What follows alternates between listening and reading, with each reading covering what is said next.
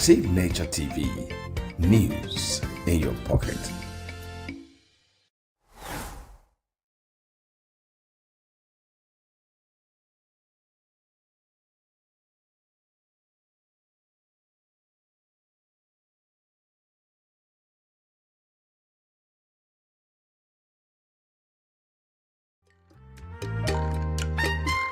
The way we see the world shapes the way we change it. Gender isn't just a checkbox, it's a lens, one that helps us understand the world more deeply and act more fairly. Gender Perspectives, a program for those ready to see more, do more, and be more. Designed to challenge assumptions, ignite conversations, and build inclusive solutions across every sector of society. We are not, fighting the men. We are not saying we are equal in terms of rights. We're only asking they should recognize our existence. Join us on Gender Perspectives, showing every Saturday by 4 p.m. Repeat every Wednesdays by 5 p.m. and Thursdays by 3 p.m. Change begins with perspective. Let's widen yours.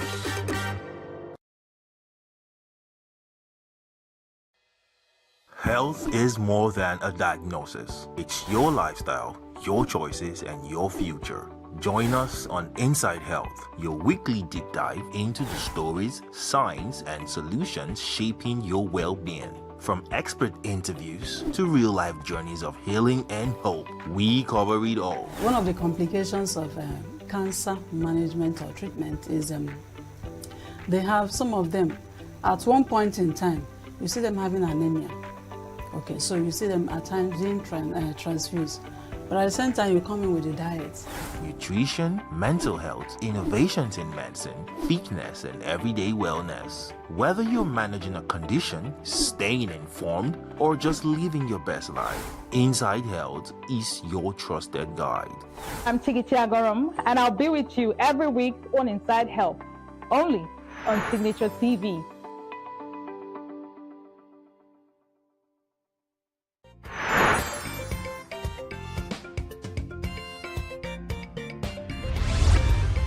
Signature TV, news in your pocket.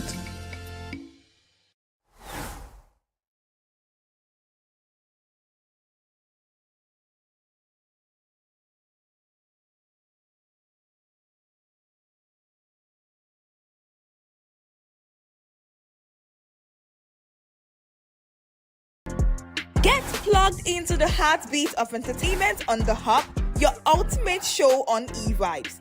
From trending stories and social media drama to top charting music, must-watch movies and exciting moments from the world of arts, we've got it all. Join us for unmissable conversations with your favorite entertainment personalities, plus fun segments every week. I should try harder, so... Okay, I don't know that one. Outfit of the day. Oh, I don't do that.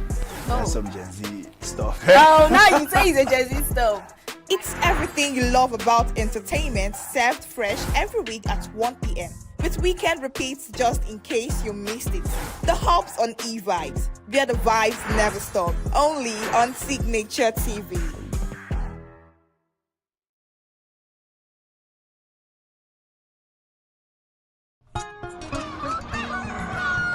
New every morning on Signature TV, we open the day for you with needed energy, information, and required vibes to shape your day. From sizzling snippets of stories in various areas of life to intriguing conversations with net worth guests. When you have people who have no track record becoming your leaders, you have a problem. There's no outstanding gratuity when Obi took over from me. I left in all the accounts of Anambra State 13.8 billion for him. Your day cannot be complete without Signature Morning on weekdays and Signature New Day on weekends. There is no better way to start your day except Signature Morning and Signature New Day every day on Signature TV.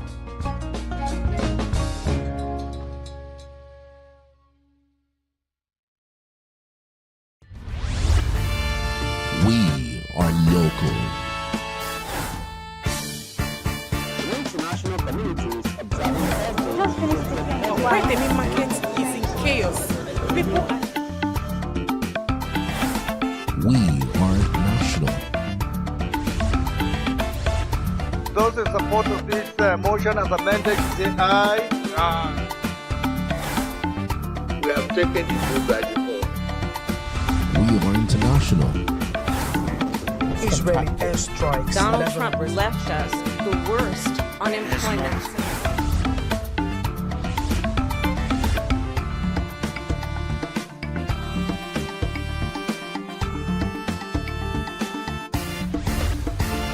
Signature TV, news in your pocket. Get plugged into the heartbeat of entertainment on The Hub, your ultimate show on e-vibes. From trending stories and social media drama to top charting music, must-watch movies and exciting moments from the world of arts, we've got it all. Join us for unmissable conversations with your favorite entertainment personalities, plus fun segments every week. So I should try harder. So Okay, I don't know that one. outfit of the day. Oh, I don't do that. No. That's some Gen Z stuff. Oh, now you say it's a Gen Z stuff. It's everything you love about entertainment, served fresh every week at 1 p.m. with weekend repeats just in case you missed it. The Hub's on e-vibes, where the vibes never stop. Only on Signature TV.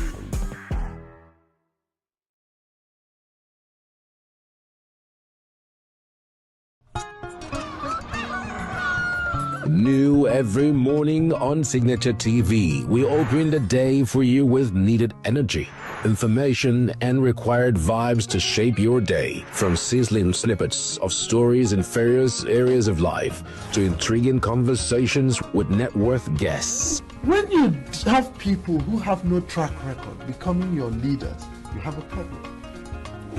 There's no outstanding gratuity when Obi took over from me. I left, in all the accounts of Anambra State, 13.8 billion for him. Your day cannot be complete without Signature Morning on weekdays and Signature New Day on weekends. There is no better way to start your day except Signature Morning and Signature New Day every day on Signature TV.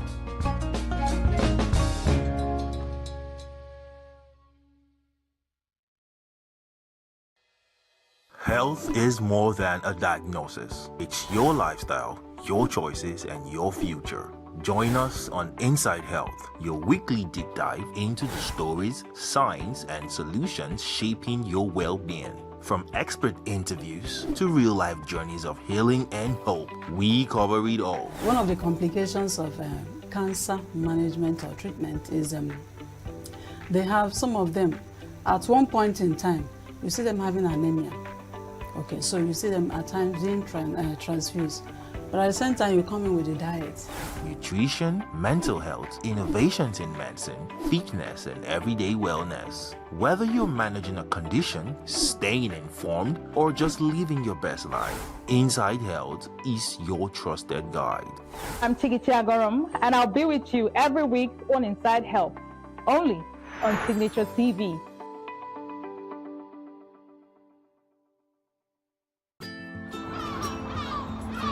Bright and early, as the day breaks, as the newspaper headlines trail the stories that shape the day, we at Signature TV trail the headlines that trail the day. We interrogate the headlines. We analyze the stories that make the headlines. Why it's overrated, and they even overrated themselves, and when you go see it, they are insensitive of some Nigerian children who have never had what they call CBT. With passion and emotion, we drive the conversation to change the narrative. Let nobody be deceived by Nigerian high level of performing in agriculture export. We are still where we are. Newspaper review on Signature TV every morning on Signature Morning, weekdays, and Signature New Day, weekends. Newspaper review on Signature TV. We do not just review the headlines, we make the headlines relevant to our daily lives.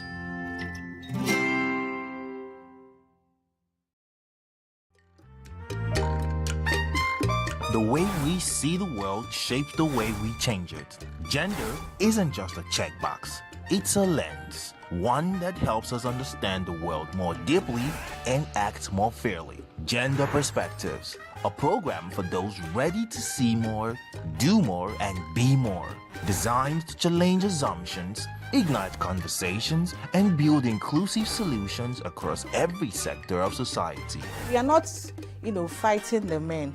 We are not saying we are equal in terms of rights. We're only asking they should recognize our existence. Join us on Gender Perspectives, showing every Saturday by 4 p.m. Repeat every Wednesdays by 5 p.m. and Thursdays by 3 p.m. Change begins with perspective. Let's widen yours.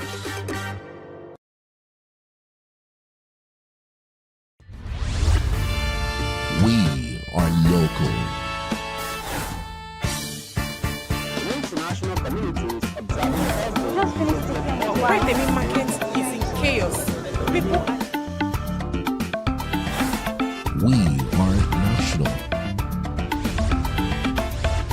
Those in support of this motion as amended, say aye. Aye. we have taken the bill by default. We are international. Israeli airstrikes. Donald Trump left us the worst unemployment.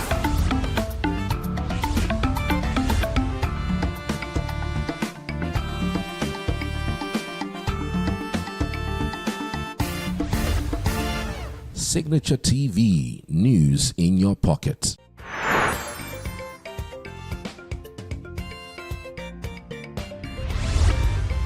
Signature TV, news in your pocket.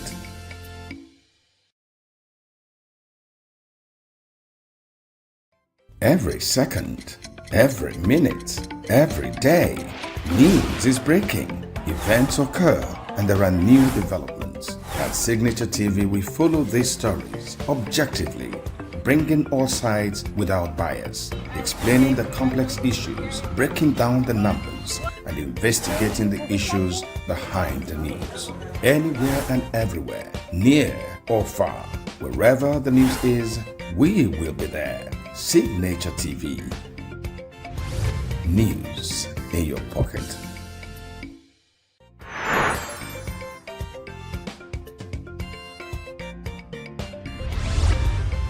Signature TV, news in your pocket.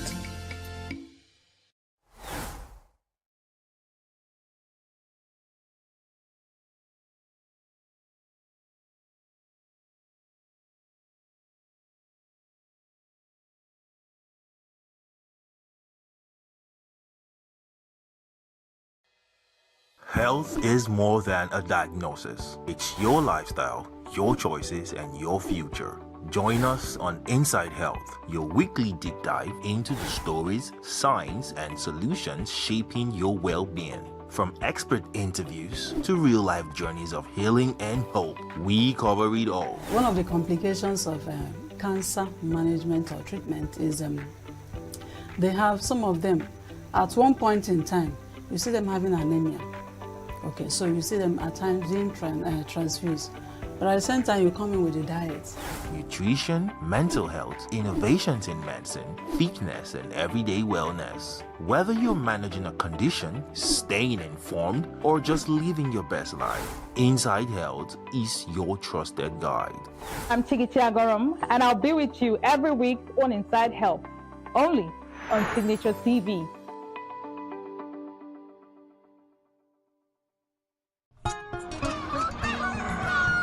New every morning on Signature TV, we open the day for you with needed energy, information, and required vibes to shape your day. From sizzling snippets of stories in various areas of life to intriguing conversations with net worth guests. When you have people who have no track record becoming your leaders, you have a problem. There's no outstanding gratuity when Obi took over from me. I left, in all the accounts of Anambra State, 13.8 billion for him. Your day cannot be complete without Signature Morning on weekdays and Signature New Day on weekends. There is no better way to start your day except Signature Morning and Signature New Day every day on Signature TV.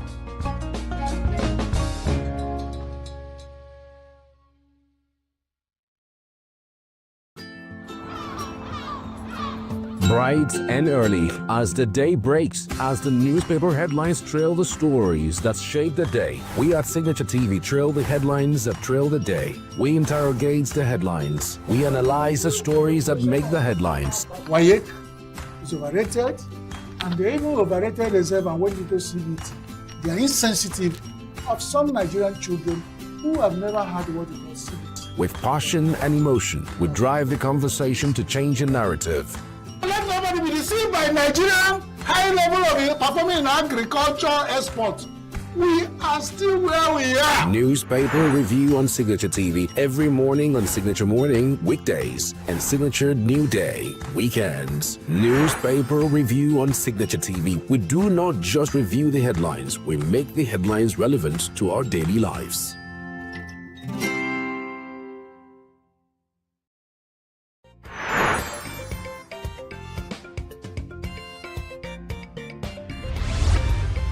Signature TV, news in your pocket.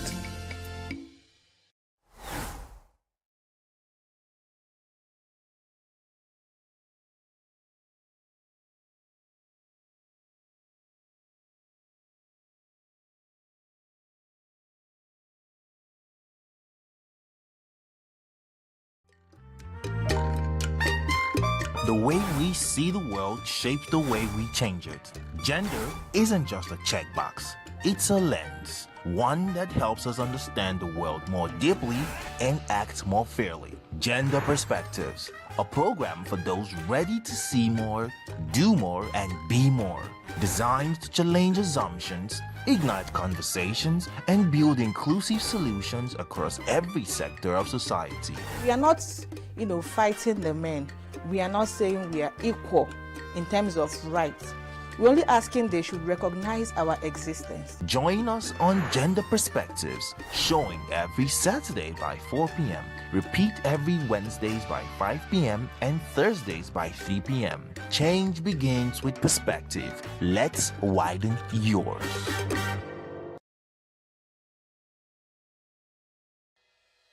Health is more than a diagnosis. It's your lifestyle, your choices, and your future. Join us on Inside Health, your weekly deep dive into the stories, science, and solutions shaping your well-being. From expert interviews to real-life journeys of healing and hope, we cover it all. One of the complications of cancer management or treatment is they have some of them, at one point in time, you see them having anemia.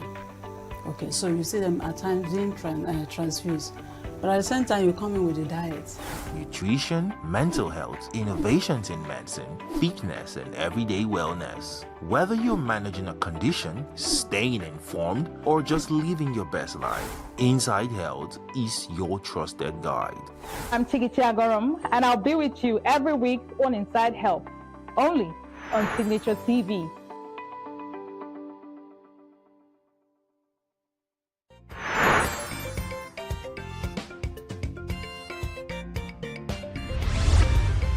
Signature TV, news in your pocket.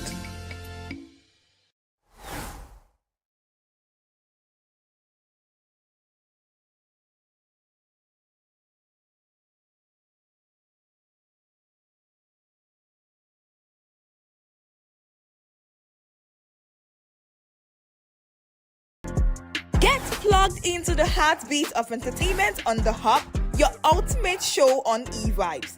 From trending stories and social media drama to top charting music, must-watch movies and exciting moments from the world of arts, we've got it all. Join us for unmissable conversations with your favorite entertainment personalities, plus fun segments every week. I should try harder, so... Okay, I don't know that one. Outfit of the day. Oh, I don't do that. That's some Gen Z stuff. Oh, now you say it's a Gen Z stuff. It's everything you love about entertainment, served fresh every week at 1 p.m. with weekend repeats just in case you missed it. The Hubs on e-vibes, where the vibes never stop. Only on Signature TV.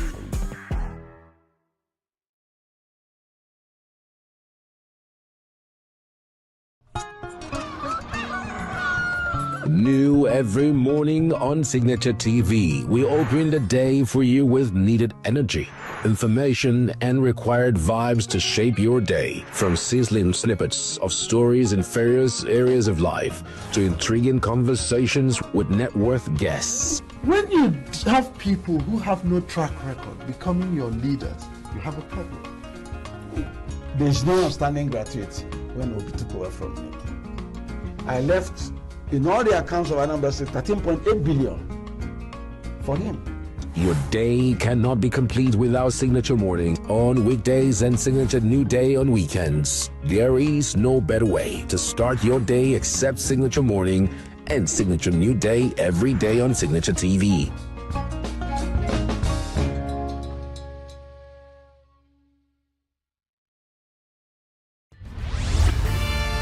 We are local.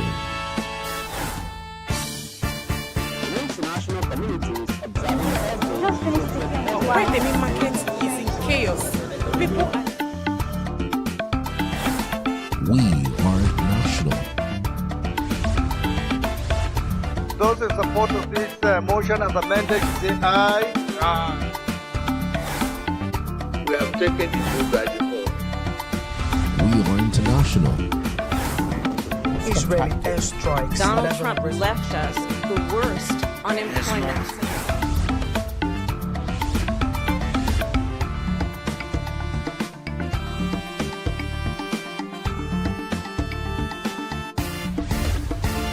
Signature TV, news in your pocket. Get plugged into the heartbeat of entertainment on The Hub, your ultimate show on e-vibes. From trending stories and social media drama to top charting music, must-watch movies and exciting moments from the world of arts, we've got it all. Join us for unmissable conversations with your favorite entertainment personalities, plus fun segments every week. So I should try harder. So Okay, I don't know that one. outfit of the day. Oh, I don't do that. That's some Gen Z stuff. Oh, now you say it's a Gen Z stuff. It's everything you love about entertainment, served fresh every week at 1 p.m. with weekend repeats just in case you missed it. The Hub's on e-vibes, where the vibes never stop. Only on Signature TV.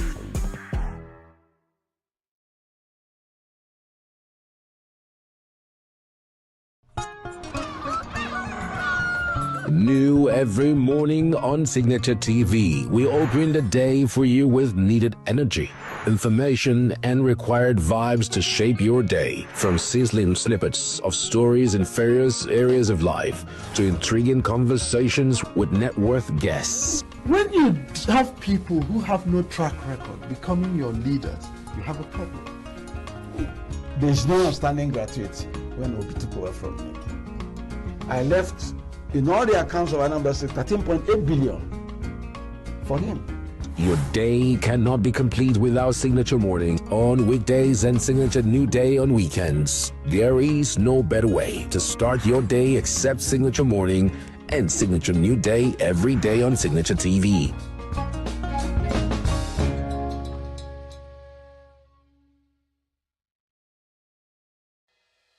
Health is more than a diagnosis. It's your lifestyle, your choices, and your future. Join us on Inside Health, your weekly deep dive into the stories, science, and solutions shaping your well-being. From expert interviews to real-life journeys of healing and hope, we cover it all. One of the complications of cancer management or treatment is they have some of them at one point in time, you see them having anemia.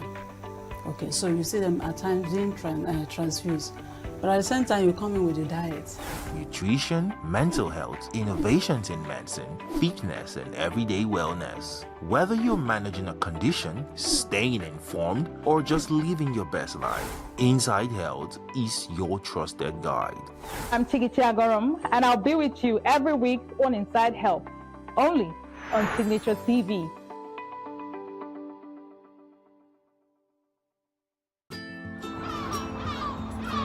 Bright and early as the day breaks, as the newspaper headlines trail the stories that shape the day. We at Signature TV trail the headlines that trail the day. We interrogate the headlines. We analyze the stories that make the headlines. WAEC is overrated, and they even overrated themselves and went into CBT. They are insensitive of some Nigerian children who have never had what they call CBT. With passion and emotion, we drive the conversation to change a narrative. Let nobody be deceived by Nigerian high level of performing in agriculture export.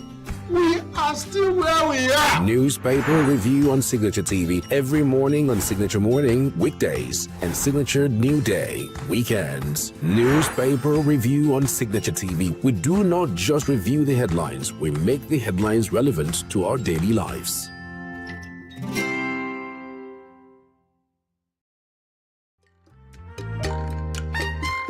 The way we see the world shapes the way we change it. Gender isn't just a checkbox, it's a lens, one that helps us understand the world more deeply and act more fairly. Gender Perspectives, a program for those ready to see more, do more, and be more. Designed to challenge assumptions, ignite conversations, and build inclusive solutions across every sector of society. We are not, fighting the men. We are not saying we are equal in terms of rights. We're only asking they should recognize our existence. Join us on Gender Perspectives, showing every Saturday by 4 p.m. Repeat every Wednesdays by 5 p.m. and Thursdays by 3 p.m. Change begins with perspective. Let's widen yours.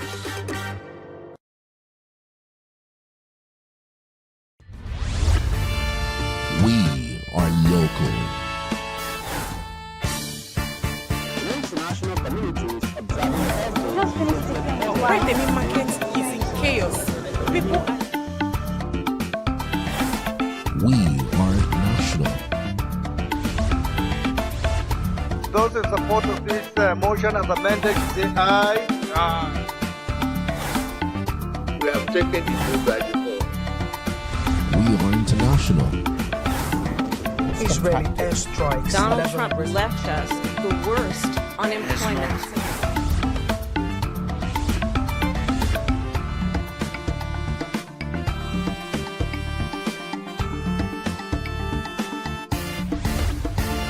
Signature TV, news in your pocket.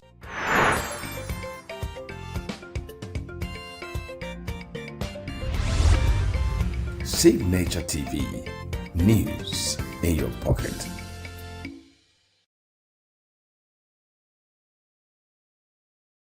Every second, every minute, every day, news is breaking. Events occur and there are new developments. At Signature TV, we follow these stories objectively, bringing all sides without bias, explaining the complex issues, breaking down the numbers, and investigating the issues behind the news. Anywhere and everywhere, near or far, wherever the news is, we will be there. Signature TV. News in your pocket.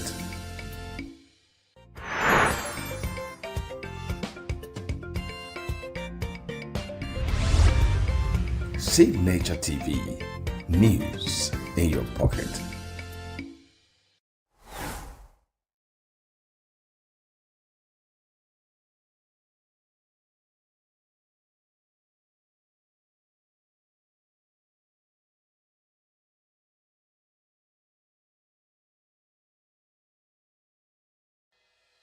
Health is more than a diagnosis. It's your lifestyle, your choices, and your future. Join us on Inside Health, your weekly deep dive into the stories, science, and solutions shaping your well-being. From expert interviews to real-life journeys of healing and hope, we cover it all. One of the complications of cancer management or treatment is they have some of them at one point in time, you see them having anemia. Okay, so you see them at times being transfused. But at the same time, you come in with a diet. Nutrition, mental health, innovations in medicine, fitness, and everyday wellness. Whether you're managing a condition, staying informed, or just living your best life, Inside Health is your trusted guide. I'm Tigiti Agorom, and I'll be with you every week on Inside Health, only on Signature TV.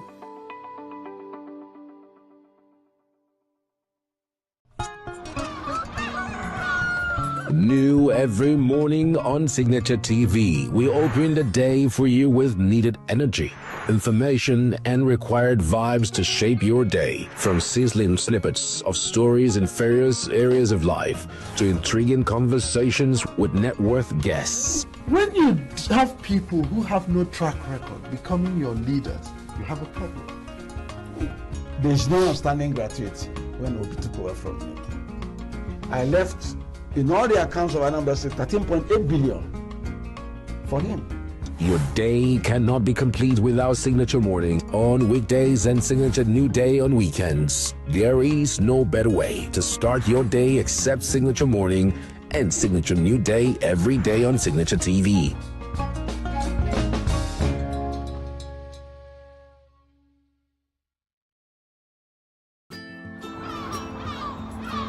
Bright and early as the day breaks, as the newspaper headlines trail the stories that shape the day. We at Signature TV trail the headlines that trail the day. We interrogate the headlines. We analyze the stories that make the headlines. Why is overrated, and they even overrated themselves and went into CBT. They are insensitive of some Nigerian children who have never had what they call CBT. With passion and emotion, we drive the conversation to change a narrative. Let nobody be deceived by Nigerian high level of performing in agriculture export. We are still where we are. Newspaper review on Signature TV every morning on Signature Morning weekdays and Signature New Day weekends. Newspaper review on Signature TV. We do not just review the headlines, we make the headlines relevant to our daily lives.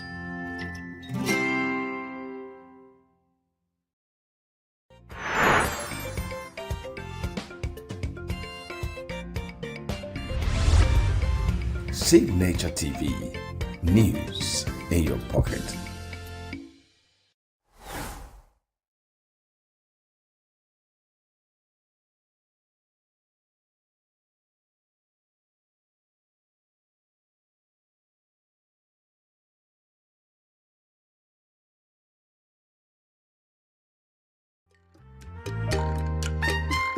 The way we see the world shapes the way we change it.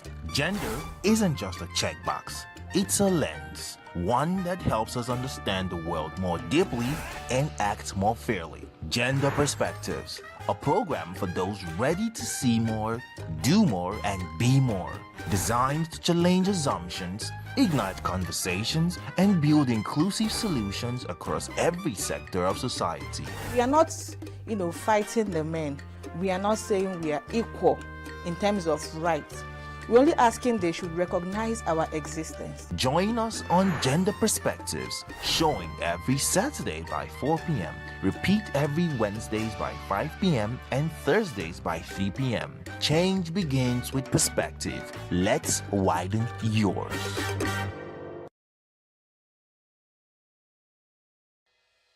Health is more than a diagnosis. It's your lifestyle, your choices, and your future. Join us on Inside Health, your weekly deep dive into the stories, science, and solutions shaping your well-being. From expert interviews to real-life journeys of healing and hope, we cover it all. One of the complications of cancer management or treatment is they have some of them at one point in time, you see them having anemia.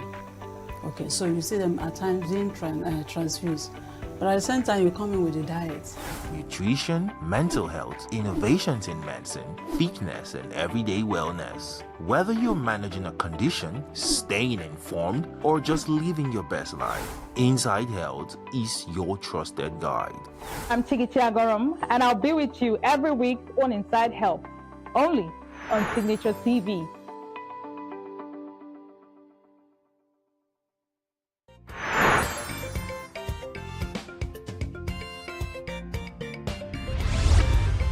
Signature TV, news in your pocket.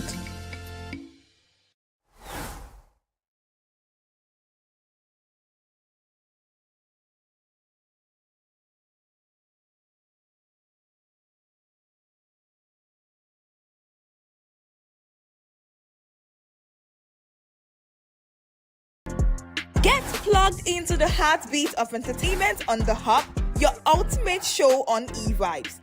From trending stories and social media drama to top charting music, must-watch movies and exciting moments from the world of arts, we've got it all. Join us for unmissable conversations with your favorite entertainment personalities, plus fun segments every week. So I should try harder. So Okay, I don't know that one. outfit of the day. Oh, I don't do that. No. That's some Gen Z stuff. Oh, now you say it's a Gen Z stuff. It's everything you love about entertainment, served fresh every week at 1 p.m. with weekend repeats just in case you missed it. The Hops on E-Vibes, where the vibes never stop. Only on Signature TV.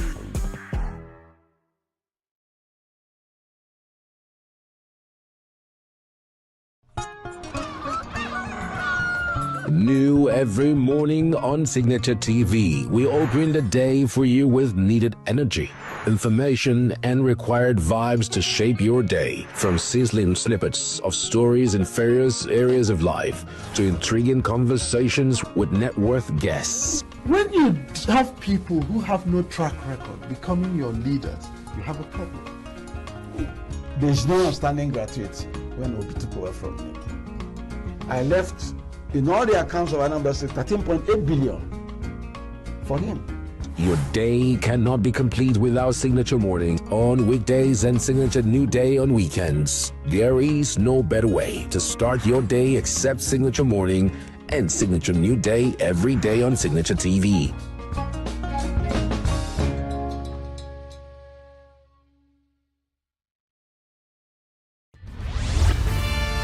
We are local. International communities observing every Just finished the thing. Where the main market is in chaos. People We are national. Those in support of this motion as amended, say aye. Aye. We have taken the vote by default. We are international. Israeli airstrikes. Donald Trump left us the worst unemployment.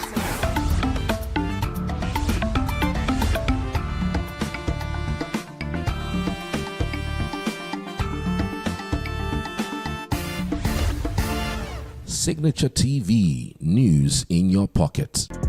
Get plugged into the heartbeat of entertainment on The Hub, your ultimate show on E-Vibes. From trending stories and social media drama to top charting music, must-watch movies and exciting moments from the world of arts, we've got it all. Join us for unmissable conversations with your favorite entertainment personalities, plus fun segments every week. So I should try harder. So Okay, I don't know that one. outfit of the day. Oh, I don't do that. No. That's some Gen Z stuff. Oh, now you say it's a Gen Z stuff. It's everything you love about entertainment, served fresh every week at 1 p.m. with weekend repeats just in case you missed it. The Hops on E-Vibes, where the vibes never stop. Only on Signature TV.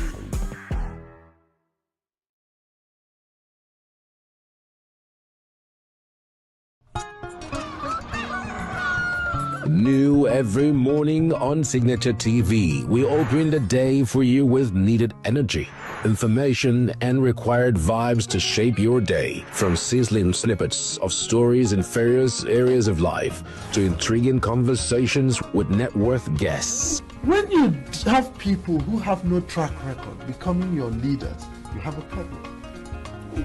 There's no outstanding gratuity when Obi took over from me. I left in all the accounts of our numbers 13.8 billion for him. Your day cannot be complete without Signature Morning on weekdays and Signature New Day on weekends. There is no better way to start your day except Signature Morning and Signature New Day every day on Signature TV.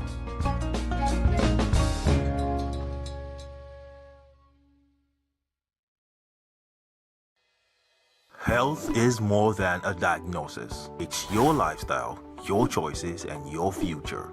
Join us on Inside Health, your weekly deep dive into the stories, science, and solutions shaping your well-being. From expert interviews to real-life journeys of healing and hope, we cover it all. One of the complications of cancer management or treatment is they have some of them at one point in time, you see them having anemia.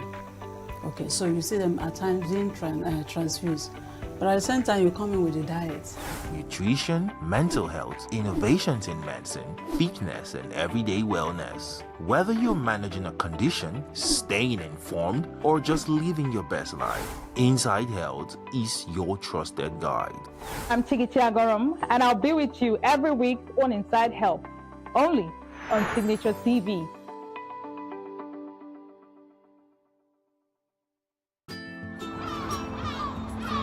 Bright and early as the day breaks, as the newspaper headlines trail the stories that shape the day. We at Signature TV trail the headlines that trail the day. We interrogate the headlines. We analyze the stories that make the headlines. Why is overrated, and they even overrated themselves and went into CBT.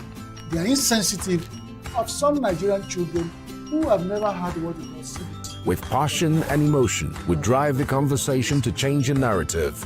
Let nobody be deceived by Nigerian high level of performing in agriculture export. We are still where we are. Newspaper review on Signature TV every morning on Signature Morning, weekdays, and Signature New Day, weekends. Newspaper review on Signature TV. We do not just review the headlines, we make the headlines relevant to our daily lives.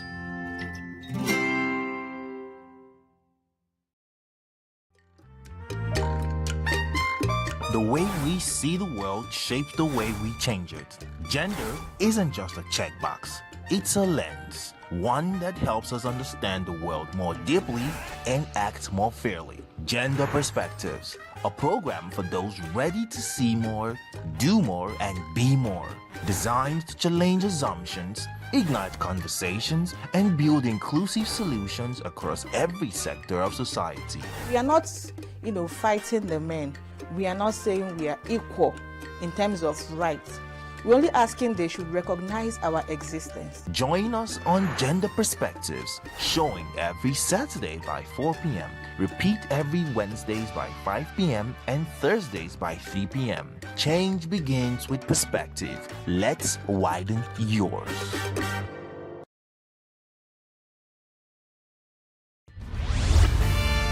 We are local.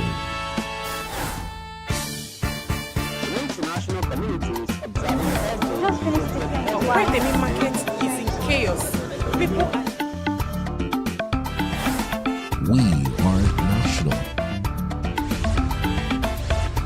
Those in support of this motion as amended, say aye. Aye. We have taken the bill by default. We are international. Israeli airstrikes. Donald Trump left us the worst unemployment.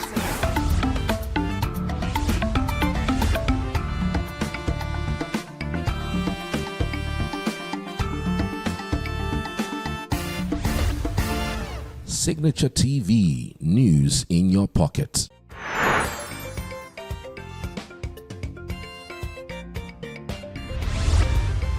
Signature TV, news in your pocket.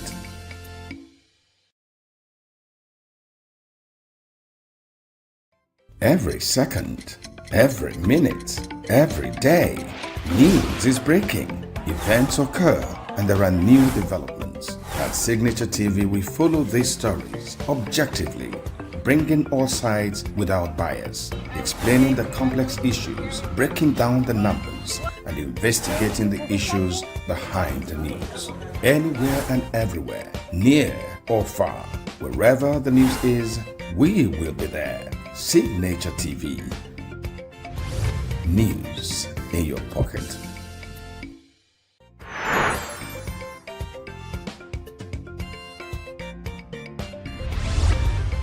Signature TV.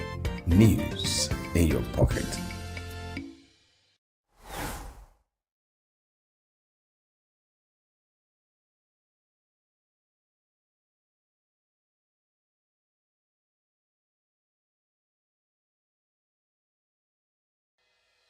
Health is more than a diagnosis. It's your lifestyle, your choices, and your future. Join us on Inside Health, your weekly deep dive into the stories, science, and solutions shaping your well-being. From expert interviews to real-life journeys of healing and hope, we cover it all. One of the complications of cancer management or treatment is they have some of them at one point in time, you see them having anemia. Okay, so you see them at times being transfused. But at the same time, you come in with a diet. Nutrition, mental health, innovations in medicine, fitness, and everyday wellness. Whether you're managing a condition, staying informed, or just living your best life, Inside Health is your trusted guide. I'm Tigiti Agorom, and I'll be with you every week on Inside Health, only on Signature TV.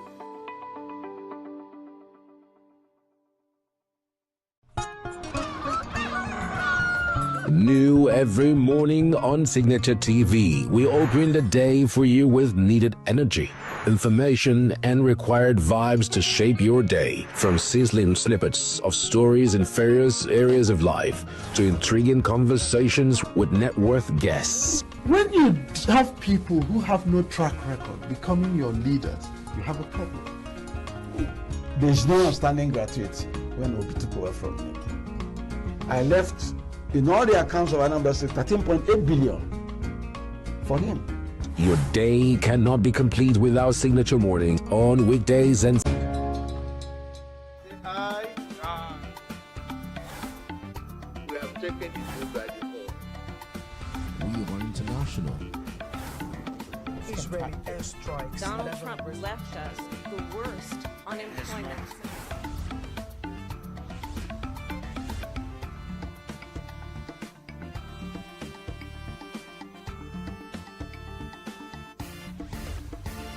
Signature TV, news in your pocket.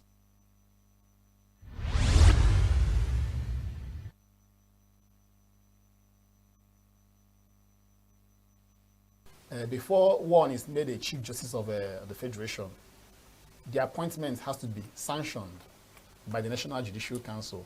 And for that to be done, the person has to be deemed to be qualified to occupy that position.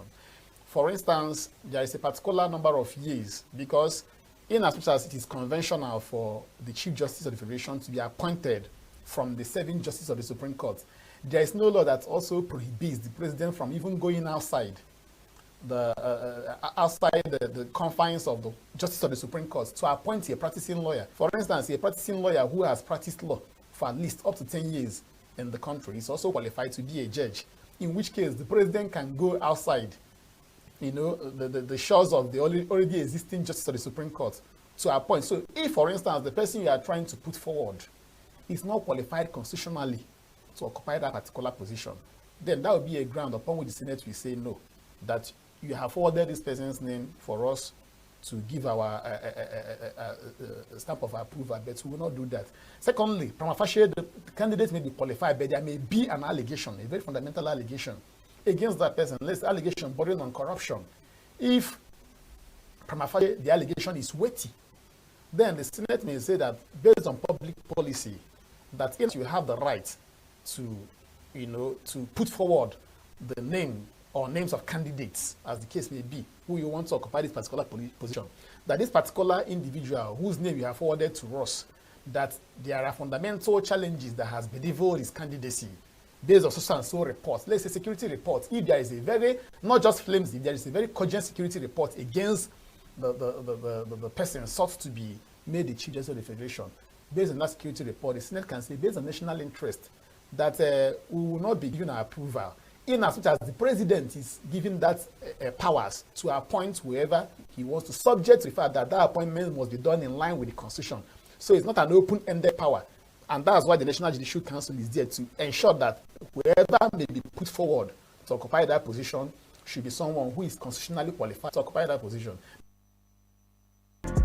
Get plugged into the heartbeat of entertainment on The Hub, your ultimate show on eVibes. From trending stories and social media drama to top charting music, must-watch movies and exciting moments from the world of arts, we've got it all. Join us for unmissable conversations with your favorite entertainment personalities, plus fun segments every week. So I should try harder. So Okay, I don't know that one. outfit of the day. Oh, I don't do that. That's some Gen Z stuff. Oh, now you say it's a Gen Z stuff. It's everything you love about entertainment, served fresh every week at 1 p.m. with weekend repeats just in case you missed it. The Hubs on E-Vibes, where the vibes never stop. Only on Signature TV.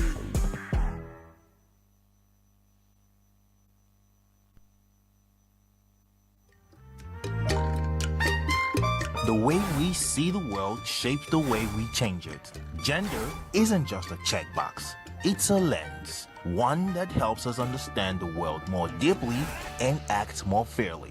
Gender Perspectives, a program for those ready to see more, do more, and be more. Designed to challenge assumptions, ignite conversations, and build inclusive solutions across every sector of society. We are not, fighting the men. We are not saying we are equal in terms of rights. We're only asking they should recognize our existence. Join us on Gender Perspectives, showing every Saturday by 4 p.m. Repeat every Wednesdays by 5 p.m. and Thursdays by 3 p.m. Change begins with perspective. Let's widen yours. Sure, you will not stand in the center.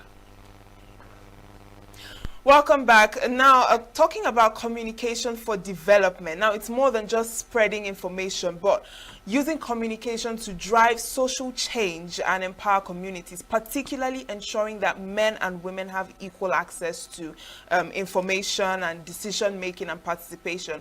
Well, we'll expand more on that this morning with Ndidi Duru. She's the founder, Talk to Solve Awareness Group, talking about communication for development from the gender perspectives. You're welcome. Good morning.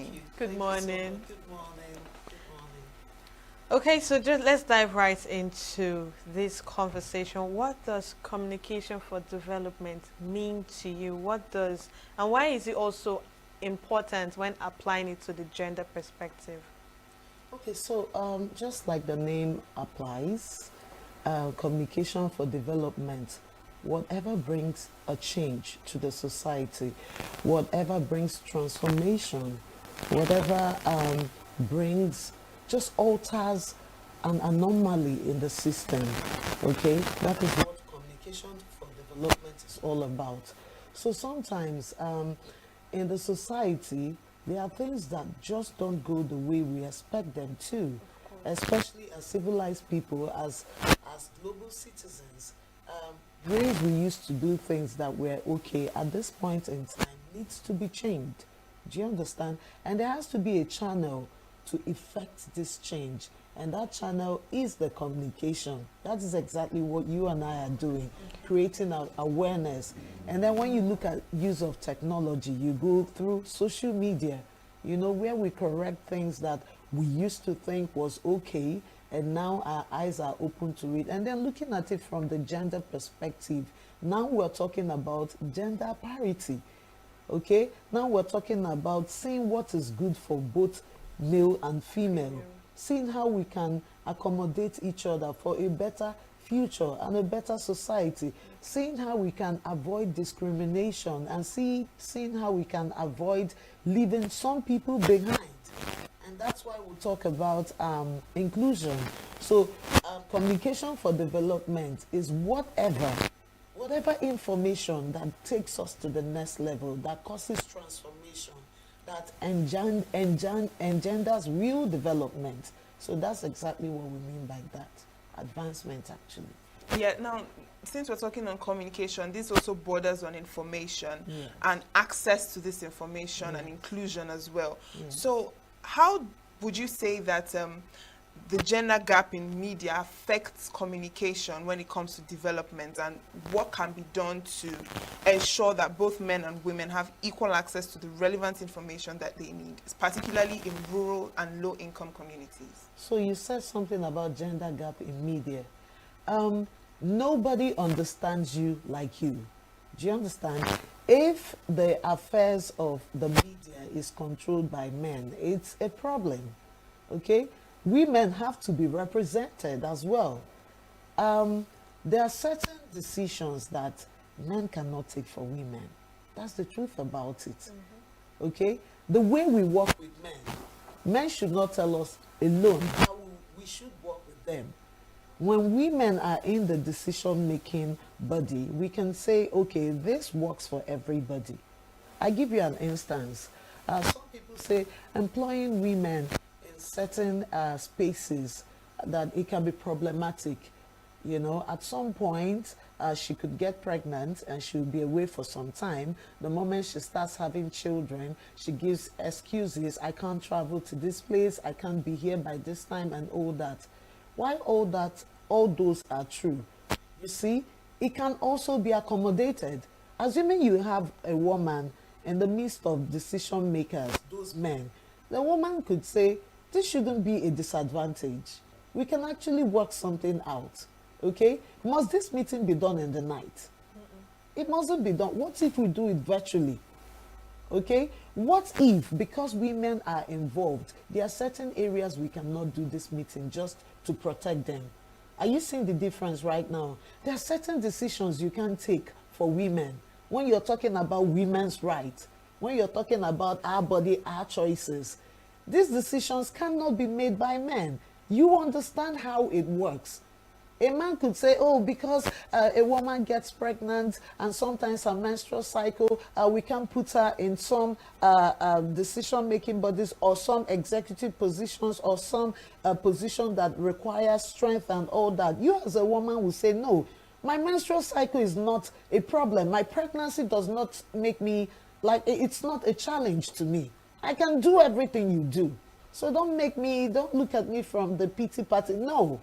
It doesn't stop me. The only thing is that I might be slower and we can accommodate that. Do you understand what I'm saying? So I say this because there are certain decisions men cannot take for women. So in the media, it's important that women are everywhere. For instance, if there are women in politics, okay? And when I say politics, I mean people who do political analysis, okay? I tell you, there are ways women see things. And that is not to say that women are better than men. There's an appeal a woman brings, an appeal a man brings. I tell you, things will be balanced. Even in the political space, if a woman finds herself in such a place of influence, there are platforms, there are ways you can create platforms for women. Do you understand? If you understand that in Nigeria we run money politics, you could talk to people in that political space, and most women don't have this amount of money. How can we create an avenue or a chance for a woman to be able to contest, whether she has money or not? Should there be a special package for this woman, knowing fully well that the amount you expect of a person like this is crazy?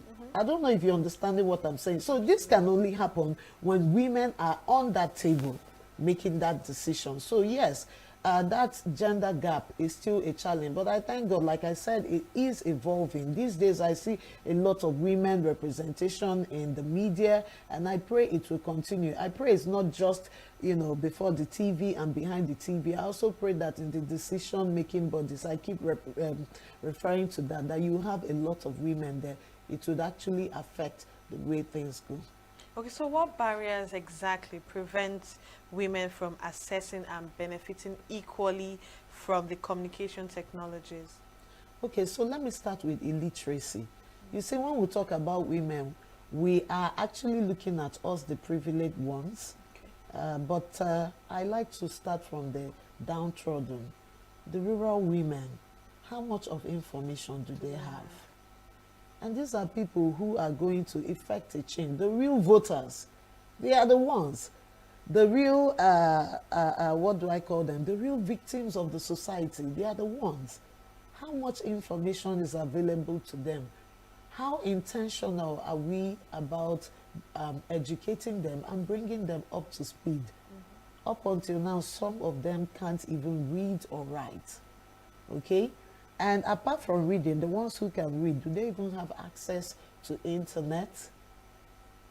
And do we even reach out to them? Those of us that are in privileged areas, do we reach out to them? Do we even organize awareness campaign for them? For them. Our advocacy stops in town, most likely to people who don't even need it. I attended one of I'm not going to call the institute that did it, and they said they were having a youth development program. And in the youth development program, I was seeing heads of civil servants, heads of civil service. I was seeing some politicians. I saw every other person but the youth themselves. I didn't see students from universities. I didn't even see those of them from secondary school. I didn't see buses bringing in rural students, because these are the people we're speaking about. So that's what I'm talking about, education. What is how intentional are we, about getting them to be aware? What programs are you doing? What vehicle are you using? Churches, media, NGOs, civil society, those are the gaps. And then the other one is health. Okay? I mean, for you to be talking to somebody, the person has to be well. The person has to be well. Again, we're talking about people in the rural area. What information is available to them about managing themselves as basic as sanitation? What information? The healthcare systems you find in rural areas, how is it? You can imagine how horrible the ones in town are. Just compare it with what you now see in the village, where no eyes goes. And even if the eyes go, what can they do? Do you understand? And how about networks? What networks have you created for them? Are there groups you have created so that if they have problem, the groups can speak for them? Because sometimes as an individual, there's nothing you can achieve. You have to belong to a body that speaks for you. And let's even look at governance, rural governance. How included are they in the rural governance? Who speaks for them? Who are these voices that speak for them? Not to mention all of us, even the people in town. How aware are we? What quality of women, because I'm now focusing on women, do we have now? What's even our value? The Z-word kind of women, or the makeup kind of, and I'm not against it, because if you look at me, girl, I painted my face, okay? But there has to be quality to this content. Do you understand what I'm trying to say? So all of this makes it difficult for the development we're looking for. Yes, and I took particular interest in the education part that you mentioned, because I mean it's an integral part of empowering people.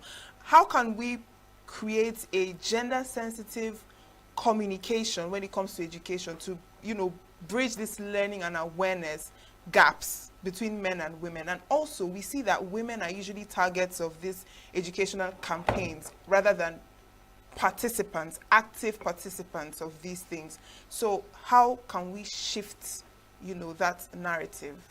Okay, so I even have a problem with, I think that most of the focus on education, I would even say it's on women. Okay, because whether you go to churches, I don't know about you, I am an Anglican.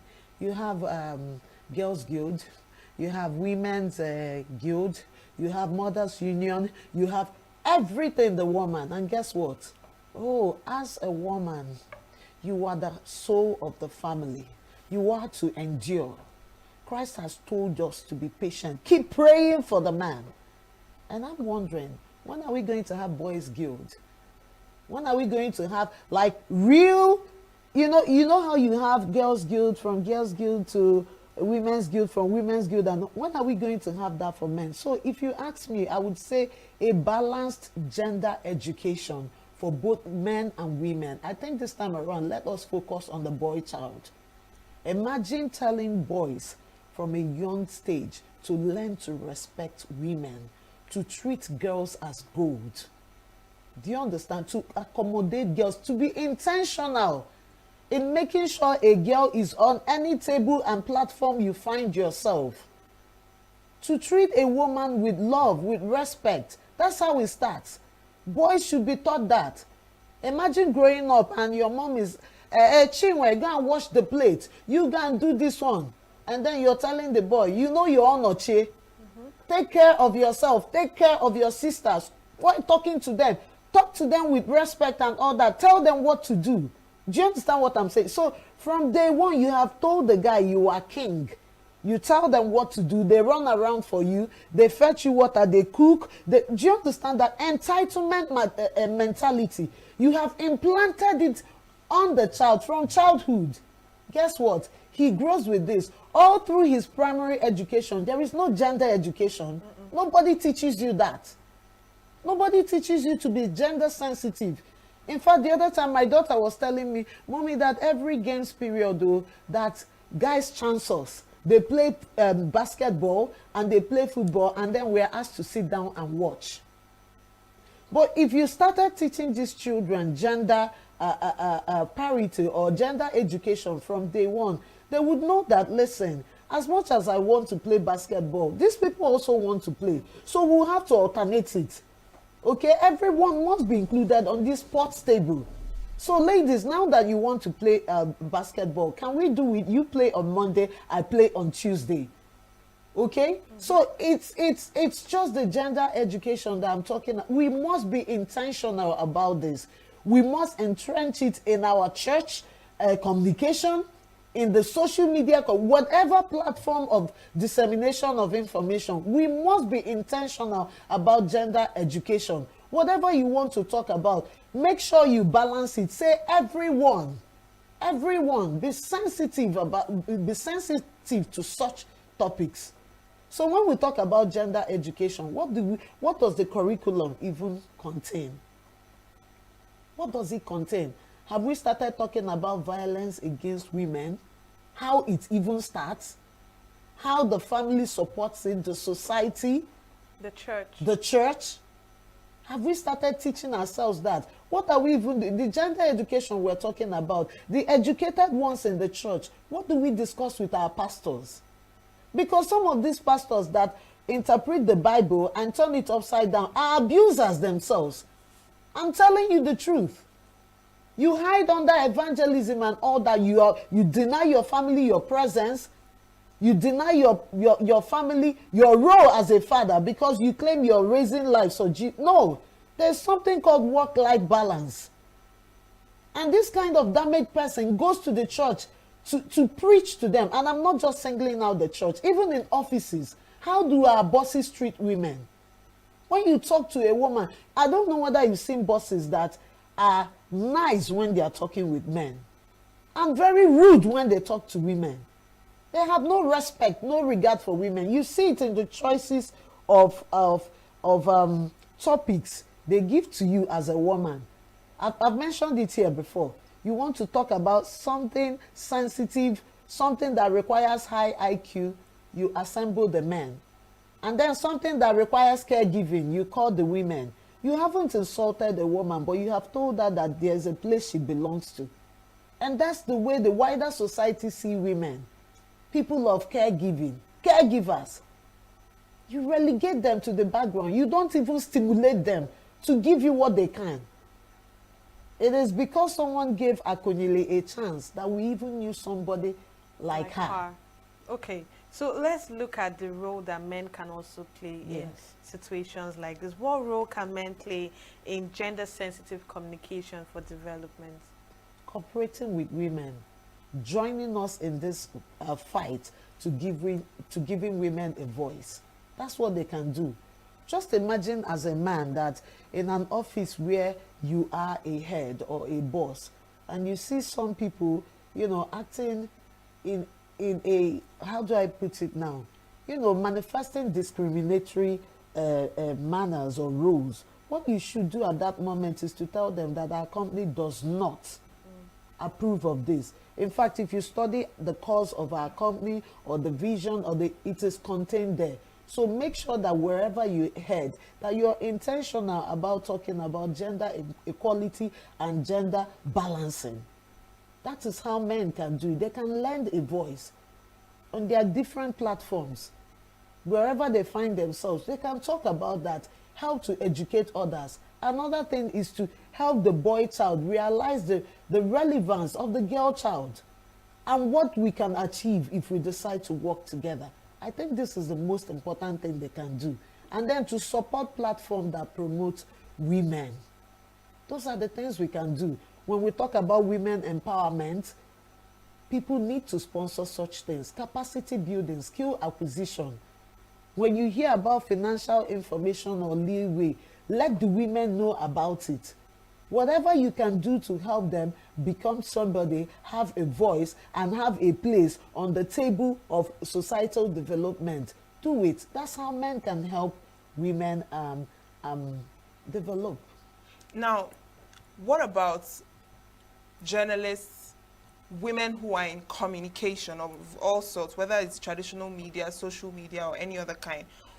What can they also do to promote this gender inclusion in their work?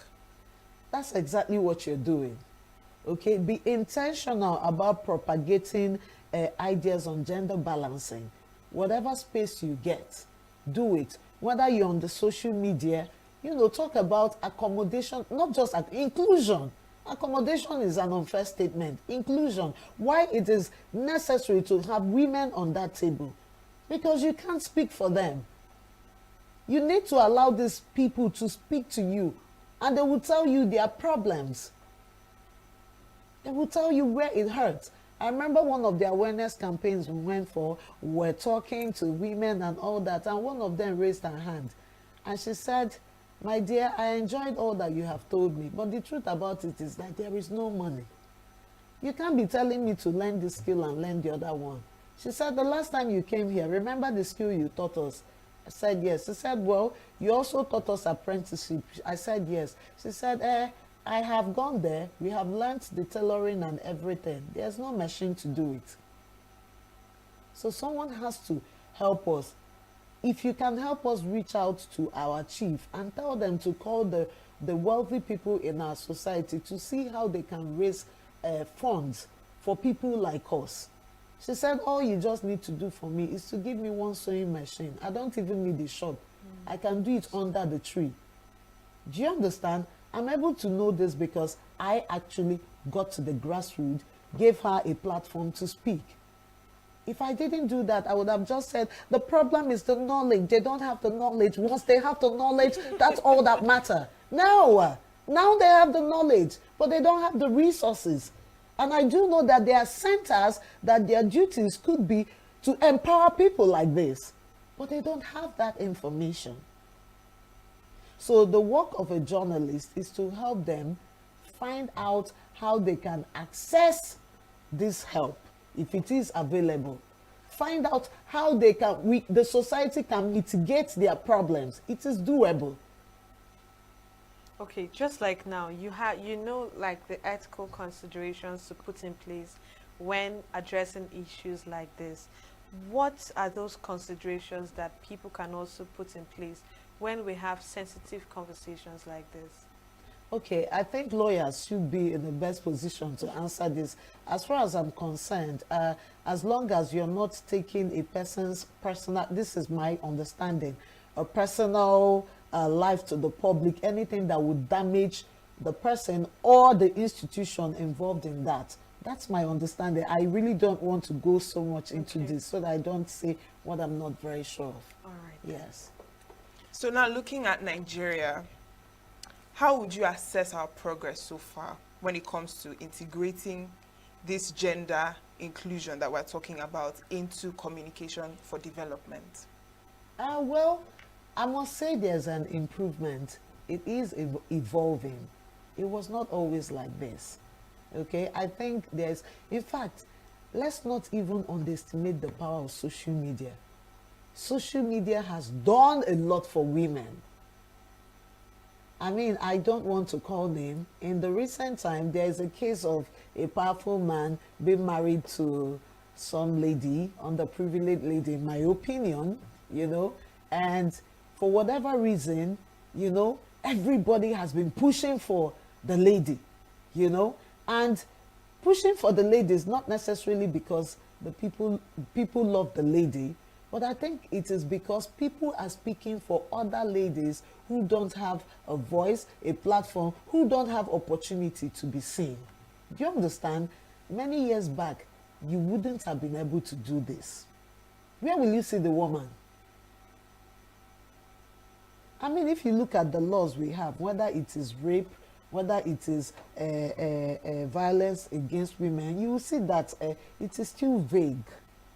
Okay, the means of attaining justice is still almost impossible. Very rigorous.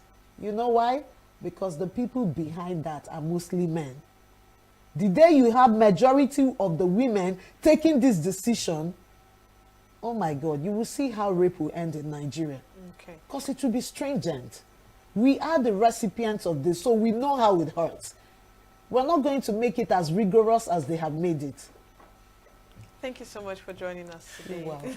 I mean, we'd love to continue this conversation, and hopefully we'll have more conversations like this in the future. It's a pleasure to have you. You too. I'm glad to be here always. Thank you so much once again. Our guest is Ndidi Nduru, who is the founder Talk to Solve Awareness Group. And of course, we had a conversation around the communication for development from the gender perspective. We'll go on a short break, and when we return, we will have another conversation on today's show. Do stay with us.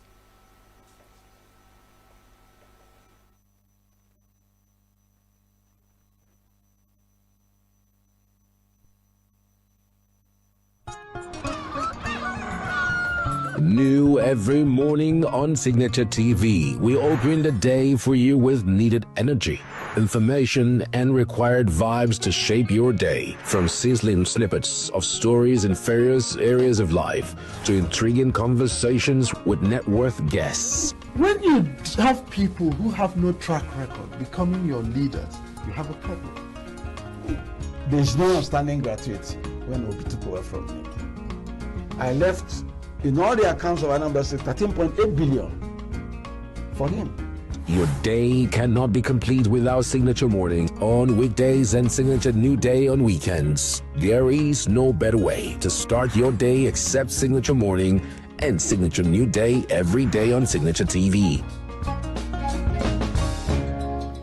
Bringing all sides without bias, explaining the complex issues, breaking down the numbers, and investigating the issues behind the news.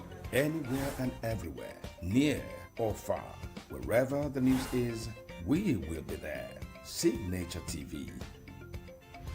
News in your pocket.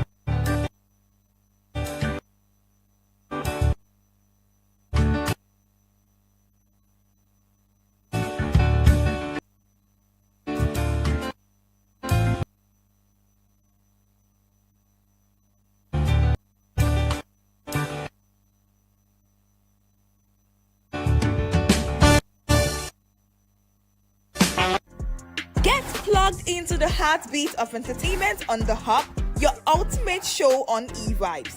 From trending stories and social media drama to top charting music, must-watch movies and exciting moments from the world of arts, we've got it all. Join us for unmissable conversations with your favorite entertainment personalities, plus fun segments every week. So I should try harder. So Okay, I don't know that one. outfit of the day. Oh, I don't do that. That's some Gen Z stuff. Oh, now you say it's a Gen Z stuff. It's everything you love about entertainment, served fresh every week at 1 p.m. with weekend repeats just in case you missed it. The Hubs on E-Vibes, where the vibes never stop. Only on Signature TV.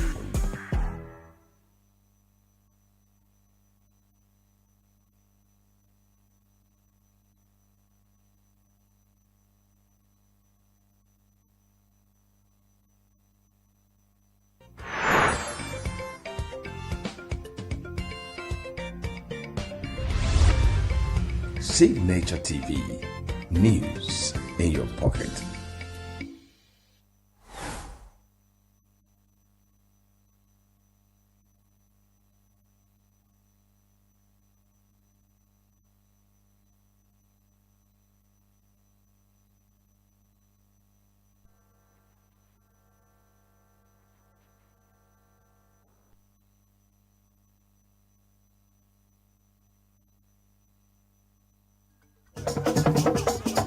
With a population of about 36 million people, the Southeast is awash with stories. Every day on Southeast News, we tell the peculiar story of the Southeast and her people. Our Southeast should be the Silicon Valley of Nigeria. Their successes, achievements, and daily challenges. Do you have a Southeast story to share? Community achievements and challenges, completed and uncompleted projects, bad roads, water scarcity, erosion, flooding, insecurity, or even disagreements? Bring it on to Southeast News. On Southeast News, no story is too big or too small. Southeast News. Let's tell our story. Showing on Signature TV every weekday at 4 p.m. WAT, 1600 hours GMT.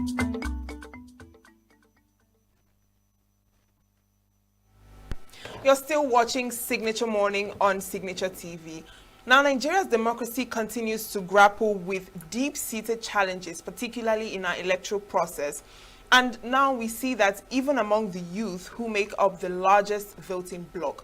And so we will look at the electoral fraud, apathy, and vote buying in Nigeria and the involvement of the youth in all of this. In the studio, we have with us Ikenna Onaga. He's the convener, Transformational Leaders Movement. You're welcome. Good morning. Yeah, good morning. Good morning and welcome. Thank you. Just before we dive into this conversation, did you monitor the Anambra State election? To an extent, yes. To an extent. Do you agree or do you believe there was an extent of vote buying in the whole electoral process? Sure. Of course. And that exactly leads us to this conversation. Why do we still have, even with the awareness that the youth have in Nigeria, knowing the things that go on in the country, why do we still have people participate in this vote buying culture? Well, the two things I will anchor it on. Number one is hunger. Number two, hunger values. for a penny. Yes. Some people can sell their birthrights for a porridge of yam. As you can see, it has happened before, so they're not making history, they're repeating history, right? It's not the first time it's happening. So I think that's the two basic things. Number one is that people are hungry, so they can collect anything just to survive. Number two, but the major reason is value, because there are people that are still hungry, but they won't still collect because they have values and the value system, what they believe in. So I think that's the two things that played out in the just concluded election at Anambra. Okay. So from what you've said and looking at the Anambra election and other elections that have taken place in the country, how would you then describe the current state of electoral integrity in Nigeria today? I think our democracy is still evolving, and because for now, people so much believe in stomach infrastructure, meaning they think about themselves. I don't think Nigerian election system has, I won't give it 100%, integrity, talking about the question you just asked me right now, because people don't still believe in. I feel now people should say, this is what I want, and stand by it. Permit me to make reference to 2023 election. There was a movement that came on board, and people were like, even if you offer them money, they won't. They will not collect money. Not because they don't need the money, but because of their values. They wanted something different. So that's why I said one is hunger, but majorly is the value system. So I think our politics, our democracy is still evolving, and that's why we are seeing what we are seeing now. Okay, do you think we'll ever come out of this situation of vote buying? Yes, yes. How is that supposed to happen when we keep proving to ourselves year after year, elections after elections, that we are not changing our old ways? We'll keep trying until we get it right. Number one is through voters' education. That's one of the means we are going to get that thing. And, you know, like you introduced, that's part of what our system is into. When you educate people and tell them the reason, you can eat your cake today and stay hungry for the next 8 years. When you make them see reason why that peanut, because it's actually a peanut they're giving to them. When you talk about vote buying, it's actually peanut they're giving to them. When you tell them that, see, you can actually stay hungry today to feed for the next 8 years, or eat today and stay hungry for the next 8 years. If they see reasons why they should abide by that, I believe that thing can stop. Personally, I don't believe in that. I don't believe in that. By God's grace, I've been opportunity to contest election in this country. And nobody can say I have ever met you and offered you anything. I believe that governance is service.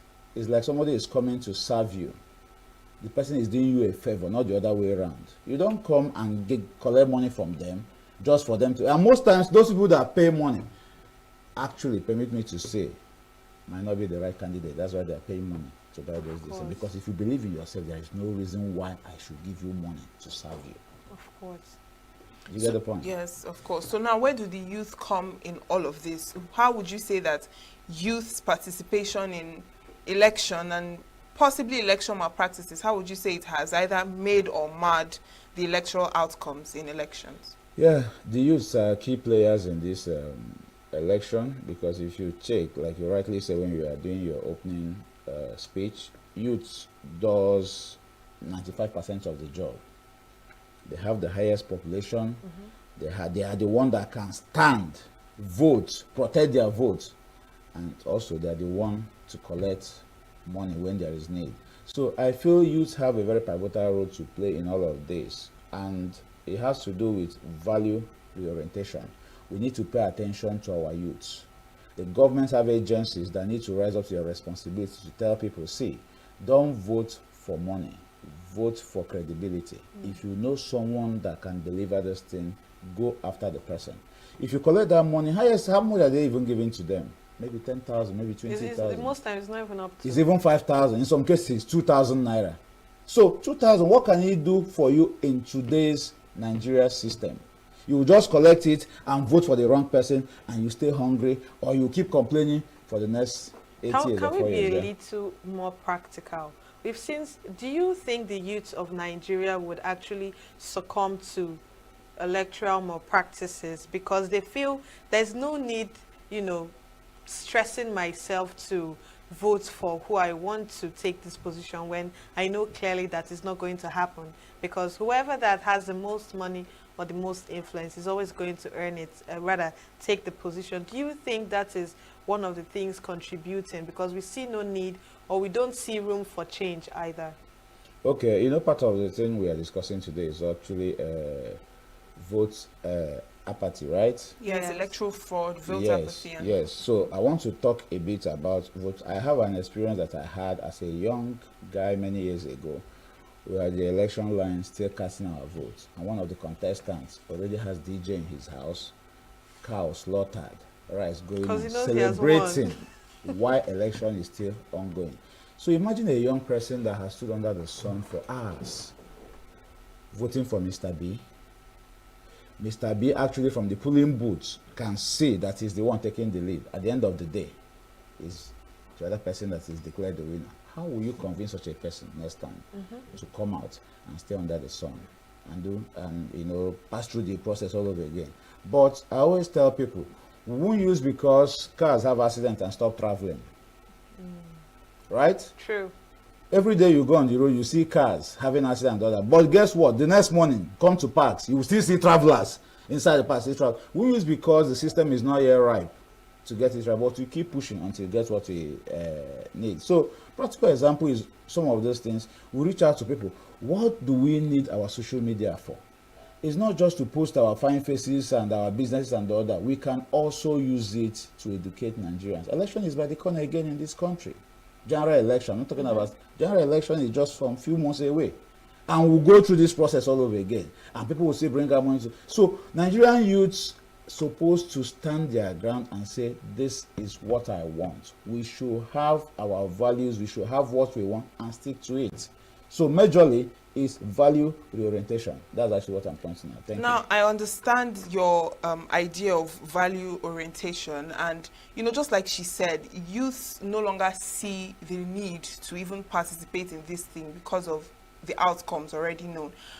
Apparently, Nigerian youth have lost confidence and trust in Nigeria and Nigerian system as a whole.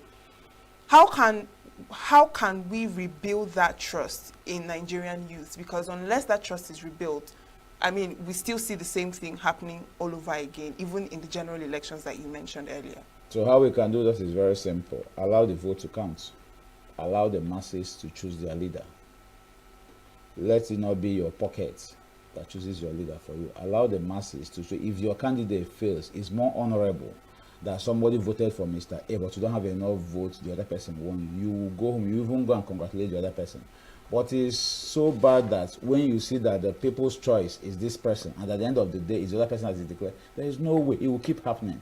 So I think it has to do with our system. Let's get our system right. Let's allow the people's choice to matter. Actually, politics, the much I know, the people are the one that hires. These are our leaders, our servants.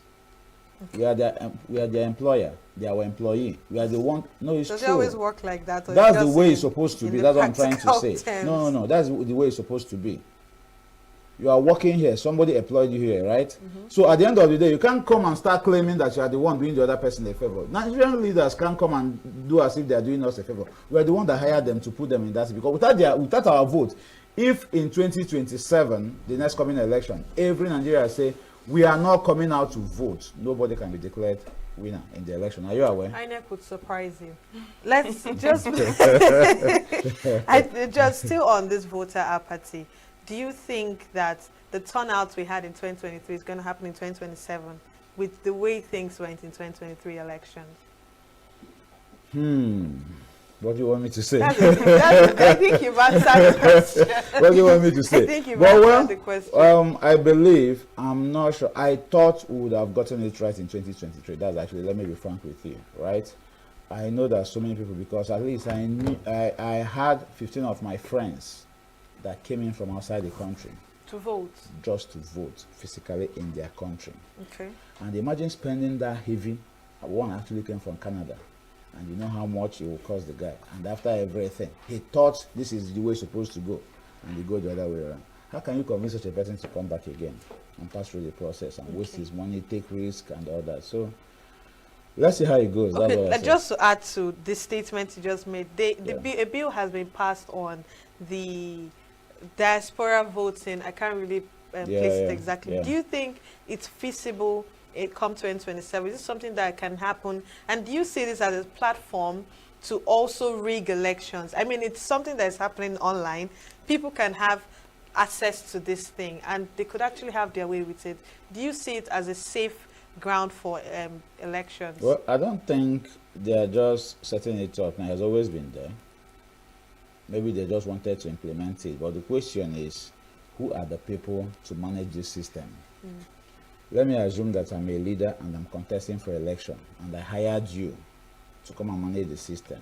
You that is managing the system can also manipulate the system. Of course. So the question is, who are the people? Unless they are going to bring independent people to manage it, that's the only way I can tell you it will work. Meaning, you are not from Mr. A, you are not from Mr. B, a neutral person. Like election, there are things they call international observers. Okay. Those people, they can't even vote. In some cases, they don't even know who is contesting. All they need to do is just to be fair in their judgment and say this is the president. So the only way that system, the only way I see it working is to bring a neutral person to come and manage it. Yeah, that's my own opinion. Thank you. Now, of course, you're the convener of a youth movement, Transformational Leaders Movement. How do you see youth inclusion in politics? Where do you say that the youth currently stand? Just look at our political system now. Where do you say that the youth stand? And do you see any improvement or any change in the future with youth inclusion in politics? Yes. if I don't believe in that, I won't be doing what we are doing. We've been on this thing for 2018 till now. That's almost 7 years now, right? Harnessing youth, young talent. We've even gone across some universities and all that. So I believe the youth will get it right. But now, first of all, now, where do we stand now? And then, before we talk about getting it right in the future. Now, we've not gotten it right. That's the truth of the matter. I don't want to paint words about it. We are still in the process of getting it right. Because like I say, whatever that happened in the system, it didn't happen one day. And it will not be corrected one day. Right? Some of these are our leaders that are top there. Some of them started as youths. There was nobody that is born an adult. Am I right? Of course. Everybody started as a youth. But the question is, what system do we have that train these people? What system do we have? Do we have school of governance? Before you become local government chairman, before you become state governor, they will say you will pass through so and so school. In some other advanced nations, they have a particular school where you will go there and you get trained before. But here, it's IM.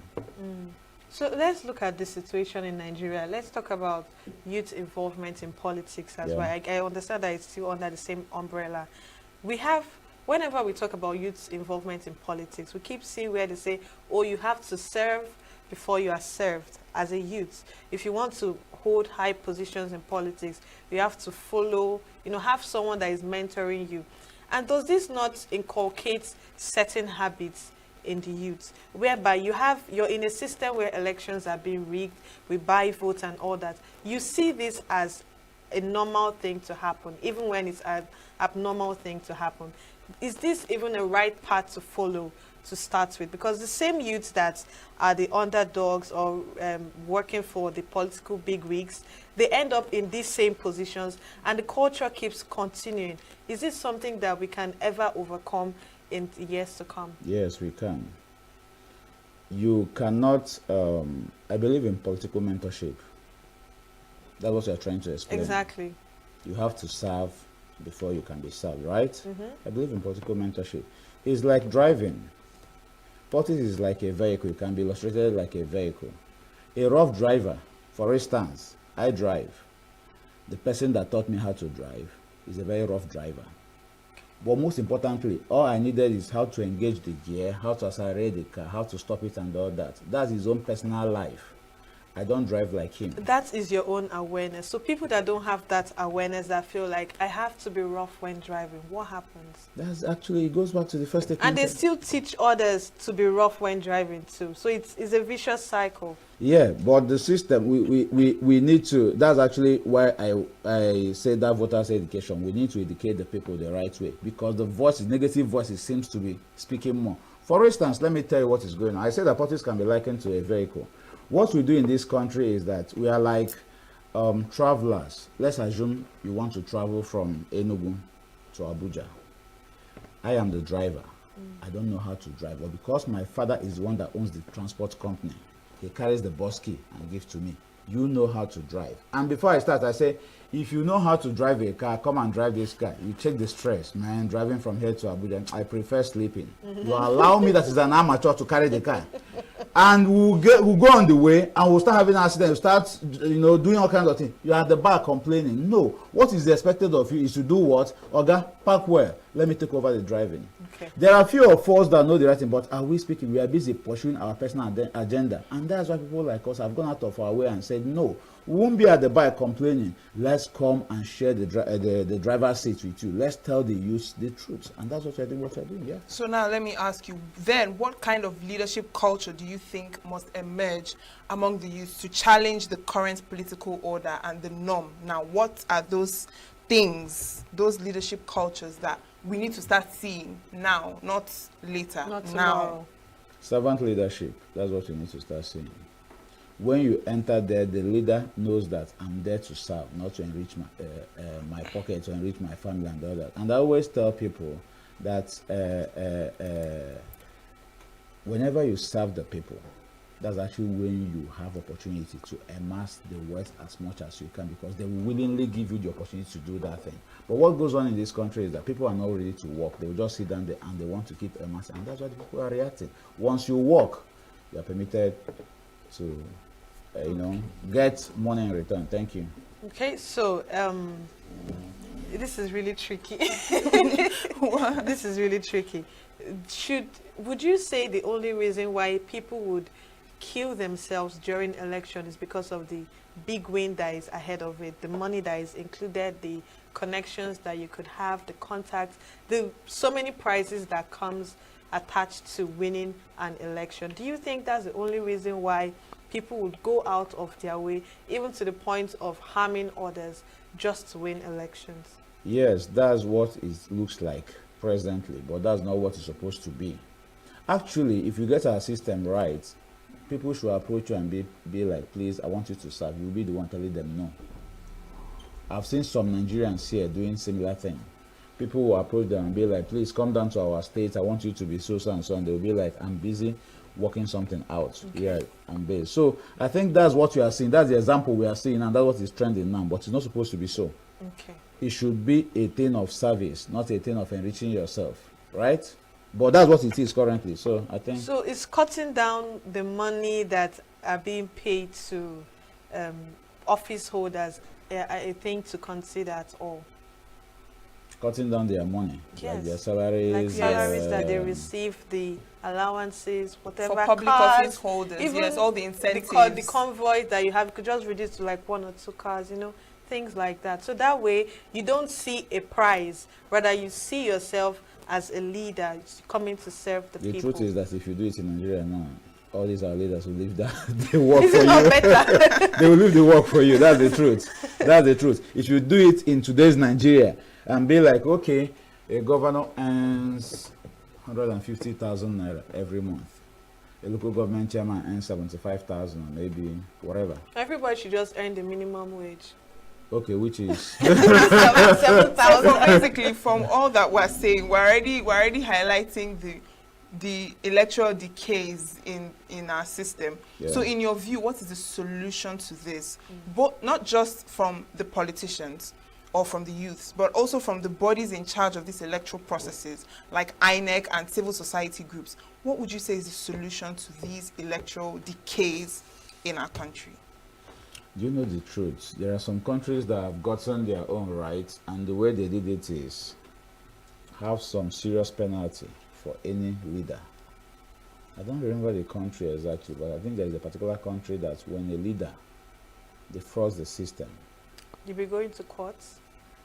They kill you. Oh, wow. Kill you. So if such systems start working in Nigeria here, you will see our leaders knows what to do. Let me give you a practical example. Some years ago, I traveled and I was with one of our sitting governors outside the country, and I saw the guy. He was queuing up in a place that looked like a ShopRite, and I told the guy I was with, he's not a Nigerian. I said, that man, in front of me, that's the sitting governor in my country, that if you want to see him, it will take you 3 days. But see how he queued up. That same person, you know why? He's in a place where the system is working. True. The main thing we need to do is to get our system working. Once you get our INEC working, whereby nobody, you offer them any amount you want, they say, please let the vote count. That's when we'll start seeing the right things start happening in this country. So the first assignment we have as a country is to get our system working, where both the leaders and those that are led, we insist on let the system work the way it ought to work. If we have 10 votes and it is for Mr. A, let Mr. A be declared the owner of the vote. Not at the, I don't want to go into details because I say I'm in the system. I've contested the election. I know how the system works. And that's actually what prompted me to do what we are doing, because we can't keep complaining. Complaint doesn't solve problems. Do you know what solves problem? Positive actions towards tackling the thing. So I believe that's the right thing to do. Okay? Okay, I think, is this where we draw the curtains for this conversation? Yes, this is where we draw the curtain on this conversation, because our time is up. But it's a pleasure speaking with you. Of course it is. Thank you so much for joining us, Honorable Ikenna Onaga, the convener transformational leaders movement. Thank you so much for joining. Our conversation was on the electoral fraud, apathy, and vote buying in Nigeria. And this is from the involvement of the youth. Of course, if you're a youth there, you should also always, practice, whatever it is that is supposed to put you off. You don't like add to it. You just exempt yourself from things like this, because it's what actually disrupts the future of our country. And of course, the future is in our hands, and so help us God. We'll go on a short break, and when we return, we'll have to join our Abuja studio for the continuation of the Signature Morning. And don't forget to follow us on all our social media platforms. We're always live on SLTV channel 265, and on YouTube we are always live there as well, and every other social media platform you can always find us at Signature TV. Thank you so much. Thank you so much for joining us. I am Uchin.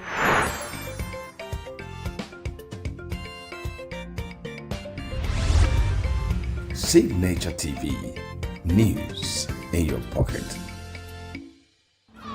Bright and early as the day breaks, as the newspaper headlines trail the stories that shape the day, we at Signature TV trail the headlines that trail the day. We interrogate the headlines. We analyze the stories that make the headlines. WAEC is overrated, and they even overrated themselves, and when people see it, they are insensitive of some Nigerian children who have never had what they call CBT. With passion and emotion, we drive the conversation to change a narrative.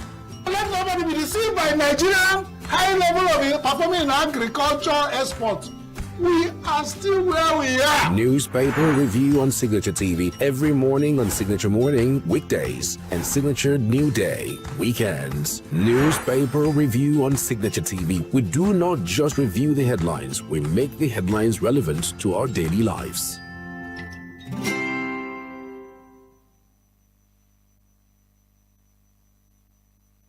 Voter apathy and vote buying have continued to cast a shadow over Nigeria's elections. Despite ongoing reforms and advocacy by civil society groups, the continued low voter participation and the monetization of the electoral process, which again manifested in the last Saturday's governorship election in Anambra State, have raised questions about the strength of the nation's democracy and citizens' confidence in the system. At a post-election briefing in Oka, the program officer for the Public and Private Development Center, Abdullahi Adamu, noted that despite the calm environment across the 21 local government area, low turnout and vote buying remain critical threats to credibility and public trust. Adamu urged INEC to act decisively to strengthen transparency and restore faith in the process. From our observation, we can confidently say that the 2025 Anambra off-cycle governorship election was largely peaceful. The conduct of INEC officials and security personnel contributed significantly to the calm atmosphere, and citizens who came out to vote were able to exercise their rights without major disruption. Presenting the group's findings, Executive Director of Catch Them Young Community Initiative, Nonso Orakwe, noted that in the pre-election period, online discourse was largely peaceful, with 78% of conversations promoting calm participation. According to him, misinformation was minimal, campaign messages were inclusive, and no major threats were reported, setting a positive tone for polling day. We call on INEC, civil society organizations, development partners, and community leaders to 1. INEC should strengthen logistical planning and staff deployment to ensure timely arrival of personnel across all polling units. Intensify voter education and civic engagement to rebuild public trust.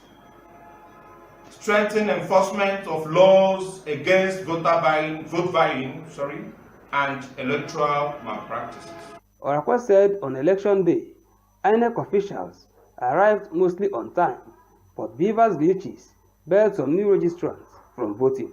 He noted that security was professional, though vote buying was observed, while turnout was low, blaming it on dwindling trust in the electoral process. INEC officials arrived early in many polling units across the local governments. However, it was reported that in Onitsha South local government, INEC staff arrived late at the polling units, which caused accreditation and voting to commence late. Incidents of vote buying were observed across many local governments. Voter turnout was notably low. To address the issues, Oracle called on INEC, CSOs, development partners, and community leaders to take urgent steps to strengthen logistical planning, empower grassroots organizations, and intensify voter education efforts to rebuild public confidence. The group praised INEC officials, security agencies, and citizens for peaceful election, noting that voter apathy and money politics now require collective action to strengthen Nigeria's democratic process. Addressing these recurring issues require not only institutional reforms by INEC, but also civic education, enforcement of election laws, and collaboration among stakeholders to ensure that future elections truly reflect the will of the people. From Oka, Lawrence Nwimo, Signature TV.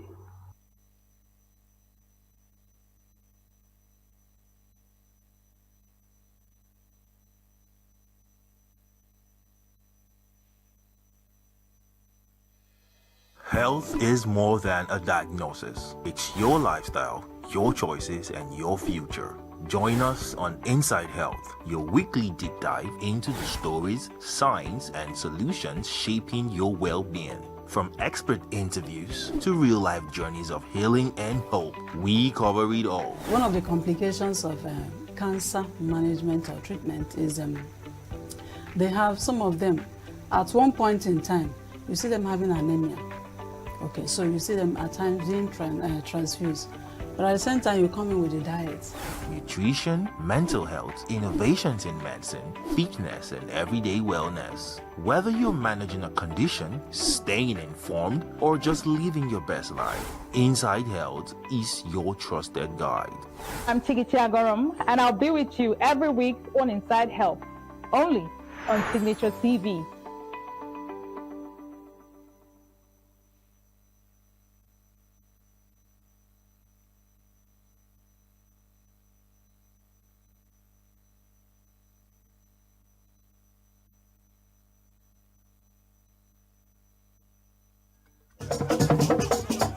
With a population of about 36 million people, the Southeast is awash with stories. Every day on Southeast News, we tell the peculiar story of the Southeast and her people. Our Southeast should be the Silicon Valley of Nigeria. Their successes, achievements, and daily challenges. Do you have a Southeast story to share? Community achievements and challenges, completed and uncompleted projects, bad roads, water scarcity, erosion, flooding, insecurity, or even disagreements? Bring it on to Southeast News. On Southeast News, no story is too big or too small. Southeast News. Let's tell our story. Showing on Signature TV every weekday at 4 p.m. WAT, 1600 hours GMT.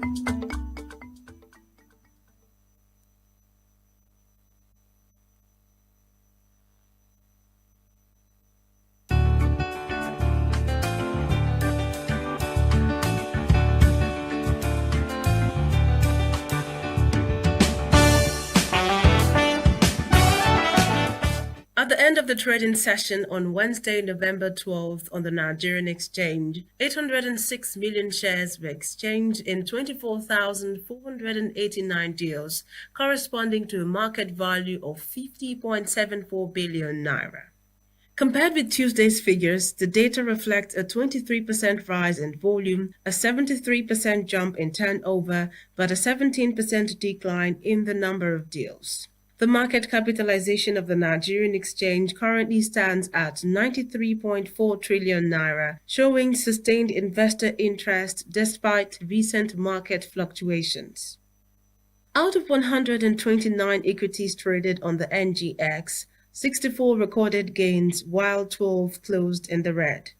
Guarantee Trust Holding topped the gainers list with a 10% price appreciation, closing at 85 naira 80 kobo per share, followed by Nigerian Breweries, also gaining 10%, closing at 66 naira per share, Owando 10%, closing at 39 naira 60 kobo per share, and Zenith Bank 10%, closing at 59 naira 40 kobo per share. On the downside, Transcorp Power led the losers with a 10% decline, ending at 307 naira 80 kobo per share, followed by Vitafoam Nigeria, also losing 10%, closing at 84 naira 60 kobo per share. The NGX All-Share Index surged by 4,076.69 points to close at 145,403.99 points. Despite this positive close, the index still reflects a one-week loss of 3.48% and a four-week loss of 1.58%, though it maintains a robust year-to-date gain of 41.27%. Market analysts attribute the rebound to renewed investor confidence and strong performances by leading banking and brewery stocks. The Nigerian Naira recorded mixed movements against the US dollar on Wednesday, November 12th. At the official Central Bank of Nigeria rate, the Naira traded at approximately 1,436 Naira 49 kobo per US dollar. Meanwhile, in the parallel market, the Naira was selling at 1,460 Naira and buying at 1,450 Naira, reflecting a modest 0.34% increase. Analysts say the slight uptick in the parallel market is driven by increased demand and limited dollar supply. Investors and businesses are advised to monitor both official and market rates closely for trading and financial planning. That's the update from the Nigerian stock and money market. In Abuja, I am Tomsinime Natus.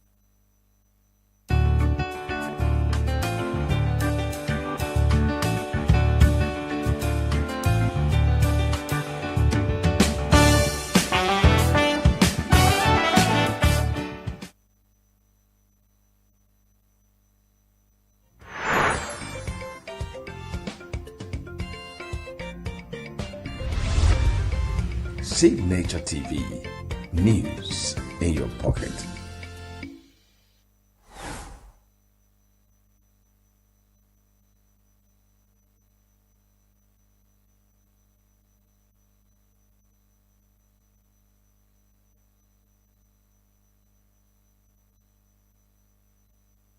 Nigeria players and staff have boycotted training over a paid dispute ahead of a crunch World Cup qualifying playoff against Gabon. The Super Eagles are currently in camp in Rabat, Morocco, but the team have reportedly gone on a strike over unpaid allowance and wages, with some players still owed bonus payments dating back to 2029.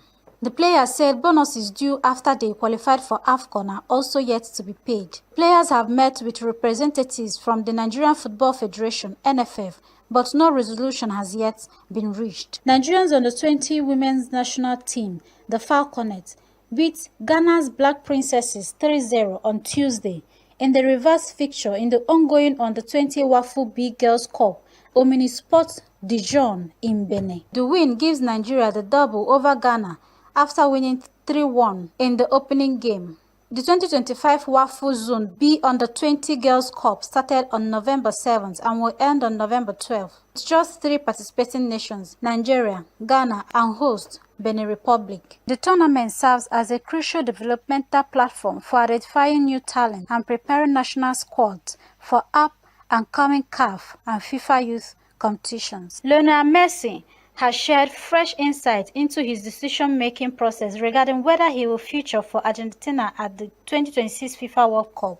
Speaking about the possibility, the 2022 World Cup winner said, "Turning out for the national team at such a major tournament remains special, especially after lifting the trophy in Qatar."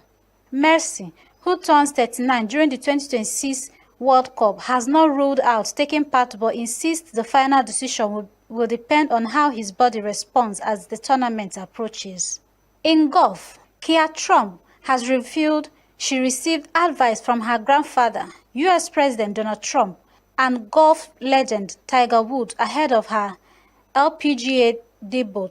Trump is set to make her LPGA Tour debut in the Anika driven by Gamebridge at Spelcam. Trump is a high school senior in Florida who has committed to playing college golf at the University of Miami in 2026. She has more than 6 million combined followers across social media and recently started an apparel and lifestyle brand aimed at empowering young women in sports. That's sports news. I'm Ugonne Owalo for Signature TV News.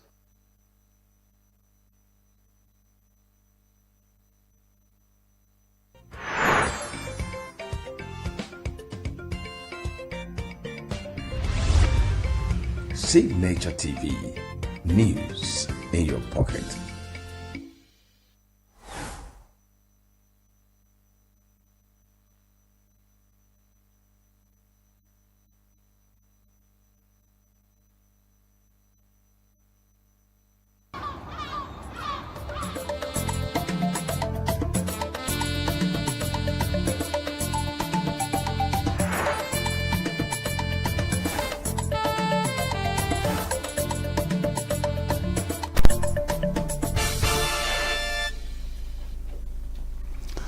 Hello, let me welcome you to Signature Morning, this beautiful morning from Abuja, the Nigerian capital.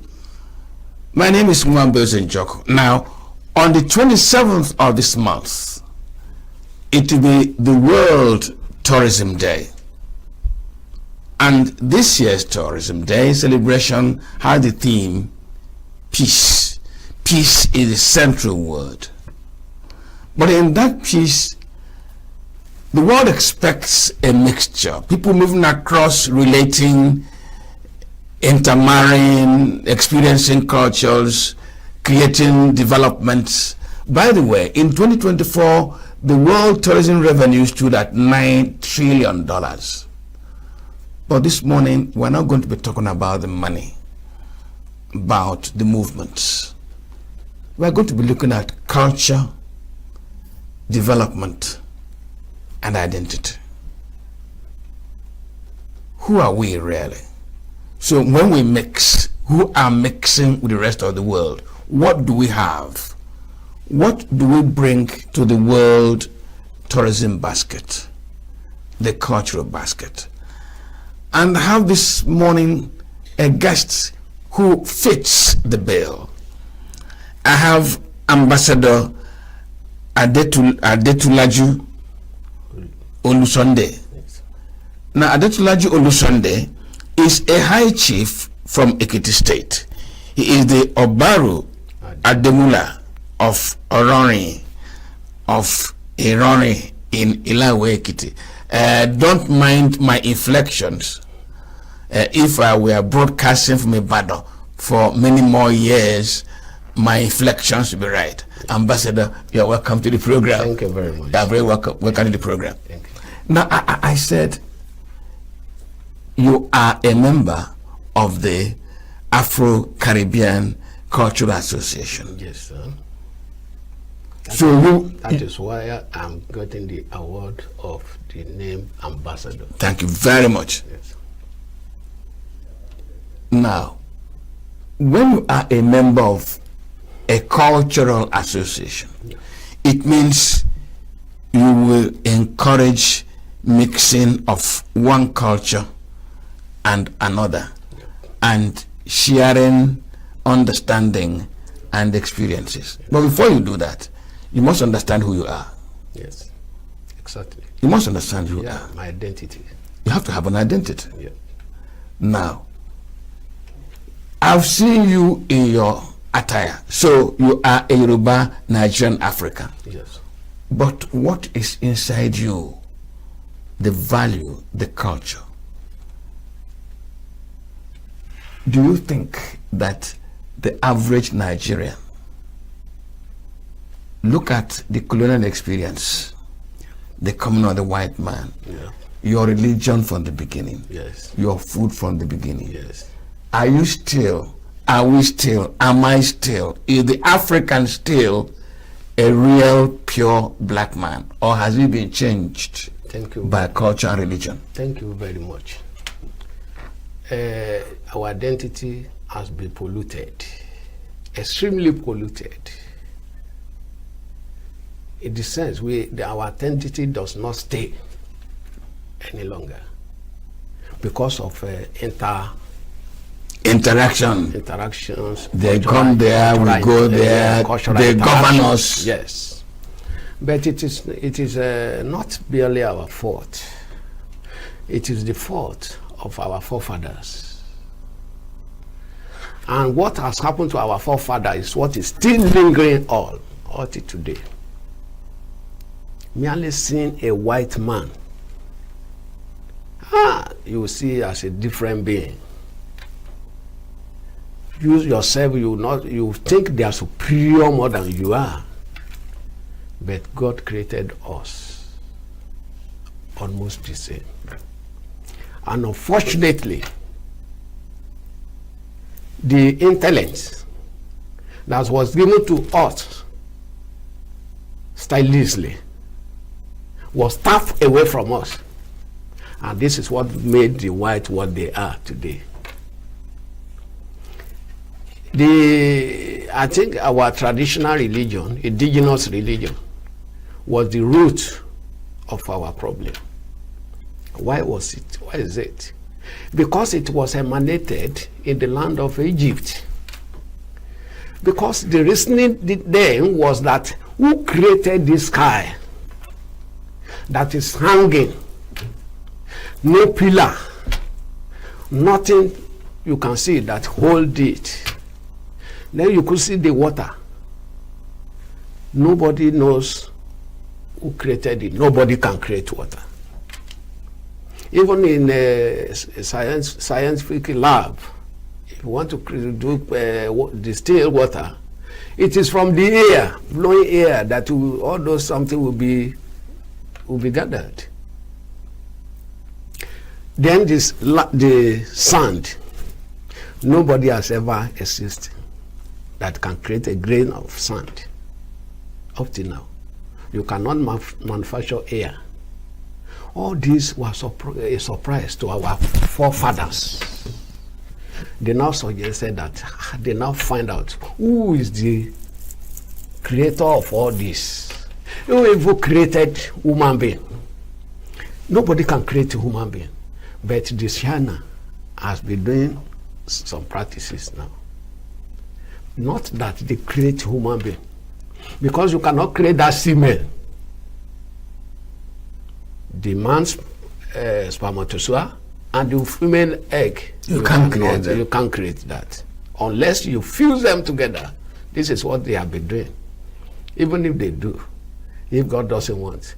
We learned that, according to the Bible, we learned that God made the mud and something and breathed into it and it started breathing. It's more than that. The secret of creating human being, nobody can get it. It is that Almighty. So when they now saw that, who is responsible for all this? They now thought that there should be a supreme being. That is supreme being is known in the land of Yoruba or Africa as Olodumare. You called God different names. Some people call him God. Some people call him Olodumare. Some people call him Shineke. So all those kind of names. But it is the same. It is the same God. It is the same God. And you see, they now, where is this man living? Because they believe that anybody that can do anything extraordinary must be a man. So where is he living? Where can we find him? But it's very difficult to find. Impossible. It is impossible.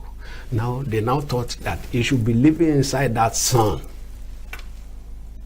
where no living can reach. Even if a plane, the iron, is going there, it will turn to ashes. This was a lecture delivered in 1970 by late Vela Adekulapo in the then University of Ife. when I read that book made by Mampinori, I refused to call the name of Jesus for 3 months. Not thought I got to my town. There is a living deity there, talking deity, that was querying some pastors who came there, and they were said, this is one devil they put there that is talking here, that is they use the deceitful people to eat. And they were so far away from it. He now threw cola into their midst. They were afraid. He asked them to come up. They were there. They knelt down. He now said that he asked the priest before me that how much have you received from these people? The man couldn't talk. He said, how much did you receive from these people? He couldn't talk. He now asked them, how much have I taken from you? You are pastors. You come here. Why have you ever come here as well? He now told them what each of them came for. They were surprised. He asked them one question. I did 2 questions. He said, when Moses separated the sea, you should give me the date of that day. That day in the week in the month, and the month in the year, and that particular year. He wants to know. They couldn't find the answer to this. He said, yet you still call yourself a faithful person. He said that as he has been into the world, there was no a day before, and there was no one after. It is only one day that a day turned to night. When they killed the truth son of Almighty, Otito Omo Orisha. This is the way Yoruba will call it, Otito Omo Orisha.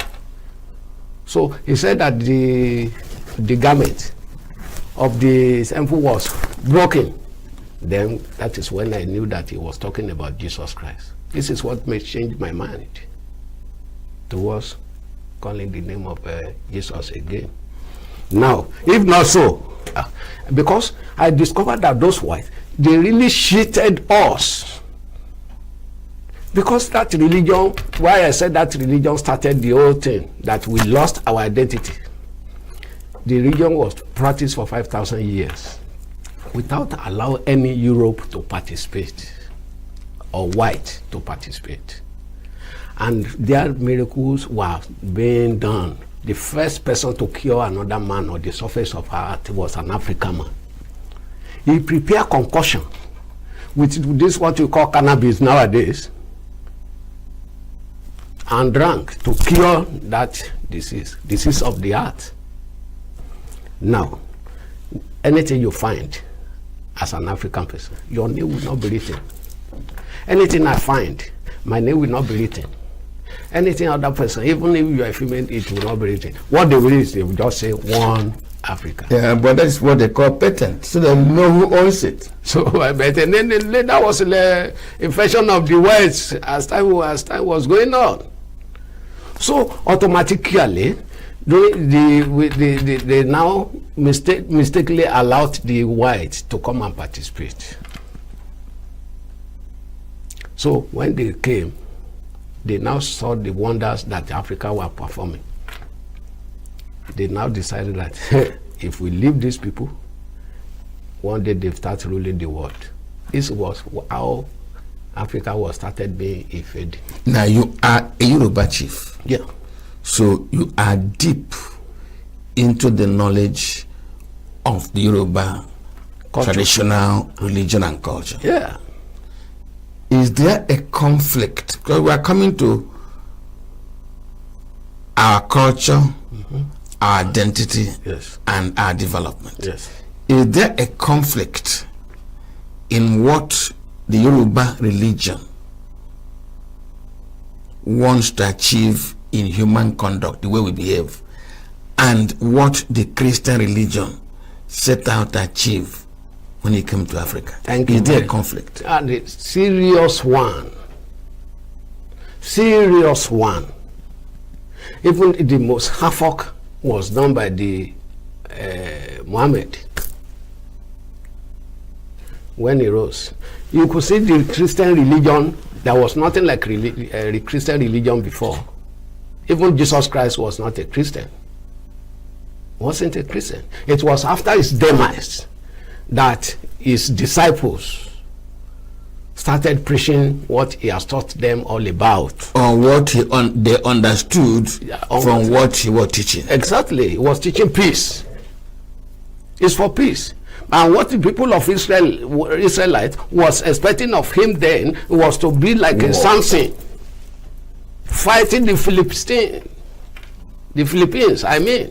The Philistines. The Philistines. So now, fighting them, destroy them and something, but he started doing peaceful, having peaceful approach. So if you are sick, you go there and heal you. He will even raise the dead. Now it started becoming popular. They killed him because of popularity. Jesus was killed because of popularity. That his behavior, it will not make the king be recognized. There was a time they even asked him, "Are you the king of Jews?" He said no. So he gave them the appropriate answer. Now I said that he was not a Christian. Even the people will say, if you ask them how many disciples does Jesus Christ have, they will tell you it's 12. They are not 12. They are 72 in numbers. 72 in numbers. But the executive ones are 12. There you have the chairman, the president, the PRO, the secretary, and the treasurers. And so this is what these are the people, the caucus. They do everything in secret as well. So what existed that time was synagogue. And the synagogue was practiced in the way Africans practice their religion. That is a temple where no other person can enter. It's only the priest. If you want to enter the place, they'll put sand for you to clean the sole of your feet. So to your leg, and they will tie a rope at the bottom, at the waist. So if the offense of this were much that time, you will never return. So when they don't hear the sound again, now they draw him out with this something. Do you want to tell me is this Holy Ghost whatever that we are doing then? So, and the people, the children of Eli was the one that destroyed that something, and this is what even brought another leadership. When he died, they went to Samuel, give us a leader. God was annoyed. But that is their history. That is their history. That is their history. That's what they told us here. They came here to bamboozle us with all these kind of stories in order to lose our identity. To lose our identity. Now they made us believe that what we are doing is primitive. Now when they started invading us or something, in Egypt, during the time of Alexander the Great, the weak Pharaoh was on the throne then. One of his princes ran to Ethiopia and married to King Solomon, one of the numerous wives. That is why the place is regarded as a monarchical region today. That one is yes, because I want you to come back to the Yoruba religion. So not Yoruba religion, yes. Not even only Yoruba religion. African religion. Is it in conflict? So then when they came, they introduced the Bible to us, but they were carrying our people away. So they were telling us we should behave well, as if we are not behaving well before. Even before the Moses got something, we've gotten the order that you know that you should not steal, you should not oppress the poor. You should not lie. Anything you give, anything you have should be shared. You should be honest. The father of all God is the truth. The father of all gods is the truth. But unfortunately, we've lost that God. And that is why we are in disarray. Nobody is ready to say the truth. If you are saying the truth to you, they will deal with you. It is happening to me as I'm talking. It is really happening to me in my community as I'm talking to you. But truth is the father of all God. Is the father of everything. Is the father of all behavior. Is the guidance of all life. But something that should guide our life isn't with us any longer. And it is what from this their foreign religion that we got all these things missed. Because our antiquities, which was created, which we believe we will be carrying our message to the Almighty, they started telling us it's not good, and they were cutting it away to their side. The small one, they will now put fire on it. They pepper explosive on it, and they will burn. They are telling us lie. Most of the antiquities in my place has been in Germany and maybe London, anywhere. If they were valueless, why did they take them away? They will tap the power there. These people are so wise. They are cunning. It's okay. They are trickish. So they will tell. They will get somebody who will tell them the what you're supposed to give to that something that will be bring whatever the something, and when they know all those things, then they will be satisfying them. Up to now, they are still carrying the mommy water. And why are they carrying them? Because they are in another different world.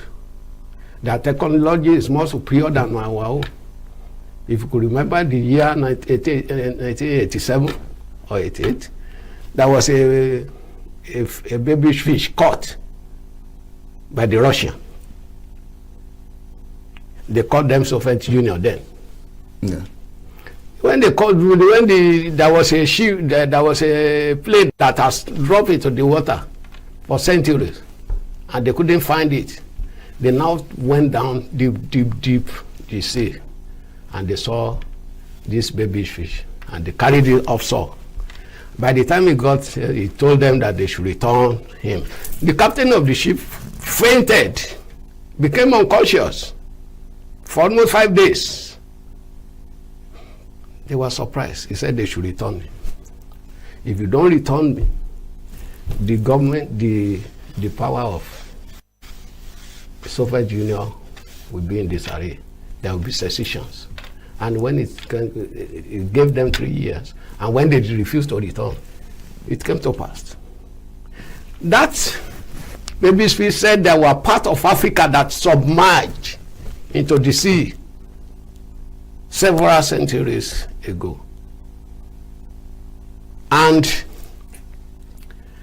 they are coming to the surface of earth to see primitive technology that we are doing here. I was surprised then. Primitive technology, computer is there, aeroplane is flying on the something, there are big house on the water moving, and still call it primitive. Immediately I was feeling that if these people can just go and train me for 6 months and return me back, I would have been performing wonders. But that one cannot really happen, because they will not return someone. So automatically, our religion, they said, is devilish. Anything we do with the blacks is demon. They will describe them. When I was discussing this one with some of my people then, the so-called religion, Christianity, because I was one SU, whatever, that, they said it's a demon. How are you sure you are not the demon? Somebody who is telling you that your technology is primitive, and you are dying just because you don't know God. That is where I was afraid. Because if they should know God, that somebody is God, and they said we don't know it, that is why we are dying. People will live after 300 years there. And you are still calling us a person in them. Okay, let us leave the world that we don't know.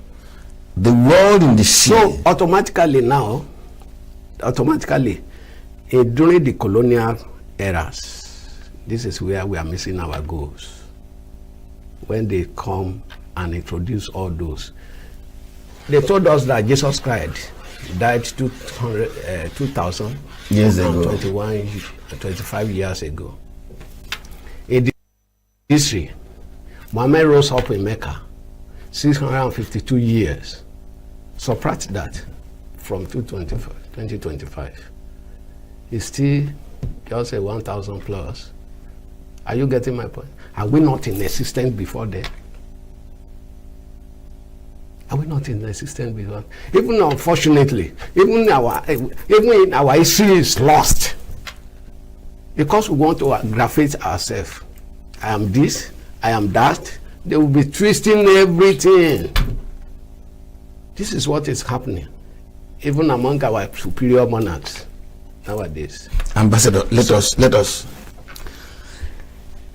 Can we try to? Is it possible, really? Yep. For us to find out who we are again.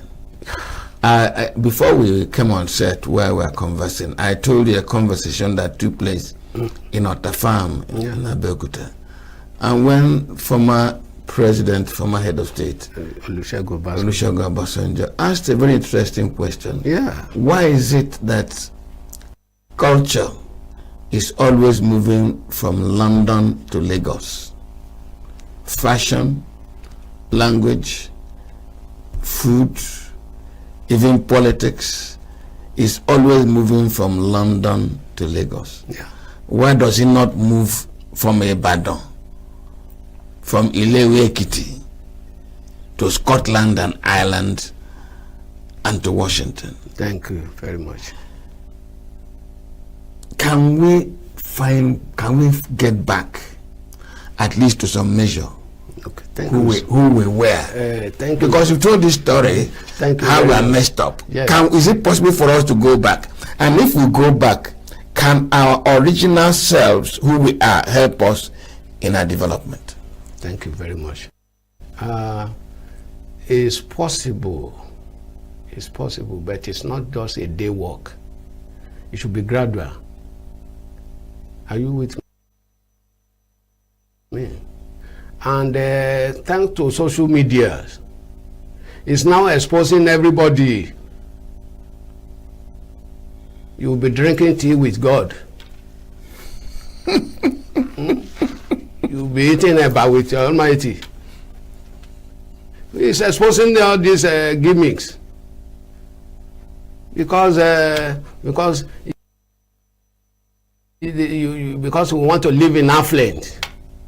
Then you will deceive others. They are using Africa to bamboozle Africa. It's not the white that comes to nowadays telling us that there is only one person, unless you follow Jesus. Even in Netanyahu in Israel now, if you even call the name of Jesus, it's a taboo for you to say that. It's offensive. Christian there, they still maintain their Judaism. They still maintain it. It's their traditional religion. If we go back to our traditional religion, we can find it, because there, anyway, it has been polluted also, because there's something we call LGBT, dubiosity. So it has entered into every looks and cranny of all the African. Ambassador, calm down. Let me tell you something. So, but sir, no, I want you to calm down. I know. I paused because those in charge. I'm going to start from the Yoruba Igbo religion. Every action against the rule, against Eledumare, yes, against the innocent, yes, has its punishment, yes, repercussion, yeah, which is known and visible to those living. It's not waiting for you to die and get your punishment where nobody sees you. Yes, exactly. Exactly. If you cheat a widow in the religion, if you go planting in an orphan's land, which are taken because you are mighty and you're strong, a majority will strike you dead. Yes. It doesn't wait for you to die. Yes, certainly. But there were processes in that faith. Who can bring them back? You cannot, can you? Thank you very much. That's why that person, that's President Olusegun Obasanjo. I pity that man so much. He meant well for us. I could remember he organized First Act 77 to bring agriculture culture and something together. What did he get at last? He was blamed that he wasted their economy. People started preaching against him. He wants us to be worshiping idol. He wants us to something of that nature or something. And this idea of this is what this man wanted to return. Even present day, another stage has come, which is Onirisha or Jaja in Ile-Ife. He's embracing all these traditional religions, festivals. They started attacking him sometimes. They made a press conference or something. He just called them that, please come. I will tell you, those people that are using the obvious way of dealing with you, we expose every one of them. In fact, they kept quiet. So if we can have our traditional monarchs embracing the style of this man, we will come back to that stage. We'll come back to, but everything is now, your children will be querying you. How can I believe this? They will be believing what they do not even, where they have not even gone. So I was discussing with, there are some 3 pastors. There was a pastor who came to you always come to my errand. I know they said they should go and be troubling me. You'll be cursing those people that are doing traditional something. You'll be saying the Bible says that their children will be devoured by a lion, by some. They will be feeling something. I just woke up. I had my prayer and I went to him. Please, sir, what has those one traditional people done against you? Have they ever campaigned against you?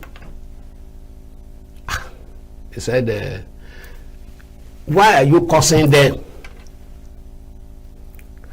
Look at the den of those people that are smoking Indian hemp, those young guys. You do not go there to change their mind.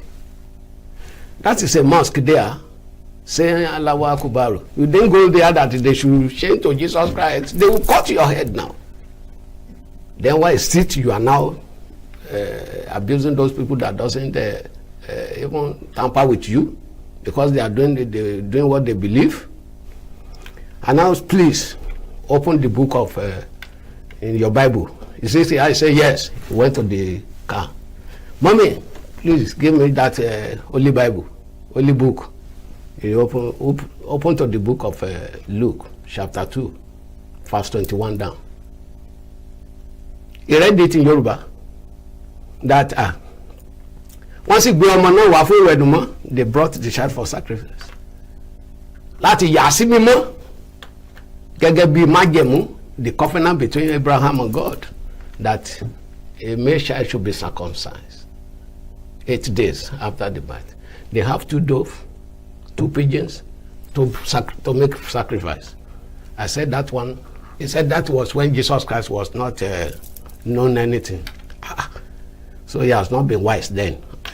Has it been abolished in Israel?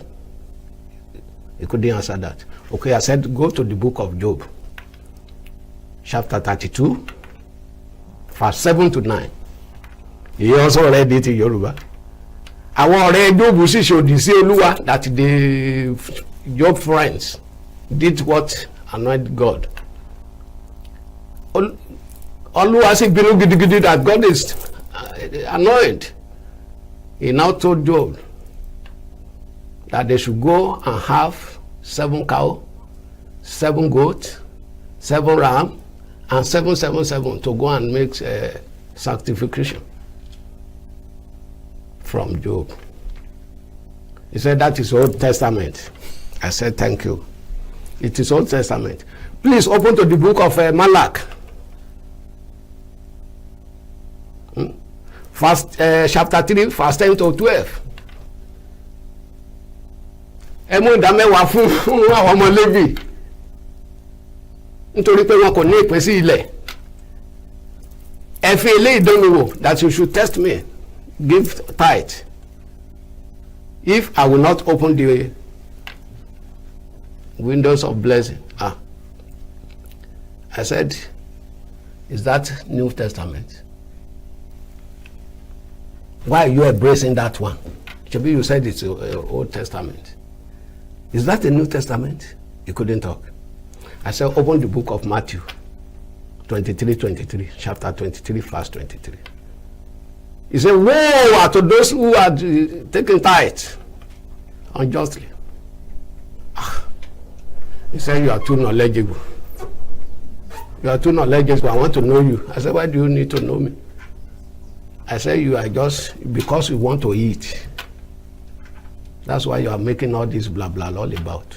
He said it's from the house of traditional people where they do masquerade or something, and you are now saying you are a pastor because you have taken a book called Odumosun to perform wonders. So you are now saying you will now write a shop and a bell with the Bible and saying you will be saying, then you will be doing miracle underneath, and you will say Jesus is the one doing it for you. You are just a lazy person. The man went away frustratedly. Since that time, he didn't come again. You see, you look at our people, our children nowadays. That culture, tradition, our belief has been eroded away. You will see them plating their heads, doing something because of the American boys and the European boys doing their something in their own way.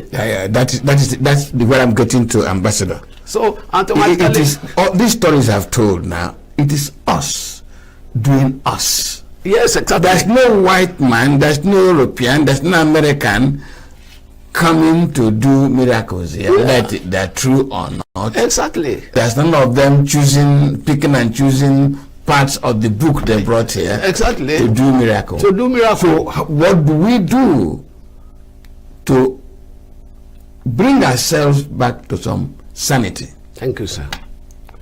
The congregation of Christianity and Islamic religion, they have the wealthiest people. Until those people refuse to be deceived, telling in fact, if your children doesn't read Bible, you will say it's not good. If it doesn't go to Magaranta and be reading Bata, you will say it's not something. That is not. No, what of our own? But thank God. Yeah, but who will teach our own? Thank God.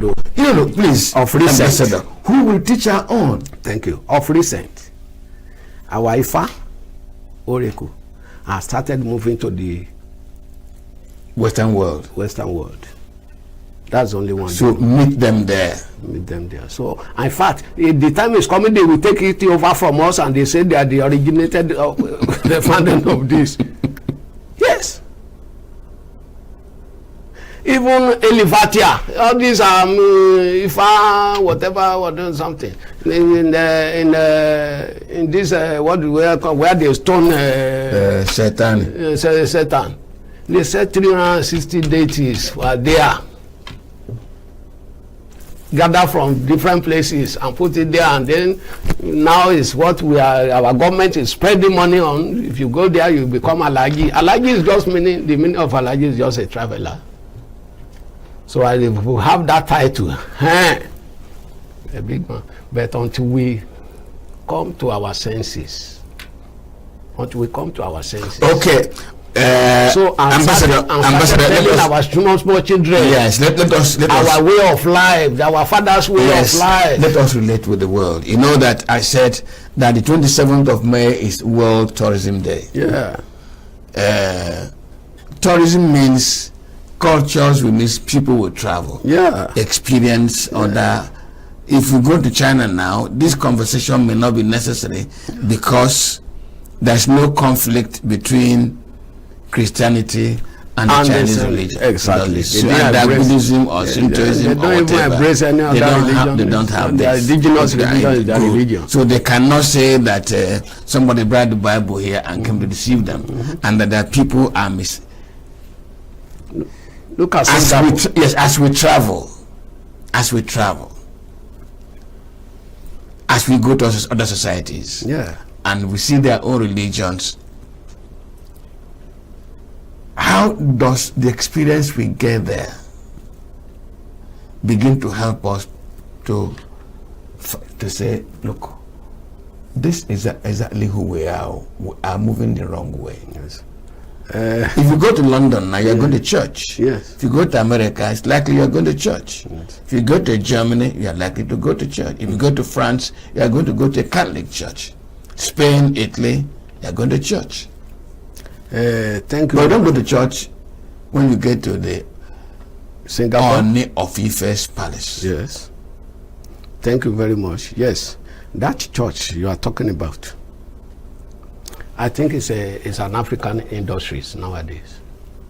If you go to Germany, you will find out it's these African people that are establishing it there. If you go to America, they are not the white. We are the one that are now bringing something that come down to them, and they are not even taking it from them. It's only we Africa that are there that we even go to that place as well. Because we are the only one that want to enter into the heaven that we don't know. We are entering to the heaven here on the surface of the earth when you maintain truth. When you maintain truth until our people knows this. These people are using this thing to amass wealth to themselves, for God's sake. How many member of redeemed people or winner or something is boarding the jet or the aeroplane that the overseer are using? How many of them? But they are using it for the gospel work of God. How many people are they using it to carry? They will create school in the name of that. How many war member of that congregations, their children attended the place? You see, until we come back to our senses, and if I was talking of that Kabesi Oni, yes, Risha, that is a blessing to us now for what is performing on traditional issues. If we can have our monarchs join this race and embrace African way of life, we will not be misbehaving. Because our rule will stand with them. If you do it with your heart, something, don't just do balabala or something. Do it in the way. Because some people they will just do the final oracle for you or something. They will say, go and look for a very big cow. Go and look for a ram. Because it's a lie. If you were the traditional ruler, in let me name names. If you are the Olubadan of Ibadan, Rashid Ladoja is the Olubadan in waiting. Yes.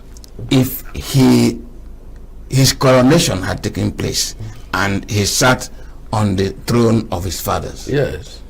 And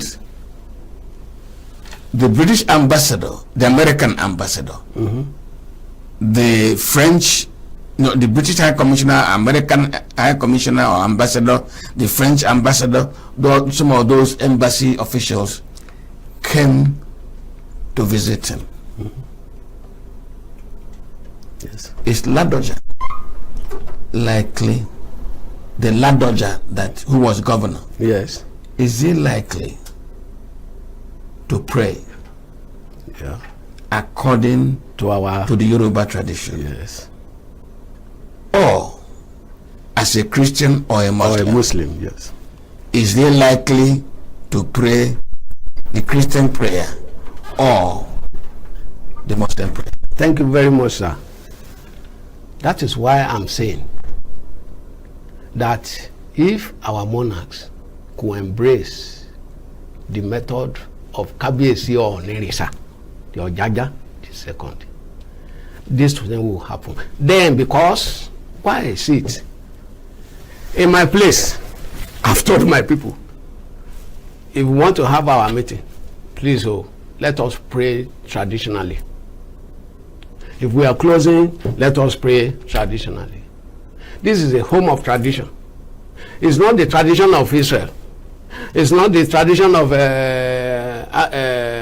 Saudi Arabia. So what we are doing here is pure traditional African traditional religion.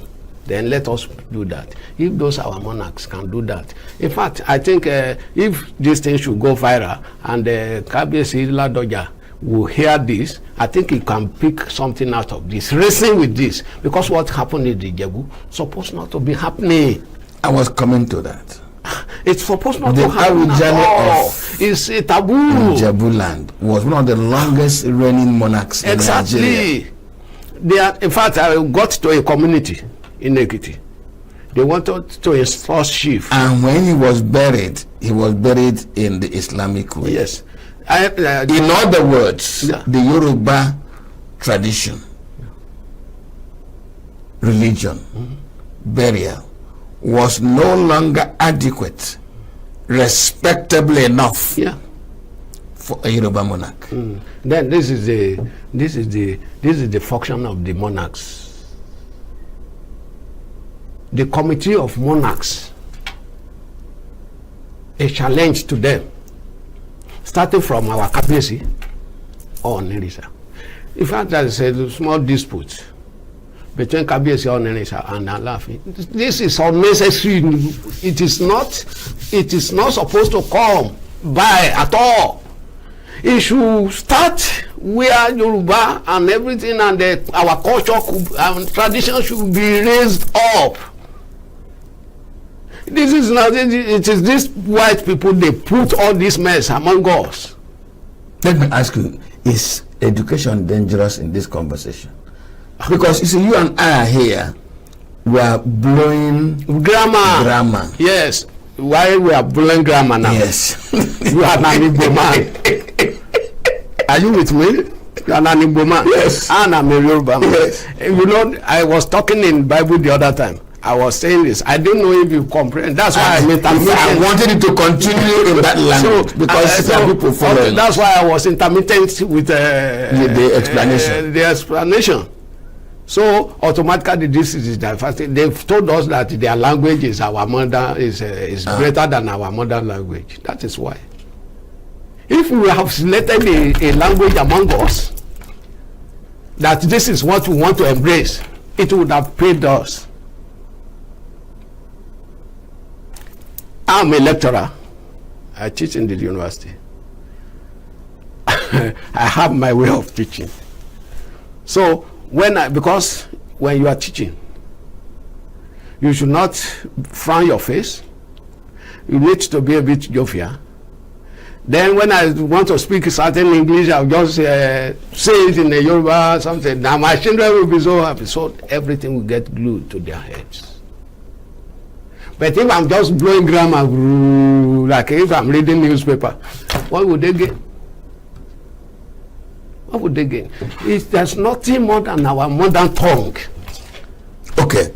I'm looking at the time.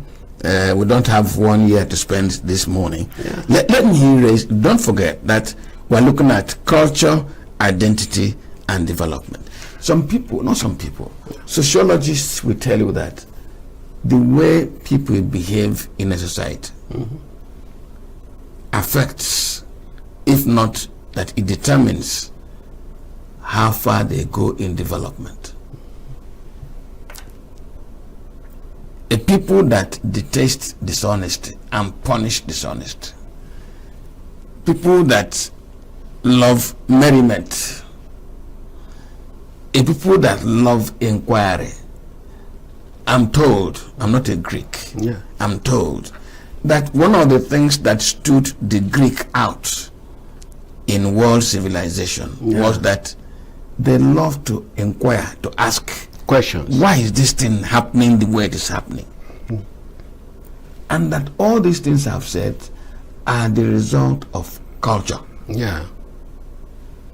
Look at our indigenous culture and look at the possibility of that culture breeding human beings of good character, breeding human beings of great industry, and therefore helping us to develop. Do you think our original culture would have produced a more industrious, a more honest, and a more developed Nigeria than the one we got after colonialism? Oh, thank you very much. If our culture has been maintained, our tradition has been maintained, we will not be where we are. Our development have started. We have been starting our development in our own way before. Probably we would have been grown more than this. In fact, not even probably. We must have grown more than this by now. But when we embrace stupid interactions, are you with me now? Seeing them as a superior. In fact, you could remember that man who said that I'm proud of my color. Yeah, I'm black and proud. Muhammad Ali, he said, "But I'm black and proud." You could see, when you are looking at social media, you still see some colonial behaviors of the whites. Racist something. And if you don't behave the way they behave, you are not a human being. But let us start preaching this through our heads, through our headers. Let it be a compulsory something for the community to embrace to bring up what they have lost. It is then we can be normal.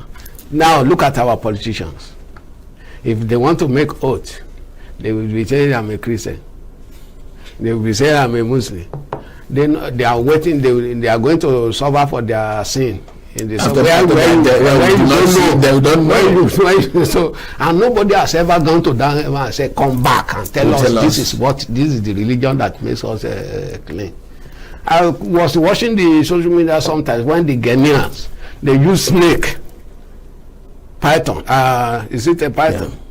They use it and put it at your neck. That if you do this, you will be something. In fact, that one, nobody will misbehave. Nobody will misbehave. There was a man he was a senator then. The president Olusegun Obasanjo appointed him as an advisor. That is Professor Wande Abimbola, who was vice chancellor of University of Ife. Yes, and it was his vice chancellorship. That was not Aluta. Yes, that was Aluta. But he knew how to calm them down. Additionally, he will calm it down. That when that mama, he will join you, he will play with you, do something, and these incantations. Come on, let us go and gather and plan this strategy. And so bonfire here. He will now take us to sports center. He will say to your tent, "Oh Israel, how dare you? We don't look back. Everybody with this house." That is the style. That was the style. He knows what he was doing. He was the person that they gave Bible and there's something to him that he should take oath. And he said, "No, I want to use this." By the time he was given an advice to the president, and the president said that it's not all your advice we can be taking now. So we call you here to come and eat. That I took before the Nigerian congregation with this. I better resign. He resigned. That was the first man that I could see in Nigeria that resigned from the post, honestly. That was the first time. And that was the first person.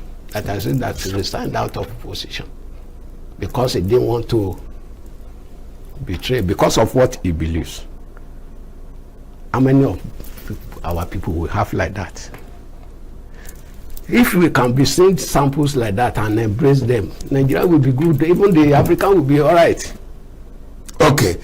Now, look at that boy. Yes, my producer is giving me a sign because there's something you need to address. This is World Tourism Day. If somebody is coming to Nigeria now, yeah, what is he going to take away from our culture? Thank you very much. When I was teaching in primary, secondary school, a boy, Marcus Anunko, from Anambra State, when he came, he would see us prostrating for our elders. You will see the woman kneeling down for him, and they was the way they were behaving. So when he went back, he said, my popular name then was Agbaboy. He said, Agbaboy, I want to go and visit home. By the time he got home, he lied down for the father and the mother. The papa was surprised. This is a good culture. Instead of saying, how are you, my father? So he said, this is a very good culture. My boy has turned good and something of that. You could see, if gradually, when they see that elements of truthful in us, they will embrace us. They will embrace us. Incidentally, it was that honesty and open heart that made the colonial adventurers to clean us, steal everything and go away. Exactly. So because we are submissive, we believe that we should not be violent. Our religion is not violent. So there are some area that they were using to deceive us, that we use human beings to say, no, we are not in Saudi now. This is the place where they are bloodthirsty. No, we don't use that kind of language on television. Okay, thank you. So, because automatically, that's why there is war. And what is this war? Religion's war. Are you getting it now? So automatically we don't do that here. That is why they were able to penetrate us and kill us with all their idea. And they were telling us we should believe in God. We should go to heaven. And they were taking our people to go and labor to make money for them. To make more money for them. And they put padlock in their mouth. Are they not ready to enter into the kingdom of God? Okay. Now the theme of this year's World Tourism Day is peace. Yes. It's emphasizing peace among societies. Yes. And how does our own indigenous culture enhance peace thank you among people? Yeah, really. Our own indigenous traditional or culture or something is the most embraced peaceful something. Unfortunately, they meant that all religions is for peace. That is the purpose. Yeah. That is the purpose. Every religion is for peace. It's for peace. But because you don't take my own, I don't take your own, then we become violent. Where is the peace coming from? Let us know that our community, this is what we have. Singapore got their independence in 1965. They are one of the world powers now, technologically, because they didn't embrace any religion besides their something. Are you getting it? They are together. They are homogeneous. If we could come back to our homogeneity, but we're heterogeneous. Yes. So homogeneity in the sense that in Yoruba land we know our religion. In the Igbo land, they know their religion. Their traditional way of something. So at least we should tolerate one another. Yes, no, we will tolerate if we come back to something. Because why you should not do bad to the opposite, the rule is there. If you do anything bad to your fellow being, you will be punished. The punishment is just standing there for you, isn't it? So, but if we could come back to that and tell our something, anything created, the idol created in those days, it was created with truth. And when they speak to it, it will just take it like fire. But nowadays, you will create an Sonyi where you will be duping people. You should be saying, will that prayer be granted? Thank you very much. In the first 1 hour, I've been discussing with Ambassador Adetolaju Olusunde. Thank you, sir. He's a high chief from the Ekiti State and is a member of the Afro-Caribbean Cultural Association, and is the Obaru Adimula of Ironi of Ironi. That is tongue twister about what ENUGU Ekiti in Ekiti State. Yes. Culture. Gender isn't just a checkbox, it's a lens, one that helps us understand the world more deeply and act more fairly. Gender Perspectives, a program for those ready to see more, do more, and be more. Designed to challenge assumptions, ignite conversations, and build inclusive solutions across every sector of society. We are not, fighting the men. We are not saying we are equal in terms of rights. We're only asking they should recognize our existence. Join us on Gender Perspectives, showing every Saturday by 4 p.m. Repeat every Wednesdays by 5 p.m. and Thursdays by 3 p.m. Change begins with perspective. Let's widen yours.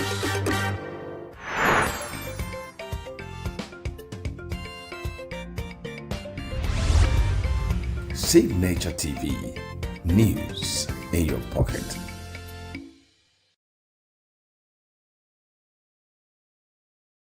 Every second, every minute, every day, news is breaking, events occur, and there are new developments. At Signature TV, we follow these stories objectively, bringing all sides without bias, explaining the complex issues, breaking down the numbers, and investigating the issues behind the news.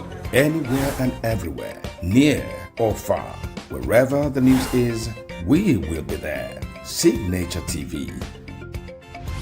News in your pocket.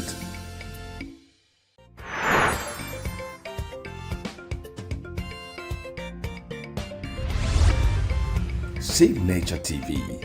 News in your pocket. And gene transfuse. But at the same time, you come in with a diet. Nutrition, mental health, innovations in medicine, fitness, and everyday wellness. Whether you're managing a condition, staying informed, or just living your best life, Inside Health is your trusted guide. I'm Tigiti Agorom, and I'll be with you every week on Inside Health, only on Signature TV.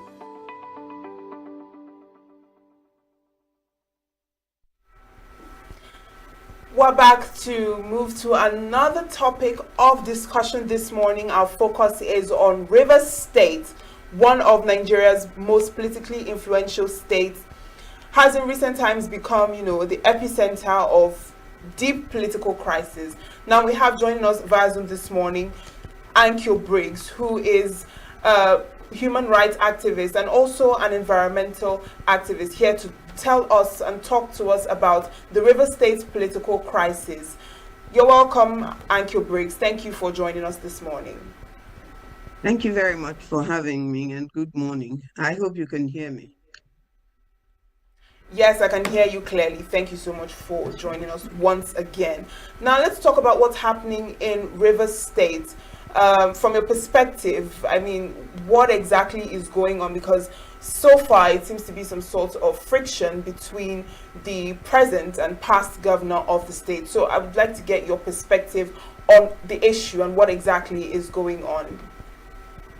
I will speak, of course, as a daughter of River State. I'm not a politician, but I do have my own opinions about what is happening in my state, and I will continue to express those opinions. So I speak as a River State daughter and indigene. Now, looking back, all the way back to 1999, when Obasanjo, after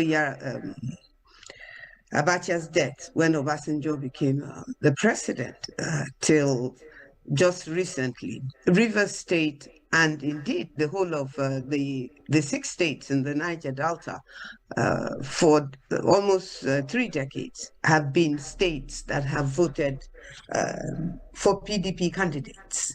Now, when we look back again at what is happening in Rivers State between the former governor, the FCT minister, Nyesom Wike, and then we look at Amechi and we look at Sir Peter Odili, it must be known to Nigerians that it may not be so in their states, but in my state, in Rivers State, we have a political dichotomy.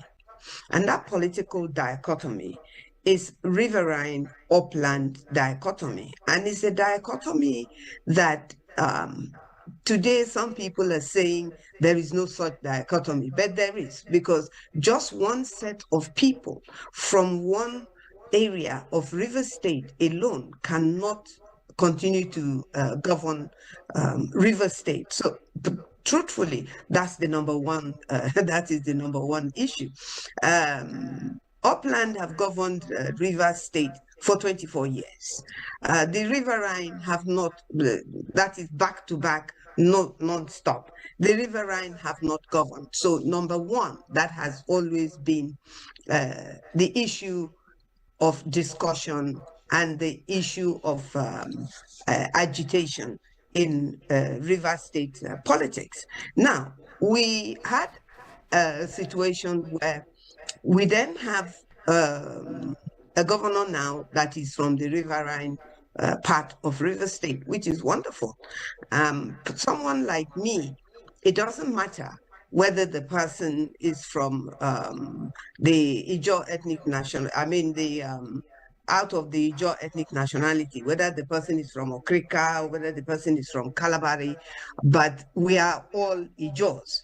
So Nyesom Wike raised the governor, Sasemela Ifora, on the platform as his own preferred candidate. And of course, as politics is done in Nigeria, which I don't agree with, but I'm just a lonely voice in the wilderness. So we accept what the majority seem to accept in any part of Nigeria. But pushing forward now, 2 years into Simila Ifobra's governance, it has become very, very clear that, to me anyway, that the intention was not to allow Sir Simila Ifobra, the governor of River State, to govern as the governor of River State. That the idea, the intention was that he should govern under the directives, under the direction of the Federal Capital Territory minister.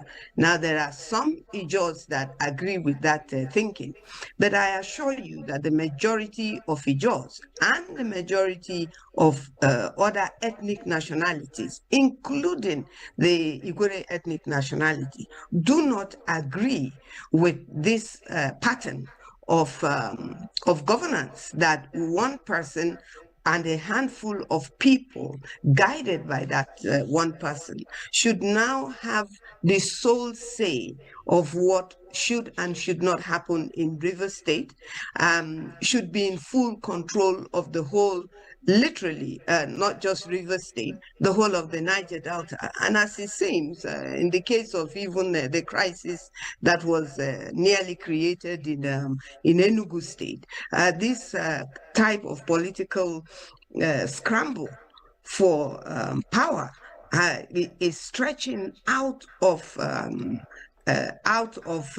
control, if you like, almost like what is happening abroad in a very big country like America. You know, so it's very worrisome for the people of River State, and I'm really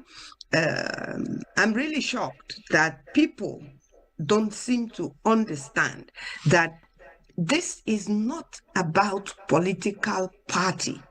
that this is about the people of River State. This is about the soul of River State. This is about the powers that belong to the people of River State being captured by some people, a few people, for their personal interests, being captured by one political party, where we find ourselves that if you are not a member of the APC, then your political views and your political rights are not of any consequence. No, that is not acceptable.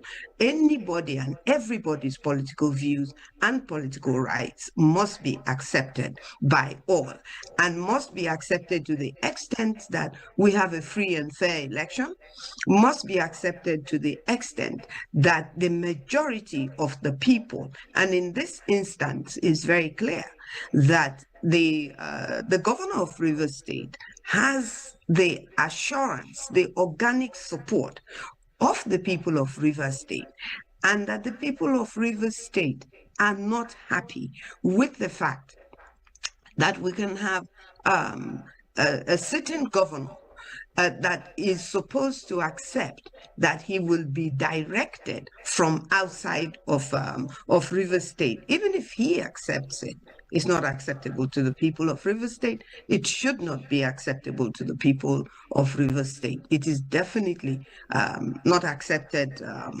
by me as a daughter of River State. Hence, I express my opinion the way that I do, because it is my opinion and I have a right to express it. But I don't believe that a handful of people have a right to take away, a few people have the right to take away the right of the majority of the people of River State. All right, so we understand that what is going on in River State is a reflection of power tussle and personal interest. We understand that the arms of government also have a role to play in this. So how has the executive and legislative conflict affected governance and service delivery in River State? Definitely. I mean, you don't even have to be a Rivers person. You don't have to even live in River State to know, to put yourself in the position of Rivers people, to know that if this was happening in your state of origin, you would know that it would be an issue for governance and for the delivery of good governance, which, in my opinion, and in the opinion of the majority of Rivers people, that the governor, it became clear that the governor had a program. The similar Ifobra had a program, and he is beginning to carry out those programs before he began to face these obstacles. So, of course, if you have a situation where the governor is not allowed to govern, and the legislature, these are people who are supposed to have been elected by their people from their communities to represent them at the state assembly, are actually not at all representing the people that they say voted for them, but are actually just representing themselves, a handful of people, and the FCT minister. And this is not acceptable, because we're all Rivers people. And yes, governance have been affected. Look at what happened to us. We had a situation where the powers of governance was suspended and taken away from the people of River State, and a stranger from another state was imposed on River State for 6 months. And this stranger cannot point to anything. I'm referring to Ibas. He cannot, up till today, we cannot see what he did in 6 months with the resources that came to him within that 6 months that he was in Rivers State. So they even accounting for the funds that came when he was in Rivers State. We're being told both by him and the federal government and the Senate, that he does not have to account to the people of Rivers State what he did with our money for 6 months. That is not also acceptable. And of course, it has deterred a lot of projects that the governor who was recalled in September had in mind. For that 6 months have been denied Rivers people. Salaries were not paid. These are all things that can be checked out, fact-checked, and proven right or wrong. But living in Rivers State, being a daughter of Rivers State, coming from a particular local government area, I very much am aware, and also living in Port Harcourt in a local government, I also am aware that governance literally was at a standstill. There was dirt everywhere. The environment was completely out of control. And Similar Ifobra is back in the driving seat and is trying to correct all of these things and to catch up with governance delivery. And yet now we have the people that got together with the APC, with the president, sat down, agreed on certain things to make sure that there is good governance, there is governance delivery to the people of Rivers State, just tossing backwards and forward like yo-yo, like tennis ball, and just not allowing the people of Rivers State to receive the governance that is rightfully their own. It is almost criminal. Right. Now, earlier on when you were speaking, you made mention of something and you said that the plan wasn't for Similar to govern Rivers, but for him to govern under, someone or under instruction. Now, I'd like you to just shed more light on that and, what that means, for Rivers State and how that translates to what is going on now in the state.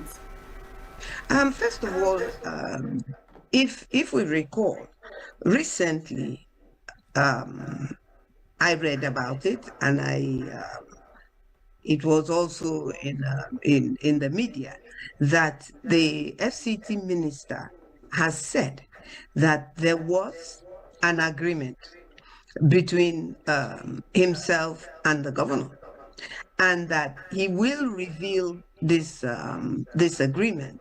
The only agreement so far that we have authentically seen publicly, whether we agree with it or not, and I'm one of those people that don't agree with it, that was the first document of 2 pages that Governor Similar Ifobra signed when they all went to see the president, which the president said was a peace proposal for Rivers State, which was and remains unconstitutional, which is to say that it is not constitutional that the president of Nigeria would be able to sit down and all on his own come up with a proposal of a state that was voted, whose governor was voted into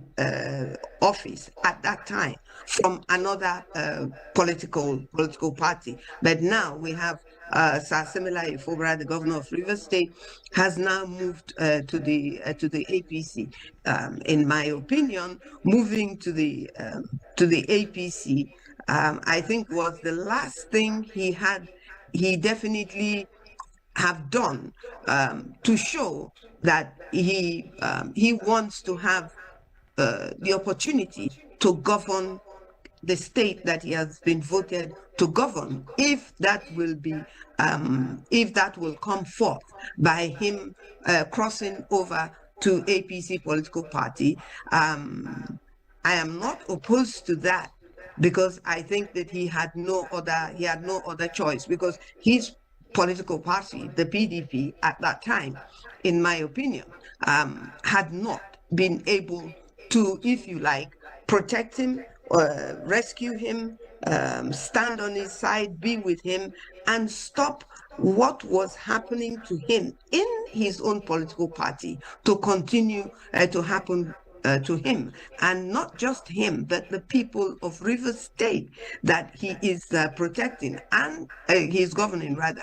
And the people of Rivers State have a right to peaceful governance. So when you look at these things, then you have to ask yourself, and then you have to ask the FCT minister, who is a son of Rivers State, that what exactly is that agreement that he says himself and the governor went into. Rivers people have a right to know what that agreement was, because this is an agreement that he says they went into. But I believe that they have no right to go into any agreement over and above the heads of the people of Rivers State if it works out not to be in the interest of Rivers people, which it has shown very clearly that whatever agreement that they would have gone into, and Fobra had not said, I don't believe that Governor Fobra has said that he had an agreement. The person that keeps talking about agreement, the people that keep talking about agreement are the people that are in opposition and creating obstacles for a peaceful governance of Rivers State, and even outsiders. At one point, non-PDP members, when the governor was a PDP governor, and now non-state members, people who are not indigents of Rivers State, have no right to have a say in how Rivers State is governed and who governs Rivers State. That is entirely up to the people of Rivers State. They can be critical or criticize the way Rivers State is being governed, but I do not believe that if I get up today and begin to say that the governor of Delta State, the governor of Akwa Ibom State, the governor of Sokoto State should not govern his state, of which I am not an indigent, that it will be taken lightly. And so why should people get anybody from another state, not just criticizing, but saying categorically that the people of Rivers State are wrong to support the governor? He has organic support as of today, unless if he does anything that would take that support away from him. So the majority of the people of Rivers State are in support, in sync with Governor Similaye Fobra. But the agreement is what, as a daughter of Rivers State, I am insisting upon, that the people of Rivers State have a right to know what exactly is that agreement. Even if the agreement ends up to be, you will do this and this and this if I contribute to you becoming the governor of Rivers State, then it doesn't matter how that comes about, that you must do this and that. The governor may agree to that. But what I'm saying is that the people of Rivers State still have a right, and do have a right, to object to whatever agreement that they would have gone into. And this idea that agreement is agreement it's never going to be accepted or acceptable to justice and to equity. You cannot shave somebody's head behind their back, and that's what is going on in Rivers State. the heads of the Rivers people are being shaved behind their back, and we reject it. All right then. So looking at all these things talked about already, most of it is not even proper to start with. Looking at the Constitution, are there constitutional provisions being properly interpreted in order, not just interpreted, but also applied in order to resolve the crisis in River State? I don't see how. I mean, the issue of constitutionality is also an issue of law. And what is happening in River State is the state assembly members using powers illegally against the people of River State. Why do I say that? That is my opinion. Why do I say that? I say that because they are meant to serve their constituents, the people of River State. Their behavior is not in sync with what you will call representing your people, when all you are doing is making sure that the government that is headed by Sir Simila Ifobra, who is the authentic governor of River State, that he is not allowed to govern properly, i.e., we're going to impeach you, we're going to remove you, we're going to do this, come and do this, come and do that, come and represent a budget that have already been presented 2 or 3 times over to the assembly, to the National Assembly, and the IBAS also presented another budget, which the Senate passed, and now these people who are supposed to represent us in River State, who were also suspended in that 6 months, come back, and the first thing they're doing is scuttling every step of the way, everything that will make it easy for the governor to govern. So basically, there is no. I'm not a lawyer, so I'm not going to go deeply into the laws of what they have done. Constitutional lawyers and all of that are more able to discuss that. But knowing as much as I know and speaking as a Rivers daughter, the Constitution, as I said earlier, did not allow the first step that the president took, which also some of us in Rivers State, some groups, some voices were saying the president should come into this crisis. That was being said simply because he appointed the FCT minister, and that the FCT minister is in the middle of this crisis, is more or less the person going backwards and forwards at every given time on the issue of the governance of River State, even though he is no longer the governor of River State. And in the opinion of a lot of Rivers people, that every time and any time that the APC, the federal government, have tried to intervene in this issue, it has been done more in favor of the FCT minister than in favor of the rightful owners of this power, of political power in River State. And who are those rightful owners? The rightful owners of the political power in River State are the people of River State. It's not the APC party, it's not the president. It is the people of River State that own the political power in River State, and it is their right to give this political power to whoever they think is going to serve them, and not just somebody or a group of people who come and take that power away in the name of political party, in the name of what they did to ensure that the president won election in Rivers State. If the president won election in Rivers State, actually, this should not be the reward that Rivers people should expect from a president, from a government that they are supposed to have helped put in power during the 2019, 2023 election. So the bottom line for me will always remain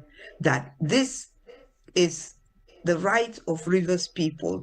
And as a Rivers daughter, I will continue to fight for this right of Rivers people, and I will continue to stand against any situation and circumstances that wants to undermine the development of Rivers State and the rightful governor of Rivers State, who is Sir Similayo Fora. Right now, so far you've mentioned the involvement of some, of the political leaders. You've mentioned Wike, you've mentioned Fubara, the president, the River State House of Assembly. Now, I'd like to ask if you see any political motivation behind these actions that are causing this instability in River State. What do these actors really want? What do you think that they aim to achieve with causing this ruckus in the River State political sphere? Nobody can run away from the fact that River State is a major economic factor in Nigeria and is a major state in the Niger Delta region. And any attempt, any desire to undermine the people and the will of the people of River State will not augur well for not just River State, but the Niger Delta region, the economy of the country. And so whatever happens to River State, good or bad, Nigeria will feel the effect. And so the continuous playing around with River State, I don't think there is any other state today out of the 36 states, apart from the issue of terrorism, bandits, herdsmen, all kinds of insecurity, apart from those states that are unfortunately exposed to this, I don't think that there is any state that has been on or is undemocratically being abused in the way and manner in which River State is being abused, and even I will say politically tortured. I really do not know why sons and daughters of River State will really participate since 2023 October, will participate in what they have participated in their own state, in the state that they are representing. I can't fathom it. I can't understand it. I mean, sometimes I wonder, are they truly believing that what they are doing is in the interest of Rivers people, or are they actually not accepting, which is your question, that they are doing this in their own interest? And yes, of course, they are doing it in their own interest. If they are not, any reasonable person, no matter what the issues are, will by now say, Rivers people have suffered enough. We have suffered enough for a handful of people to play this devilish dance against the people of River State, and actually looking the people of River State in the face and telling us that what is right is wrong and that what is wrong is right, and that it is actually it is expected for us to accept that. No, we won't accept it. We are fighting for the soul of River State, and that just a handful of people, I keep emphasizing on this, is a handful of people. The key factor of it has demonstrated, even over Christmas, the FCT minister visited local government areas as if he was still the governor of River State. He was on a campaign trail in River State when people were not able to find food that they will eat.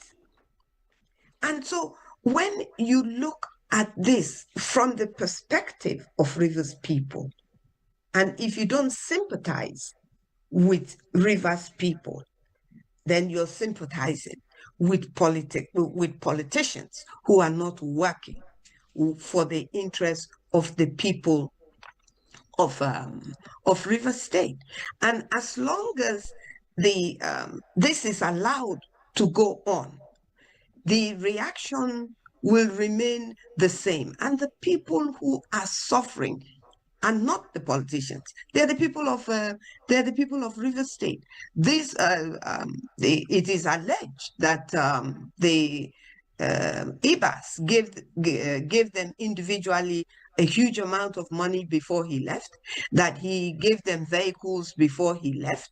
And I mean, these are people that are supposed to be representing the people of their local government, the communities in their local in the local government areas that they are supervising or overseeing or representing, whichever way you want to look at it. The truth of the matter is that the problem of River State is being pushed, propagated by Rivers daughters and Rivers son. Is it the majority of them? No, it's not, because we are in the majority. It's not the majority of them.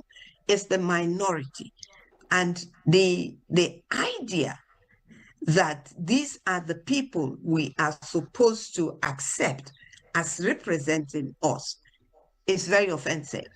And we must continue, Rivers people, and I call on them, Rivers people must continue to raise their voices and say no until there is a good enough reason, whether Similar Ifobra is coming back in 2027, is not coming back in 2027. That is the issue between the people of River State and the governor of River State.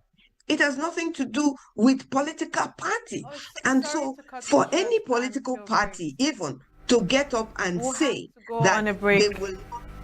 We'll have to go on a break right away. Sorry for cutting you short. Just stay with us. We'll be back shortly.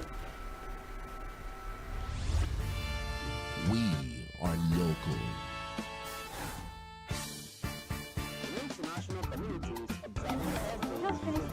Why the main market is in chaos. People. We are national. Those in support of this motion as amended, say aye. Aye. We have taken the vote by default. We are international. Israeli airstrikes. Donald Trump left us the worst unemployment. Get plugged into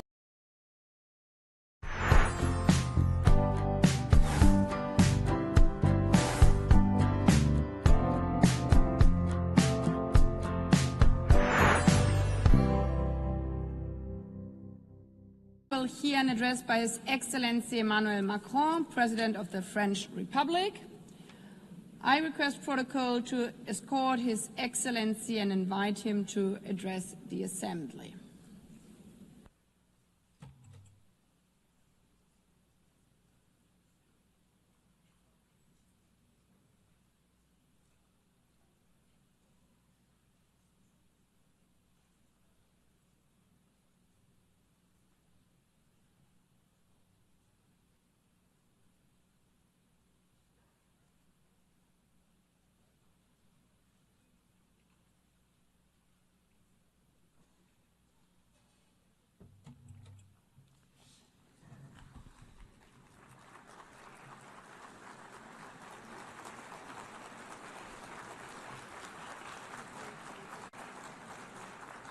Madame la Présidente de l'Assemblée.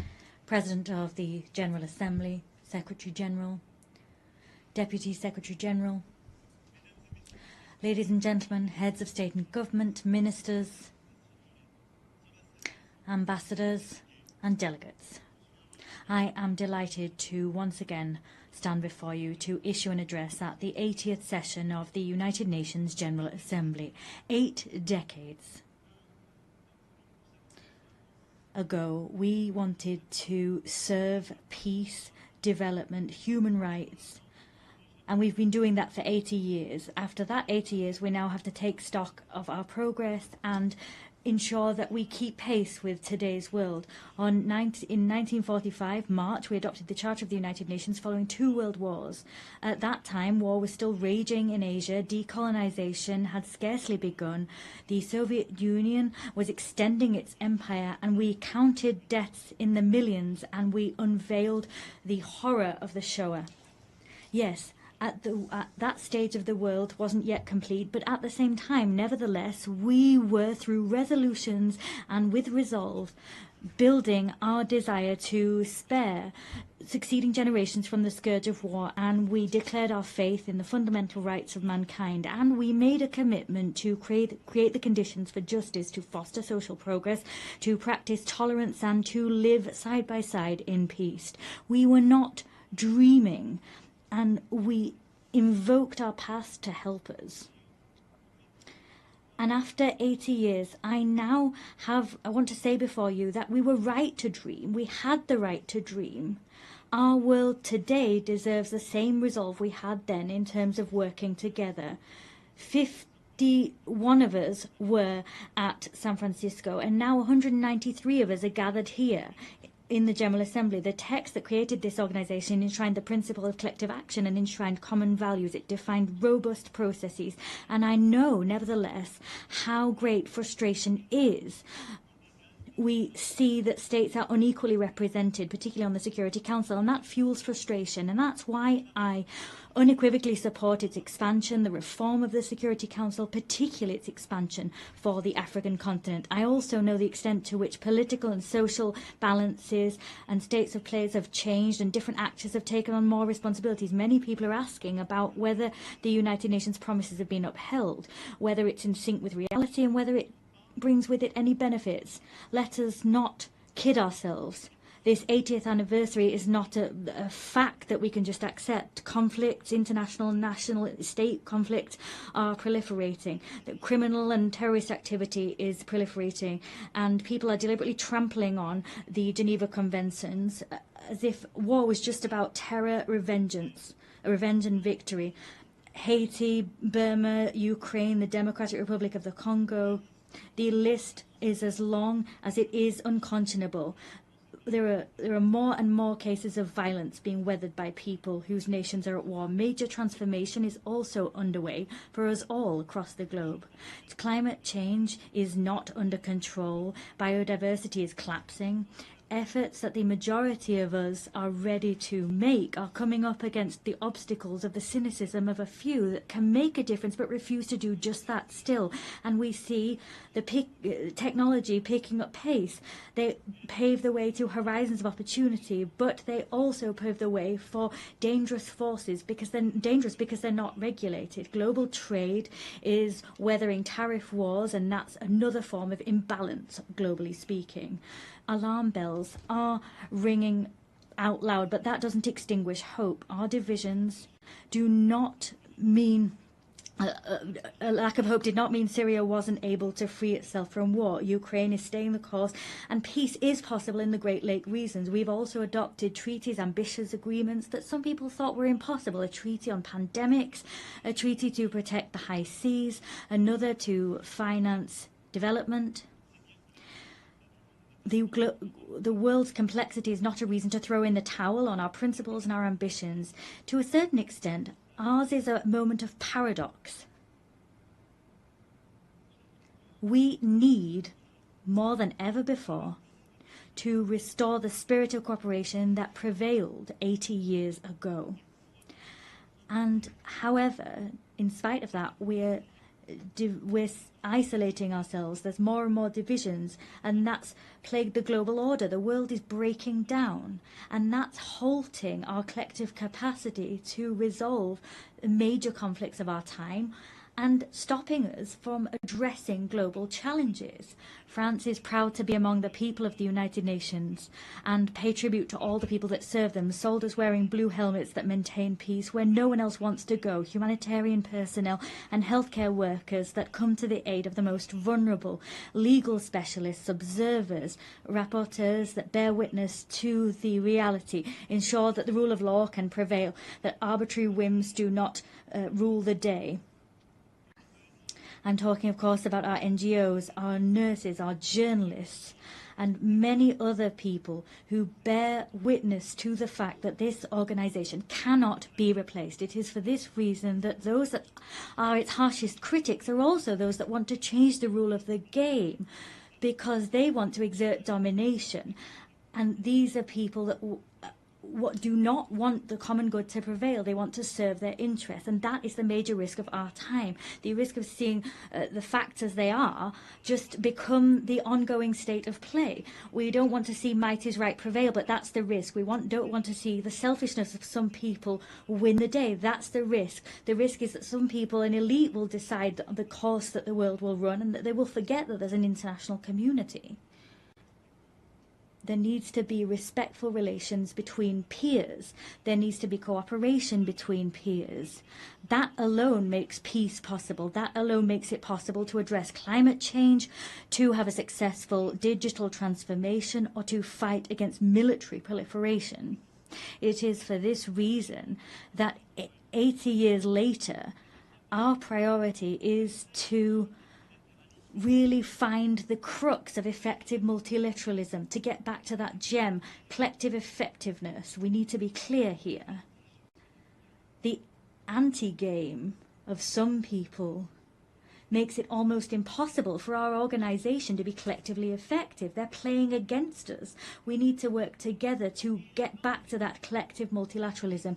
There's no point here in dividing the North from the South to think that there can be a united West in the face of a global South.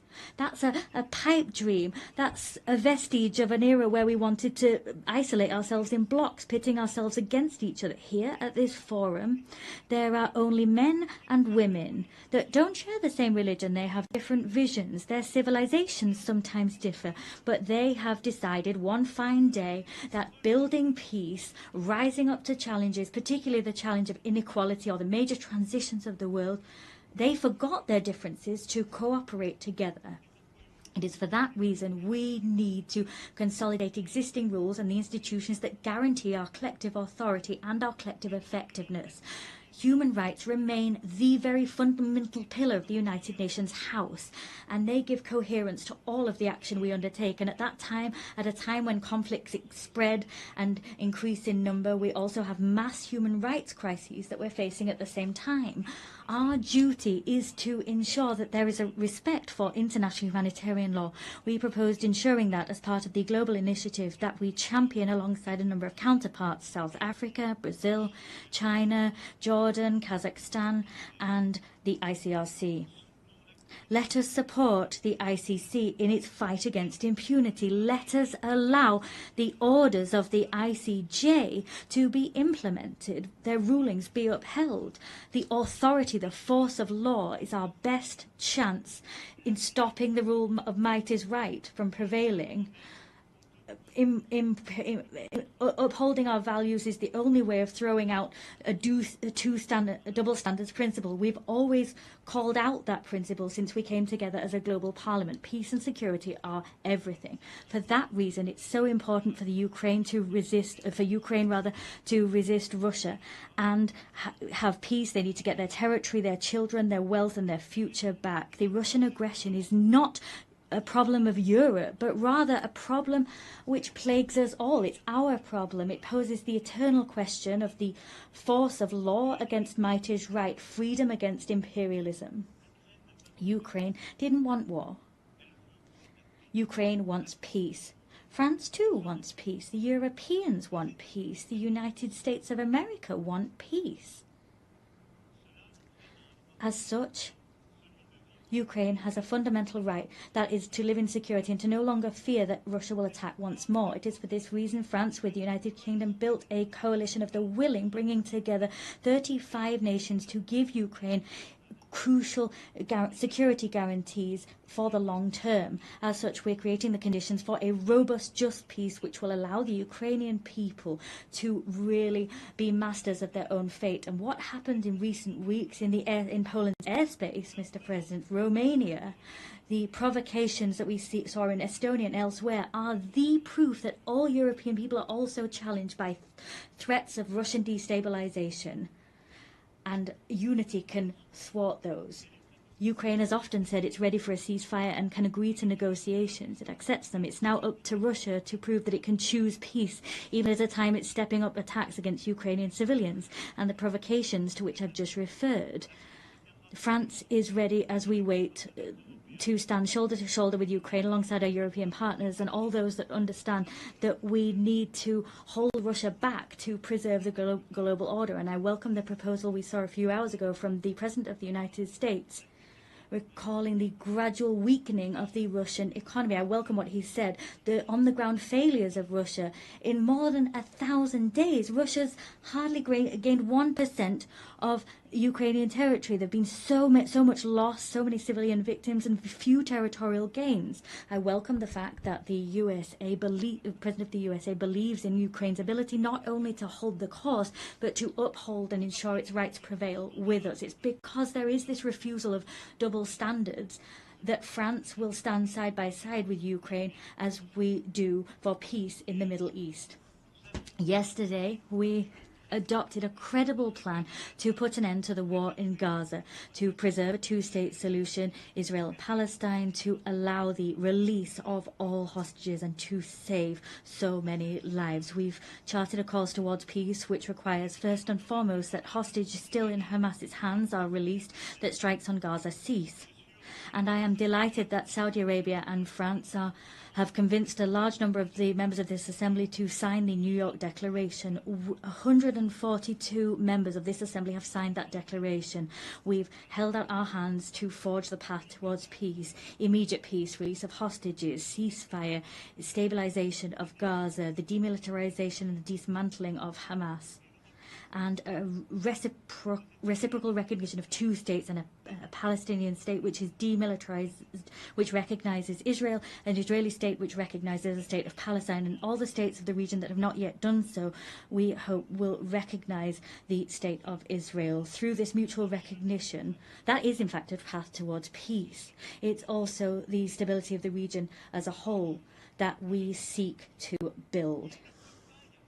There cannot be any security or stability for Israel if we have a permanent war being waged with its neighbors, peace with Palestine, in the West Bank and in Gaza, and throughout Jerusalem, peace in Lebanon. There, the struggle against terrorism cannot be waged to the detriment of sovereignty of the Lebanese people. And it's for that reason I am delighted at the work that we have undertaken hand in hand with the United States of America, with the United Nations and UNIFIL to build this path that will make it possible to restore Lebanese sovereignty, to make the Lebanese armed forces once again able, with UNIFIL, to really anchor their sovereignty and to build this monopoly over weapons, a monopoly that can only be held by the Lebanese armed forces. Lebanon breathes easier when Hezbollah is weaker, and the rest of Lebanon will breathe even better when all of armed caches, when all of the arms held by Hezbollah are back in the hands of the Lebanese armed forces. There's no other choice. We'll soon hold a support conference for the reconstruction of Lebanon. And we'll also support the conference that our Saudi friends will hold, supporting the Lebanese armed forces. In the same vein, Syria must recover its unity and its sovereignty. Syria is freer since Assad's regime fell. I received the transitional president in Paris. I welcomed him there. I'll see him again tomorrow. And with several states of the region, we are striving so that Syria can we can respect all components of its civil society, because that's where its strength lies. At the same time, it's in finding that unity once more, they will be able to also fully recover their sovereignty. The region can only be in peace if the Iranian nuclear program that has been partially destroyed is once again fully under control. It is for this reason France, Germany, the United Kingdom triggered by way of a collective agreement a process leading to the restoration of all international sanctions previously imposed upon Iran. That alone Iran alone is responsible for being in breach of its obligations, but they have decided to open the doors to the IAEA and allow them to inspect HEU stocks and to conduct inspections. The next steps to come will be decisive. Either Iran makes a gesture and goes back to the path of peace and accountability that make it possible to get back on course and for the IAEA to do its work and for stockpiles to be transferred, or sanctions will have to be imposed. I'll have an occasion to meet with the President, if needs be, tomorrow. On each of these crucial issues, France puts forward concrete proposals, solutions. The plan for the war to stop in Ukraine exists. The plan to make peace in the Middle East is on the table. A plan to put the Iranian nuclear program back under proper control exists. The plan to restore the full sovereignty of Lebanon in the south exists. We always want to be the partner of all of those who share this demand that everyone take effective action. However, there is a risk that we will stop taking action and look away from too much suffering. The humanitarian tragedy currently in Sudan is undoubtedly the biggest of those facing us today. It's up to us collectively to rally, to mobilize, as we did in Paris in 2024. Let us coordinate our efforts to act together so that the warmongers accept negotiations and put power back in civilian hands. In the same way, in the Great Lakes region, the sovereignty and territorial integrity of the Democratic Republic of the Congo must be upheld. We need to return hope to the people of Kivu and to the hundreds of thousands of people that have been displaced. And it is also for that reason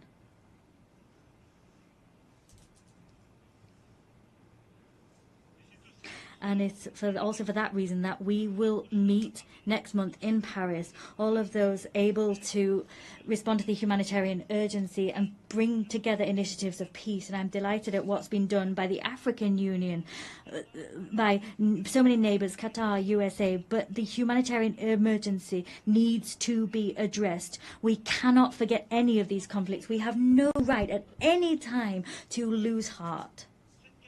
This capacity to take a leap of action is our source of strength. That's what brought us together 80 years ago. We have no right to get tired, to show fatigue. Well, there are so many crises, one after the other. I'm quite clear-sighted alongside you when I look at today's world. Everywhere we see the risks of proliferation once again return and new threats emerge. There is an urgent need to rebuild a credible framework, a verifiable framework to combat any nuclear proliferation, to rebuild a credible framework to once again contain these threats, ballistic proliferation. I'm not forgetting bacteriological, chemical threats or the new risks that posed by AI, cyber technology, space technology, quantum technology. We have common frameworks, but they've been weakened in all of these domains in recent years, sometimes because some people sort of said they were outdated, and sometimes because the rules for verification weren't properly observed, sometimes because the pace of technological development meant that these frameworks, their capacity to innovate, was not enough. Technological change was going too quick. However, we've got no right to give up. Ours is, we have to build that crucial framework for peace. The same demand for effectiveness, effective multilateralism is one that we need to uphold for our global challenges. The Secretary General attaches great importance to our organisation, and he has ambition for it, and that's shown through his initiative UN80, and I share his concerns about our organisation. Yes, we need, at this time of disarray that I talked about as a result of these major issues of war and conflict, we can't forget there are so many global challenges that mean that we must all come together. Let us stare straight in the face global imbalances, all economies affected, all economies, and I'm speaking as one of the richest among them, but also middle-income countries, developing countries, and of course the poorest nations among us.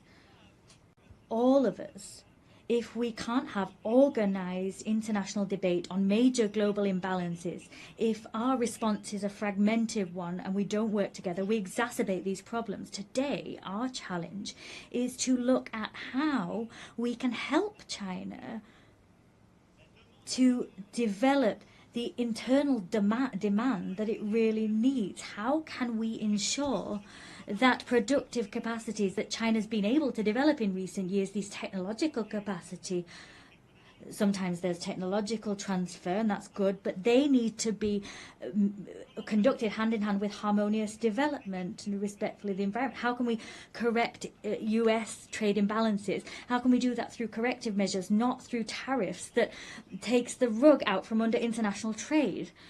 There's Europe that needs to respond to collective needs for collective investment, and we need to shoulder that responsibility. These challenges mean that we need to cooperate. There needs to be cooperation between major economies, but we can't pit the G7 against the BRICS, and that's the very rationale behind our agenda for the French G7 of 2026. Of course, we'll work with the Canadian presidency of G7 and the coming presidents of G20. We need to return to that spirit of cooperation that is vital, because that's what will allow us also to have a common agenda to finance our global challenges.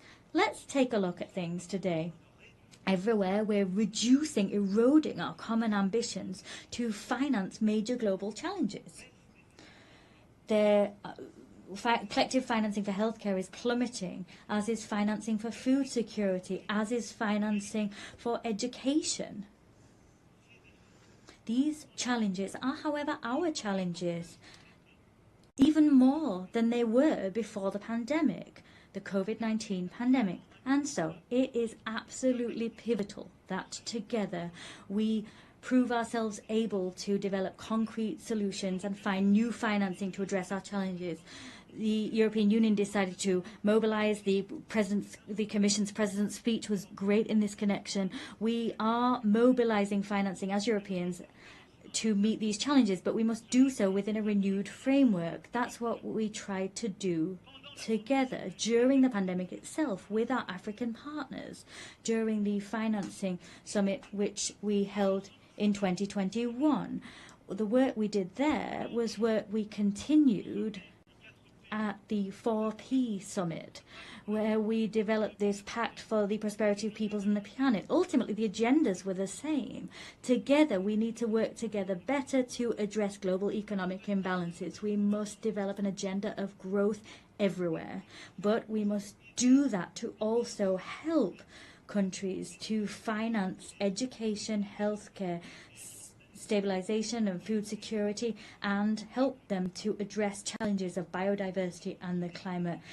Let us come off the horns of a dilemma. We don't need to choose between growth, climate change and biodiversity. We can do everything if we mobilize private and public financing within a framework that brings together, reconciles east, west, north and south. That's the framework we've built. And now what we need to do is expedite the transition that's already underway.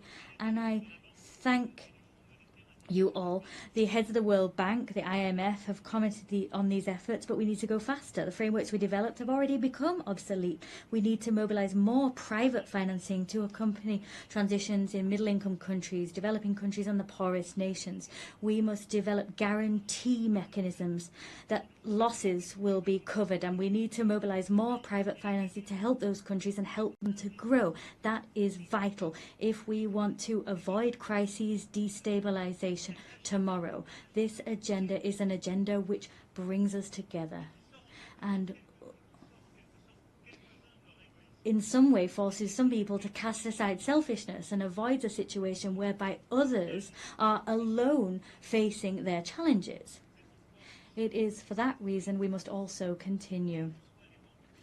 Whatever the ill winds that blow, continue to mobilise to stop biodiversity loss and help the climate, as I was saying. Together we were able to notch up victories recently. The Nice Treaty that entered into force through collective rallying. We finally have a regulation framework for our oceans. That was something we've been waiting for decades. The same collective mobilisation is what we must see on plastic. We need to develop an international treaty that aims to put an end to plastic pollution. The same mobilisation is what we need to have to mobilise biodiversity credits and give more consistency to our carbon credits. This same rallying needs to be seen as we move towards the Berlin COP. France and Europe will be at that meeting, and we will be in step with the 2030 goals. We will mobilise all financing necessary to usher in this transition, whether that be public or private financing. We have no right to turn away, stray from the course towards the goals we set ourselves. We have no right to simply crumble and become isolated. As you've seen, all of these global challenges, education, healthcare, agriculture, food security, biodiversity, climate, the fight ultimately against all inequalities that destabilize our global order require the same spirit of cooperation, the same spirit that I talked about, the spirit we showed in the face of war and destabilization. Our challenge is the fact that crises, there's a plethora of them, they're growing in number. My speech was long and quite comprehensive, but I do reassure you I'm coming to an end. But I forcefully say to you once more, in spite of all that, in spite of the long list that sometimes gives the impression that we might be overwhelmed, our duty is to remain on our feet and to continue to act together. 80 years ago, those that preceded us were facing collapse. The war hadn't finished. The worst had just come to pass.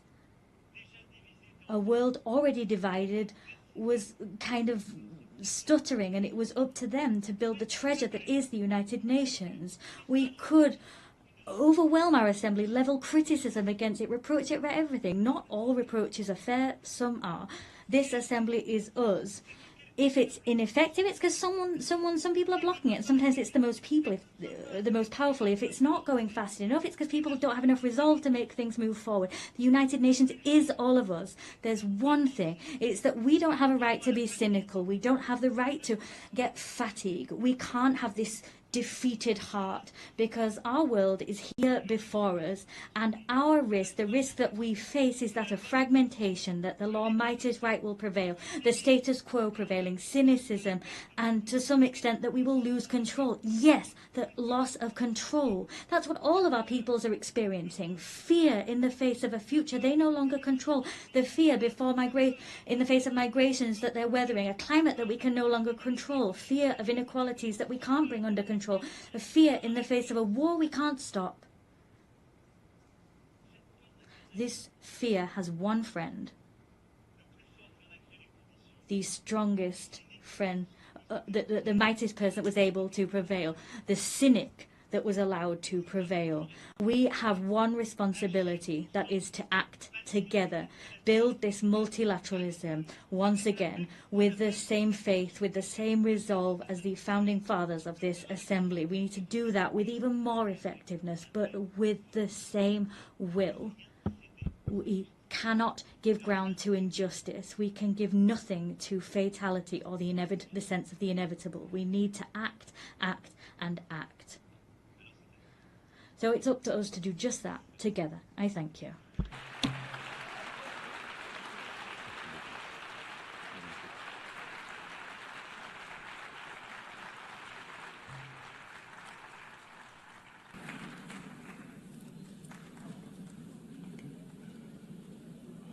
On behalf of the Assembly, I wish to thank the President of the French Republic.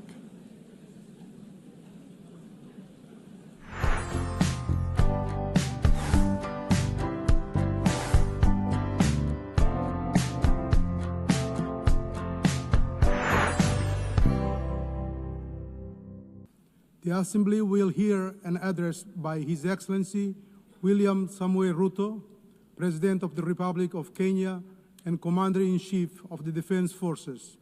I request protocol to escort His Excellency and invite him to address the Assembly.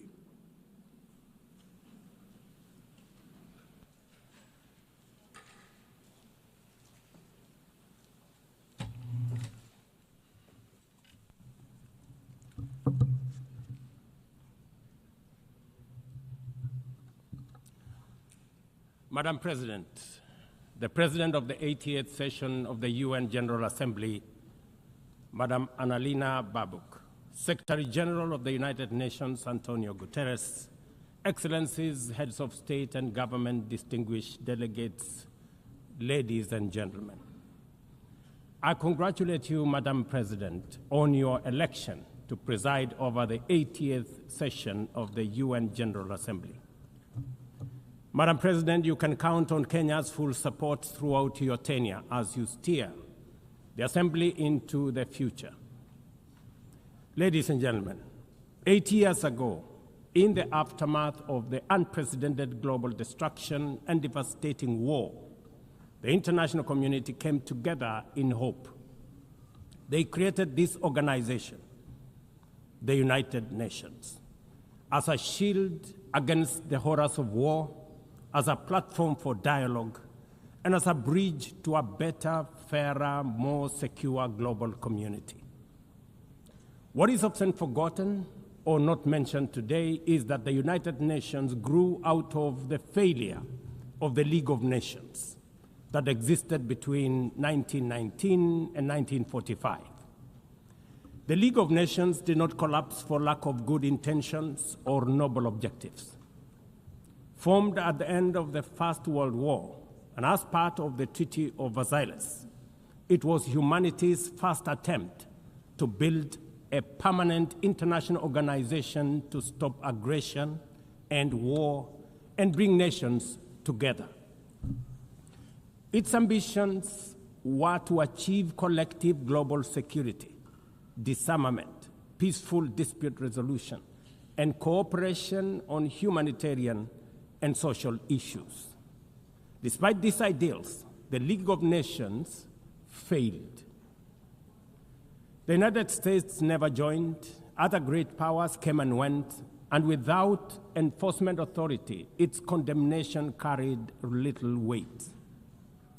When Japan invaded Manchuria, when Italy marched into Ethiopia, and when Hitler openly defied its rules, the League stood by, helpless and powerless. By the late 1930s, its credibility had collapsed, and with the outbreak of the World War II, it was rendered irrelevant. Madam President, this history is both a lesson and a warning. Institutions rarely fail because they lack vision or ideals. More often, they drift into irrelevance when they do not adapt, when they hesitate to act, and when they lose legitimacy. To remain relevant, institutions must be reimagined, must be reformed, renewed, and aligned with emerging realities. 8 decades ago, the founders of the UN sought to correct the failures of the League of Nations by creating a stronger, more inclusive organization anchored in the principles of, and I quote, "We the people of the United Nations, determined to save succeeding generations from the scourge of war," end of quote. Today, we are gathered for the UN at 80. The question is unavoidable. Is the United Nations relevant to the demands of our time? Can it continue to serve humanity in the face of current realities? Or has it become a relic of a bygone era? Madam President, Excellencies, we meet against a grim global backdrop. Conflict rages in Eastern Europe, the Middle East, the Sahel, the Horn of Africa, and beyond. Climate disasters grow fiercer by the day. Inequality deepens, pandemics loom, and technological disruptions outpaces governance. Instead of trust, mistrust is spreading. Instead of solidarity, fragmentation is taking root. In place of hope, anxiety fills our global community. We are living, to borrow from the words of the founders of this institution, not in larger freedom, but in growing uncertainty. At this moment of turbulence, when we most need a strong United Nations, the organization faces its deepest crisis in credibility and capacity. Funding cuts have paralyzed its operations. Bureaucracy has slowed its response. The Security Council remains frozen in the post-war structures of 1945, unable to act inclusively, with fairness, and with speed. Ladies and gentlemen, I can, however, state with absolute conviction that the United Nations has been one of humanity's greatest achievements. For 8 decades, it has held back the specter of global war, calmed conflicts from Cambodia to Liberia, and stood guard in some of the world's most dangerous places through the courage of its peacemakers and peacekeepers. Few institutions in humanity's history can claim such a legacy. The United Nations has stood at the front lines of humanitarian crisis, from famine relief in the Horn of Africa to emergency shelter for millions of Syrian and Ukrainian refugees. It was at the forefront in the eradication of smallpox, coordinated global responses to HIV and AIDS, Ebola, and COVID-19, and continues to champion universal vaccination. Its agencies have advanced women's rights, protected children, safeguarded refugees, and set global norms on everything from disarmament to climate action. The UN Sustainable Development Goals remain a shared blueprint for human progress. These are achievements no nation could have achieved alone, however rich, however great, or however powerful. And yet, every institution, no matter how noble its origins or impactful its legacy, must adapt to changing times or slide into irrelevance. Today, the United Nations stands at a crossroads of renewal on one hand or decay on another. Put differently, after 80 years, the rhymes of time are calling on us to reimagine the original promise that inspired the founding of the United Nations, and that is the quest for global peace, development, and human rights. But this call must now be answered in a global context that is profoundly different from the post-war era in which the UN was conceived then. We would be denying the cold, hard truth if we say that the United Nations is delivering as it should. On peace and security, its voice is too often drowned by the rivalries of great powers, while some nations simply ignore its resolutions and do as they please. Too often, the UN's blue helmet, once a symbol of moral authority, no longer commands the same respect. From the conflicts in Gaza to Ukraine, to the crisis in Sudan, DRC Congo, Somalia, and the Sahel, we see actors proceed undeterred by the United Nations calls. Excellencies, ladies and gentlemen, Kenya speaks from the experience of a nation deeply invested in multilateralism.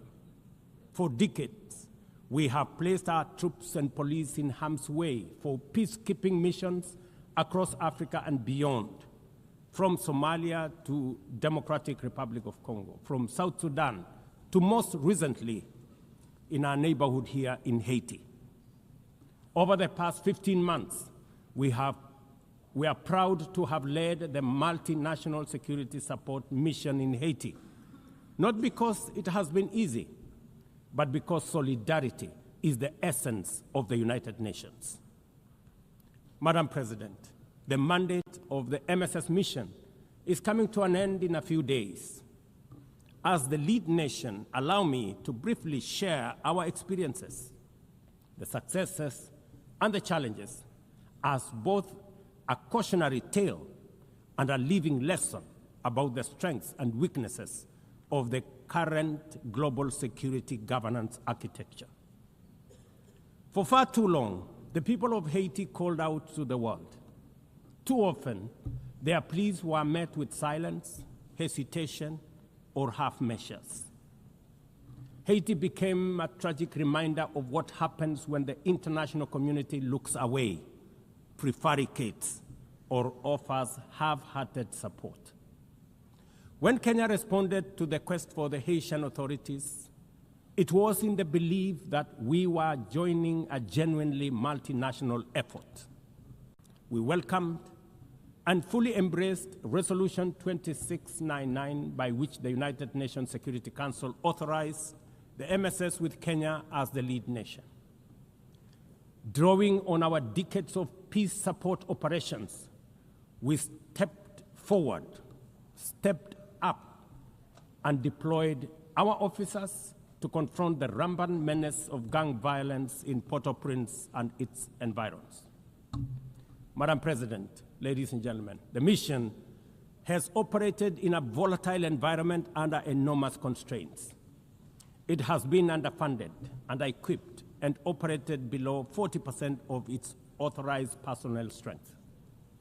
Our police officers have valiantly shouldered responsibilities without the full logistical support that would accompany any mission sanctioned by the United Nations.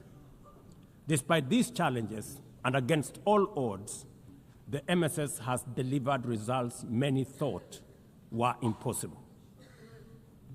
The presidential palace, once under siege from gangs, is today restored as the seat of government. The police headquarters and the police training center, once overrun by gangs, are now secure, with the academy resuming the training of new police officers, over 700 of whom graduated a few months ago. Schools that have been shattered by violence have reopened, with children back in class, learning and progressing. Roads once manned or blocked by gangs have now free-flowing traffic. Cases of kidnapping and extortion have reduced sharply. The airport and the seaport, once surrounded by gangs, are now abuzz with normal operations.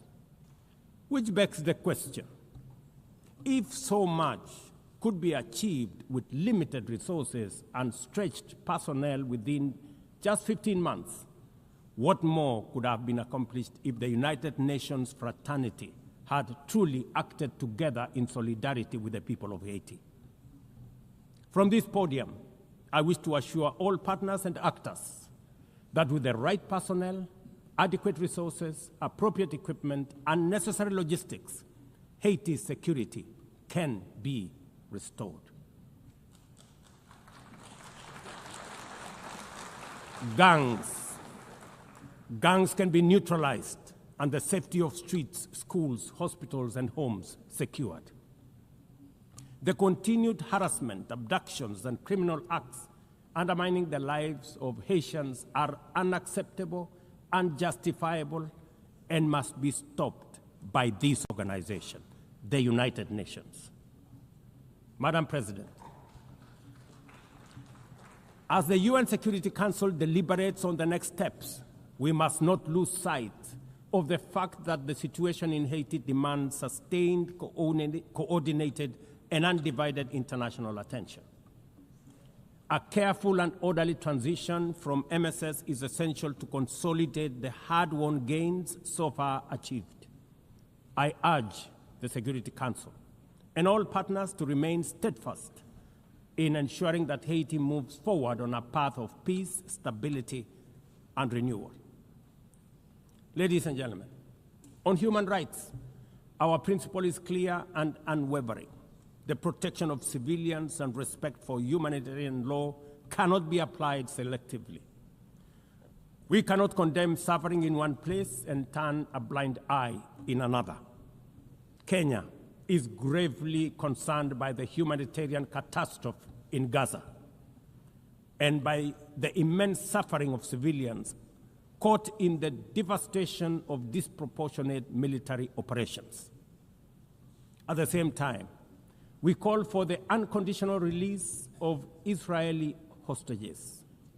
In line with the African Union and United Nations resolutions, we also call for a permanent ceasefire, for strict adherence to international humanitarian law, and for the launch of a credible political process.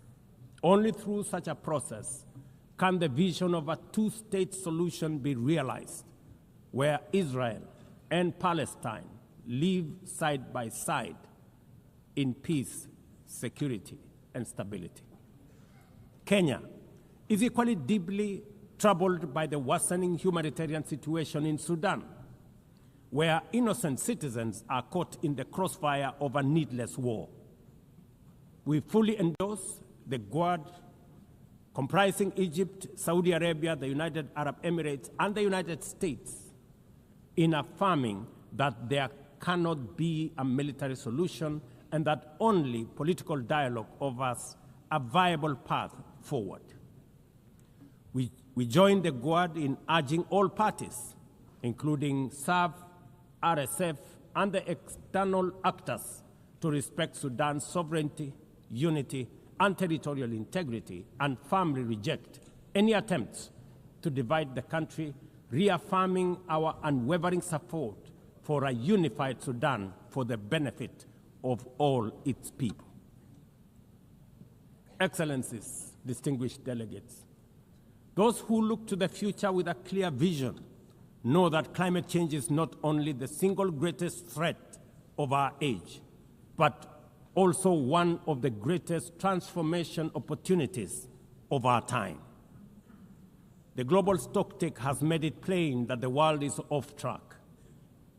Current national determined contributions are steering us towards temperature rises far beyond any safe threshold.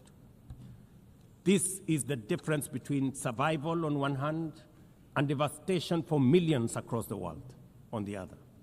Kenya and Africa are not passive victims of this crisis. We are taking bold steps showing that climate action is not only possible, but can also be the foundation for inclusive growth.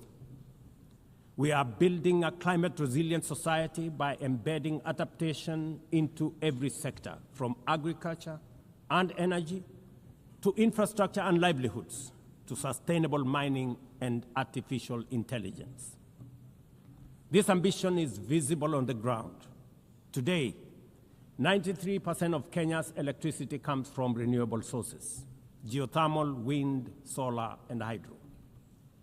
We are expanding investments in e-mobility, climate-smart agriculture, clean cooking solutions, and green manufacturing. We are also pioneering nature-compatible solutions such as sustainable waste management and circular economy interventions. Africa, too, is uniting its voice. In 2023, in Nairobi, we hosted the inaugural Africa Climate Summit, where the continent adopted the Nairobi Declaration on Climate Action and Call to Action. Just 2 weeks ago, in Addis Ababa, Africa came together once more at the second Africa Climate Summit to reaffirm our commitment and strengthen our ambition for climate-positive growth. We declared Africa not just as a victim of the crisis, but as a source of solutions, with climate action driving economic growth, transformation, and job creation for our communities. Ambition, ladies and gentlemen, cannot stand on willpower alone. Implementing our new NDCs will require $56 billion.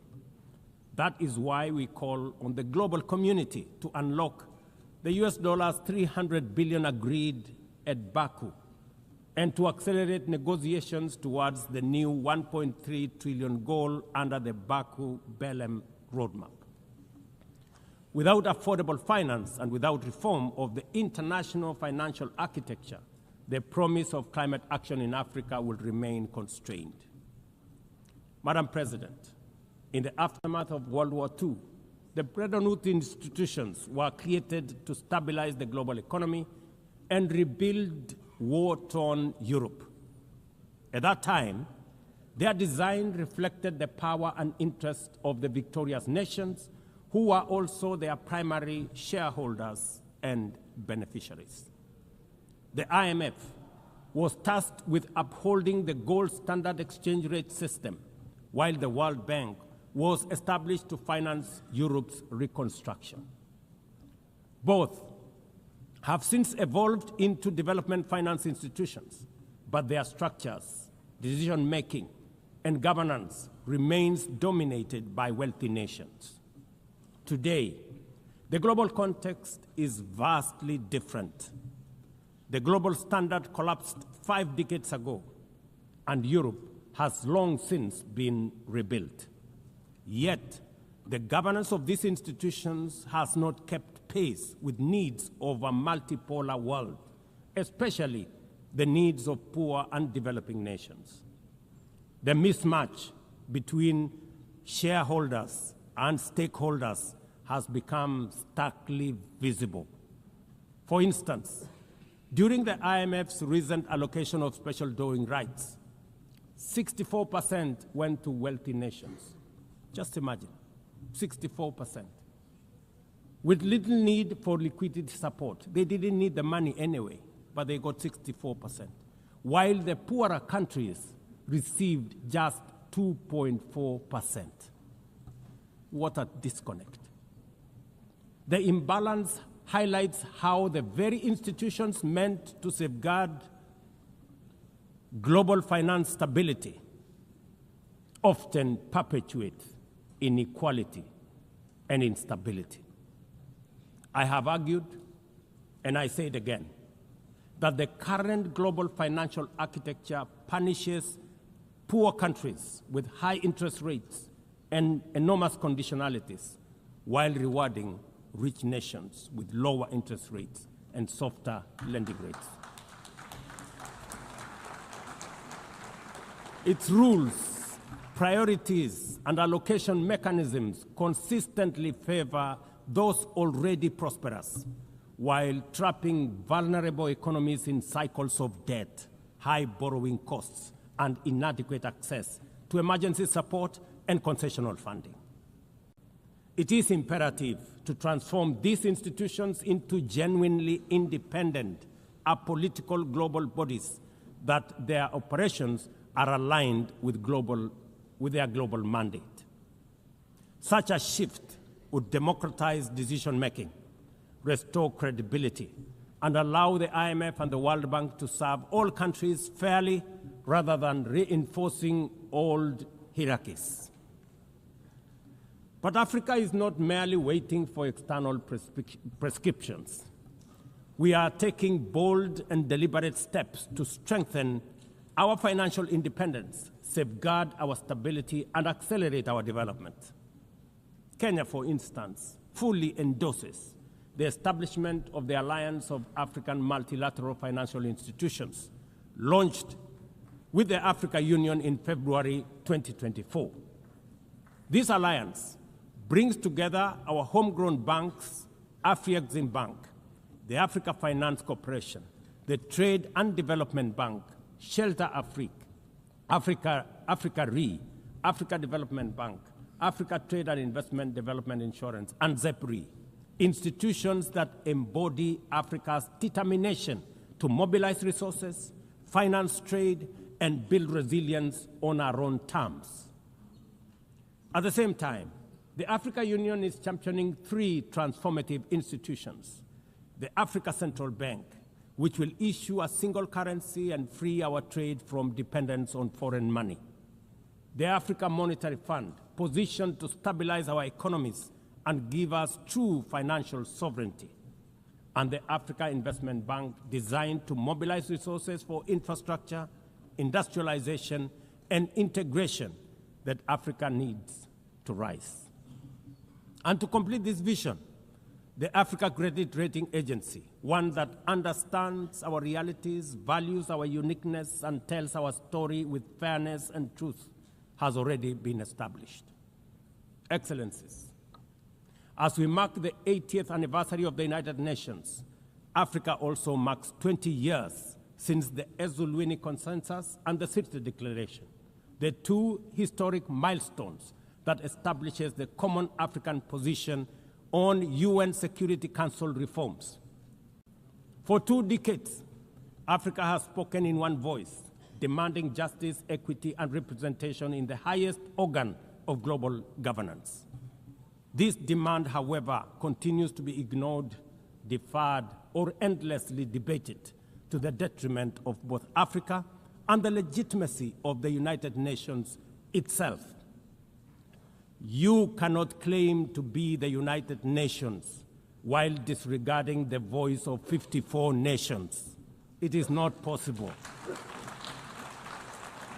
Africa is no longer willing to wait on the margins of global governance while decisions about peace, security, and development are made without our understanding, without our perspectives, and without our voice.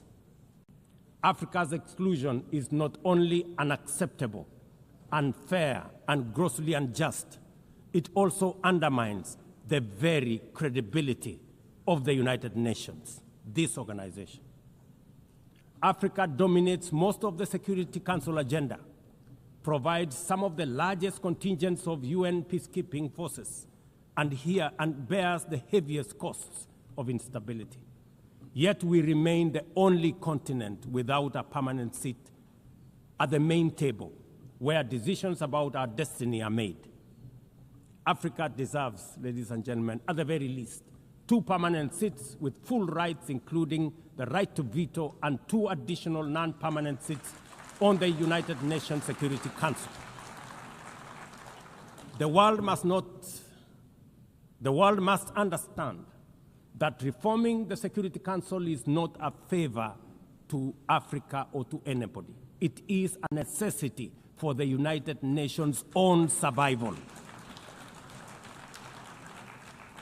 If the United Nations is to remain relevant in this century, it must reflect today's realities, not the post-war power arrangements of 1945. Madam President, despite the stated and evident weaknesses of the United Nations, it still remains humanity's best chance at global solidarity. No other institution has the universal legitimacy or convening power of the UN. From coordinating humanitarian relief in times of war and disaster, to mobilizing the global response to COVID-19, to driving consensus on climate change through the Paris Agreement, the UN has consistently shown that the world can achieve together what no nation can accomplish on its own, however mighty or great or powerful. As Doug Hammarskjöld, the UN's Second Secretary General, once observed, and I quote, "The United Nations was not created to take humanity to heaven, but to save it from hell." End of quote. That mission is as urgent today as it was 8 decades ago. At a time when conflicts are multiplying, when climate change threatens every economy, and when inequality is widening, the need for a functioning, credible, effective, and a multilateral system has never been greater. It is through the UN that nations have pooled resources to vaccinate billions of children, to protect refugees from through the work of the UNHCR, and to keep the peace in more than 70 missions across the world.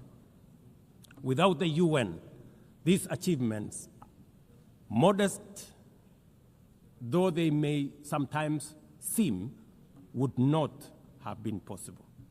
That is why we must resist the temptation to give up on the UN or abandon it. We must make it fit for purpose, reform its structures, strengthen its mandate, and ensure its decisions reflect today's realities rather than the geopolitical map of a bygone era. As one of the hosts of the UN headquarters and the only one in the Global South, Kenya stands ready to do its part to enable the organization to go through this phase of renewal successfully as envisaged by the Secretary General under UN 80 reforms. In conclusion, Madam President, ladies and gentlemen, the 80th anniversary of the United Nations must be more than a commemoration. It must be a turning point for the organization. Let us seize this moment to reimagine and rebuild the UN into a body that commands legitimacy, responds with speed, and delivers justice for all. I thank you, and God bless you. On behalf of the Assembly, I wish to thank the President of the Republic of Kenya and Commander-in-Chief of the Defense Forces.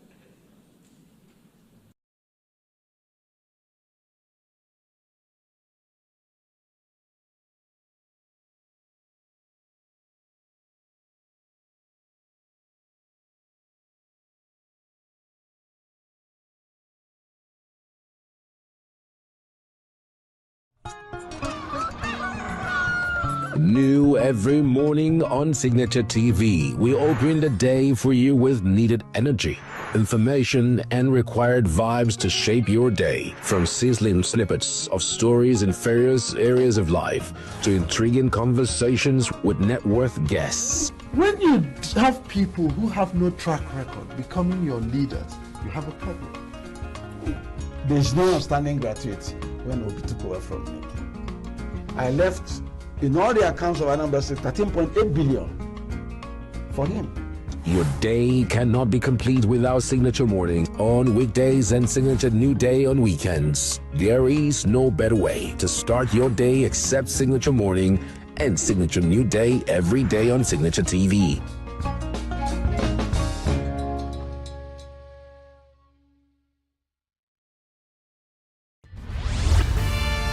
We are local.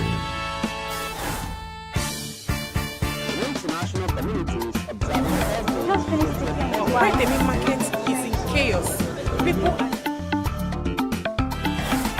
We are national. Those in support of this motion as amended, say aye. Aye. We have taken the vote by default. We are international. Israeli airstrikes. Donald Trump left us the worst unemployment.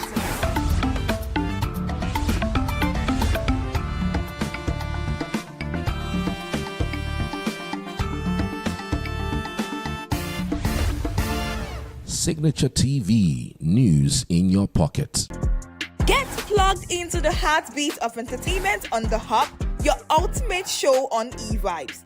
From trending stories and social media drama to top charting music, must-watch movies and exciting moments from the world of arts, we've got it all. Join us for unmissable conversations with your favorite entertainment personalities, plus fun segments every week. I should try harder, so... Okay, I don't know that one. Outfit of the day. Oh, I don't do that. No. That's some Gen Z stuff. Oh, now you say it's a Gen Z stuff. It's everything you love about entertainment, served fresh every week at 1 p.m. with weekend repeats just in case you missed it. The Hub's on eVibes, where the vibes never stop. Only on Signature TV.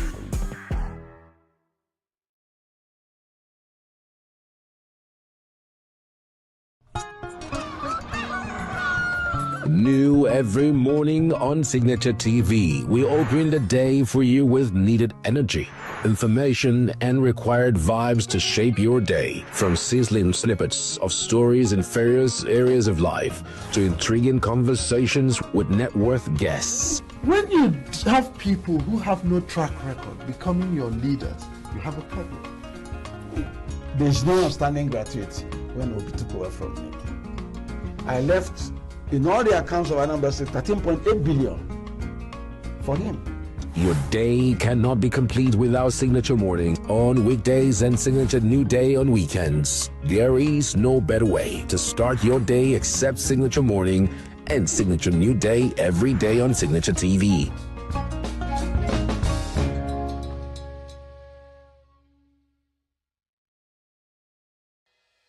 Health is more than a diagnosis. It's your lifestyle, your choices, and your future. Join us on Inside Health, your weekly deep dive into the stories, science, and solutions shaping your well-being. From expert interviews to real-life journeys of healing and hope, we cover it all. One of the complications of cancer management or treatment is they have some of them, at one point in time, you see them having anemia.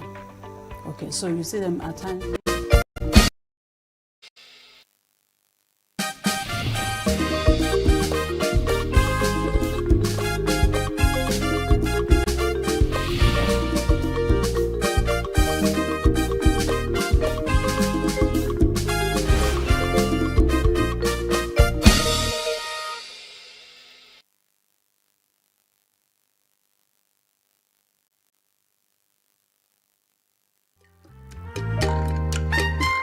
The way we see the world shapes the way we change it. Gender isn't just a checkbox, it's a lens, one that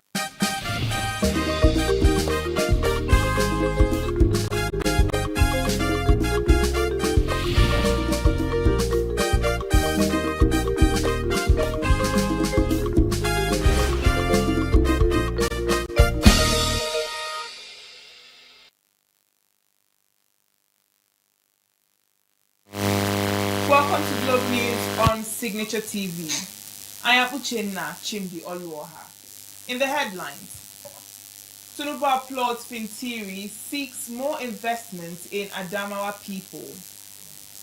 Senate approves 140 billion naira NCDC budget as Natasha protests after session. Hillary Clinton accuses Trump administration of Epstein files cover-up.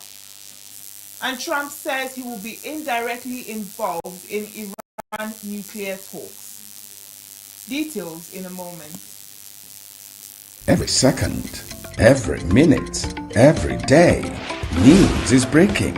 Events occur and there are new developments. At Signature TV, we follow these stories objectively, bringing all sides without bias, explaining the complex issues, breaking down the numbers, and investigating the issues behind the news.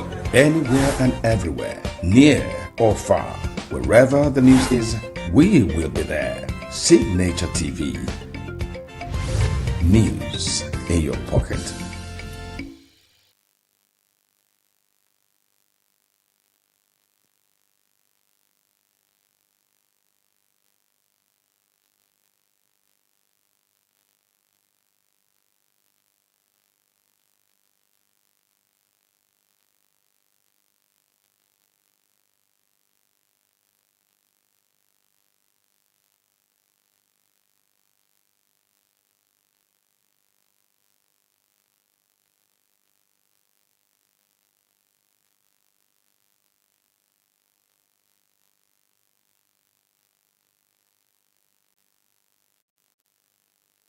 Pledged that the federal government will continue to support states towards the promotion of promoting education and boosting infrastructure development in the country.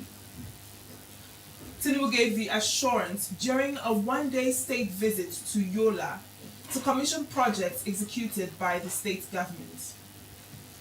Tinubu, who expressed delight over Governor Amadu Fintiri's investment in education as a weapon against poverty and infrastructure across the state, noted that the projects across the state would enhance economic growth. He called on the state government to continue to carry the people along in order to tackle poverty in the state.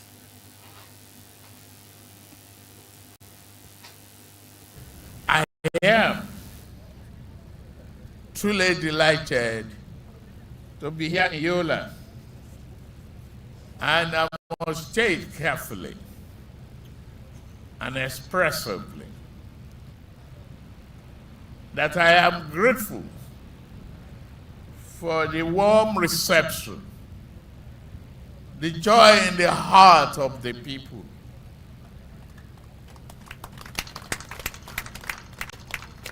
The state appeared virtually locked down, celebrating and happy. Thank you, Mr. Governor.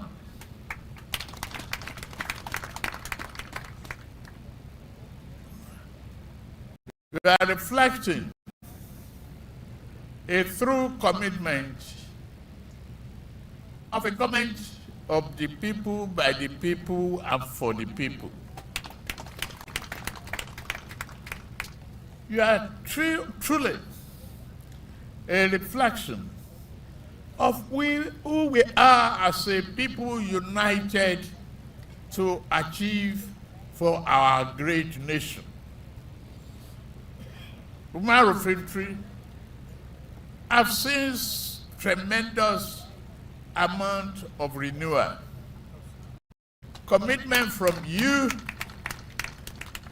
and investment in education of our children.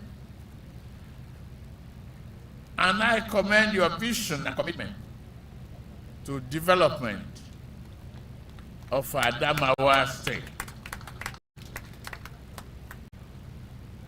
Your statement is clear.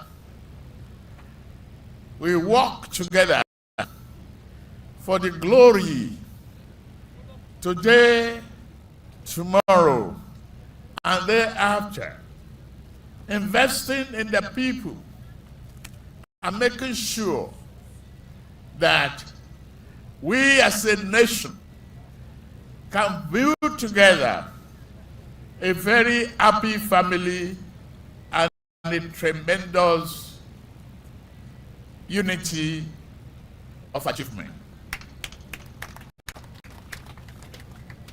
Your projects that I've commissioned today cut across sectors of human and institutional development, model schools that will shape the minds of our children. Investment in that kind of project is an investment in education today and tomorrow.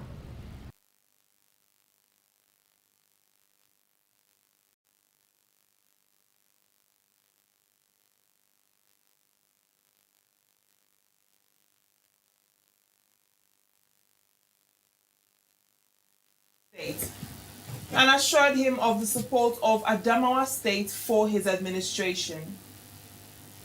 The governor, who described education as the greatest weapon against poverty, reaffirmed his administration's commitment to security, vowing to work with the federal government to curb banditry and terrorism. This project cost us 24.8 billion naira. The Edland Garage expanded Galadima Aminu Way with overhead bridge, underpass and roundabout, and the dualized Gimba Road, which are all reinforced with concrete storm water drains on both sides, which equally cost us 15.6 billion naira. The expanded and remodeled State High Court Complex A and B cost us 5.5 billion naira.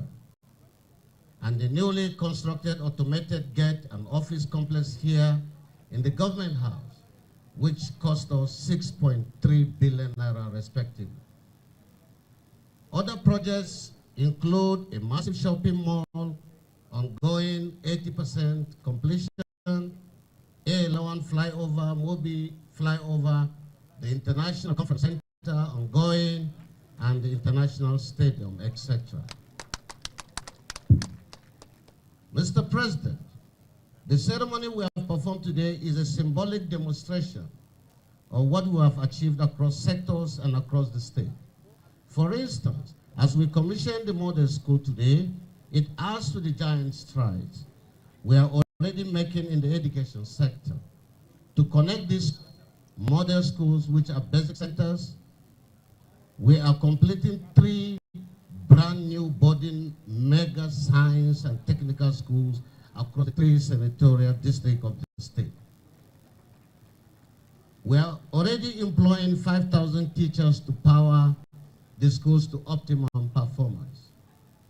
The road project is part of our infrastructural and urban renewal campaign, which is aimed at birthing an Adamawa State with a mega capital city which houses all the municipal trappings that can open up the state to investors and deliberately produce semi-urban centers that will serve as excellent cosmopolitan withholding hubs for containment of rural urban drift.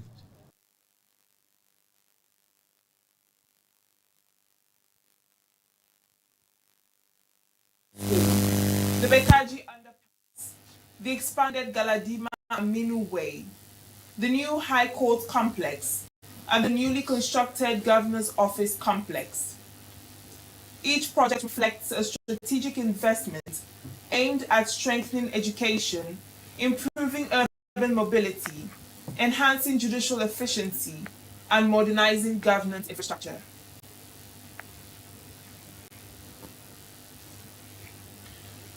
The Senate has urged the management of the North Central Development Commission, NCDC, to prioritize investment in agriculture and security in the implementation of its 140 billion naira 2026 budget. Chairman of the Senate Committee on NCDC, Titus Zam, gave the directive when the management of the commission appeared before the committee to defend its 2026 budget estimates. The committee, shortly after commencement of the exercise, went into a closed-door session to deliberate on the proposals. Addressing journalists after the session, committee chairman disclosed that the panel considered all the budgetary items and found them relevant to the development needs of the North Central region.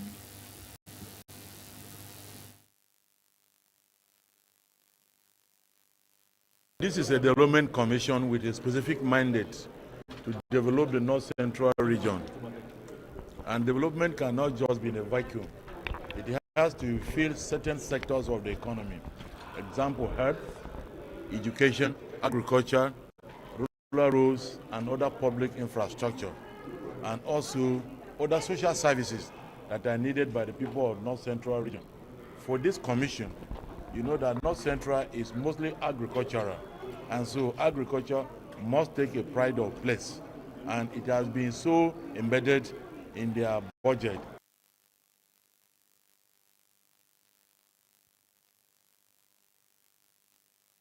Shortly after the budget's defense session, as the senator representing Kogi Central, Natasha Otiuduan, reportedly confronted the office of the committee chairman over the scheduling of the meeting in her absence. The session, which was slated for 10 a.m., concluded shortly after 11 a.m., while the senator was said to have arrived at about noon, expressing displeasure that the exercise had ended before her arrival.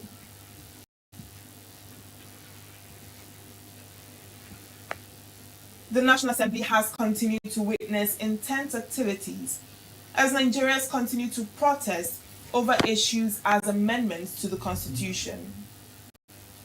Among the visitors to the National Assembly was a coalition of civil society organizations that besieged the Parliament building, calling for the immediate passage of the bill on reserved seats. The reserved seats bill is one of the 44 proposed constitution alteration bills awaiting final voting by the National Assembly, which seeks to alter the 1999 Constitution as amended to provide for seat reservation for women in the National Assembly and the State Houses of Assembly. The bill seeks to remedy the low representation of women in legislative houses by providing for special constituencies to be contested and filled by women as a temporary measure to promote women's political representation. A gender advocate, NOB, urged members of the National Assembly to hasten the passage of the bill to give women the opportunity to contest for the seats created by the piece of the legislation in the 2027 general election. Nigerian women have never had the opportunity of getting a bill on women this far. And so we are here to say it's a solidarity rally, and we are here to say thank you. We thank the 10th Assembly for what they have been able to do so far. And we are calling on those who are still on the other side, who have not made up their minds to vote yes for the special seats bill, to vote now. We are urging them to vote quickly before they even go on holiday, because INEC has come out with the 2027 timetable. And what we are saying is women need to get ready. We need to mobilize them to also prepare, because there is a guideline. Even when they have voted, they still have to go to, because it's a constitutional amendment, it needs to go back to the states as well. We need to get at least 24 states to vote on it before it can be, implemented. The advocate, Lois Alta, called for 5% reservation of special seats for women with disabilities and girls, as provided for in the Disability Act.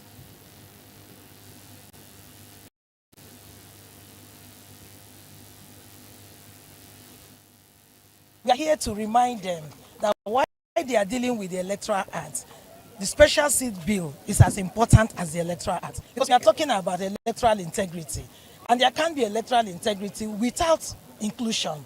So this is an opportunity to correct every wrong that we have in the Constitution, and the special seat bill is a way to get more women into governance. We are hoping that when it comes to voting, as they are convening tomorrow to look at the Electoral Act, we are saying it's not too much to also look at the special seats bill. That's the reason we are here today.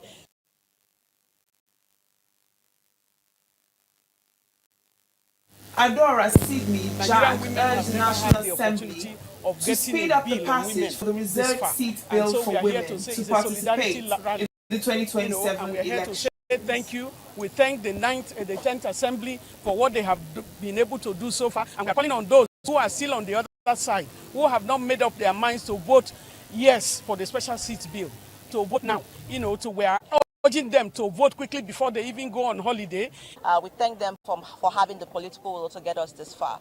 But I think political will cannot be complete without political results. And that the political results we're asking for is the passage of the special seats for women's bill. Because at the end of the day, we are looking at an election cycle come 2027 where we will see women to be able to go to the polls and to be voted for. And so a word of caution is the timeliness. We are asking them to please look at the timelines, look at the urgency of the bill and the ability to pass this bill in enough time for women to participate, even at the primaries at the political party level.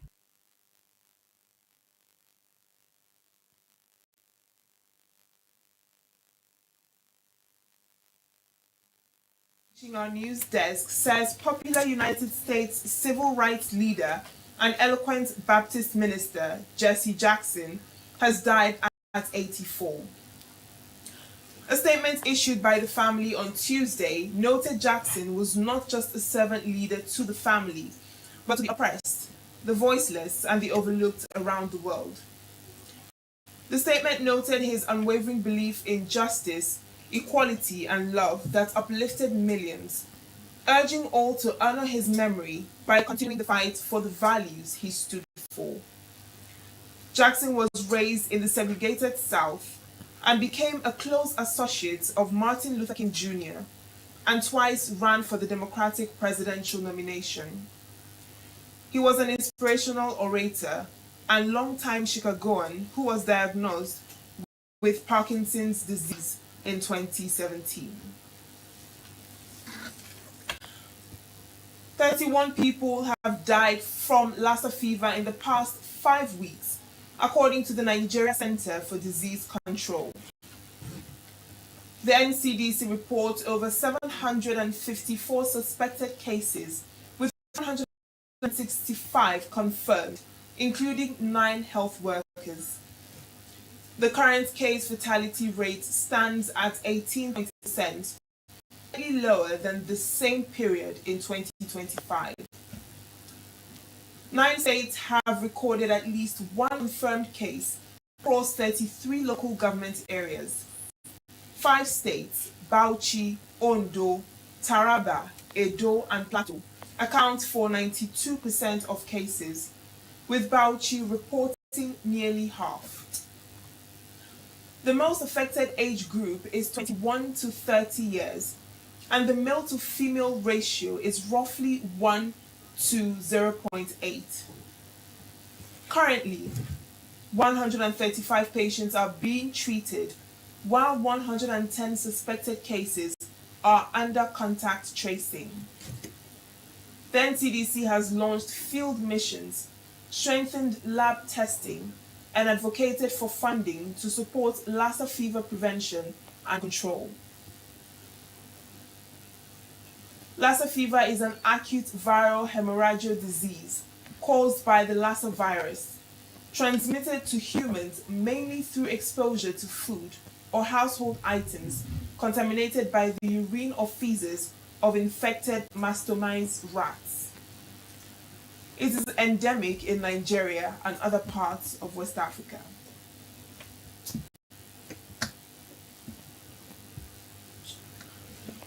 Former Kaduna State Governor Nasir El-Rufai was held overnight by the Economic and Financial Crimes Commission in Abuja, following hours of questioning over alleged misappropriation of 432 billion naira. The EFCC has been investigating El-Rufai for over a year, focusing on loans, contracts, debts under his administration.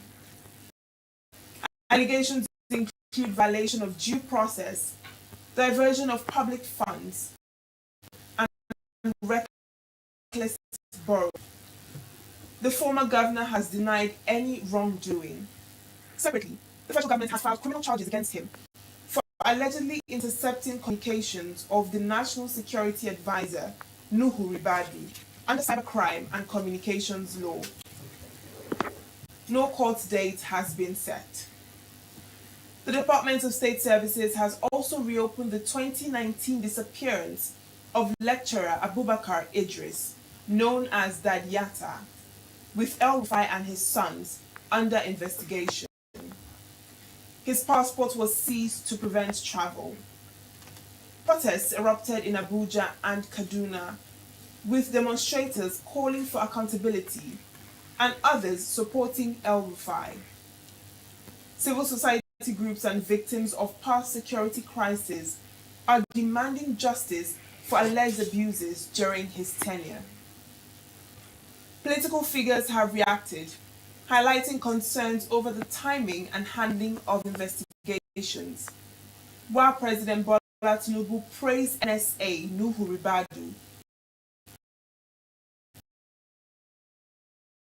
for his role in national security. El-Rufai remains in EFCC custody as investigations continue, facing multiple probes that shape his political future ahead of the 2027 elections. For now, the former governor remains in EFCC custody, his political future hanging in the balance as Nigeria inches closer to another election cycle. Up ahead, 3 South Africans are arraigned over alleged killing of 22-year-old Nigerian e-hailing driver. UK to issue e-visas to Nigerian travelers from February 25th. Details of these and more after the break. Every second, every minute, every day, news is breaking. Events occur and there are new developments. At Signature TV, we follow these stories objectively, bringing all sides without bias, explaining the complex issues, breaking down the numbers, and investigating the issues behind the news. Anywhere and everywhere, near or far, wherever the news is, we will be there. Signature TV. News in your pocket.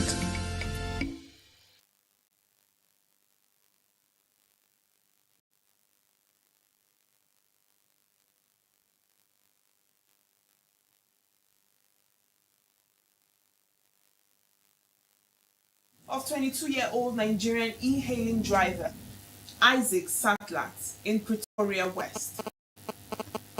The suspect, Dikeledi Mfela, Kwetioni Machadi and McLaren Mushwana appeared in Pretoria Magistrates Court on Monday. They faced premeditated murder and robbery charges.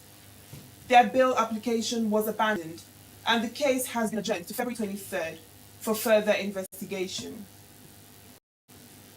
According to the South African National Prosecuting Authority, the suspect ordered a ride using a phone not registered. Mfela and an accomplice, still at large, allegedly forced the driver to stop, strangled him, and stole his phone and vehicle. The crime was captured on car's camera, with footage circulating on social media. Mfela was arrested on February 13th, while the other two were detained on February 15th.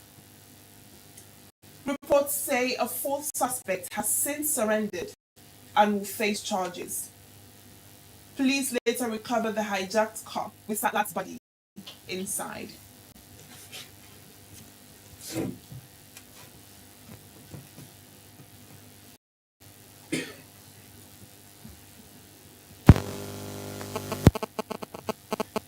Nigerian travelers to the United Kingdom will begin receiving electronic visas ahead of physical visa stickers from February 25th, 2026.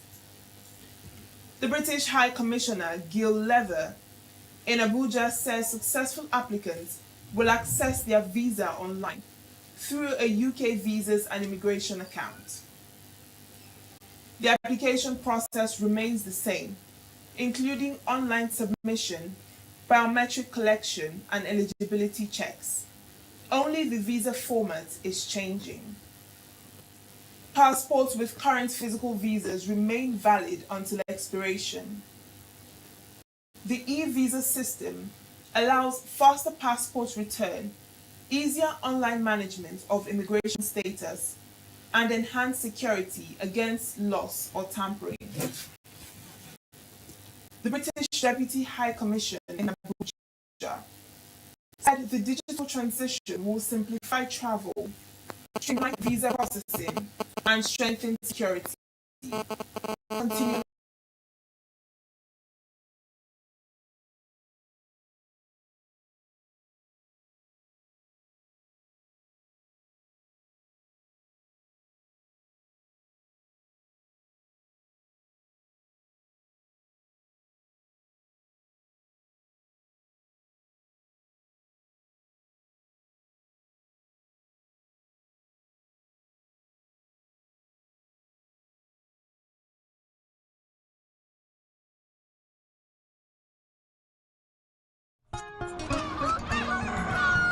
New every morning on Signature TV, we open the day for you with needed energy, information, and required vibes to shape your day. From sizzling snippets of stories in various areas of life to intriguing conversations with net worth guests. When you have people who have no track record becoming your leaders, you have a problem.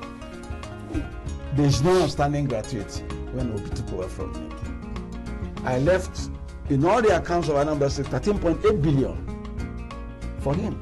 Your day cannot be complete without Signature Morning on weekdays and Signature New Day on weekends. There is no better way to start your day except Signature Morning and Signature New Day every day on Signature TV.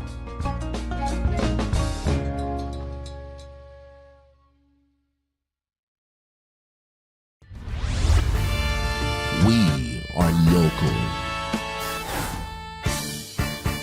International communities observing Why the meat market is in chaos. People We are national. Those in support of this motion as amended, say aye. Aye. We have taken the view by default.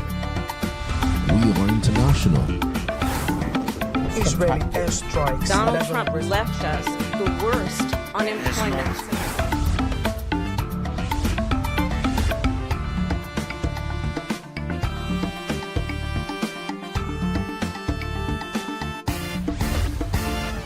Signature TV, news in your pocket. Get plugged into the heartbeat of entertainment on The Hub, your ultimate show on e-vibes. From trending stories and social media drama to top charting music, must-watch movies and exciting moments from the world of arts, we've got it all. Join us for unmissable conversations with your favorite entertainment personalities, plus fun segments every week. I should try harder, so... Okay, I don't know that one. Outfit of the day. Oh, I don't do that. That's some Gen Z stuff. Oh, now you say it's a Gen Z stuff. It's everything you love about entertainment, served fresh every week at 1 p.m. with weekend repeats just in case you missed it. The Hubs on e-vibes, where the vibes never stop. Only on Signature TV.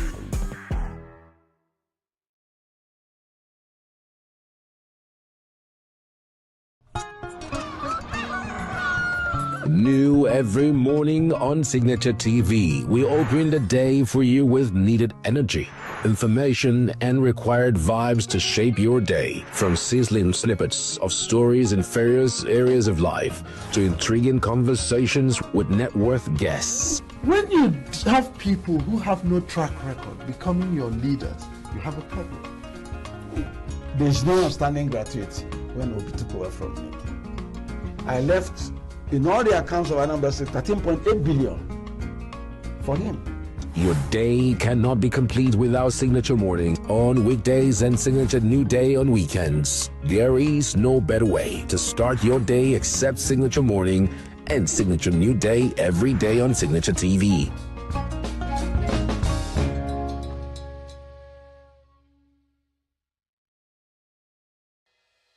Health is more than a diagnosis. It's your lifestyle, your choices, and your future.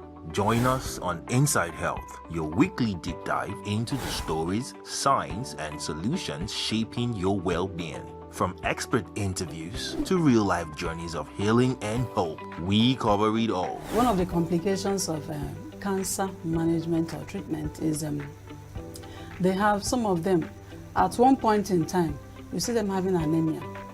Okay, so you see them at times being transfused. But at the same time, you come in with a diet.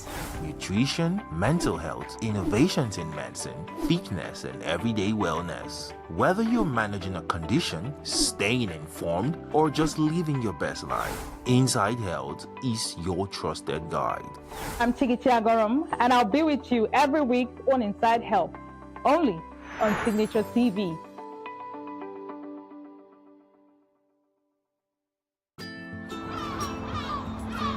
Bright and early as the day breaks, as the newspaper headlines trail the stories that shape the day. We at Signature TV trail the headlines that trail the day. We interrogate the headlines. We analyze the stories that make the headlines. Why is overrated, and they even overrated themselves and went into CBT.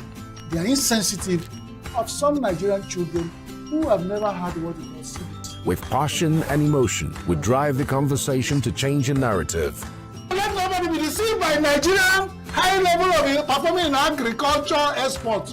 We are still where we are. Newspaper review on Signature TV every morning on Signature Morning, weekdays, and Signature New Day, weekends. Newspaper review on Signature TV. We do not just review the headlines, we make the headlines relevant to our daily lives.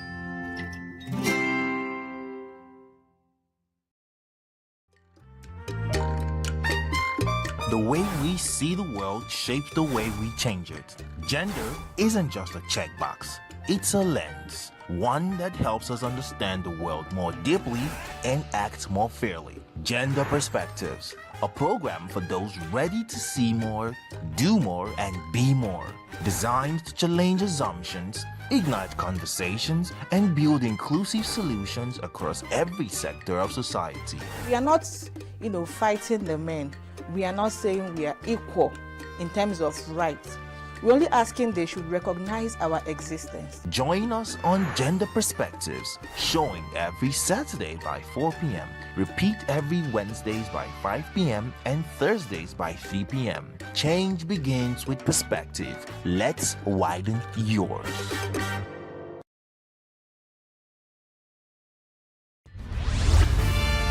We are local.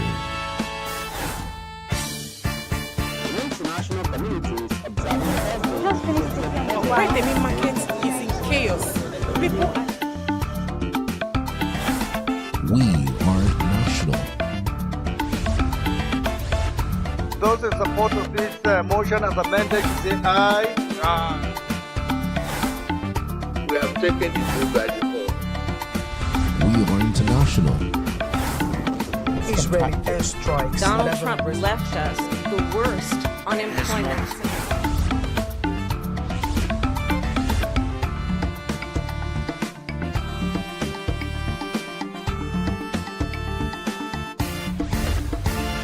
Signature TV, news in your pocket.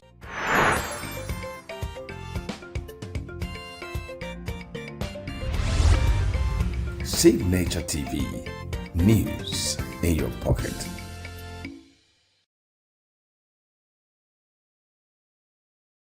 Every second, every minute, every day, news is breaking. Events occur and there are new developments. At Signature TV, we follow these stories objectively, bringing all sides without bias, explaining the complex issues, breaking down the numbers, and investigating the issues behind the news.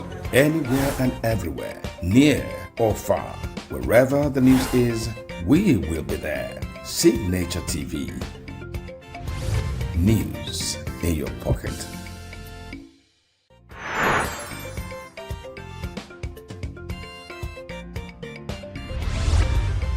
Signature TV, news in your pocket.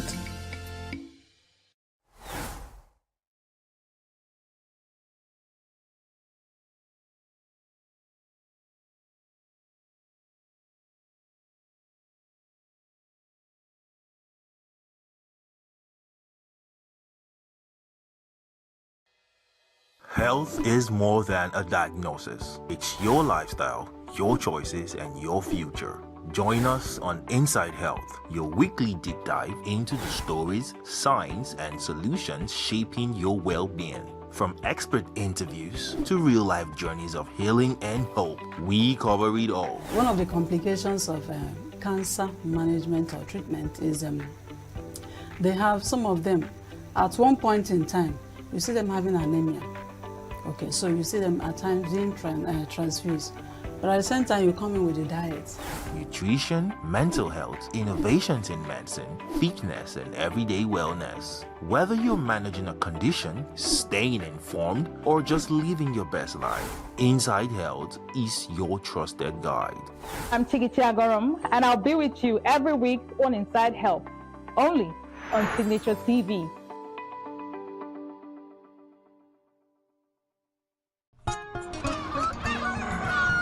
New every morning on Signature TV, we open the day for you with needed energy, information, and required vibes to shape your day. From sizzling snippets of stories in various areas of life to intriguing conversations with net worth guests. When you have people who have no track record becoming your leaders, you have a problem.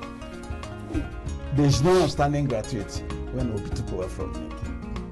I left, in all the accounts of Anambra State, 13.8 billion for him. Your day cannot be complete without Signature Morning on weekdays and Signature New Day on weekends. There is no better way to start your day except Signature Morning and Signature New Day every day on Signature TV.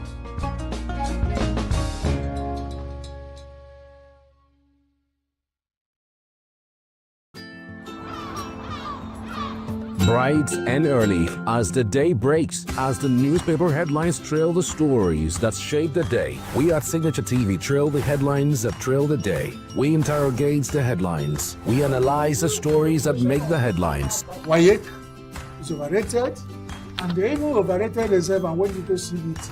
They are insensitive of some Nigerian children who have never had what they call CBT. With passion and emotion, we drive the conversation to change the narrative. Let nobody be deceived by Nigerian high level of performing in agriculture export. we are still where we are. Newspaper review on Signature TV every morning on Signature Morning, weekdays, and Signature New Day, weekends. Newspaper review on Signature TV. We do not just review the headlines, we make the headlines relevant to our daily lives.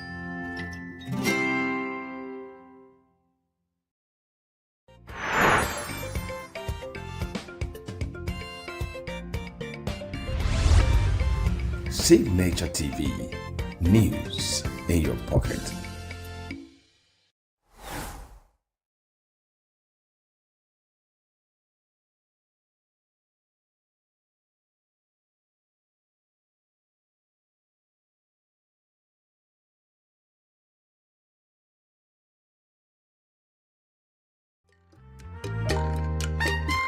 The way we see the world shapes the way we change it.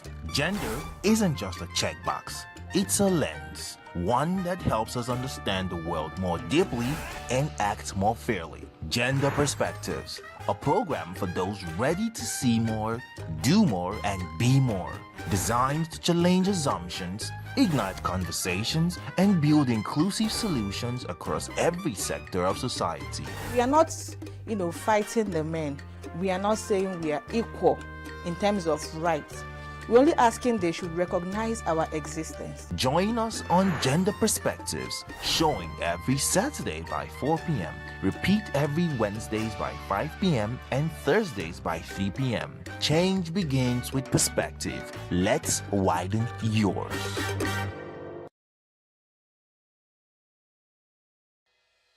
Health is more than a diagnosis. It's your lifestyle, your choices, and your future. Join us on Inside Health, your weekly deep dive into the stories, science, and solutions shaping your well-being. From expert interviews to real-life journeys of healing and hope, we cover it all. One of the complications of cancer management or treatment is they have some of them at one point in time, you see them having anemia. Okay, so you see them at times being transfused. But at the same time, you come in with the diet. Nutrition, mental health, innovations in medicine, fitness, and everyday wellness. Whether you're managing a condition, staying informed, or just living your best life, Inside Health is your trusted guide. I'm Tigiti Agorum, and I'll be with you every week on Inside Health, only on Signature TV.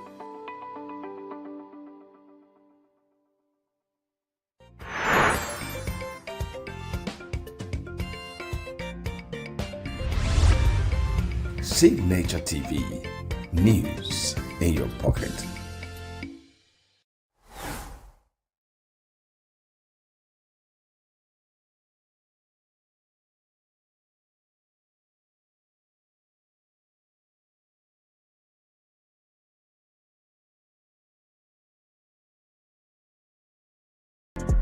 Get plugged into the heartbeat of entertainment on The Hub, your ultimate show on e-vibes. From trending stories and social media drama to top charting music, must-watch movies and exciting moments from the world of arts, we've got it all. Join us for unmissable conversations with your favorite entertainment personalities, plus fun segments every week. I should try harder, so... New every morning on Signature TV, we open the day for you with needed energy, information, and required vibes to shape your day. From sizzling snippets of stories in various areas of life to intriguing conversations with net worth guests. When you have people who have no track record becoming your leaders, you have a problem. There's no outstanding gratuity when Obi took over from me. I left, in all the accounts of Anambra State, 13.8 billion for him. Your day cannot be complete without Signature Mornings on weekdays and act more fairly. Gender Perspectives, a program for those ready to see more, do more, and be more. Designed to challenge assumptions, ignite conversations, and build every sector of society. Fighting the men. We are not saying we are equal in terms of rights. We're only asking they should recognize our existence. Join us on Gender Perspectives, showing every Saturday by 4 p.m. Repeat every Wednesdays by 5 p.m. and Thursdays by 3 p.m. Change begins with perspective. Let's widen yours.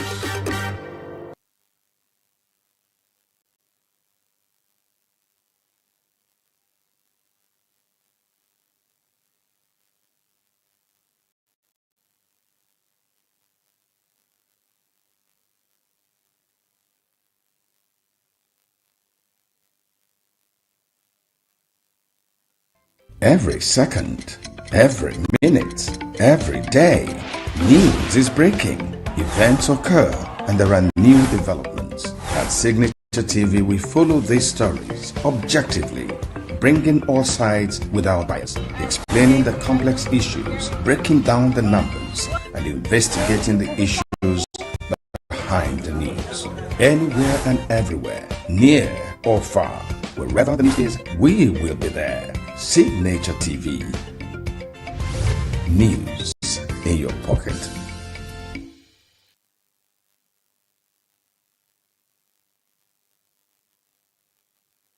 News. Hillary Clinton has accused President Donald Trump's administration of covering up key details in the release of files linked to convicted sex offender Jeffrey Epstein. Speaking in Berlin, the former Secretary of State urged officials to release all remaining documents, accusing the administration of deliberately slowing the process. The White House rejected the claim, saying it has released thousands of pages and done more for victims than previous administrations. The Justice Department says it has complied with the Epstein Files Transparency Act, passed by Congress earlier this month. But some lawmakers argue the disclosure is incomplete and are demanding the release of internal memos detailing past charging decisions. Both Hillary and former President Bill Clinton are scheduled to testify before a congressional committee later this month, marking the first time a former U.S. president has appeared before such a panel in decades.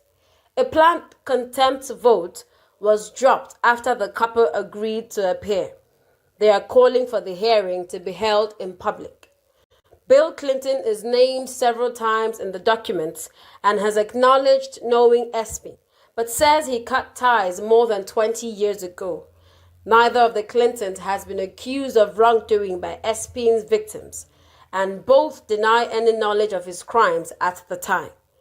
Jeffrey Epstein died in a New York jail in 2019 while awaiting trial on sex trafficking charges. Prince Andrew, who has also denied wrongdoing and previously settled a civil case without admitting liability, faces renewed pressure to testify before U.S. lawmakers. Donald Trump, who is also mentioned in the files, has denied any wrongdoing and says he has been cleared of any involvement. A U.S. federal judge has ordered the National Park Service to restore an exhibit about 9 people enslaved by former President George Washington at a historic site in Philadelphia.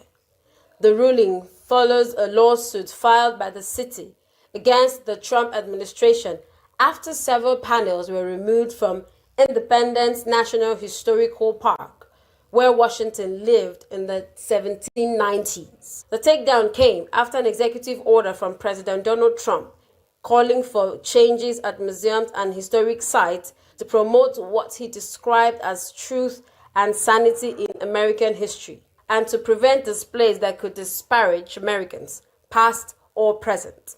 U.S. District Judge Cynthia Ruth ruled that the materials must be returned to their original condition while the legal challenge continues. She also barred officials from replacing them with revised interpretations. In a sharply worded decision, the judge accused the federal government of attempting to erase parts of U.S. history and rejected the argument that officials could selectively determine which historical facts to present. There has been no immediate response from the administration. The Philadelphia exhibit, created 2 decades ago through a partnership between the city and federal officials detailed the lives of the 9 enslaved individuals, including 2 who later escaped. The case comes amid wider controversy over changes at national parks and landmarks, including the removal of references to the treatment of Native Americans and the restoration of Confederate statues. Local leaders and community members welcomed the court's decision, saying it affirms the importance of presenting the full history of the United States, including both its achievements and its injustices. Donald Trump says he will be indirectly involved in fresh nuclear talks between the United States and Iran set to begin in Geneva. Speaking aboard Air Force One, the U.S. president says he believes Tehran is ready to negotiate over its nuclear program and wants to avoid serious consequences if no agreement is reached. He referenced past U.S. airstrikes on Iranian nuclear facilities, saying a deal could have prevented military action and urging Iran to take a more reasonable approach. The second round of negotiations in Switzerland comes amid heightened tensions, including U.S. military threats and Iran's crackdown on anti-government protests. Tehran's foreign minister says Washington's position on the nuclear issue appears to be shifting toward what it calls a more realistic stance. Iran says the Oman-mediated talks will focus on its nuclear program and the possible lifting of U.S. economic sanctions. However, Washington has indicated it also wants to address Iran's missile capabilities. The diplomatic push is unfolding against a backdrop of increased U.S. military activity in the region. The aircraft carrier USS Abraham Lincoln has been deployed near Iran, with additional warships and fighter jets reported in the area. The U.S. has also reportedly sent the USS Gerald R. Ford, the world's largest warship, to the Middle East, which could arrive in the region within the next 3 weeks. Iran has responded with military drills in the Strait of Hormuz, a key global oil shipping route. Iran's foreign minister, Abbas Araghchi, says he is seeking a fair agreement, but insists Iran will not yield to threats. Meanwhile, U.S. Secretary of State Marco Rubio has warned that reaching a deal will be difficult, though he says a diplomatic solution remains possible. At least 3 people have been killed in a series of attacks in northwest Pakistan, with some reports suggesting the death toll could be significantly higher. In Bannu, in Khyber Pakhtunkhwa province, near the Afghan border, explosives attached to a parked motorbike detonated outside a police station, killing 2 people. Later in Bajayu district, an explosives-laden vehicle blew up near a security checkpoint. A young girl was killed when a nearby building collapsed in the blast. Local officials say troops then engaged in a gun battle with militants, killing at least 8 people of the Pakistani Taliban, known as the TTP. Separately, reports from the same district say a suicide bomber rammed a vehicle parked with explosives into paramilitary personnel and injuring several others. A child was also reportedly killed when nearby homes were damaged. It remains unclear whether the Bajaru incidents were linked. In another operation in Shangla district, 3 police officers and 3 suspected militants were killed during a search operation. Authorities say the militants were involved in attacks targeting Chinese nationals. Pakistan has faced a sharp rise in militant violence since 2021, following the Taliban's return to power in Afghanistan. Officials say most recent attacks have been carried out by the TTP, whose leadership is believed to be based across the border. Newly elected lawmakers in Bangladesh have been sworn into parliament, days after the opposition secured a landslide victory in the country's first election since last year's student-led uprising. The Bangladesh Nationalist Party won more than two-thirds majority in the 300-seat chamber, paving the way for its leader, Tariq Rahman, to be sworn in as Prime Minister later. Members of Parliament took their oath in Dakar in a ceremony overseen by Chief Election Commissioner AMM Nasir Uddin. Separate ceremony for cabinet members is scheduled outside the Parliament building. The vote marks a major political shift after the 2024 uprising that forced former Prime Minister Sheikh Hasina out from office. Her Awami League was barred from contesting the election. The BNP secured at least 212 seats, while Jamaat-e-Islami won 77, giving the new government a commanding majority. Rahman will replace an interim administration that governed for 18 months following Hasina's removal. He is expected to implement sweeping reforms under the July National Charter, a package of more than 80 proposed changes approved by voters in the referendum held alongside the election. The reforms include term limits, the creation of two-chamber parliament, and restrictions of unilateral constitutional amendments. Many voters, particularly young people who led last year's protests, say they are hoping for new leadership and meaningful political changes. And that's it on the foreign news. Hillary Clinton has a News this hour. I am Uchenna Chimbi Oluoha. Thanks for watching.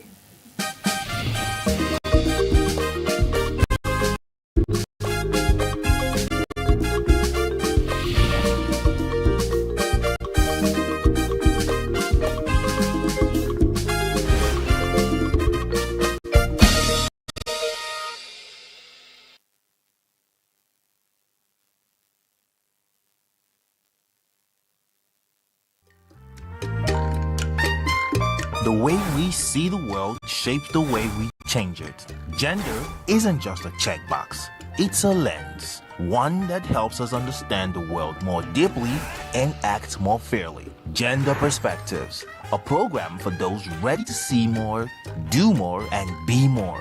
Designed to challenge assumptions, ignite conversations, and build inclusive solutions across every sector of society. We are not, fighting the men. We are not saying we are equal in terms of rights. We're only asking they should recognize our existence. Join us on Gender Perspectives, showing every Saturday by 4 p.m. Repeat every Wednesdays by 5 p.m. and Thursdays by 3 p.m. Change begins with perspective. Let's widen yours. Bright and early as the day breaks, as the newspaper headlines trail the stories that shape the day, we at Signature TV trail the headlines that trail the day. We interrogate the headlines. We analyze the stories that make the headlines. WAEC is overrated, and they even overrated themselves and went into CBT. They are insensitive of some Nigerian children who have never had what is called CBT. With passion and emotion, we drive the conversation to change the narrative. Let nobody be deceived by Nigerian high level of performing in agriculture export. We are still where we are. Newspaper review on Signature TV every morning on Signature Morning, weekdays, and Signature New Day, weekends. Newspaper review on Signature TV. We do not just review the headlines, we make the headlines relevant to our daily lives.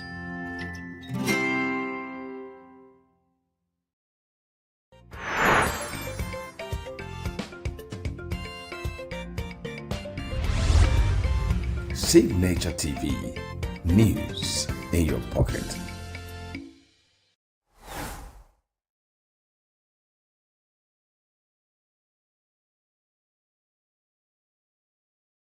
Versatile actor Stanley ENUGU from the debut in Atol Leaves. I hope I got that correctly.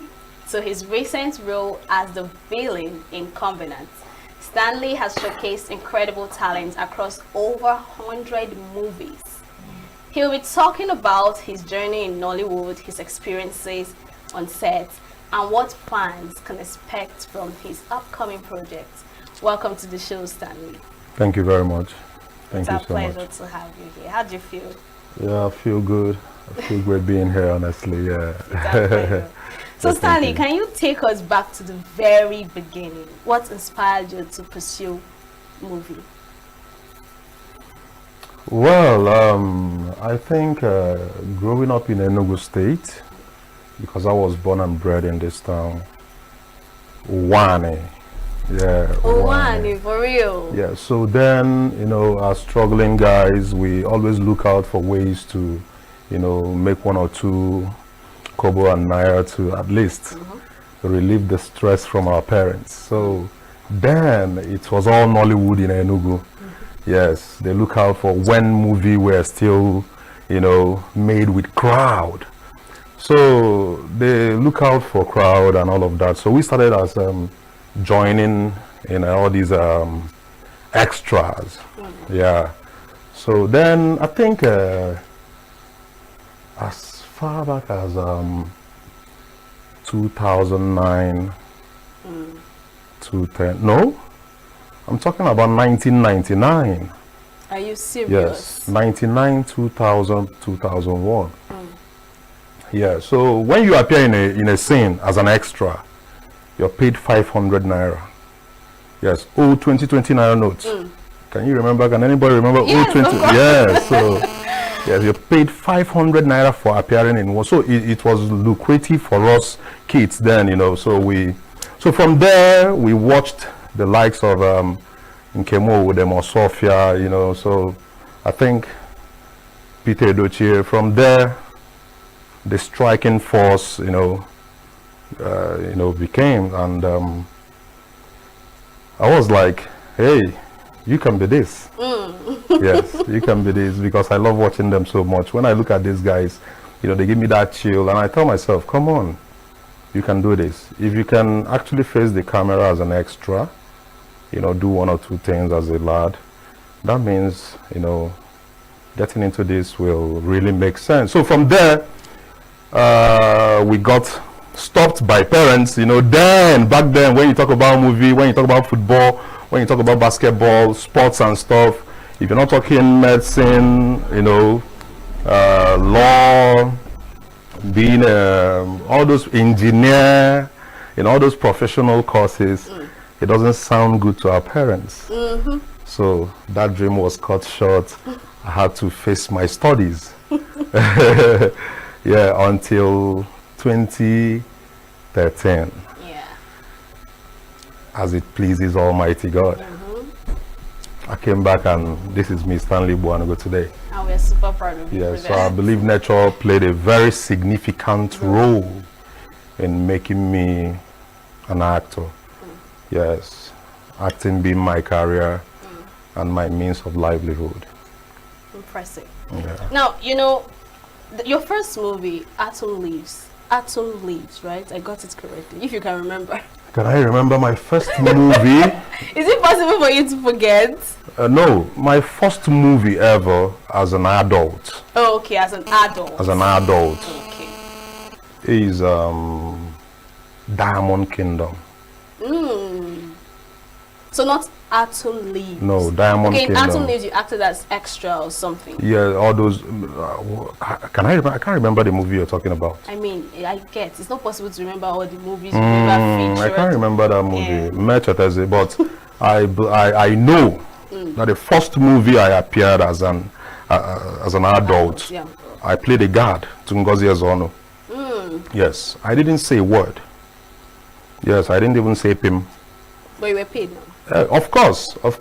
Yes, I played a guard, you know, carrying umbrella for Ngozi Ezeonu, you know, following her around as a guard. You know, started with Peter Edochie, Frank Hatus, Cha Eke, you know, Kevin Uvo, current AGN Tax Force chairman. Yeah. He was in that movie too. Yes. So Where am I talking about? I'm talking about shot in where? Can I remember? Somewhere around the corner.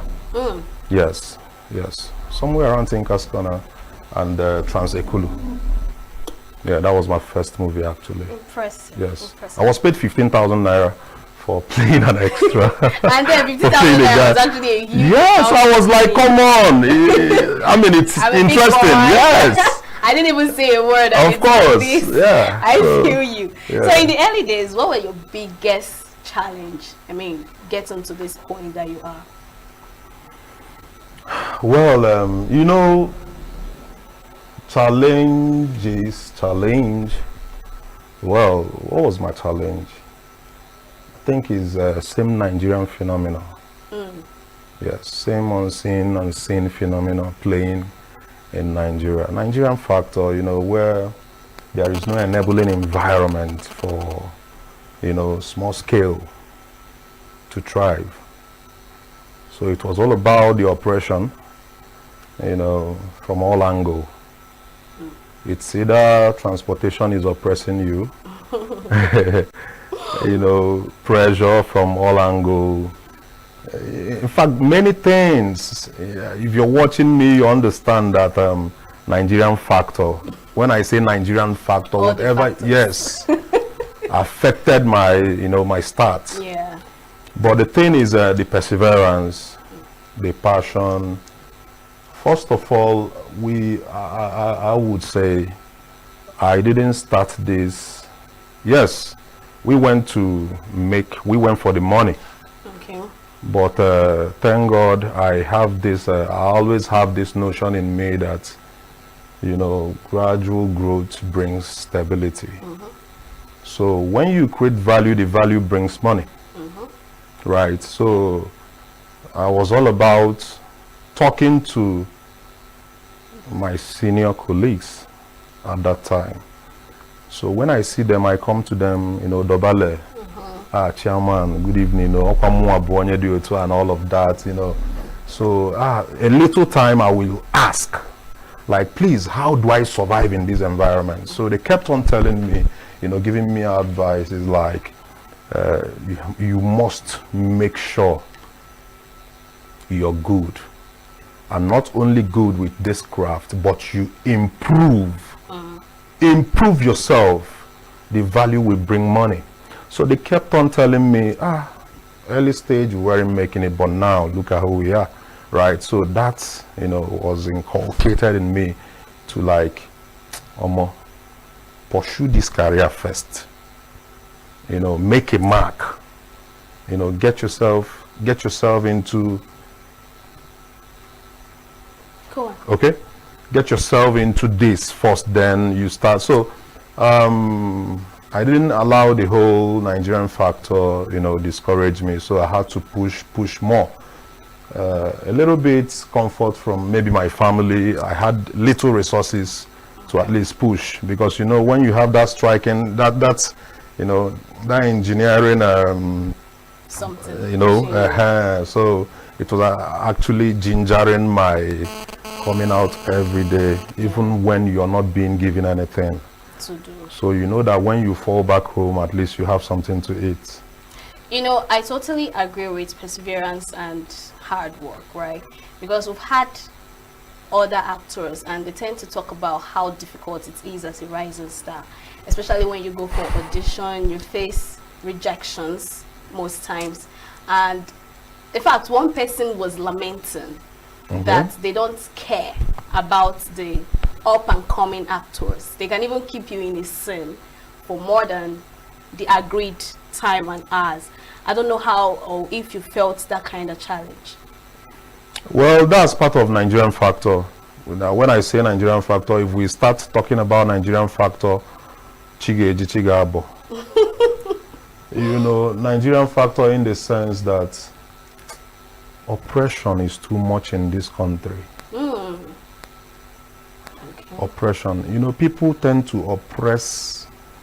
Little power given to anybody, you know, they tend to use it to oppress the next person under them. So I think it's a phenomenon that we are conversant with.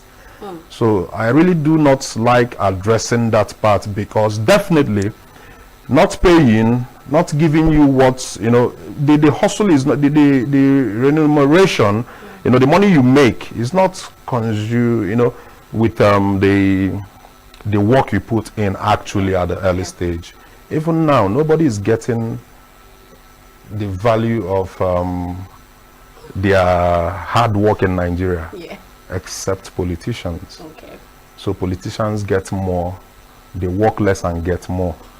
While the real people who are putting in the hard work, who are doing the, you know, who are really putting the country in the right picture, civil servants, you know, actors, like, name it, all these are responsible and genuine work, whatever you get. So the truth is, the oppression is too much, but sometimes the passion can let you override that. Yes, every dog has a story to tell. You know, sometimes you stoop to conquer. Clock that. There are times you have to suffer some, you know, you be under oppression, but you know your target. Definitely it will come. There is a payday for every hustler. Yes, once God is alive, you must surely prevail, you must surely thrive in anything you set your mind into. Yes, just do the needful, try and be respectable, you know, try and be diligent, and you scale through. So whatever they lamented about pure truth, if you don't have faith, you can't thrive. You can't thrive in Nollywood. Fact. Yes, and if you don't have little backup where you can at least get 1,000 or 2,000, you'll be frustrated out. Oh yes, and that's how it is every other place, every other sector in Nigeria. Oppression everywhere. That's one thing we need to address. Yes, people need to be compassionate. Yes, no humanity in Nigeria, sorry to say. Of course, because if there are atom of humanity, people oppress each other at any slightest given opportunity, right? Yes, you give everybody what they deserve. I mean, even if it's 1 naira, please, you know, yes, please manage. But everybody is feeling like I'm helping you. Okay, hold that line of thoughts, right? You know, I've watched countless movies of yours, so many, and you most times appear to be a gentleman, you know, calm. You know, in fact, the recent when I was talking to you about it on WhatsApp, that I was pitying you in that particular movie. You were locked in between two women. Now, surprisingly, you featured in Covenant as a villain. How was that for you? Well, first of all, I'm a gentleman by nature, but not foolish in ways. Okay. Yes. Add that one. No problem. Oh yeah. So the thing is, I've always, you know, played you know, well, first of all, my, you know, my notion about, or my ideology about acting, which I acquired from my senior colleagues, who tutored me. So they were like, look at how it is. You must be able to fit in to any role as an actor. Yes, even in football, utility players are more valued, right? Yeah. Yes, if you can do this but you can't do that, I mean, you're stereotyped, I get. Kind of. Yeah. So it is good you're known for this. Maybe this is your, let's say, maybe this is your stronghold, right? But whichever other thing you're given, you can play it out.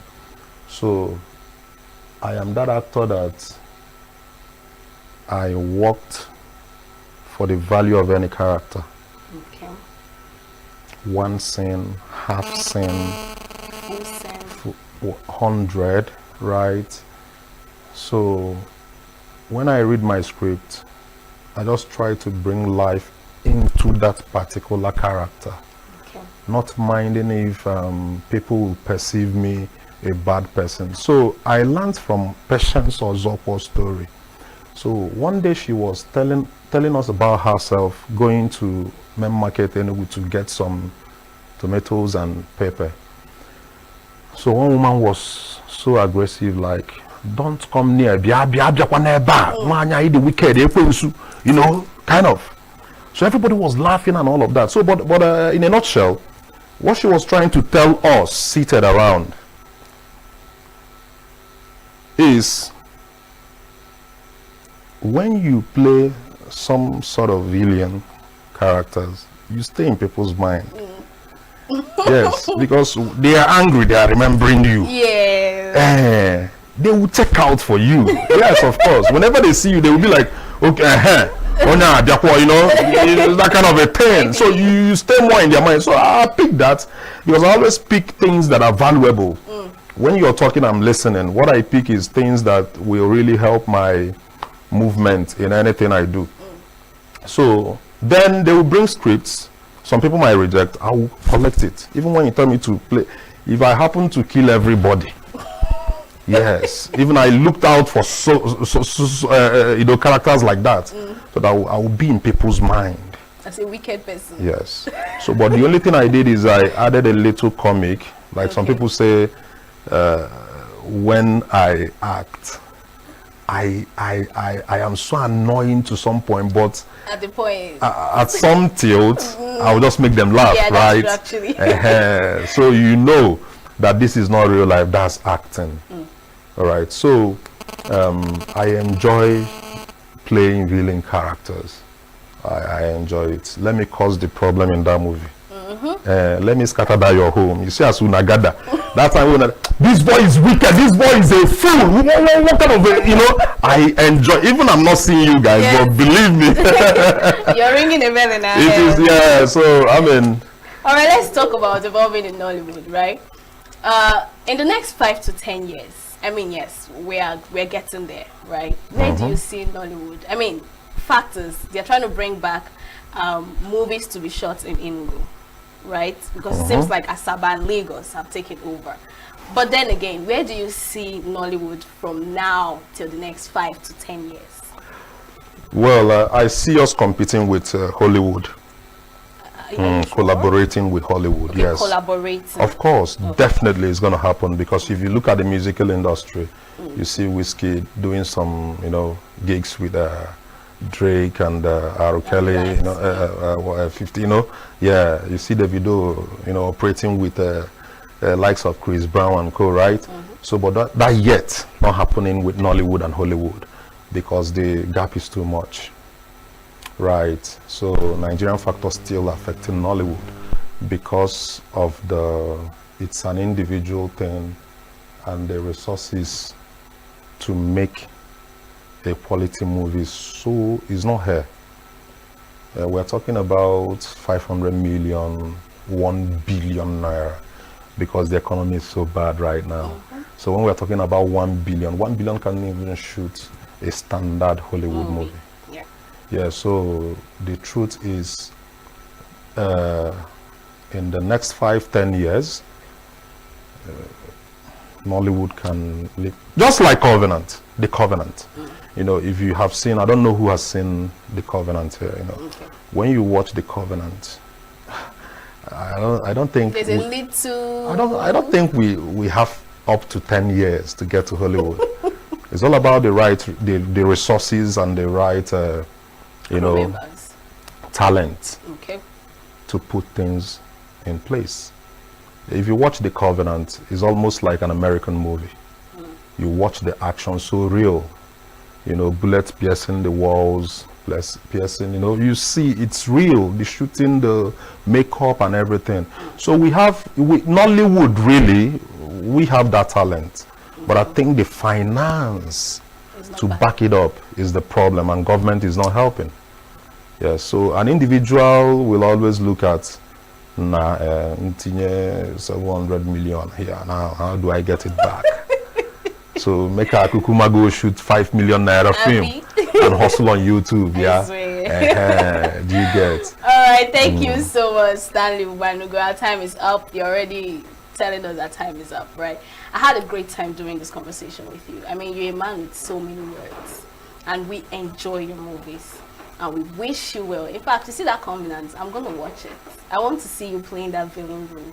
I want to Of course, of course. You know, a betrayal that even my blood sister was like, she called me, she works with First Bank, she was like, man, if you not be my brother, how? You know?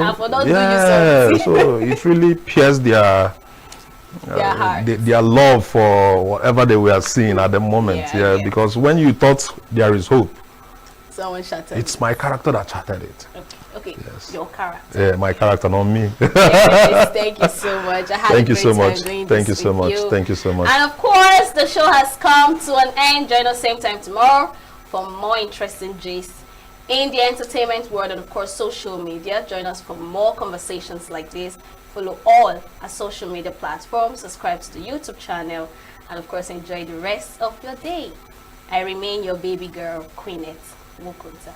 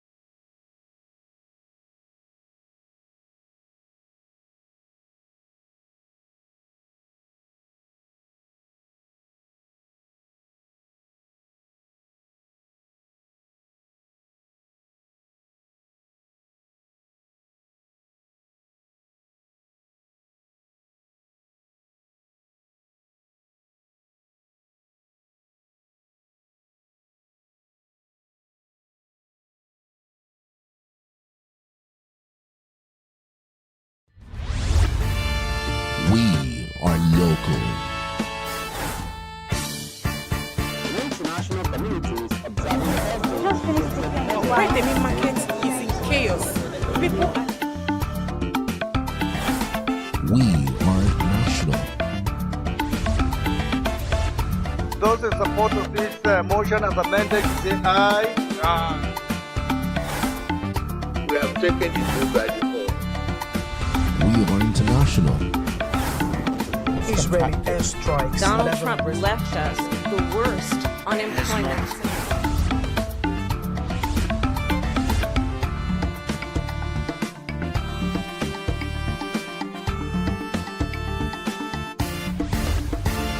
Signature TV, news in your pocket.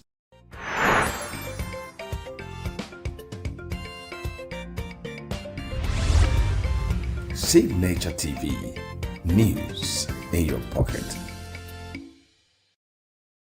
That often prioritize appearance. The beautiful and inspiring Joy ENUGU is live here with us as we dive into body image and beauty pressure into this entertainment industry. She's blushing. Thank you so much for coming. I love the way you look. Wow. All right, so let's talk, right?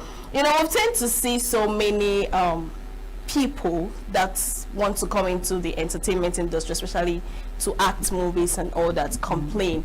The likes of this content creator that had this nose surgery, and he said he has lost so many opportunities, roles, and you know, things like that because of his nose and the way his body look. And not just him, So what would you say about this particular trend? Because, I mean, it's becoming something that is something they blew to the air, that everybody needs to work on their body and all that.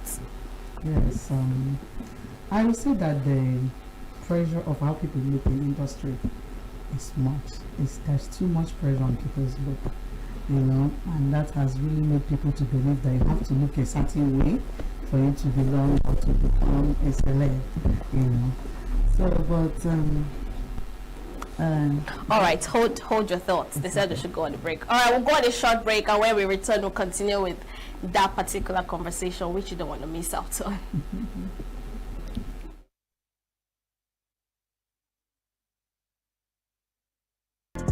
Get plugged into the heartbeat of entertainment on The Hub, your ultimate show on eVibes. From trending stories and social media drama to top charting music, must-watch movies and exciting moments from the world of arts, we've got it all. Join us for unmissable conversations with your favorite entertainment personalities, plus fun segments every week. So I should try harder. So Okay, I don't know that one. outfit of the day. Oh, I don't do that. Oh. That's some Gen Z stuff. Oh, now you say it's a Gen Z stuff. It's everything you love about entertainment, served fresh every week at 1 p.m. with weekend repeats just in case you missed it. The Hub's on eVibes, where the vibes never stop. Only on Signature TV.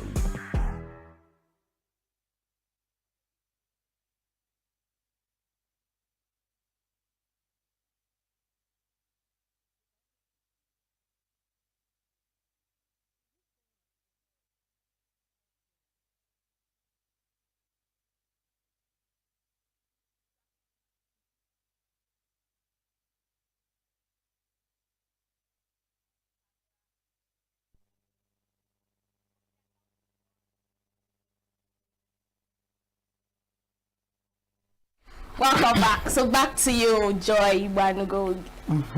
Like I said, there's a lot of pressure in the industry today on how a celebrity or maybe an actor should look, and that has been affecting people, like you said.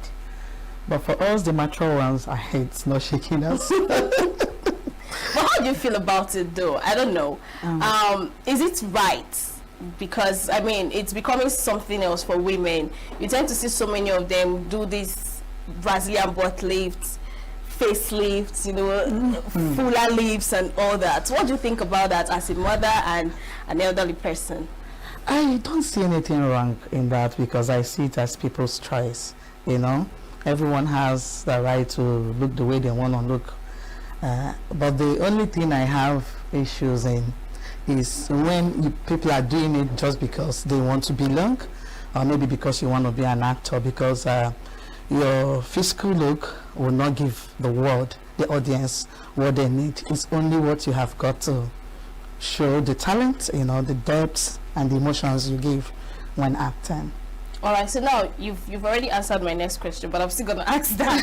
Right? Now, do you think the way you look, your appearance, does more than your talent? I mean, like they say, the eyes needs to feed before whatever that comes out of you. I do not believe that, because like I told you, when it comes to interpretation of roles, what gives it power is the depth, the emotion, and the experience, and not the physical perfection. Yes. All right. Now, you've been praised for your natural beauty and strong presence on screen. Have you ever faced a situation where your looks or body type affected the kind of role you were offered?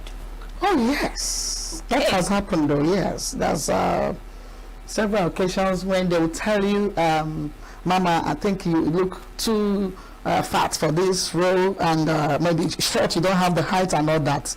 But it doesn't push me, because I believe if the storyline is meant for me, the person is supposed to know before calling me for the role. So calling me out and telling me I don't fit into the role again means you never knew what you wanted.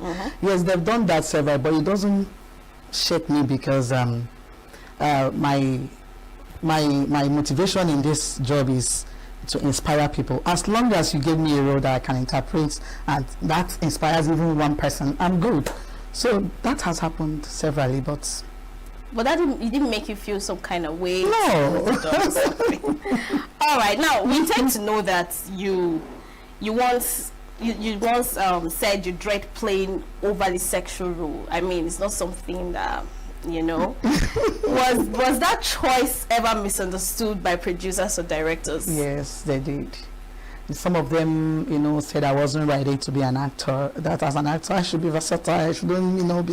But I didn't really say that when I was young. I wasn't afraid of taking some roles. It was after my marriage that I started choosing the kind of roles that I play, especially that type. I didn't want it because of my marriage and family. This has actually been a problem for most young men. They find it difficult to want to marry actresses, all because of this role. So do you think taking this particular role can affect your marriage, or it does? Okay. It doesn't. Okay. Because one thing about acting is just that this is not who the person is. We are just there to interpret someone's character, to inspire people. So I don't know why people always misjudge us and say that whatever you act in the movie, that's who you are. It's not true. Like me, most times they give me this mother roles, like nagging mother and all that, but I can do more than that. Like, yes, I can do more than that. They try to stereotype mothers that every role you play must be nagging or you're emotional, hungry, suffering. They don't believe mothers can be glamorous, play glamorous scenes and all that. So you see, you should understand where I'm coming from. I think I kind of do. So let's talk about your journey. How has it been being an actress for quite some time now? It's been a long time I entered the industry. I left before my marriage just because I decided to. Yeah. And my return has been beautiful because I came back with my experience, with the last experience I had. It wasn't difficult for me. Yeah. So when I came back, I went straight to auditions, did 1 or 2 auditions, then the producers got my contact and we started working, and ever since then I haven't been going for auditions. They just send the script, we do negotiation via WhatsApp or maybe message, and then I meet them on set and work for them. So it has been beautiful and smoother than when I was young. All right, that's impressive. So how do you feel when you see fans compare natural bodies to surgical enhanced ones, especially for actresses? And these things tend to happen on social media. How do you feel when you see them body shame? Let's use that word, body shame most of these actors. I feel very bad to see that because it's very wrong to body shame people, because as long as the industry is concerned, there's rules for every kind of shape, for every color and height. So most times I believe it's the producers that pressure people. They will be like telling the actor, you must look this way. There's this belief that once you are a star or an actor, you must have this curvy figure. For the guys, you must have muscles and all that. I don't see how, if like as a mother that I am now, I cannot tell you that all my sons have muscles. The boys, they have macho. Not all of them have that kind of broad shoulder. And you will tell me they're no longer men or that they don't act like men. Yeah. See, I feel very bad when they body shame people, because everybody is created special. Everybody is beautiful the way they are created. Putting all those pressures on them has caused a lot of harm in the life of our youths, and that's bad. So, but don't you think if maybe because recently a particular actor whom is this big complained that because of his body size and body type, they tend to give him just one particular role to play, and they don't want to know if he can play other role. So don't you think, doing those body surgeries and all that, working on yourself, can give you more edge to, trying other roles? I don't believe that because stories are much.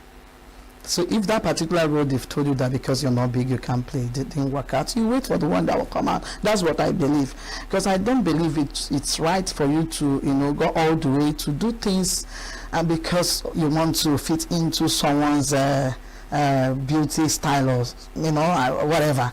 So I believe if the role is meant for you, you can still interpret it, because what gives roles power is your experience, the talent, and the emotions you give when acting, and not just that physical look. Impressive. Impressive. So what do you think producers and directors can do to create a fairer space where talent, not body type, drives casting? Yes, I keep saying that. I've even told it to some of the producers I know, that they should create space and make stories more authentic. There should be authenticity in the stories they do, not us living the other way around, because most times it's fake. Most of the stories comes out to become fake storylines, because in Africa here, especially Igbo, most of the things we display on screen is not what we do at home. That's not the lifestyle we do. So it would be nice they write stories related to our lifestyle, our way of living here, so that people can interpret it the way it is. Like me, that always play mother role. You don't expect me to go and start doing surgery and all that to change my body. I have to look like a mother that I am, and I believe that is authenticity. Because when I'm acting with that the shape I have created for myself, I may not look like the mother that I'm supposed to be if I am given a mother role. Maybe that surgery I went through because of a particular role, maybe where I will play a younger character and I will change my body. So do I have to change it again to look like a mother when I'm playing a mother role? So my advice to the producers is that they should make our stories look authentic. So if we are interpreting, we'll interpret it the way it is. And in families, everybody mustn't be that curvy and all that. Everybody is beautiful in the way he or she is created, and I believe there are characters as we are different. Absolutely. Yeah. I totally agree with you. Yeah. Now in 2021, you acted Elozuna. Elozuna, yes. If you can remember. That's an old film. Yeah. And you acted as Mama Sandra. How was it, and what was it like playing that particular role? I won't lie to you, that Elozuna movie, I've done a lot of movies. I cannot tell you how it was, but I know there's no role I interpreted without doing it the way it is. I always give it back the way it is. So you don't want to go into details. All right. So finally, what's the definition of beauty, and has it changed since you joined the film industry? In my early days in the industry, I was seeing beauty in a different way. Like we discussed, you have to look a certain way, to be called a beautiful person. Now that I'm here, I have come to realize that's not beauty. Beauty is the peace you have, the peace of mind and self-acceptance, and working in who you are. That is what I call beauty. Yes. I totally agree with you. Yes. You sound like a mother. So I'll ask you one more question before you go. You are a mother and a professional. Okay. What values about body image and confidence do you try to teach your kids? I always make my children to understand that they are beautiful the way they are. I try to let them understand they have to accept themselves. Yes, be kind. And that is the beauty first. If once a child or youth starts having this pressure that you need to do something, your curve is not that good and your boobs, it affects them. I'm talking with experience. It affected one of my teenage daughters at a time. I had to call her to her and tell her and describe her beauty for her, made her understand who she is. And since then, you need to see my girl. She believed in herself and started working confidently and relaxed mind. She doesn't bother anymore. She will tell you that she's the prettiest, and for real, she's the most beautiful girl I've ever seen. I totally agree with you. All right, now what advice do you give to actors or teenagers or people out there that are thinking of going into movies but they feel their body is not perfect for it? My advice for them is that they are perfect the way they were created, the way God created. They are beautiful. They can do it. There are roles for them. If you are fat, come into the industry. There are roles for fat people. If you are slim, there's room for a slimmer person. So see, you know, all these things, I believe social media contributed to it. Made things better and worse. You understand? Yeah, you know, and that is why it's as if before they come into the industry, they will have to go all the way to do that, their body enhancement.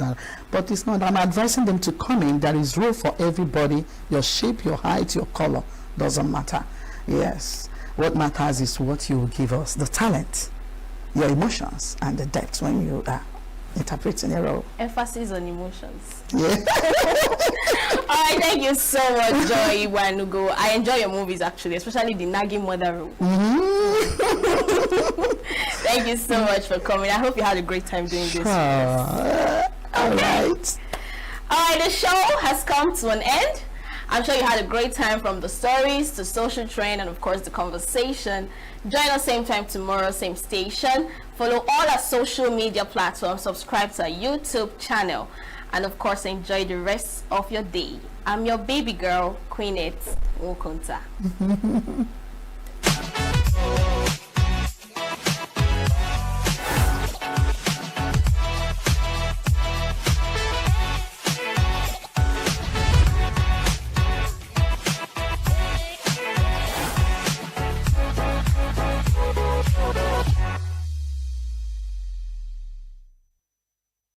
Joining us today is someone whose eyes for style and storytelling has shaped some of the most striking looks in the modeling and fashion world. Charles Ikechukwu Ezani, popularly known as Chili, is a creative director at SPE Models, where they bring vision, culture, and creativity together to redefine what it means to express identity through fashion. As we gear up for the Southeast Food and Fashion Festival, we're excited to dive into a conversation about fashion as a form of expression and culture. How what we wear tells the story of who we are. Chili, welcome. It's such a pleasure to have you here. Thank you very much. How are you feeling? I'm good. I know it must be very stressful and, you know, busy prepping for the Southeast Food and Fashion Festival. It has not been easy, training the models and then having subsequent rehearsal. I had rehearsal yesterday, and then I'm meant to have a fitting and the rest of that. So it's not been easy, but then it is what I signed up for, so I have to get used to it. What to do? Yeah.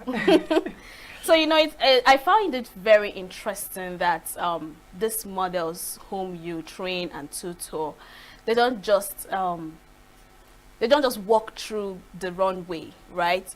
They express this clothing with so much enthusiasm and portray culture, right? But I want to know your own perspective. Do you think that fashion has actually evolved to not just wearing clothes and brand, but also a form of expression and culture? Yes, it has. They're saying that you're being attributed to what you wear. So in the industry now, I am someone who, let me use myself as an example. I'm someone who wants to wear something that when I pass, you need to turn and look at me. So that is me in my own expressive nature. I want you to see me and then turn and look at me several times. So fashion is art. So art is like an expression. So you need to see me and then identify me with knowing that I'm a model with what I'm wearing. Because there's this way you guys dress that is sometimes funny. Let me not lie to you. It is? Yeah. I don't think so. Oh, I know you would think so. So what role do you think culture plays in shaping how a model presents themselves on stage? So, you know, growing up, our parents always tell us how to dress and then make sure you are dressed in the way you want people to see you and all that. But then I have come to understand that it is not just about the way you see people, the way people need to see you. Are you comfortable with what you're wearing? So your comfortability of what you're wearing is your culture already. Do you understand? Because I might be impressed with what I'm wearing, but then I'm not comfortable wearing it.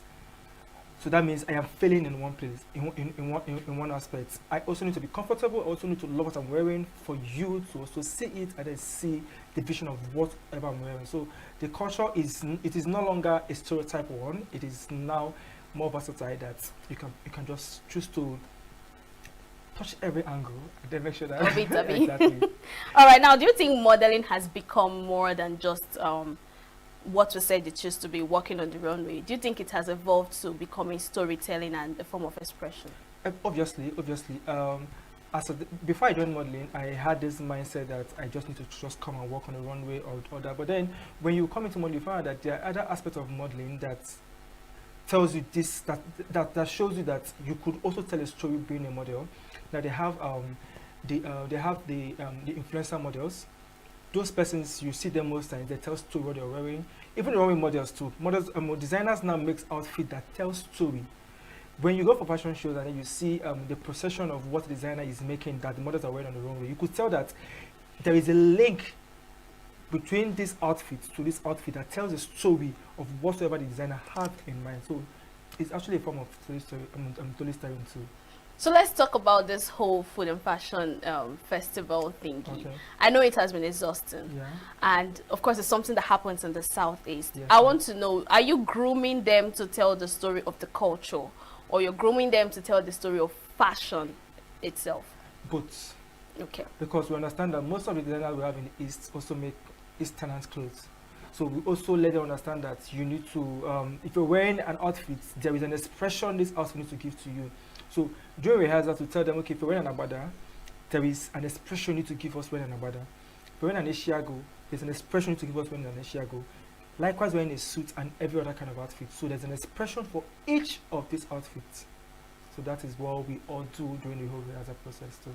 Now I want to go personal, right? Okay. How has it been tutoring, managing, training all these models? It is not easy. Most times, people tell me, Chas, you're actually doing well, you're doing that, but then they don't know what is happening behind the scene. You get to see me shout. It is not easy. Imagine training over 20 persons, let me say, for your show, and then these persons are coming from different backgrounds. Yeah. So that means you need to be able to control these persons for them to give you what you're looking out for. So it is not easy. Shouting, not aside the shouting too, being patient too. Because there's some persons there's some person who wants to be a model, but they really don't have an idea about modeling. Okay. You have to start tutoring them from the scratch. So it requires enough patience. Any instructor that doesn't have patience, I'm not sure that the instructor is ready to become an instructor. So do you think this festival coming up this weekend is a way to promote models? Obviously, we have different, and like the festival is called Food and Fashion, okay. And then in the fashion aspect there is a runway. So that is like a promotion, a niche that has been set aside for the models for them to express themselves during the show. So it's part of the promotion too for the models, and I'm sure they're very happy doing it. What's one stereotype that you want to break when it comes to being a model or a model manager? The stereotype of do they do? But I'm also being careful with what I use. I did that question. The ones you use the one you use. Use the one you know. I'm also being careful with to use a word that okay. There is this stereotype that all models are tagged as prostitutes. That's what we get to see, and then most times I'm shocking that some persons come to my DM even recently to tell me they need model for something, and then when I ask them the reason for it, you find that they are needing them for some other thing other than the runway, other than the modeling part of it. Okay. So people picture models to be into prostitution and all that, both the male and female. Yeah. But then it is something that I will obviously want to change and then take the mindset of persons out from it. All right. So do you find working with creative people like models more energizing, stressful, or enjoyable? Enjoyable. But you just said you literally yes. shout. So, yes, I do. But then this is something I love doing. So if you can, people who know me very well, if I'm sleeping, just start me and tell me there's a model for you to train. I feel very excited doing it. I feel very, very happy doing it because it is something that I always want to do. So me being around models is an energizer. I am happy because I feel like I am passing the knowledge that I have to them. So doing all that is really, really enjoyable for me. So I want to know how exactly a model would be expressive when it comes to showcasing a particular clothing or design on a runway. So expression most times for models comes on the face now. So we let me say bikini. When models wear bikini, you are not expected to give a very strong, fierce look. You give us a smile look, Do you understand? So that is an expression. Someone who's wearing an Ishiago that we know an Ishiago is embodies the Igbo UB culture. exactly. So there is how the Igbo persons when they wear that, there's how the expression they give out when wearing it. So The face. exactly, even How the walk, exactly even the walk and Yeah. all that. So that's now the expression is not just on the face alone. Okay. Even your walk, your gesticulation while you're walking on the stage, how you're able to carry the crowd and then for them to enjoy what you're doing at on the runway. So these are part of the expression. So expressions differs with what you're wearing. So what should we expect from your models in this particular event coming up? A fabulous work. Yeah. Yes, they're outstanding. We were able to pick the best among the best models that will walk the runway. I just wish that everybody would just come and see what these models they've been doing all this while. They are outstanding. I am not just blabbing. I'm not just saying it to exaggerate. When you see them, you understand why I'm using this word. They are outstanding. You know, I recently attended one of your events. That's a pageant event, and I had a guest who is quite big, fat, and I want to ask: is it now a new thing? Because we know then they see models and pageant queens, pageant kings are people that are fit, slimmer, you know, sexy and all that. Is it a new style that's okay? Every other body type and size had to come into pageants. Funnily enough, it has always been that way, but just that we have few persons that are occupying that space now. So we have different type of modeling. We have the plus size. Now we don't call them fat models, we call them plus size models. Okay. We have the petite models that are of the smaller body. We have the roaring models and the order. So everybody type has something to do in modeling. Now Yeah. it depends on what the creative needs at that particular time. If I am a creative, maybe for instance now I'm a designer, I am making outfits, and then I know my outfit is mostly for persons that are of the bigger body, that's a plus size. Obviously I'm going for plus size, I can't go for the slim persons. So everybody is a model depending on what the creative needs. That's Impressive. Now I want to ask here, I really like how you see modeling as more than just fashion, right? There's so much depth in it. But then again, I would like to know, you know, there's this whole stereotype that most male models are. I understand what you're going to. You understand what I'm going to. I don't know if it's possible to break that. No, people are entitled to what they want to think. Do you understand? So we are trying to change the whole mindset, but then you can't obviously tell a goat not to eat grass. Okay. Do you understand? So Yeah. no matter what you do, there's a person that also think that way and this is it. So we can't. But then we are trying our best to change that mindset of persons too. So you went into modeling because you love fashion, or you Yes. just love the runway? I love fashion. So growing up, my mom always tell me I'm the only child that when they get me clothes, I always want to reject it or probably put them to the market to pick what I want to wear. And then growing up too, my siblings could tell what I pay key attention to what I'm wearing.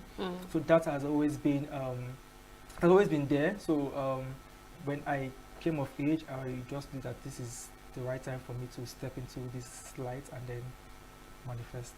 I think you're actually doing a great job with that. I think because I mean I saw some of your videos where you're shouting, don't talk, walk slow, put a pause and all that. I think you're actually doing a great job with that, and thank you so much for coming. Thank you. Despite the fact that it's a tight schedule for you. Thank you. With the whole preparation and all. Thank you.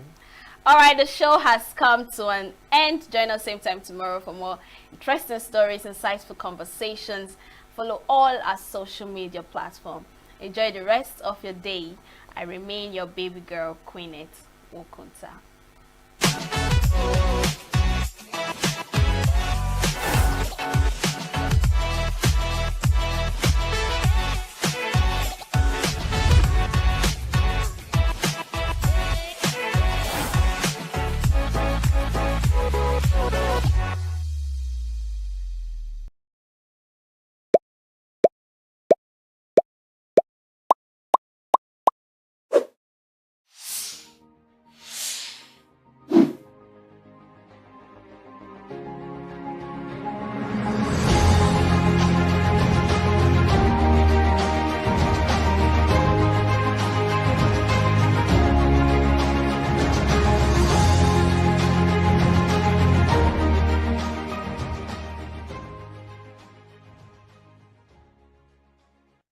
Ladies and gentlemen, welcome to Development Discourse, where we ideate for Africa's development. My name is Patrick Okibo, founding partner at Next Year. Next Year is a multi-competency advisory firm that's focused on addressing complex development challenges across the continent. Liberal democracy should be the final stage in political evolution, if we listen to Francis Fukuyama. Yet over the years, whilst many countries have taken to elections, democracy, which should be government of the people, by the people, for the people, has at best stagnated, but could be receding, not just in Africa, but across the world. In their engaging and intensely provocative book, How to Rig an Election, Nick Cheesman and Brian Klass discussed the limitations of national elections as a means of promoting democratization and revealed 6 essential strategies dictators and autocrats. I lost you for a moment, but you're back. I'm not sure whose end it was on, I'm afraid, but let's keep going. We're back now. I can see you, you can see me. It's all good. Excellent, excellent. So Nick Cheesman is a professor of democracy at the University of Birmingham and founding editor of the Oxford Encyclopedia of African Politics. He has authored more than 10 books focusing on democracy, elections, and development. Articles based on his research have won several prizes, including the Giga Award for the best article in comparative area studies in 2013, and the Frank Cass Award for the best article in democratization 2015. His book, How to Rig an Election, which we're discussing or are going to use as a context for our discussions today, was selected as one of the best books of the year by Spectator magazine. In recognition of his academic and public contributions, the Political Studies Association of the United Kingdom awarded him the prestigious Johnny Lewandowski Prize for outstanding professional achievement. In recent years, he has also won the Celebrating Impact Prize of the Economic and Social Research Council for outstanding international impact and the Josiah Mason Award for academic advancement. Nick is a frequent contributor on democracy, elections, and global events, and appears often in The Economist, Le Monde, Financial Times, Washington Post, New York Times, etc., and a regular column for the Africa Report and the Mail and Guardian. You can find more of his thoughts on democracyinafrica.org, which he founded and co-edits. Nick, welcome. It's a real pleasure to be here. Fantastic. Now, starting from just the question that's top of mind for many people, why should we as Africans continue to be bothered with democracy if it is so fractured, as I mentioned in my intro? Well, one of the things that's interesting is that, you know, in different parts of the world, democracy performs in different ways. And one of the things that I found in Africa is that although we would often talk about being disappointed in the performance of democracy, and, you know, it is common now to say that democracy doesn't deliver, in general, most of the research we have actually shows 2 things. 1, most African people want to live in a democracy, and 2, countries that are more democratic in Africa actually tend to provide better quality services and do a little bit better on economic growth than their authoritarian counterparts. So maybe just an extra line on those 2 key points. You know, if you're interested, if people who are listening are interested, you can go to the Afrobarometer website, afrobarometer.org. You can look up the figures for, you know, almost any country in Africa. I think they've got 39 to 40 countries now up there. And you can see, and support for democracy as a system of government is pretty high. It's been dropping a little bit. People are frustrated, but it's still pretty high. And rejection of other systems of government, rejection of military rule or one-man rule or one-party rule is also pretty high. So, you know, we should care about democracy because people in countries that we're interested in care about democracy. But also, as I say, I think sometimes people underestimate what democracy has achieved and overestimate, you know, the performance of alternative systems. So people will often say to me, but look at Rwanda. Rwanda's doing well. Wouldn't it be better if everyone was Rwanda? And I remind them, well, we have one Rwanda. And we have a lot of other authoritarian systems in Africa that have never come close to Rwanda. And actually, what I would say is true of Africa, which is broadly true of most places around the world, is that you get a very small number of authoritarian regimes that perform particularly well, and often they'll outperform the average democratic system. They'll be up there. But the vast majority of authoritarian systems are not doing that. They're right down here at the bottom. And actually, most democracies are in the middle.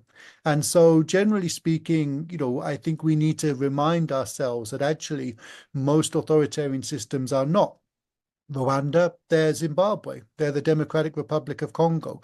They're actually systems that fail their citizens in terms of the provision of public services. And when we see it that way, I think it gives us lots of good reasons to persevere with democracy, even despite the challenges and the frustrations so far. And if we look at the Afrobarometer data, and you talked about it, it's beginning to taper out or maybe even drop a little bit in Africans' desire for democracy. Is this because we're asking, is it the way we frame the question? So here I'm thinking, if we went back to the mid-1990s and we asked the Chinese, what type of political system do you want? Do you want democracy or do you want communism? They probably choose democracy from the way it's defined. But it appears that a third way has appeared, which is this thing, call it whatever, with Chinese characteristics. Is it capitalism with Chinese characteristics or whatever the political system they're running with Chinese characteristics? Are we beginning to see some of that in Africa, i.e. what Rwanda is doing? Is he onto something? Yeah, I know if we take just the argument of liberal democracy, freedoms, etc., elections, is it also possible that what Kagame has touched on is an African way of arranging politics and arranging progress that we haven't studied well enough? Oh, it's a good question. Personally, I'm not sure that it is. And the way I try and get people to think about this is to say, well, let's see what would be needed to replicate what Kagame has done in Ghana, in Nigeria, in Kenya, for example.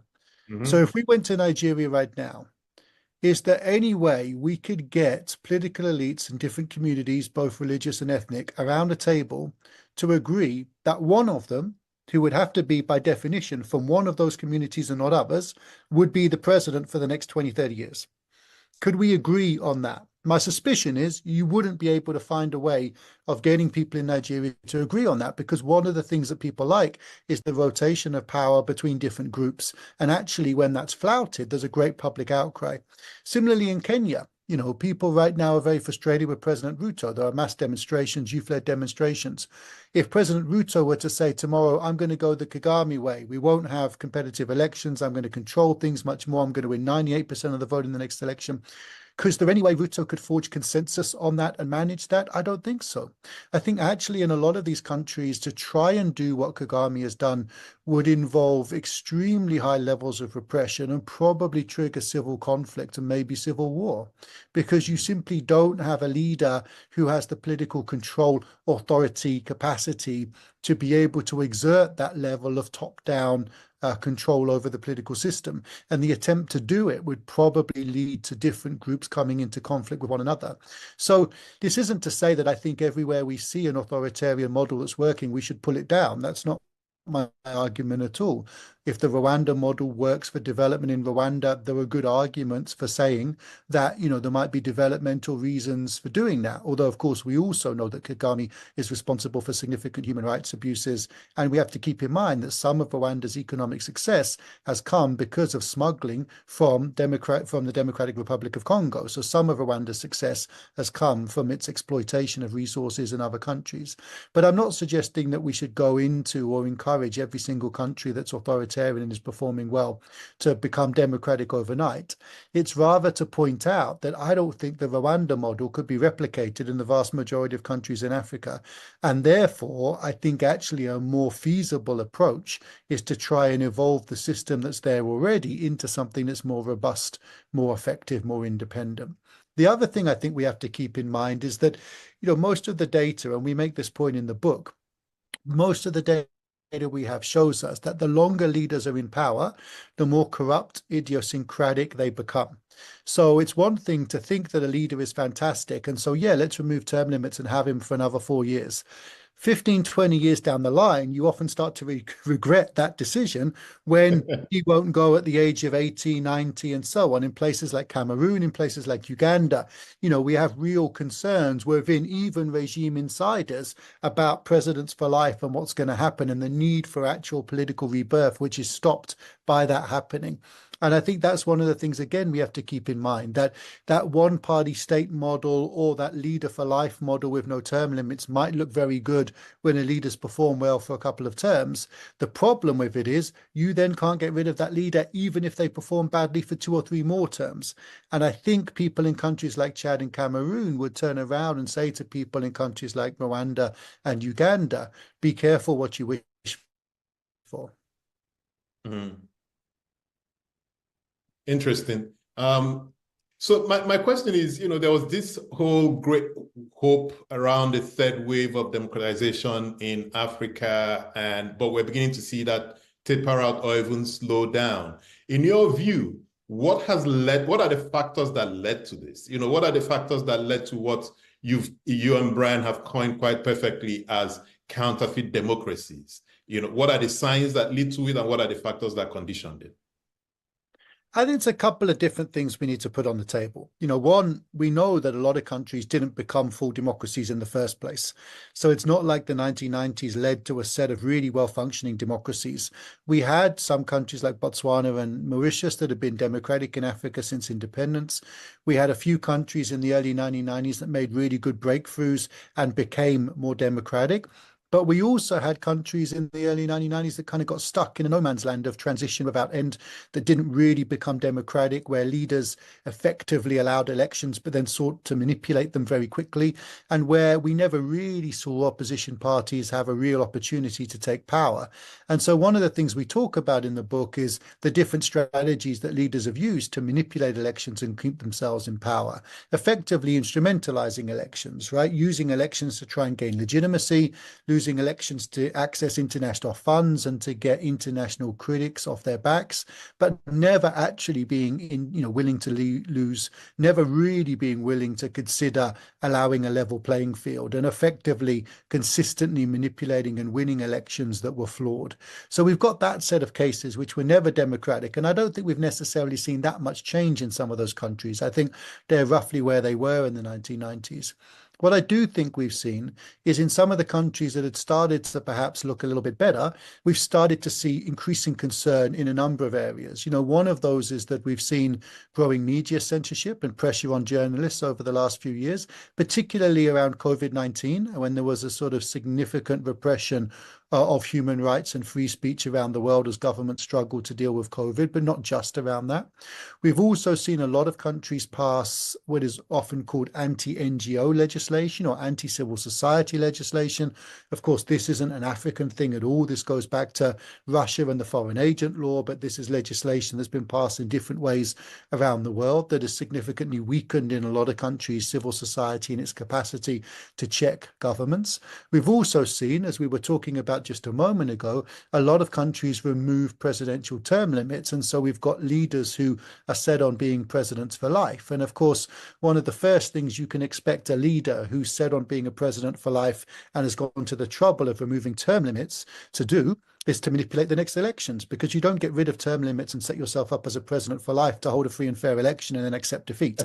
So all of these trends have slightly eroded the capacity of societies and opposition leaders to be able to actually hold leaders accountable.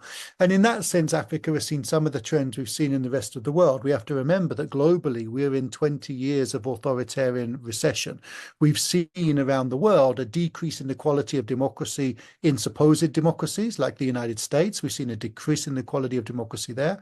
And we've also seen a lot of authoritarian countries get more authoritarian. You talked about China earlier, and it's interesting to think that, China had term limits. China had more checks and balances within power. Under President Xi, a lot of those things have been removed, and this has been a centralization of power under him. So in a sense, we could also say that there were signs of autocratization within China and within some authoritarian states. The one thing that we then need to say, and so I don't want this answer to be too long, but I think this is a really important point, is that we've also seen very different stories. We've seen Zambia, Malawi move towards democracy at precisely a point in the world where no other countries in the world did so. So during the COVID pandemic, Zambia and Malawi were the only two countries that most democracy ratings organizations said moved towards democracy. So here Africa was actually leading the way in democratic breakthroughs.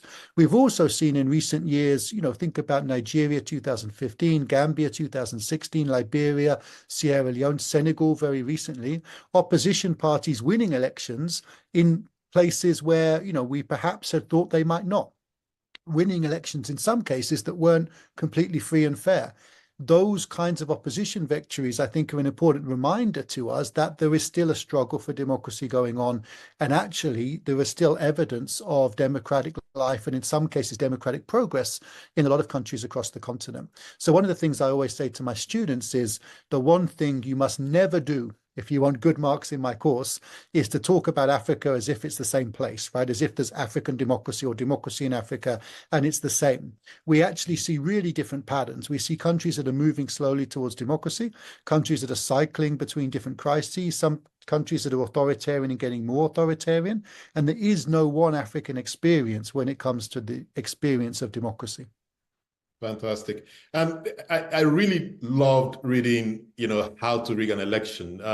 You use really poignant examples that brought the story to life, especially in explaining how the rigging works, so if you could help unpack that for, our participants on the different ways that elections are rigged across the continent and also across the world, especially the activities that happen pre-election day, that may have also already decided the voting even before the voting starts.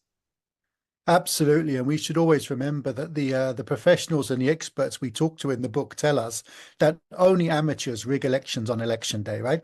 If you're rigging an election on election day, you've got it wrong, because you should have been doing it a long time in advance. Why?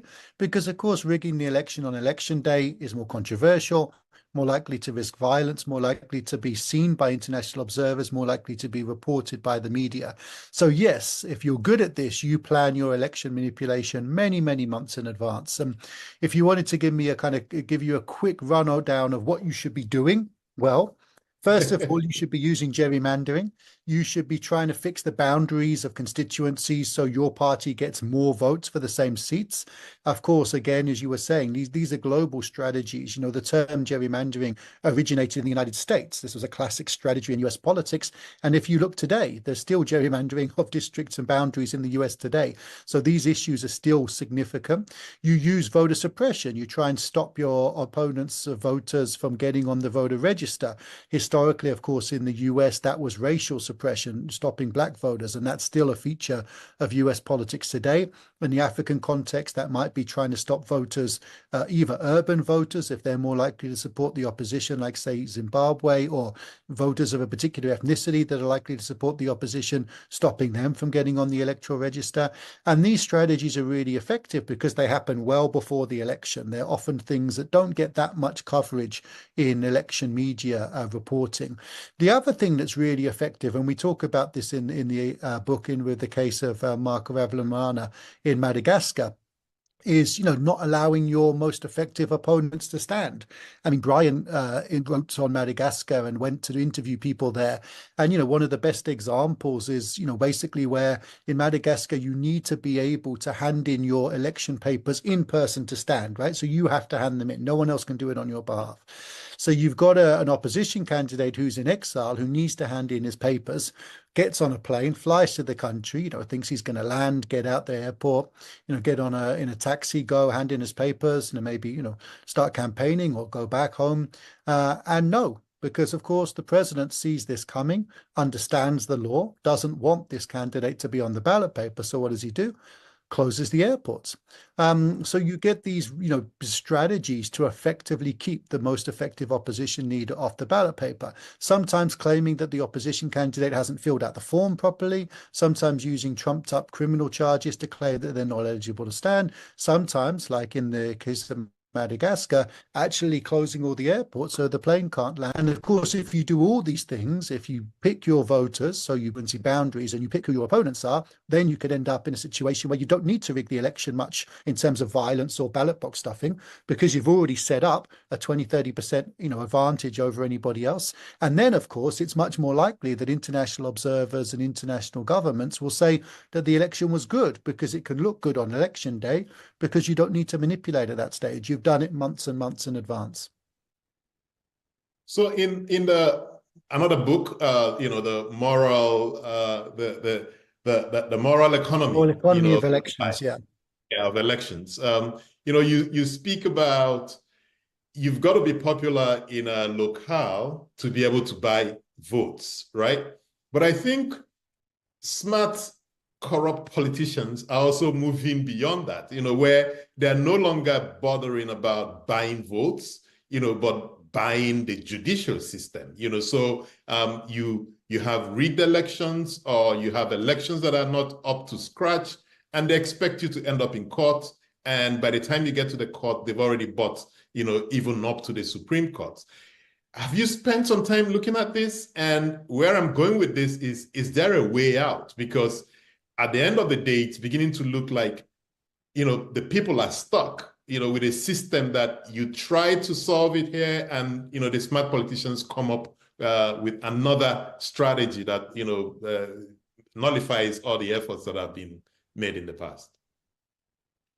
It's challenging, right? I mean, people are smart. Political leaders are smart. We often treat them as if they're not, but they're often quite innovative, quite cunning. And leaders learn from each other, right? So Democrats learn from each other, but authoritarians learn from each other, and sometimes learn quicker and faster. I talked a little bit earlier about the anti-civil society legislation that's been introduced. That legislation has very clearly been passed through different authoritarian networks, and different leaders have taken it on board, having seen how well it's worked in other countries. We could say the same about, strategies that have been used for digital monitoring and censoring digital communications, finding a way of, pushing back against social media and so on. It's constantly, I mean, Brian describes in the book like a game of whack-a-mole, that game you get in a sort of children's playground, where every time you knock one of them down, it comes up somewhere else. You're constantly playing this game every time. And I remember talking to an election observer who'd done a number of very difficult elections, and he said to me, we're always fixing the last election. Every time we get to an election, we fix the two things that were really wrong. But the government has moved on, right? They've got a completely new way of manipulating the next election. So we're always sort of trying to put out the fire from the last one. They're starting a completely different fire in a completely different place. And by the time we realize what's happening, it's too late to put it out. And then, so we're always playing catch up. So on that sense, I think we have to be aware that it's a constant challenge, and democracy is never consolidated. That's what we see with the problems that the UK and Germany and Austria and America are having right now. It's a constant battle to sustain and build and strengthen institutions. And if you stop fighting, actually, it's very easy to have erosion, even in countries that we assumed were pretty stable. But I do have some hope, and some I do think there are the ways in which things have improved and got better. Let me give you one of the examples that I know best, because one of the countries that I've worked on for the longest time is Kenya, which is in the Moral Economy book. And I wrote my PhD on Kenya, and I've been going there and researching there for 20 years. I'd have told you that there was a Supreme Court in Kenya that in 2017 invalidated the election of the sitting president, and that a new election had to be held as a result of that. You would have said, "You're a fool, Cheeseman. You know nothing about politics. You know nothing about Africa. Get out of my podcast. Get out of my conversation." And that came about through very specific reasons, right? One of those reasons was that Kenya had a major political crisis, which made the political elite think again. The post-election fight crisis from the 2007 elections, the violence of 2007, 2008. There was a formation of a power-sharing government and a process with Kofi Annan and others involved around resetting and thinking about where the country would go. That involved questions about the new constitution. There was then bringing in internationals to try and mold a good constitutional draft. There was, I think, a sense within Kenya's political elite that they needed to re-legitimate the system, that this was an existential crisis.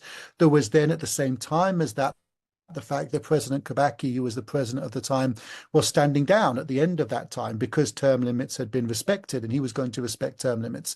So that meant that he was in his second term. Perhaps he wasn't thinking about a third and a fourth term, so he could allow the constitution to take power away from the president to an extent. And so all of a sudden, we got a new set of political institutions in Kenya. And then on top of that, there was a process of judicial vetting, and that meant that the judiciary had more quality and was seen as being more legitimate in the eyes of Kenyans. We got, a Supreme Court elected, and then we've had a succession in the last few Chief Justices who've been willing to demonstrate their independence from the government. And all of a sudden, Kenya has a Supreme Court that sometimes makes decisions that displease the government. This in a country that we would have talked about maybe in the 80s as having pliant institutions dominated by President Moi with classic neo-patrimonial politics. So I think that shows us that there are ways in which things can change. Now, it's also true that lots of things haven't changed, right? Kenyan politics still involves corruption. There is still clientelism. There is still vote buying. There is still aspects of, so I'm not suggesting that everything has changed overnight, but those institutions and the institution of devolution have, I think, become embedded in Kenyan political society and culture in a way that it's fairly unthinkable now that someone would remove them. Again, decentralization hasn't been, all good. In some ways, people would argue that decentralization has devolved corruption and devolved mismanagement as much as it's enabled and empowered people at the bottom. But what's really interesting to me is that it's popular with citizens, it's popular with governors and senators, and it would be very hard for a central government now to get rid of decentralization tomorrow, just like it would be very hard to get rid of the Supreme Court. So, what I'm saying is we can see in Kenya how institutions taking measures that actually enable those institutions to be a bit more independent, then popular support for those institutions rising can create checks and balances on the executive that then leads to a very different political situation. And Kenya, of course, is in a situation where President Ruto, when he put the 2024 finance bill, which was going to raise taxes on a number of people and was very unpopular, faced mass protests. And one of the things that happened as a result of that was that Ruto sacked his cabinet and removed the finance bill. Now, a lot of Kenyans who are protesting would say that's not enough. That's a superficial treatment of a more deep-rooted problem. But it's nonetheless noticeable that Ruto was forced to take a step back, to remove the cabinet, to remove the finance bill. So I would say in a country like Kenya, I start to see real prospects, not that things are perfect now, but that if those institutions can survive and keep getting stronger over the next 20 years, we'll have seen something else happen in the next 20 years that was unthinkable today, just as having that Supreme Court today would have been unthinkable 20 years ago. And I think there's a few countries in Africa, where that's happening. So as much as, yes, we're playing a game of whack-a-mole, they're always one step ahead. There are really challenging processes. I think it's possible to build institutions and to strengthen them. And maybe a final word on this is it's interesting to me, how many countries term limits have become institutionalized in. Term limits are pretty institutionalized in Malawi, in Zambia, in Kenya, and so on. In all of these countries, what we're not going to see, touch wood, is presidents set themselves up as presidents for life. We're going to see presidents having to stand down, new leaders coming to power, and that's going to create the opportunity to hold those new leaders accountable, but also to have different leaders from different communities come through government. And I think in all of those ways, actually, there are reasons to be more optimistic. So overall, despite my deep concern for what's happening over the last few years, I remain optimistic about the longer term. I don't know why I'm not as optimistic as you are. I think what we've done is that we're beginning to swap the presidents for life to an elite class for life. And what I mean by that is you've got presidents who control all the institutions that can get you to power, and they hand over to their hand-picked successors who continue just running down the economy and not driving any real development or progress. And because there's this veneer of democracy, elections, etc., the people don't even have anyone to complain to, because the international community will be like, but you had elections. But it's also obvious to everyone that the elections were rigged. So have we really moved, or is it just a renaming of the same problem? Yes, we don't have presidents for life, but we have an elite class that holds on to power forever, and the masses can do little to nothing about it. I think that's a great point. And I think the inequality in many African societies and the gap between the poor and the rich, and the way in which the rich sometimes serve as a self-serving elite that deliberately maintain economic and political systems that continue that inequality is, a major issue. I completely agree with you about that. And I think, that's where it's really interesting to think about to what extent do we actually see genuine accountability and genuine changes? And I think there's two things that are important to think about there. One is, where do we see those structures from below that start to hold governments accountable, whether they're social movements or civil society groups and so on? And where do we see voters starting to push back more and trying to actually demand that accountability? And I think we do. If you look at young people, and especially young people in urban areas, you do start to see, for example, the expression and demand for a different kind of citizenship, which isn't based on charismatic leadership or ethnic affiliation, but is based on, the delivery of goods. You start to see, much more of a demand for a social contract in which governments have to perform for citizens in order to deserve the tax money of citizens and the compliance of citizens. And so I think, you're absolutely right, and I don't disagree, but here I'm also a little bit optimistic. So, what do I take from the Kenyan protests? The Kenyan protest didn't transform Kenya overnight into a more democratic or more egalitarian or less corrupt society. But what they demonstrated was the ability of tens, hundreds of thousands of young people to come together across ethnic lines, not simply being mobilized by an opposition party, not simply in Nairobi, but I think in something like 36, 37 counties out of 47 counties in urban areas, there were significant protests. So across a broad urban areas, we had significant protests from people who were explicitly campaigning on a cross-ethnic basis, demanding a different kind of politics, not just the repeal of the finance bill, but a different kind of politics to take Kenya forwards. And a lot of those demands have not been fulfilled by the Ruto government. But what gives me hope in that context is that that kind of political campaign, those kinds of alliances, which was explicitly about being Kenyan first and an ethnic group second, and explicitly about doing something that wasn't led from the top by a political party, but was something that was more organically done by citizens. Those are the kinds of things that we're going to need if we're going to transform societies and political systems in the way that you're talking about. Now, I think Kenya in some ways is in the slightly different place because it's historically had quite high levels of urbanization, reasonably high levels of education. So we've got a combination at the minute of, relatively high education interacting with urbanization, interacting with young people, and, that generating demands for greater accountability. And that might not be happening in the same way in other countries which have a much smaller urban population or much lower levels of education. And I think Kenya's also, of course, had, whether we count the Ruto transition as a genuine transition of government, it's had two transitions of government. So people perhaps believe that their vote and their actions can change politics in a way that maybe people in Rwanda or Zimbabwe or Uganda don't, because they've never seen the transfer of power at the ballot box. But I do think those kinds of social processes are the things that are going to be able to affect those kinds of politics that you're talking about. And so again, although I completely understand why you're more pessimistic, I think if we continue to build education and we continue to see urbanization and we continue to see the creation of these new forms of citizenship and these new demands, in 20, 30 years, we will see different forms of politics emerge. Now, I know that's not of great help to anybody right now. The idea that things might be better in 20, 30 years is very frustrating. I guess because I'm an academic and because I started working on this 20 years ago, and my project was actually, a study of Kenya and Zambia from about 1940 to 1995. It's that kind of, if we look in that longer term perspective, that's where I get my optimism from, not where we are right now. Okay, so let me try something with you. I look at the EndSARS demonstrations in Nigeria, young people. I look at the finance bill demonstrations in Kenya, young people.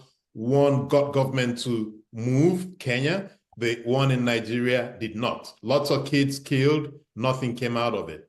And I think, what's the key difference? And I hazard the guess that it's probably because of Kenya's history with the bad elections that led to, all the people that were killed, and nobody wanted to go back to that. But in the Nigeria case, the young people couldn't show or muster any credible threat. So the government knew it could put down the demonstrations and nothing would happen. If my thesis is correct, my hypothesis, if it's correct, then it is really that credible threat that gets government to move. And that takes me to the second part of my argument, which is every time I see this bad politics happening in Nigeria and around the continent, my fear is that we might be setting up for a return to military rule, because that is the only credible threat that could upset the democratic cart right now.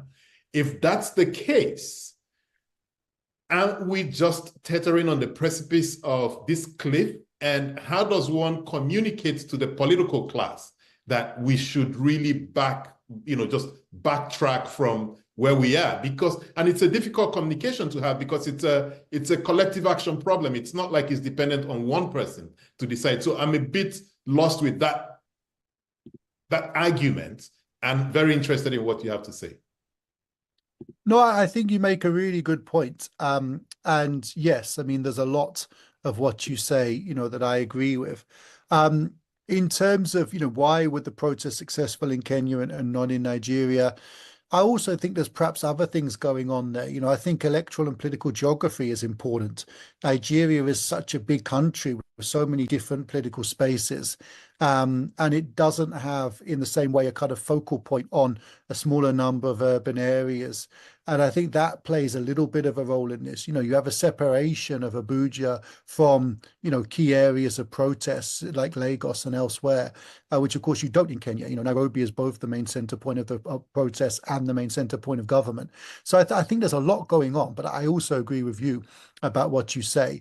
We have, it seems to me, often quite complacent elites in Nigeria, given the extent of the security challenges, the extent to which Nigeria is teetering on the brink of state failure, as well as, democratic collapse.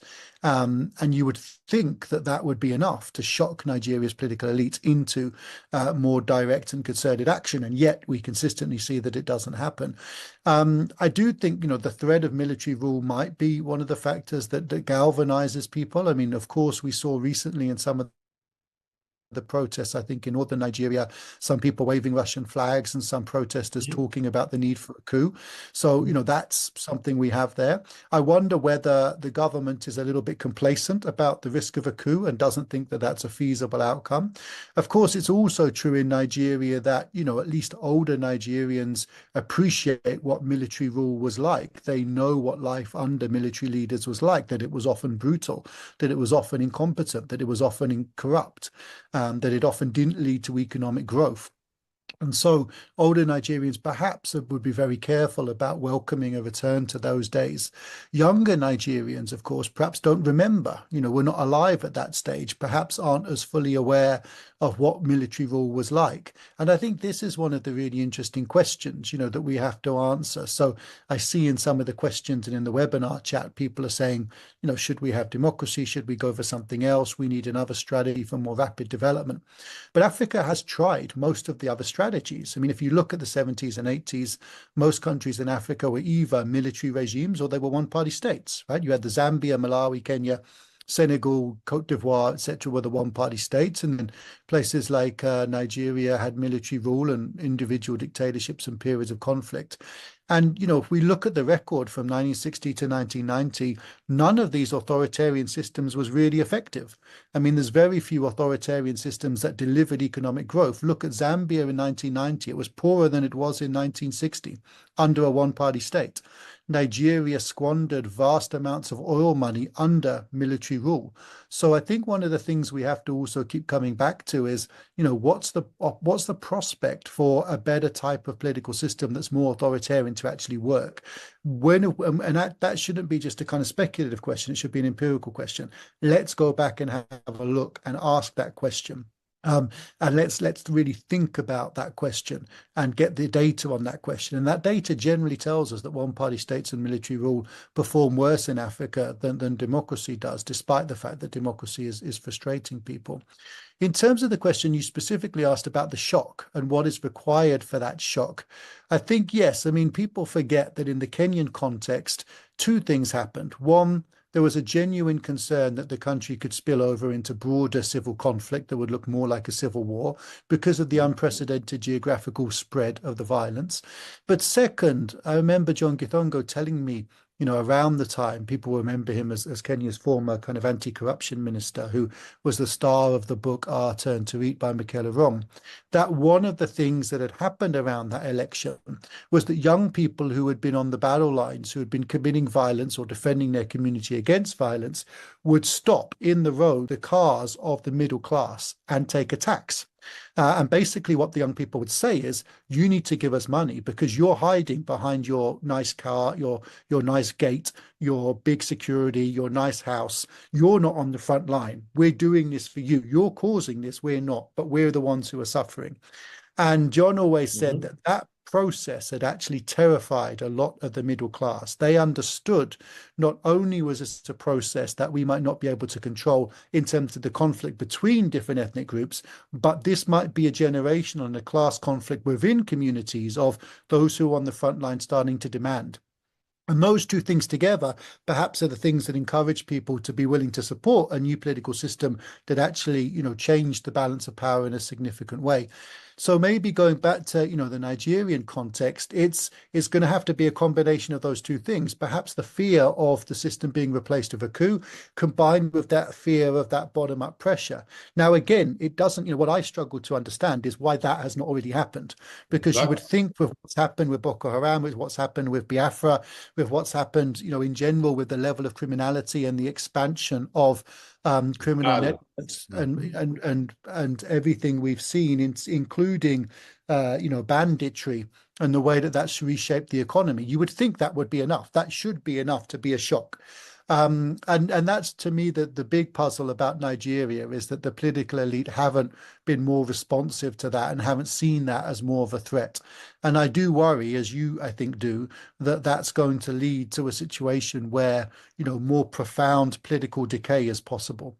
And, you know, I think we have a hope every time we see a new leader. You know, when Buhari was elected now, with Tinubu, that every new leader might just be the one to get it, right? Buhari, the disciplinarian, maybe he'll change the system. Tinubu, well, he helped to fix Lagos. Maybe he's got some ideas for the national level. And every time it doesn't quite happen, which probably tells us, I guess, that the structural barriers to change are also really considerable. They're not just about the individual at the top. This is a massive infrastructure going all the way down. But it does make me much more concerned. And I should say that my optimism about democracy in general is not there, you know, for all countries. I'm very worried about Ethiopia right now. I'm really worried about Sudan right now. I'm worried about Nigeria right now. So, you know, I'm optimistic in general about the continent and a lot of the countries. But when it comes to some of the continent's biggest countries, and in some ways are most important because they shape what happens elsewhere, I think we have to be really worried. And one of the things I wrote about a couple of years ago that I think we really need to think about is that, you know, South Africa, Ethiopia, and Nigeria have a recession. The impact on neighboring states on their GDP is quite significant because a lot of those states trade with and get benefits from and, you know, send people to work in. And if we see those sort of more hegemonic states in each region collapse economically, or in the case of Ethiopia, Sudan, into civil conflict, in the case of Nigeria, into criminality and economic stagnation, the impact on the region is really great. And if we then have a really problematic impact on the region, one of the consequences of economic downturn is it encourages people to look for alternatives to democracy. So one of the things I'm really worried about is that those poorly performing or stagnating big countries will actually make it easier for people to advance authoritarian arguments in the next few years. Fantastic. And just to say that we're going to open it up for audience questions in a little bit. Just type your questions in the Q&A tab, not the chat. I see a lot of conversations going on in the chat, but the questions should go in the Q&A. But just another question to you, Nick. I saw one of your works, you know, where you showed that there's a bit of a a disparity in the way democracy is progressing, between, say, the Southern Africa and Western Africa versus the rest of Africa. What has led to that positive disparity in our case, and are there lessons, for us and for the rest of Africa to learn from how some parts are progressing much faster than the rest? Thanks. I might actually throw this open to your audience, who seem to be super smart and engaged. So I might ask them if they can explain it. Let me just explain the kind of broad pattern, and then we can see if we can explain why the patterns come about. So, one of the things you see if you look regionally, and people might argue that regionally isn't helpful, it's not a useful lens, but if we were to look regionally, we would see that historically, West and Southern Africa have done better on democracy on average, right? So if you get the democracy score you would give to every country in the region, average it, they do a bit better. In Southern Africa, of course, you've got, South Africa, Botswana, Namibia, are often rated as pretty high quality democracies. Zambia and Malawi reasonably performing. We've seen significant transfers of power multiple times in Zambia and Malawi. Obviously, then there are countries that are much less democratic and open. Mozambique, problematic elections happening right now, Angola and so on. But in general, there's quite a lot of democratic states there that give a reasonably high average. If we were to go to West Africa, we would see a similar thing. Again, lots of countries that are not doing so well, but think historically places like Ghana, Senegal, Benin were some of Africa's more leading democratic lights. So in that sense, historically, we've had more democracy in West Africa. Can you hear me? I can hear you, but it's glitching a bit, but I can hear you. Sorry. Okay. So, in Southern Africa, if you think about, South Seas, West Africa has historically had some, Benin, Senegal, Ghana, maybe some of those are moving away now. Liberia has had transfers of power. The parts of the continent that historically have really not done so well have been East Africa and Central Africa. If you think about Eastern Africa, you've got Ethiopia, Rwanda, Burundi, Somalia, Djibouti, none of which have ever really been very close to being a democracy, then Tanzania, Uganda, and Kenya. So the average is pretty low. If we were to look at Central Africa, again, a lot of countries that have either experienced conflicts, places like Central African Republic, etc., and very few democracies. Now, there's a really interesting question about why is that the case? So there's a different set of explanations that there could be there. One could be that a lot of West African societies had more decentralized systems of authority before colonial government. So this could be a little bit of a story about that. Could be about how early democratic institutions were introduced. We know that democratic institutions were introduced much earlier into countries like Senegal and Ghana than they were into other parts of the continent. And maybe that early introduction of democratic forms of government made it easier to sustain a kind of democratic model later on. It's also possible that there are regional effects because of regional powers and regional bodies. So ECOWAS intervened in the Gambia to remove Jammeh from power, enabling a transfer of power. You could argue that West Africa has had slightly more conducive atmosphere and international relations for developing a democracy, as has Southern Africa, although SADC has often been sitting on its hands in terms of promoting democracy regionally. But you could argue that those two environments have been more positive for creating a new democracy than Eastern or Central Africa, where most of your neighbors are not going to be democracies and where the regional body is not going to see democracy as being something that it wants to promote. But I'd like to, I think it would be really interesting to throw this open to your audience as well. Why did we see historically Southern Africa and West Africa being more democratic and Central and Eastern Africa being less democratic? Is it just luck?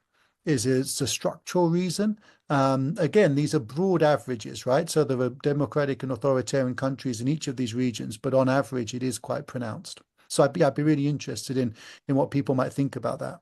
And I'm sure they're going to discuss that in the chat room as we continue the conversations. But we've got some questions, and I've got 3 questions from Alana Henry. I'm going to try and compress all of them into one. And it's really about democracy. Does democracy really work in Africa? Yes, we've got all these elections going on. You call it, or you call these regimes counterfeit democracies. The question is the fact that we've got elections, does it mean that we have democracy, right? And another question he attached to that is, what does true democracy mean? And can this be sustained in Africa? And then he adds on the back of that, what does democracy mean to the youth? You know, because we've talked about the youth. What does it really mean to them? The Afrobarometer data, does it pick up on what the youth really want? You know, or again, is this that binary discussion, liberal democracy or illiberal governments? If you present that to anyone, they probably choose liberal democracy, but is that really what they're saying? So that's a great question. Let's start on the youth. The Afrobarometer tells us that the youth are slightly less supportive of democracy than older groups. So if you look at the youngest demographic, the Afrobarometer will interview and compare that to older citizens, one of the things you'll find is that the younger people are actually slightly more skeptical about democracy. I think there were good reasons for that. Young people have, particularly people who are coming to vote now, have had a really difficult few years economically. They were often the first people to be sacked during COVID. They're more likely to be unemployed. They've been hit very hard economically by higher food prices and fuel prices over the last couple of years. And in many cases, of course, they don't remember, as we were talking about before, they don't remember the problems that authoritarian government generated. They also may be people who are quite impatient because they want to have an opportunity. And one of the things you talked about, which I think is completely right, is about, an elite, taking opportunities for themselves. But we often forget that is also about age. There's a generational process. We do have some parliaments where we see very old presidents with very old parliaments with incredibly young populations. Uganda would be a case in point. And so I think it's understandable that young people in some parts of Africa have become frustrated. They're still, I should say, on average, more supportive of democracy than any other system, but they are clearly frustrated by it. And we should be worried that young people are less supportive of democracy than older citizens. What do people want? I wrote a piece on this, and I'll try and find it and put it in the chat so that people can go and look at it if they're interested. I mean, I think people in Africa, broadly speaking, are in favor of elections. They're in favor of being able to speak their minds. They're quite supportive of freedom of speech, and they're in favor of systems that allow for the rotation of power between different ethnic groups. What they're also in favor of, though, is people in society and government pulling together to deliver development and getting things done. They recognize that they need a boost in development. And so people often will say that they're very supportive of multi-party politics, but after elections, they want people to come together and support the government in pursuing a clear long-term development plan. So myself and my colleague Sashua Shashua kind of define this or call this a kind of form of consensual democracy. People do want elections, they do want political competition, but they don't want unfettered competition that gets in the way of promoting development. They want people to come back together at critical moments to pursue that long-term developmental vision. That's kind of where we see people, and young people fit into that in terms of the political systems that they would appreciate. One of the things that is worth keeping in mind is that off democracy for, better economic growth or for a leader that would get things done. And there is in some societies, in South Africa, we saw this recently, support for the idea that it would be better to have a leader that gets things done than it would be to have strong checks and balance, right? So people sometimes are willing to trade off a bit. This year, their first flagship report of the year, and the report showed that actually the thing that really undermines people's confidence in democracy is not economically performing badly as a government. It's actually the government doing things bad on the political space, on the political sphere. In other words, they tried to correlate, let's look at what's happened in the economy the last 2 years and whether an individual is supportive of democracy. And that was less important than whether the individual thought the government had manipulated elections or had been corrupt or had failed to deliver politically. So one of the things that we're constantly reminded of is that yes, people want development. Yes, people want to eat. Yes, people want order and, a good government that deals with crime and so on. But most people, most of the time, want that to be balanced against a government that is fair, a government that allows criticism, a government that is representative of the people and is directly elected. And one of the things I always say to people is, why do we think that Africans have to choose? Like, why do we set it up as an either or? Why do we say, oh, you can have democracy or you can have economic growth and jobs? Actually, probably the reality is the more democracy you get, the more jobs you're going to get, because it's democracy, in my opinion, that's actually going to generate the processes that is going to create that economic set of opportunities. For example, going back to what we can learn from history, which were the countries that grew the most? Was Botswana and Mauritius. What were the countries that had the worst? So again, I don't think it's necessary. I do think that it's about, and you've said this a number of times, which I think is absolutely right. It's about making sure that you have the kind of democracy that actually enables you as the population to determine what's happening, to actually shape who's in power, and to actually push for the delivery of those things. Now, it's interesting to look at what the record of some of those governments have been. If we actually look, and people sometimes forget this, there's a number of countries in Africa that introduced free primary education after the introduction of multi-party elections in the 1990s, partly because it was one of the main campaign messages of opposition parties and was then taken on by ruling parties. So if you look at countries like Kenya, free primary education was partly a function of the reintroduction of multi-party politics. So again, I think sometimes people have this idea that if we had more authoritarian politics, it would become more efficient, it would work better. Actually, authoritarian politics in a lot of countries prevented the government from feeling any accountability, so it meant more corruption and actually the provision of fewer public services. But yes, I think you're absolutely right that we need to be careful in not sort of presenting people with a binary. And actually, what we should be saying to them is not, do you want liberal democracy or this terrible authoritarian alternative, but do you want an economic model and a political model that has democratic elements, but also delivers more equality, closes the gap between rich and poor, provides infrastructure and services. And where I would be very critical of, the international community is that I think too often the IMF and the World Bank, both in the 1980s, but also today, are focused on, economic growth plus good governance, rather than providing jobs, education, lifting people out of poverty and reducing inequality. They would say that they're not. They would say that those are major priorities. But I think if we look at what's happening right now in the way that we're managing debt and the way in which that's forcing governments to cut their budgets, we're at risk of reproducing some of the outcomes of the 1980s, where debt basically played out in a way that undermined public services, hurt the poorest citizens the most, exacerbated the gap between rich and poor. I think one of the things we should be learning from history is that actually that's part of the problem. That weakens democracy as well as impacting on poverty.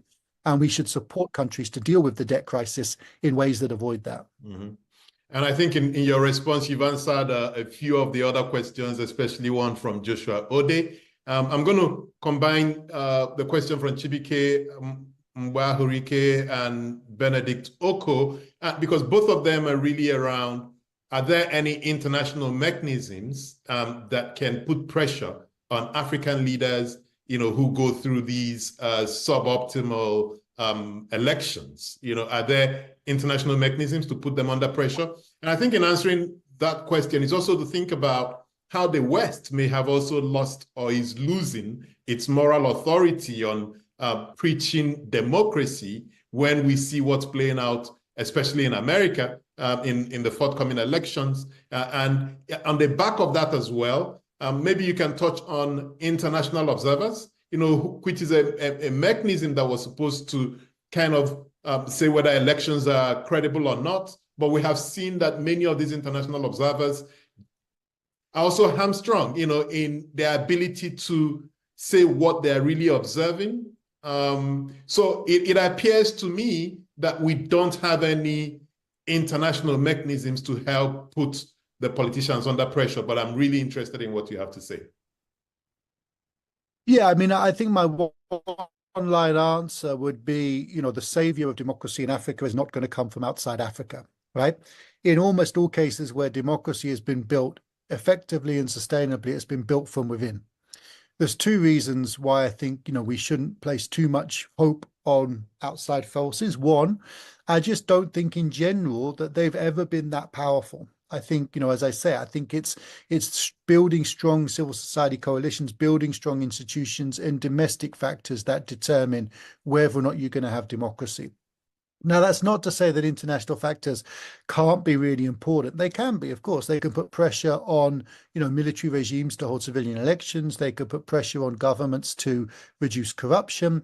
They can put pressure on governments not to commit human rights abuses. So they can be powerful and they can be important, but they are never going to be the answer to long-term, building stable democracies in Africa. That's particularly the case now, as you said, because many of them are having their own crises. America with Trump would not be a government that would care about promoting democracy abroad. But America wasn't that strong on promoting democracy abroad, even under Obama. So let's not think it's all about Trump. The UK is caught in a strange moment. I think the new Labour government, cares about democracy abroad, wants to promote, rights and so on, but is also very careful that it doesn't want to be seen as a colonizing power. It doesn't want to be seen to be replicating the mistake of forcing political systems on other countries. And so David Lammy and others in the Labour government are very clear that they don't want to kind of go back to simply exporting a model of government. So I think they're not entirely sure right now on exactly how they want to go about dealing with the question of democracy. And of course, other governments, the German government has its own problems with the rise of the far right and so on. So what we see, across the West, broadly understood, is, either a kind of disengagement from the idea of democracy promotion or rethinking that idea, or a set of domestic factors that stops them being as effective. And I think that's significant because, of course, if you're a leader of an authoritarian government, you probably think you can get away with a bit more than you used to. You probably think you can get some funding and support from Vladimir Putin or from China to offset some of the loss of support from the West. But you probably also think that the West isn't going to come in and make a massive fuss if you do a bit of election manipulation here and there. And let's look at, recent elections where we know there was some electoral manipulation. We know there was in Uganda. We know there was in Sierra Leone. Those governments are still in power, partly because international factors can't change domestic realities, but also because there wasn't necessarily as strong an international response as there might have been, in the early 1990s to those processes. So I don't think that the international community is going to be the savior. In some ways, I think that's a good thing and a good message, right? Democracy should be won by people for themselves. And I think people need to create their own democratic myths. They need to create their own democratic victories. The idea that democracy was supplied in Africa by the international community in the early 1990s, I think, was a flawed idea. Anyone who knows the history of their own country knows that people sacrificed their lives in the struggle for democracy, and that many people over many years had struggled for it. Think about the battle against apartheid in South Africa.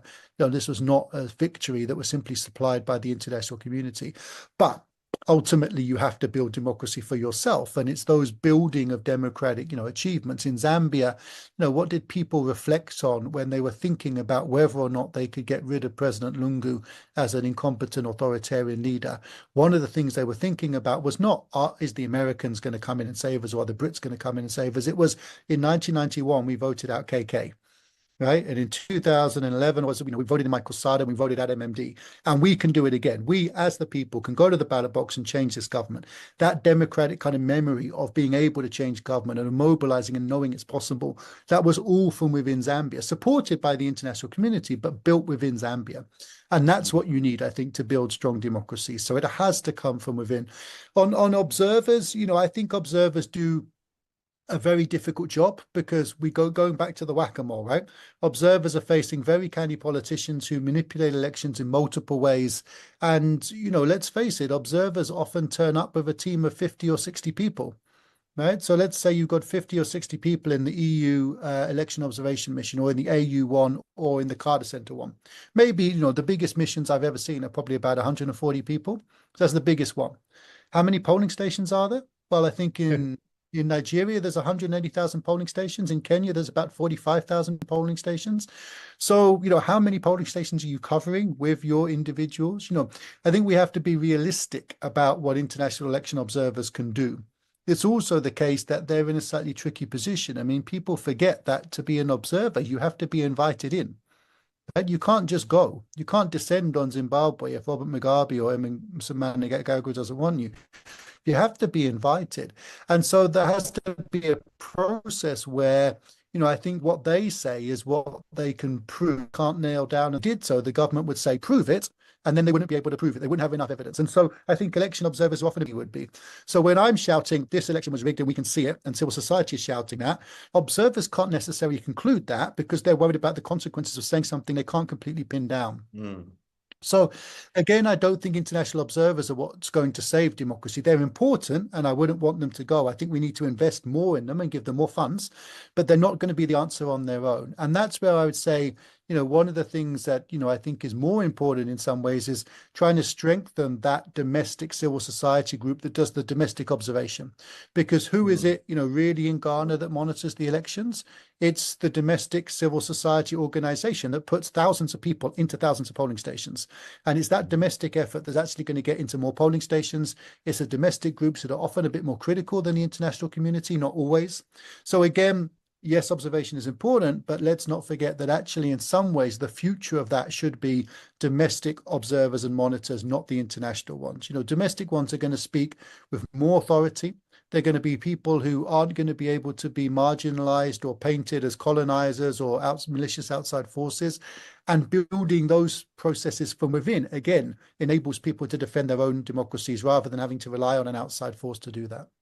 Fantastic. And just 2 weeks ago, my guest was Obeyemi Adamaleku of Enough is Enough, and she spent a lot of time just explaining what civil society can do, especially when you expand the civil society definition to include like religious organizations, traditional institutions, etc., beyond just the civil society organizations. But I have a question here from Chukwemeka Ekesiobi, who says, okay, so we understand what civil society can do, but how can I, as a citizen, help prevent rigging, especially in Nigeria, where pessimism against democracy is gaining currency? So from your study, have you seen where individuals, things that individuals have done, just to preserve the integrity of the electoral process? Yeah, I mean, it's amazing what individuals can do, right? And I would say one ingredient is an individual, a citizen who wants to change the world. There's a great quote by Margaret Mead who says, never give up hope and think that individuals are insignificant. It may be very hard for individuals to change the world, but it's the only thing that ever has. That's my favorite quote, right? By the way. It's a good one. So I've murdered it as well. We should get the actual quote. So it's never doubt that a small group of thoughtful and committed people can change the world. Indeed, it is the only thing that ever has. My favorite quote. There you go. Well done. You've said it much better. Well, thank you very much. Exactly. So there's a couple of things though that are in that, right? One is it's about the individuals that are committed, but it's also about the group and being able to connect. And I think that's where I would say, the interaction between individuals like yourself, thanks for being here on the call, and, new technology. So one of the things we've seen really effectively in recent elections where we've seen oppositions do well or governments struggle, where we've seen election rigging being exposed is being actually people connecting on very simple apps on social media, very simple uses of technology to share evidence across different constituencies of malpractice, whether that's vote buying, evidence of ballot box stuffing, evidence of political violence and repression. And as soon as you get a few thousand individuals working on the same app, sharing data, we can generate the kind of evidence that actually can make it possible to demonstrate that an election was manipulated. And this could be really powerful. So just to give you an example, in the Zambian elections, President Lungu came out on the evening of the elections and stated that he thought that the elections had been manipulated by the opposition. And he called on the Electoral Commission to basically intervene. He said that the opposition had manipulated the elections using violence and that they'd won an unfair victory. That's what he implied in his letter. Now, of course, this wasn't true. How was the opposition, being in opposition, not controlling the security forces, going to bully everybody into vote for them? But it was an attempt by President Lungu to get out of election results that were very clearly, very early on, not going to go his way. What were the factors that stopped him? Well, one, the fact that everybody knew that urban areas had voted heavily for the opposition and there might be protests and unrest. Number two, domestic observers. Domestic observers had got out there and actually used technology to be able to capture what actually had been in the vote in different parts of the country, and to capture the reality of what had happened and how peaceful and orderly it had been in different parts of the country, and then use technology to be able to communicate that back. And that demonstrated that actually not only had the opposition won, but they'd won a big majority. And not only did they have the results, but they had some of the election observation forms to prove it. And Lungu was effectively told that, right? Actually, Mr. President, the election commission has the results. They don't look good for you. The civil society groups have the results. They don't look good for you. Of course, those results also were then shared with the international community. They've got the results. They know they don't look good for you.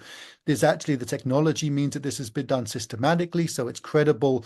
All of these things build towards President Lungu actually agreeing to stand down and recognize Hichilema, as the next president of Zambia. So yes, individuals can make a critical difference, but connect your efforts to others through the use of apps and technology. Collect that data through different individuals so that you can be more systematic, and that can really shape the way that people think about an election and the decisions that leaders make in an election. Exactly, and in answering that question, you've also answered Okechukwu Nwanguma's question on how, what citizens can do under an authoritarian regime. But there's a question here from Victor Mark Onyebu, curious to find out your thoughts about democracy as a form of government in a country with relatively low mass literacy rates and high levels of inequality. It essentially leaves a vast majority of the populace vulnerable to being manipulated against their collective best interests. So I guess the question is, how does democracy work where you have very high illiteracy rates, high poverty, massive income inequality? Are we setting up ourselves up for failure, still hoping that democracy can deliver in that kind of situation? It's a great question. I've been working a lot in South Sudan recently, right, which is a country which has literacy challenges, it has infrastructure challenges, it has capacity challenges, electricity challenges, all the challenges you can name.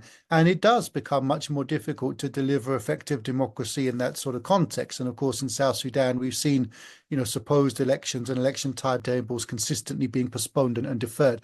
So I don't take in any way lightly that challenge. At the same time, I think it's also important to be a little bit careful, assuming that voters who are not illiterate or not as well educated can't make good decisions. So Joel Barkan, who was a significant figure in my career, a good mentor, worked a lot on East Africa and Kenya and Tanzania. He did some surveys in the 1970s, and he was able to show that basically more people in countries like Kenya and Tanzania knew who their MP was and knew what their MP had done than people in the UK or the United States.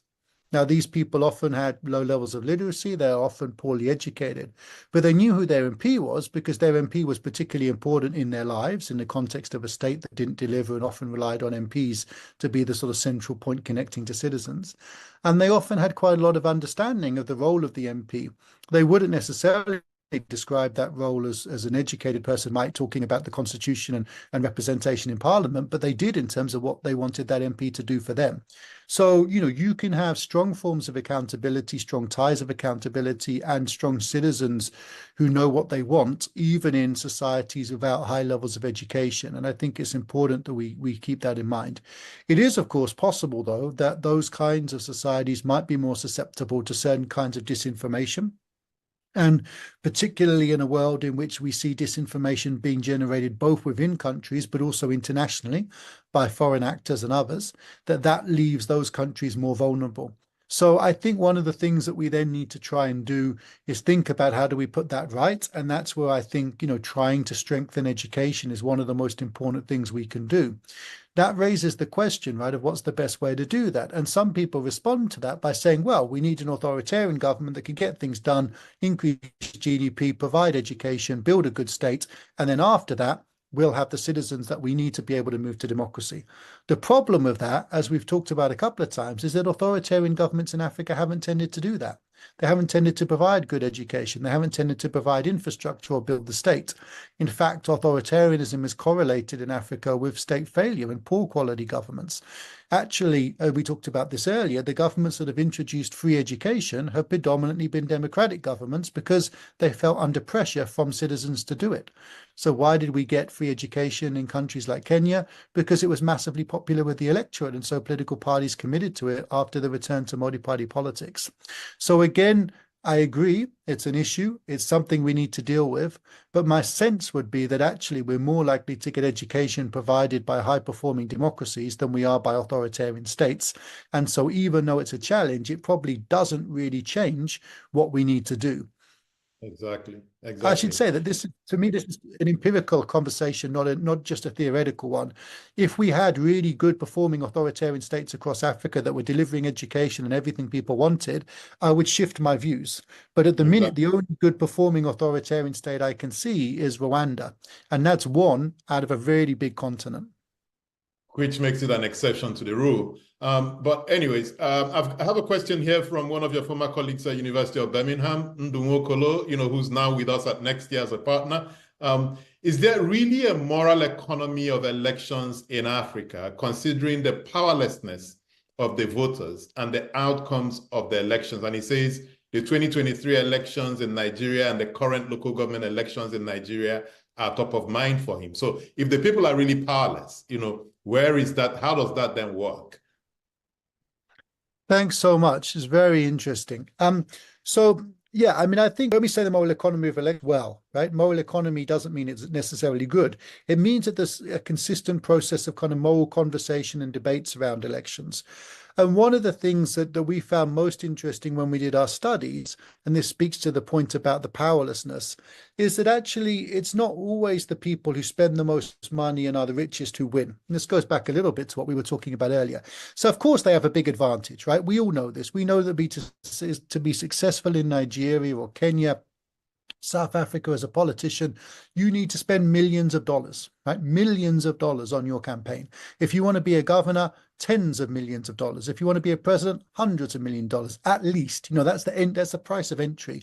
In some countries, you need to spend that amount of money just to get it through the primary, let alone to be able to stand. Elections are an incredibly expensive thing. And that does create inequalities, and it does lock out poorer voters. And it probably locks out lots of women as well, because women are less likely to have that kind of money and to be part of those kind of networks. So again, I completely recognize those challenges. What was interesting to us in the book, though, was that we found lots of different places where the richest people didn't win. So Alan Cash is a good example. I mean, Cash was a figure in Ghanaian politics who was known, for being money bags, for handing out cash, for being a candidate who could give people money, and yet failed consistently to become elected as a political leader of the party or the country, because people didn't think it was authentic. They didn't see it as being credible. They didn't like the way the money had been achieved. They didn't think he was the right kind of leader for the country. And so despite spending the most money, he didn't win. We also have people, so this was a book that was a study of Uganda, Ghana, and Kenya. One of the things that we consistently found is that constituents who felt that someone was giving them money, but that money had been stolen, or that money was somehow given to that politician by someone who was corrupt and problematic, like a military figure known to have committed human rights abuses, that actually they didn't feel that money that was given to them, as it were, had moral value. It didn't have authority. They felt that they could take that money and vote for anybody. So, for example, let's go back to the 2011 election in Zambia when, the government outspent the opposition probably 10, 15 to 1. This was an election where if money talks, the government should have won it. You could see 10, 15 ruling party posters to one opposition poster. And yet the opposition won comfortably. Why? Partly because the opposition ran a campaign called Don't Kubeba, right? The vice president, the deputy leader of the party, Guy Scott, actually said to a rally in mixture of English and Bemba, don't Kubeba, don't tell them, right? Take their money, vote for us. And they won. We saw a similar thing being done in Namibia, right? Eat DTA, vote SWAPO, right? Take the money of one party, vote for another. So a lot of the time we actually see people taking the money of a party, but rejecting the idea that has authority over them or it's legitimate, believing that actually the way that money has been generated means that doesn't cast a kind of claim on their vote and voting with their conscience. And that means that sometimes the people who spend the most money don't win. And one of the things that I've done in elections is actually to go around interviewing the people who have lost. And in quite a lot of the cases I've gone around, I've interviewed people who've mortgaged their houses, who spent more money than other candidates and can't understand how they lost the election having spent so much. It's actually one of the tragedies we often forget about African elections is how many candidates go bankrupt and lose money from contesting. So I do agree with what you're saying in the question, but I also think there is a kind of moral economy there. And you have to both deliver development and money to your constituents, but you have to be seen to do so credibly and legitimately. And what does that mean? To be authentic generally means to physically go back to the constituency. If you go to Nairobi or you go to Abuja and you're never seen in the constituency for 4 years, you will not win the next election, no matter what you spend in that election. So it's about being accessible. It's about being in the constituency. It's about being seen to be true to the constituency's values and not selling the constituency out to another ethnic group or to another leader. It's about delivering on the key development things that the constituency expects. It's about going to funerals and weddings and being generous. All of these things constitute the demands that citizens have of their leaders. And if you flout that, if you don't do that, you will often find yourself booted out of the next election, even if you spent the most money. So yes, I think there is a moral economy of elections, but it's not always, a good one. But it is one in which leaders have certain things that they need to deal with. And one of the things that we found that was most interesting, I think, is that, a lot of voters would say to us, I'm going to take the money, but I don't really want to. I'd rather leaders didn't give us money, but I'll take the money, but I'm voting with my conscience. And one of the things that strikes me is that if we get to a point where enough people are willing to do that, leaders will start to figure out that it's probably not worth handing out this money, right? That actually handing out the money is very expensive and a lot of people are not voting for them. And maybe that's the beginnings of, getting vote buying under control. If you look at the UK and US, vote buying partly was removed by changes in parliament, changes in legislation to make it more difficult. But a lot of the issue was that citizens started to reject it, partly because standards of living were rising. And so the small amounts that were being offered weren't enough to actually sway people. So again, going back to long-term optimism, short-term pessimism, the situation is really bad. I think it's true that about 67% of elections feature significant vote buying in Africa, which is the highest percentage around the world. But if we expect economic growth to continue, we expect standards of living to continue and poverty to decrease, it should become harder to buy votes over time, and that should create more space for other kinds of politics. Well, the argument about take the money and vote your conscience, does it really work? I did some local election observing in 2018 in Nigeria, in a state in Nigeria, and I saw that many of the people I spoke to after they left voting, they voted, they collected money and voted. They basically voted for the same person that gave them the money. And their argument was they couldn't tell a difference between the candidates because they didn't know any of these candidates. And many of the candidates they just saw on TV, they couldn't tell one from the other. So doesn't it still come back to the person who gives the vote wins in a situation where the voter cannot quite differentiate between the different candidates? It's a good point. It certainly doesn't always happen, right? I mean, people do all sorts of different things. Some people get bought and sell their votes. Some people vote a certain way because they think that only a leader of a certain ethnic group is going to be able to defend them and look after their interests. Some people vote against their interests, and some people sacrifice and vote, the way that they think they should. I think it's really complicated. And I think this often changes through an election. A colleague of mine, Dominic Burbidge, got his friends in Kenya to write a diary of their experiences in the election. And one of the things that you see is these people starting, this is in the 2013 elections, starting by saying, well, I'm not going to vote for this guy because he's my ethnic leader, because he didn't do the right thing. He's up on charges of human rights abuses at the International Criminal Court. I'm not going to vote for him. I'm going to do my duty as a good citizen of Kenya. And then as the campaign heats up and as it becomes more aggressive, And as they feel their community is more under threat, and as the money starts to be handed around, it becomes harder and harder for them to stick to that initial position. And there's a really nice moment where one of them writes in the diary, which became the title of the article, something like, get me out of this middle class hell. I don't want to vote for this guy, but I'm worried that if I don't vote for him, I'll be disadvantaged. My community will isolate me. People will, accuse me of betraying the community. And so you get the sense in the end of the article that a lot of these people voted for the candidate they said at the beginning that they weren't going to. So I agree with you, and I think it's really complicated. And certainly a lot of people do vote for the people, who bribe them or who are of their ethnic group. But I think, again, one of the things that I'm really interested in is how that's changing. Now, we'll see at the next election in Kenya whether that urban protest, that cross-ethnic urban protest that was explicitly about citizenship and holding the government to account across ethnic lines, we'll see at the next election in Kenya whether that translates into people voting a slightly different way and campaigns being a slightly different way. I might be naively optimistic to hope that some of this will carry over into that and we'll start to see a shift. But again, going back to what I was saying earlier, I think if we do, that will be a 20-year shift, right? It's not going to happen overnight. So my hope is that we see aspects of that and that will strengthen.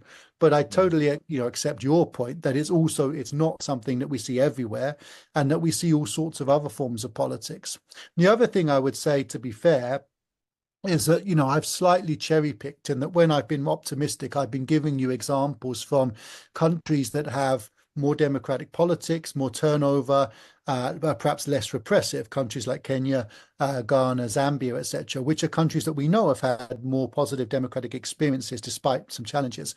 It is also true that people will probably make different decisions when they feel, that they're extremely repressed, they're very vulnerable, they're very unsafe. And when they think that the whole election is going to be rigged anyway, so why bother to take the risk of voting for a good candidate if, the government's going to rig it? So if you're in a country where the president wins 98% of the vote and the same people are consistently returned to parliament, I think that creates a very different environment in which to come to that decision of how to vote. And we're now down to the last 2 minutes of this great conversation, but I wanted to get maybe one or two more questions in, and unfortunately we can't answer more than 18 other questions in the Q&A. But have you seen from your experience where any African country has made progress on election finance reforms? And if yes, what was the nature of that program and how did it work?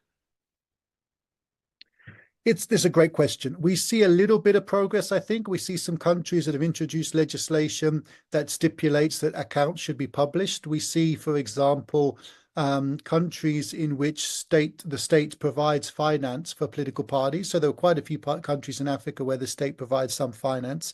And in those countries in particular, there's often a requirement on parties that accept state finance to then publish accounts on how that money was spent. Now, that's a good thing in principle. It's good to have that legislation on the books. Of course, the problem is that it's rarely actually enforced.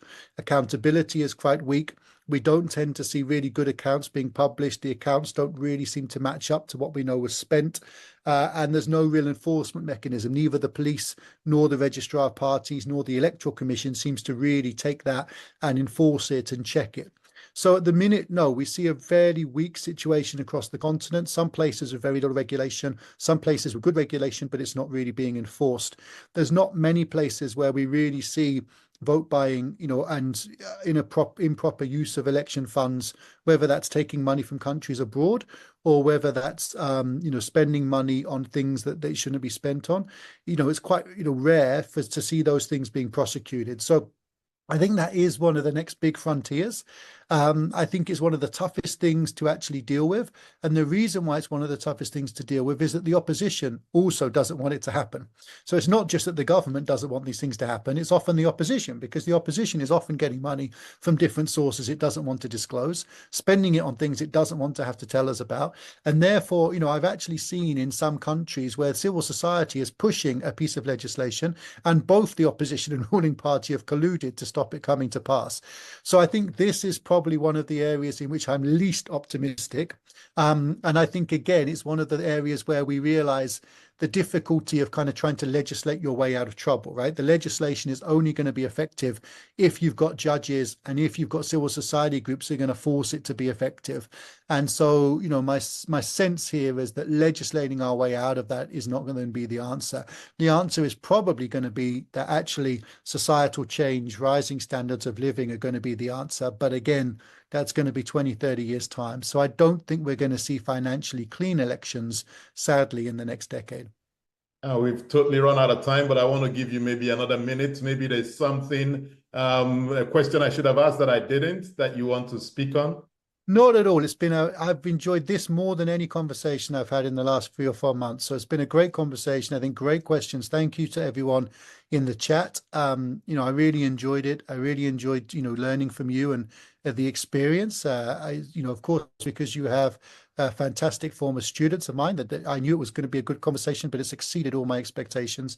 The only thing just to say to people is that if people are interested and want to get more debate, Going with this is there a way out? Because at the end of the day, it's beginning to look like, you know, the people are stuck, you know, with a system that you try to solve it here, and, you know, the smart politicians come up with another strategy that, you know, nullifies all the efforts that have been made in the past. It's challenging, right? I mean, people are smart. Political leaders are smart. We often treat them as if they're not, but they're often quite innovative, quite cunning. And leaders learn from each other, right? So Democrats learn from each other, but authoritarians learn from each other and sometimes learn quicker and faster. I talked a little bit earlier about the anti-civil society legislation that's been introduced. That legislation has very clearly been passed through different authoritarian networks, and different leaders have taken it on board, having seen how well it's... The way we see the world shapes the way we change it. Gender isn't just a checkbox, it's a lens. One that helps us understand the world more deeply and act more fairly. Gender Perspectives, a program for those ready to see more, do more, and be more. Designed to challenge assumptions, ignite conversations, and build inclusive solutions across every sector of society. We are not, you know, fighting the men. We are not saying we are equal in terms of rights. We're only asking they should recognize our existence. Join us on Gender Perspectives, showing every Saturday by 4 p.m. Repeat every Wednesdays by 5 p.m. and Thursdays by 3 p.m. Change begins with perspective. Let's widen yours.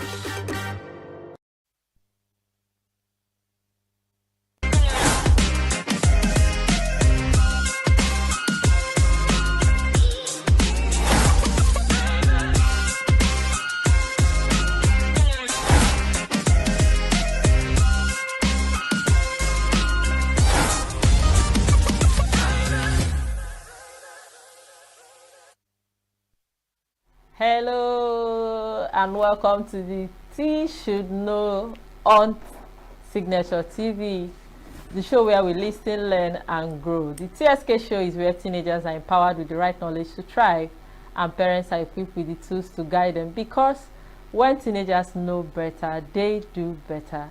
My name is Ifoma the Prof Mwato and I'm your host on the TSK show. So today, we are diving into a very rare conversation, which is adjusting to campus life, the expectations versus the reality. You know, many teenagers dream of getting into the university or into the college, so to say. We talk about the freedom, the vibe, the independence. But when reality finally sets in, it comes with mixed emotions, the excitement, the pressure, the loneliness, and the silent need to adjust quickly. So today we have a young student with us who will be sharing her honest experience, the good, the bad, the ugly, the tough, and the unexpected parts of campus life. This conversation is for every teenager preparing for campus and every parent trying to understand their child's new world, and every current student still trying to find balance. So we've gone a short break, and when we return, we'll meet our guest for today. Do not go anywhere. Every second, every minute, every day, news is breaking, events occur, and there are new developments. At At Signature TV, we follow these stories objectively, bringing all sides without bias, explaining the complex issues, breaking down the numbers, and investigating the issues behind the news. Anywhere and everywhere, near or far, wherever the news is, we will be there. Signature TV. News in your pocket. Welcome back to the TSK show on Signature TV. And today we are talking about campus life, the reality and the expectations. So our guest today is a teenage student currently living in one of the Nigerian universities, and she's living the Nigerian campus experience. She's here to share the real side of campus life, the excitement, the shock, and the personal growth that comes with new independence. Please join me as I welcome her, and as she speaks from a place many teenagers are stepping into. Please, let's welcome Prosper Ifatuchukwu Anyi. How are you today? I'm very well, thank You're you. very well, thank you. So, welcome to the TSK show. Thank you. This is where teenagers are empowered with the right knowledge. I know there are teenagers, they just finished their work, and there's this excitement of, I want to get into school. Because I know when I got admission, one of the excitement I had was I wanted to leave the house. Like I wanted to have that life of independence and all of that. Then, secondly, I was sad somehow because the course I wanted wasn't what they gave me, but I just had to go. So I know this is the reality of so many teenagers out there. So I want to ask you, before you resumed, what was the picture of a campus life? What was it like for you? What were you imagining? What was it looking like for you? What's that expectation you had? First of all, thank you very much for having me. And my expectations in campus life, I had envisioned myself as one independent superwoman. Immediately I enter my first year, and you're left to do things at your pace. Nobody's there to supervise or study, and you're just expected to know the right things to do and at the right time. So it was a lot different than I expected. Okay. But yeah. Okay, so what was your first shock the moment you stepped into the campus? Because when I came, the first day I came into the campus, I saw they were having SUG elections. So I saw them chanting, the noise, the displays. It was so interesting. Yeah. But when I got to the point of registration, a whole lot of things I can't even fix it. So what was your first shock? My first shock, I think the noise and the hustle and also everything was expected. But my first shock was that everybody was trying to get by. In secondary school, my personal experience was always striving to do better than others. But people in the university would be happy with a D. Like, if I can just pass this course, it'll be fine. But nobody's aiming for an A, and it's like, I'm the only person running this race. And it was a shock that everybody was like okay with the bare minimum, and it was as if I was the everyone only was just one. indifferent. Yes. Okay. So that struck out for me. You felt like, there's no pressure. They were not under pressure for that kind of academic excellence you see in secondary school, where you want to be the top of the class. Oh, wow. So let's look at the hostel life. Having to wake up early morning, water scarcity, typical of a Nigerian university campus life. So what was the hostel life for you? Okay, I didn't particularly have a taste of hostel life because I had rented out a lodge. But it somewhat felt the same because the noise in the corridors, the way people are always in your space, and it was yes. So I got to see that I was really left on my own because nobody like you would see people leaving the house around like 12 in the early midnight. morning. So everywhere was, I wouldn't say it was carefree. There was just too much independence. It was more than I could swallow at the time. But yes, it was, yes. we didn't really have scarcity of water and all that, but the experiences were somewhat similar to hostel life. What hostel life looks like. Now, talking about space and having lived maybe during your secondary school days, were you a boarder in secondary school? No. Okay, you were going to school from the house. Yes. Now, it's a new environment, it's a different experience. Yes. Let's talk about how did you manage sharing your space, securing your belongings, and setting boundaries also. Yes. So how did you manage that? Okay, growing up, there was, you know, I like to think that everybody has this innate need to be validated. But what needs to be learned is, you know, they need to be assertive and actually make it clear what you want and what you wouldn't have. So I was taught to be firm. Okay. And kind at the same time, because I wouldn't be rude and say, I wouldn't. So I had a roommate, and for me, it was fine to, it was okay for me to tell her, okay, these are the certain things that I wouldn't want to happen, and they will actually cause problems between us. So we just and I thank God for giving me somebody that was understanding, because we were able to set clear boundaries and not get in each other's way.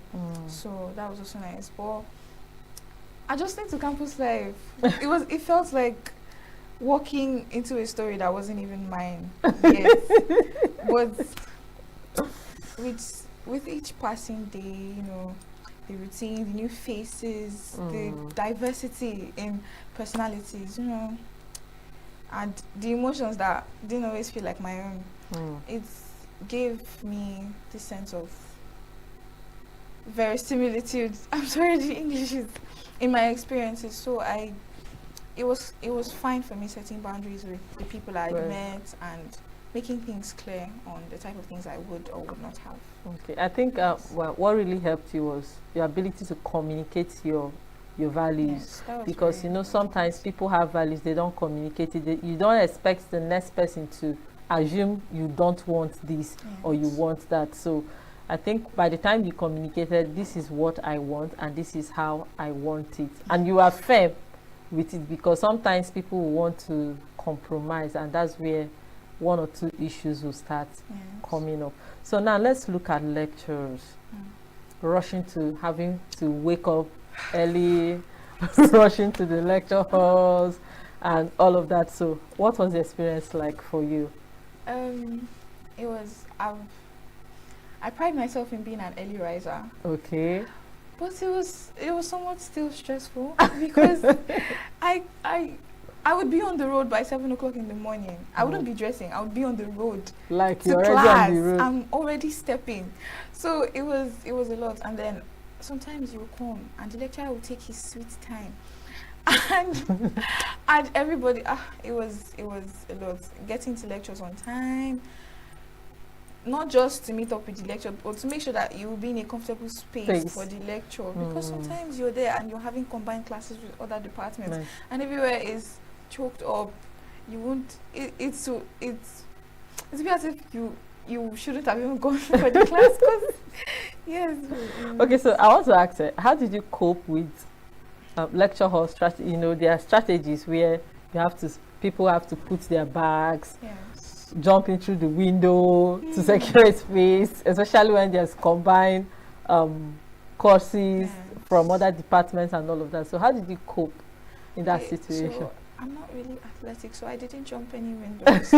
But this is where the clear communication comes into play. So I was able to make acquaintances and, you know, friends in the process, that I can trust this person. Please come to lecture, drop your bag for me. And this is where you actually need people. You can't really survive on campus as a lone wolf. You would need people to lean on. You would need people to trust for certain things, and it really helped. Not to say that I was missing lectures and I depended on friends, but it was really something that helped.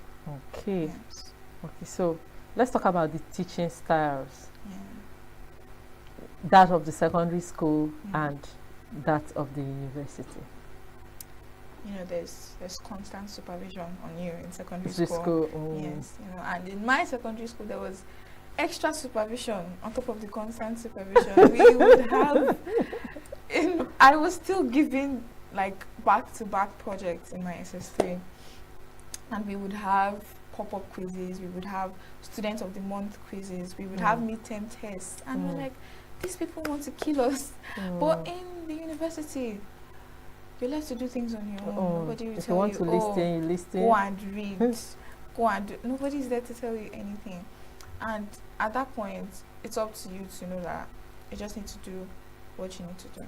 And that's why I always tell people, before you step into something new, have enough awareness of yourself. Of course. Because if you know that you're walking into this and this is the results you want to achieve, you know that you have to go to the library. You won't just enter the university and campus life will overwhelm you, and then you're too busy trying to make friends, too busy trying to fit in, that you forgot you're in school, you're not in a social gathering. Of course. So yes, it's really important to keep that in view, because I remember when I woke up one time, I was like, I'm not going to class today, and I'm like, wow, I really just said that to myself, and nobody's going to penalize me for it. For not coming to class. Nobody's going to penalize, and I'm like, I'm really on my own here. So it's up to you to make the right choices to get the results that you want to get. And also, as I mentioned, association. You have friends out there, let's go to the library to read. The way exam time is not the time for reading. We need to start now. So all those come to play. So, okay. Yes.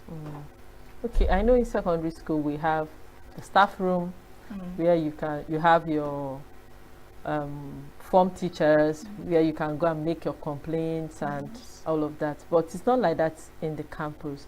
So had there been a time you needed to approach a lecturer for something, like maybe something he taught in class that was not too clear, and you know we have this I'm sorry, but we have this kind of somehow arrogant Nigerian lecturers that will not even wait for you to ask questions. So we do. How did you manage that? Okay, the thing is that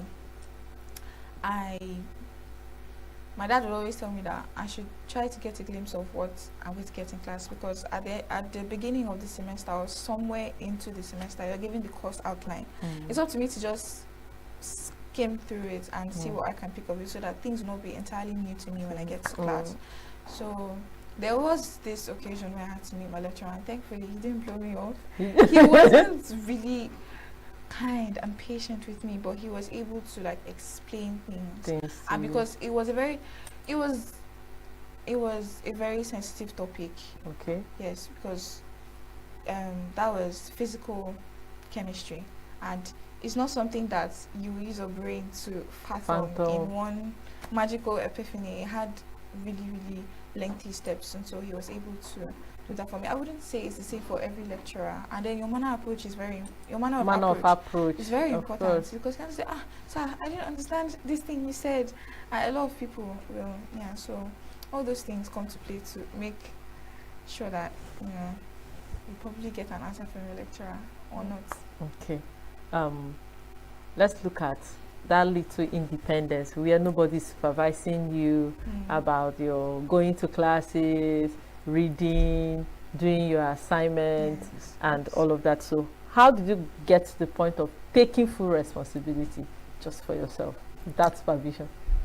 Okay, so I wanted to have an honest conversation, and I wouldn't say I found myself immediately. I was really overwhelmed with at the initial stage. Too much freedom. And it was a lot to take in at first, and I was still trying to get a feel of everything. But thankfully, I got myself on time. I was able to, get myself back in order and everything. So, firstly, my friends helped quite well, and also that personal conviction that I'm here for something. I want to get to where I want to get to, so I had to call myself to order. So first thing you need to do, a lot of people tell you, okay, have a reading timetable, but that doesn't always work for everybody. A lot of people have this mechanism in their brains that their brains tend to corrupt the systems that they've made up to. So I would also tell you to do things in a scattered manner, but know what you want and take practical steps towards it. If you know that, I don't always try to make realistic goals. Don't say, I will go to the library 4 times per week. I'll make sure I cover before the end of the semester. Set realistic goals. Let it be something that you can be able to keep up with at your pace, pace. and still get and not be under any form of pressure. Yes, exactly. Okay. Because some people, the pressure is not exhilarating in any way. Reading in exam period when you know nothing, it is not the way. It is not the way. So yes, and another thing is that I was able to accountability. Okay. I had people to answer to, not my parents, not only my parents. I had people to answer to. I had joined a fellowship. Okay, in school. Yes, I had joined a fellowship in school. NCF is the fellowship branch of Dominion City, so for students. And I had people that would ask me, "What have you read today? Okay. Do you, this test you're about to write, do you know what? Yeah, so how much have you covered?" And they are also students, so they have an idea of, okay, this topic, come to the library, let me help you do this. So wow, accountability beautiful. is really important. Yes, accountability. Accountability. Because at the point where you know that you're not doing this thing for just yourself, you have people to answer to. Yes, and you cannot avoid their calls. They become your hands. So all that, yes. Oh wow, thank you so much, Prosper, for coming. And this has been actually a wonderful conversation, and from hostel realities to lecture hall survival and adjusting to a new level of independence. Yes. So it's very clear that campus is more than just freedom. It's also a training ground for responsibility and self-awareness. Yes. So we are going to take a short break now, but when we return, we'll talk more and we are going to learn more. Please do not go anywhere. Health is more than a diagnosis. It's your lifestyle, your choices, and your future. Join us on Inside Health, your weekly deep dive into the stories, science, and solutions shaping your well-being. From expert interviews to real-life journeys of healing and hope, we cover it all. One of the complications of cancer management or treatment is they have, some of them, at one point in time, you see them having anemia. Okay, so you see them at times being transfused. But at the same time, you come in with a diet. Nutrition, mental health, innovations in medicine, fitness, and everyday wellness. Whether you're managing a condition, staying informed, or just living your best life, Inside Health is your trusted guide. I'm Tigiti Agorum, and I'll be with you every week on Inside Health, only on Signature TV.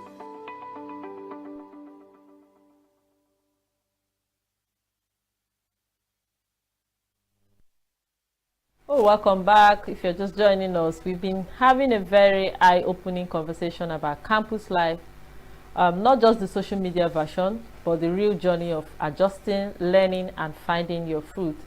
And my guest, who is a Nigerian university student, have been sharing her experiences so far. And one of the things she said in the last conversation is accountability, having people who you talk to, who you know you need to explain things, and you can't even just dodge their calls. And these are not her parents, but other students in the campus who have put her on her feet and put her on her toes to know that you are here for something and you shouldn't be distracted. So if you're a teenager and you're just joining us, this is the TSK show on Signature TV, and the conversation continues. So Prosper, I want to ask, campus life changes people. Where you want to, you seek independence, you want to be free, you want to do a whole lot of things. So was there a time you were tempted to or you saw yourself like, I'm losing myself, this is not me, like I am trying to, let me not say go astray or sway from my my values? Well, I know it happens. Yeah. So has there, at some point, did you have that experience like, oh, it's like I'm trying to lose it somehow? I think so. Okay. I think so, because there was one time I was running late for class, and I was ready. I was dressed, I had my notes, I had everything to go to class. But I was late. Because I was waiting for somebody. I was waiting for somebody to follow me to class, and I'm like, I didn't come here to, and it wasn't to pair with anybody. Don't get me wrong, it's fine to have friends that you can do things together with, but then, as I said before, you need to get you need to know yourself very well. You need to, that self-awareness is really, really important, because at the point where you begin to intentionally lag behind because of a trivial issue, it's not really worth it, and whoever you're waiting for will not reward you. So I feel like it's really important to just make sure that you are in full awareness of yourself, so that you won't get lost trying to blend and fit in, that you just lose yourself in the crowd. It's better to stand out, be the weird one, than to just dissolve and mix with everybody. Yes. So. I love that. So that means you intentionally set some boundaries, values for yourself to protect your peace and your mental health. Yes. At what point did you do that? I told you my life in my private lodge was similar to a hostel, so you can imagine the kind of neighbors I had. My neighbors would be blasting songs at the hours when the world is asleep. And it was really annoying. It was a lot, but you know, at the same time, when there are things out of your control, there are still things that you have the reins on that you can still control. So nobody's entering my room after 10 p.m. Okay. Nobody comes to ask me for certain things, or they are just things that I put in place. And my cousin lived next door. Okay. My cousin lived next door, so we came together actually. We had the same experience in first year. And then I told him, see, these your friends, there are things that I will not allow. And so even from him, I made it clear that there are some things that I wouldn't take. But then, you know, sometimes I'm not saying that it's not okay to be social. Social. I'm also not saying that it's okay to be rigid and stoic. You should make room for flexibility once in a while, but not at the expense of things that are important to you, not at your own expense. So it's very important to know where you stand and let other people know as well, so that they won't cross boundaries. So everybody will live in peace and harmony. Okay, then before we go, this is a program for teens and parents. I believe there's a teenager or a parent whose teen is trying to get into the campus. So if you could speak to a teenager preparing to resume campus, what would be your honest advice? My honest advice? Yeah. Okay, first of all, know what you're going to college to do. Be aware of what you're going to college to do. You are going, make sure that your goals are clearly set. Because once you don't have definitive goals, you just be drifting. There's nothing that you are truly aiming Everything for. goes. Yes. So, and another thing is that, okay, I've already mentioned, you know, being intentional about the goals that you want to achieve. Also, accountability is very important. So think you're entering the university to be one superhero. You definitely need some people that will talk sense to you. You definitely need people that you would be accountable to, people that would keep you on your toes for the right reasons. For the right reasons, you really need that. Another thing, please. The university is not a place for you to.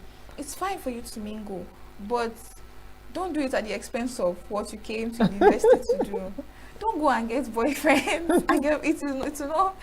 It's not doing couples on campus. Nah, it's not a matchmaking site. You're not going to the realistic version of Tinder. Know what you're going to do. Accountability, self-awareness, all those things will really, really help you. And also have it in your mind that you will not be penalized for speaking your truth. People will not, they can say whatever they want to say, but it's not going to come to affect you. Make sure that you are very firm in your values. Don't try to be malleable to fit in with everybody's idea of you. You were who you are before you entered university. Of course. So nobody has the right to shape you into their own ideologies. Make sure that you stand for what is right and what is true. Make sure that everybody around you is aware of that. And I'm not promising you a joy ride, but things will be easier for you. Be the best. be the best. Aim to be the best. Yes, be the best. You will not. The campus, like she said in her last closing recap, she said, come correct with God, because a whole lot of things will look overwhelming, it will be new to you, but when you are self-aware, you have the God factor, and you have people you are accountable to, you will definitely stand out. Just know why you are there and tell yourself, I am here for a reason, and I'm not going to be like everybody. Like she said, don't try to please anyone, don't try to bend to fit in, just be yourself. Oh, it's a wrap for today on the TSK show on Signature TV. For the teenager out there, remember, knowledge is power, and you have been empowered with the right knowledge to thrive. So keep learning, keep growing, and keep showing up for yourself. And I'll see you again next time on the TSK show. Bye for now.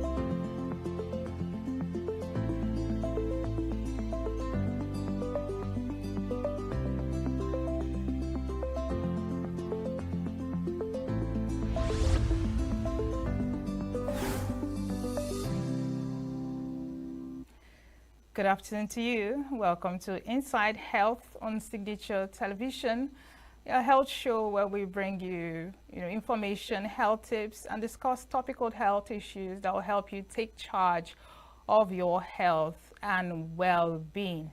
I'm your host, Chigichi Agorum. Well, today we are discussing glaucoma, the silent thief of vision. Well, in commemoration of International Glaucoma Week, we're going to be talking exactly what it is. What is glaucoma? What are the types of glaucoma? How do you manage glaucoma? And why is it referred to as the silent thief of vision? Well, our guest for this edition is an expert. I'm going to introduce him right after this time out, because he's going to be busting some myths and giving us information as to possible prevention, treatment, and management of glaucoma. Do stay with us. Every second, every minute, every day, news is breaking, events occur, and there are new developments. At Signature TV, we follow these stories objectively, bringing all sides without bias, explaining the complex issues, breaking down the numbers, and investigating the issues behind the news. Anywhere and everywhere, near or far, wherever the news is, we will be there. Signature TV. News in your pocket.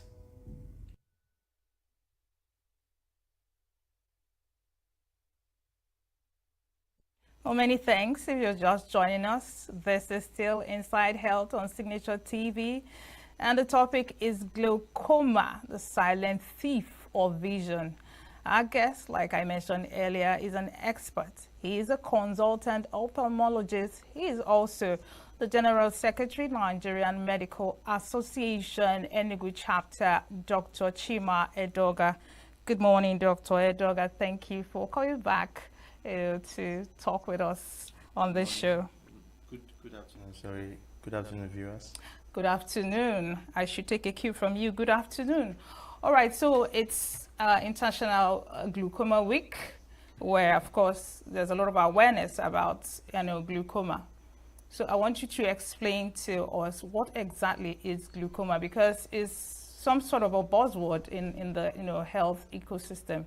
Everybody talks about glaucoma, but a very limited number of people know exactly what it entails to have glaucoma. So to a non-medical ear, all right, so what is glaucoma? Okay, thank you very much. Glaucoma is a group of eye diseases that affect the part of the eye that is known as the optic nerve. The optic nerve is a nerve that relays everything someone sees from the eyes to the brain. Okay. So that's the nerve. So we know that the brain controls different activities of the human being. So you have different nerves. So the glaucoma particularly affects the optic nerve. Okay. So this glaucoma is a big problem that made the entire world to dedicate a whole week, usually the second week of the month of March, to raise awareness concerning this problem, which damages irreversibly. That is why it is a big problem. It causes irreversible vision loss, and if it is not prevented, it will give you irreversible blindness. So vision loss is that your vision will go down, and blindness is that you are not able to see with your eye, in layman's terms. So basically, glaucoma is a group of diseases. There are different types, but they generally lead to the damage of that nerve that connects your brain to your eyes, and is a progressive disease, is an irreversible disease. So why it is called the silent thief of vision is that most of the times, the commonest one, when somebody has it, they may not know. So they will be losing their vision in small amounts. They will not know. They will losing their vision. They may just feel as if something is just until maybe when they suddenly notice that maybe one eye cannot see again, because some patients that come to us, how they got to know that their eyes, or one of the eyes, because usually what they call asymmetric, meaning that it affects both eyes but affects one eye more than the other. So maybe playing with the child mistakenly covers the good eye, and suddenly the person just realizes there and there that other eye cannot see again. Because what happens is that when you open your two eyes, there is an overlap between the vision of the right eye and the vision of the left eye. So there is some form of compensation. So if you have problem with a side of maybe your left eye, the right eye may be compensated for it if the two eyes are open, and you will not know. So how you will know is you cover your right eye. So I want to encourage our viewers, from time to time, you can do these tests. You can just use the palm of your hand, cover one eye, see what the left eye can see. Then use the left palm, cover the left eye, see what your right eye can see. Is there any difference between the two eyes? And then there is another thing with field of vision, because glaucoma affects the peripheral vision before it affects the central vision.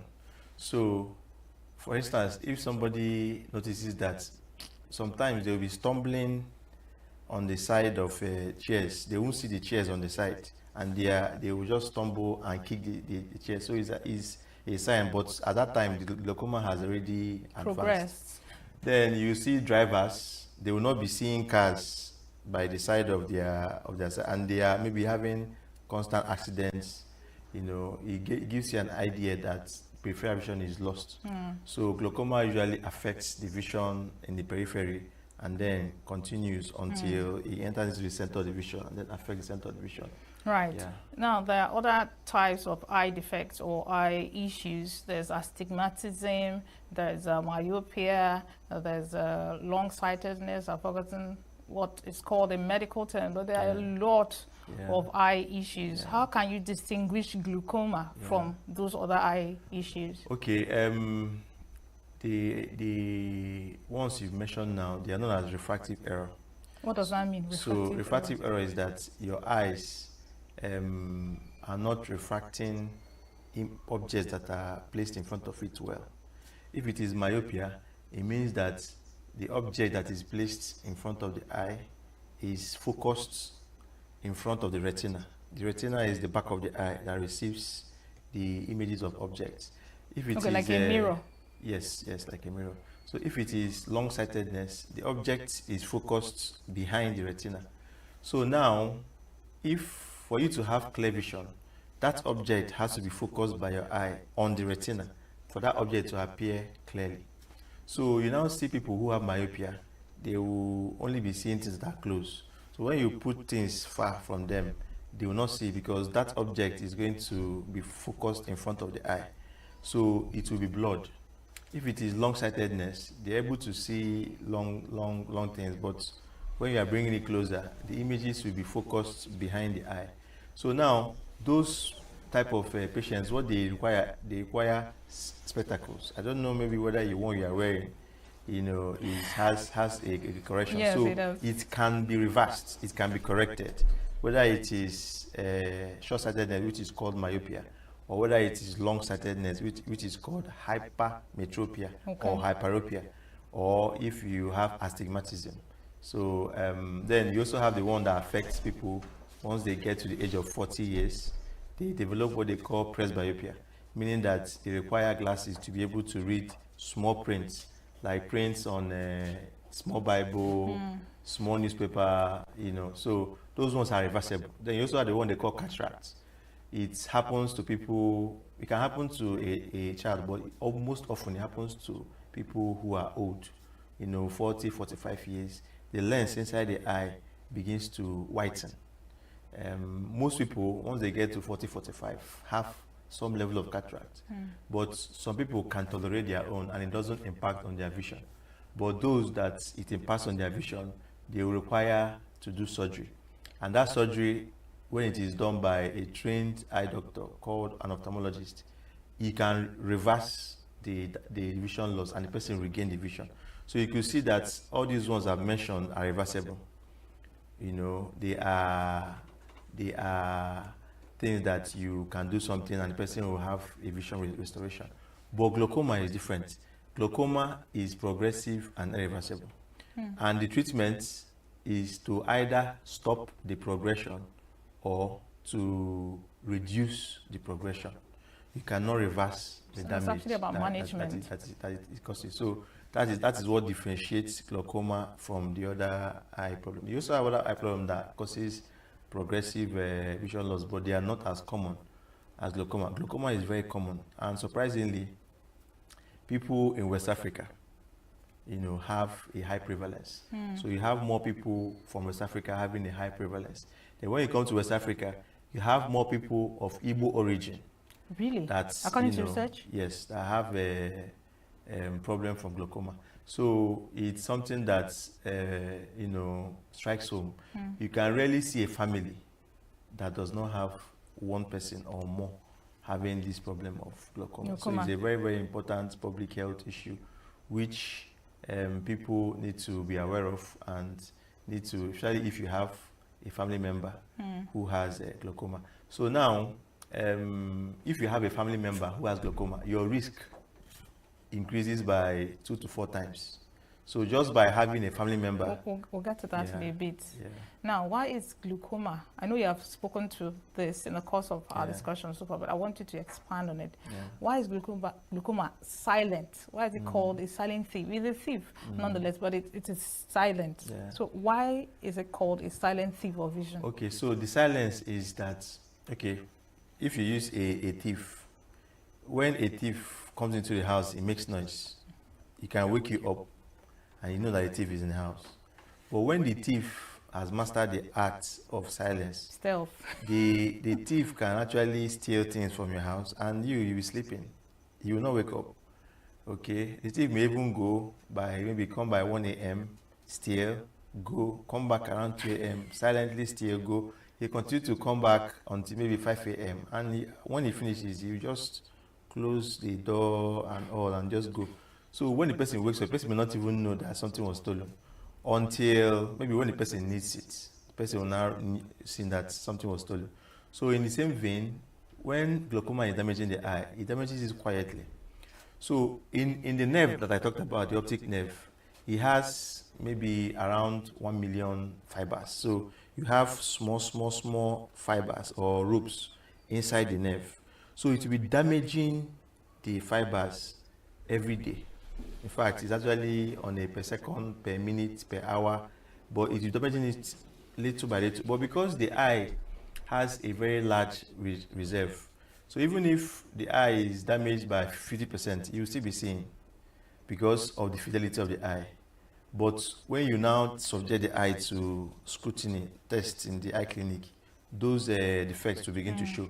But normal day-to-day activity, you may not know it. So that is why it is silent, because it steals the vision little by little, little by little, little by little, that the person that is having the problem may not even know until it is too late. Absolutely. So that's why it got that name, silent default vision. Now, you did mention that there's a higher prevalence among the black folk and even higher among those from the Igbo extract. Yeah. So, and I'm looking at the name glaucoma.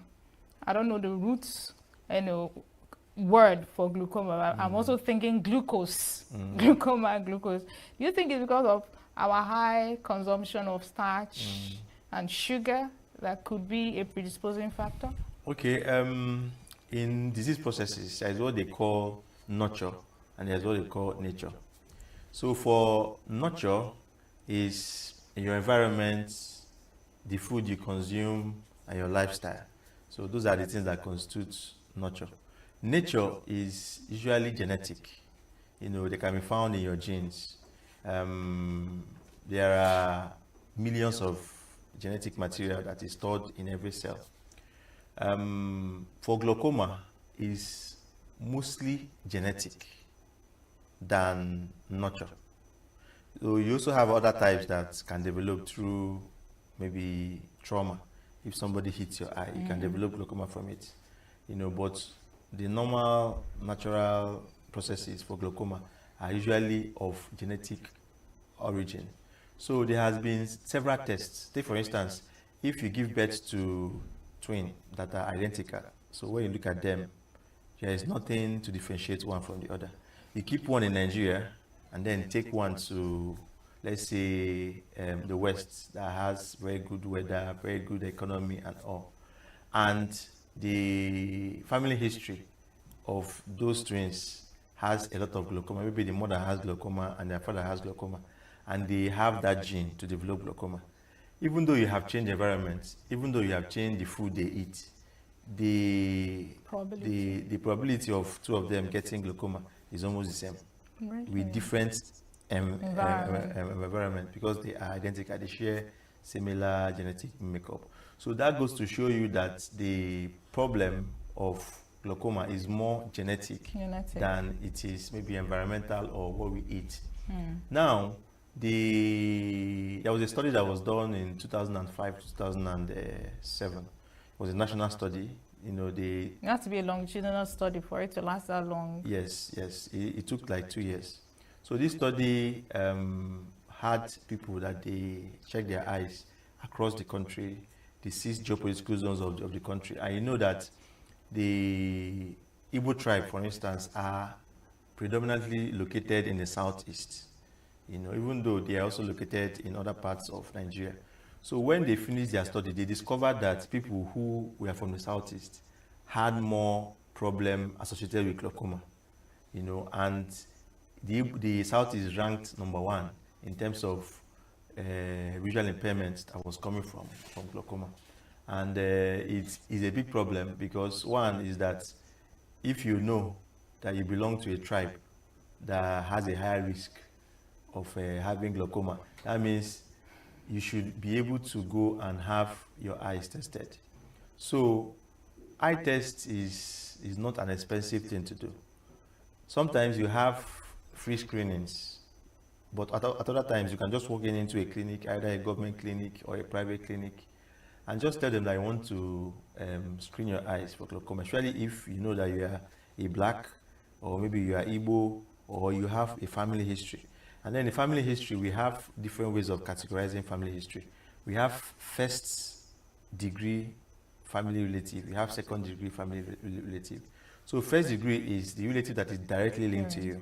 So you have the vertical one, that is the people that give birth to you, the mother and the father. Then you have your siblings, your brothers, your sisters, so they are first degree. Then your children, they're also your first degree relatives. So if you have any of these people having it, then you now have second degree, your aunties, your uncles, your cousins. So because there is this thing with genetic diseases, they can skip generation. So you could have a situation whereby a parent may not give it to their child, but their child is carrying that gene, but is not, they are not expressing it. So when they give birth to the next generation, then that next generation will have it. So when we usually ask questions in the clinic, we want to find out, is there any history of blindness in the family?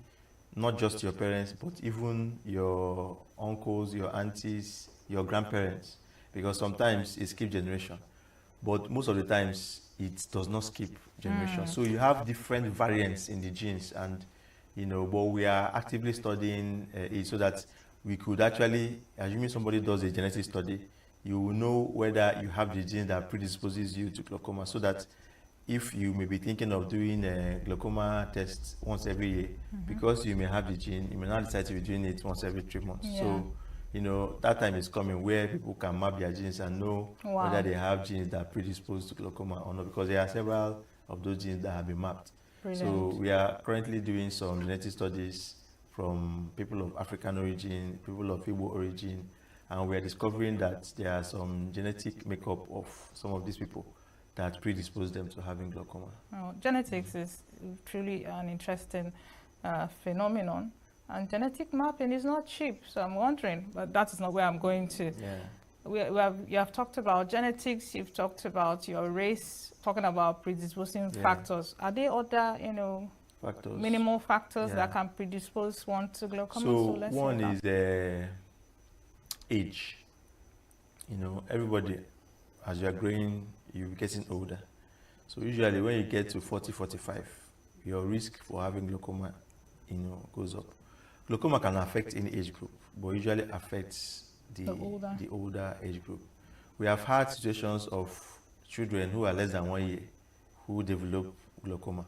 So because their eyes are still growing, so you have an increase in the eye pressure, because it's one of the features of glaucoma, but it's not compulsory that your pressure must be high, but most glaucoma, actually the one they call the primary open angle glaucoma, the pressures are usually high. So now the child has the one they call congenital glaucoma. So the pressure in the eye gets high. Congenital means that the mother probably passed it on to the child? But it came with the child. The child is born with it, so it begins to manifest at that tender age. So the pressure in the eye begins to increase because the eye is still growing. So the eye will become big. So what do you mean by big? Physically? Yes. Bulgy? Yes. So the child will have big eyes. So in the eye you have the white part of the eye, and then you have the black part of the eye. So you notice that the black part of this eye is actually bigger than maybe other children of their age. So when you begin to notice such things, then it can also become a little bit blue. That black part of the eye will become a little bit blue. Why? Because the pressure in the eye accumulates. It makes the front part of the eye not to be clear. It makes it to be cloudy. And that cloudy gives you that sense of bluish discoloration. Some people will see it as a beauty mark or something. Blue-eyed black person. No. If you discover that, especially for a young child, increase in size of the eye is bulging, you discover that the front of the eye is a little bit hazy, then the child is tearing. So those three signs is highly suggestive that you may be dealing with a congenital glaucoma. Then you also have the one that affects people that grow old normally. And then you have the one that I mentioned that is as a result of trauma.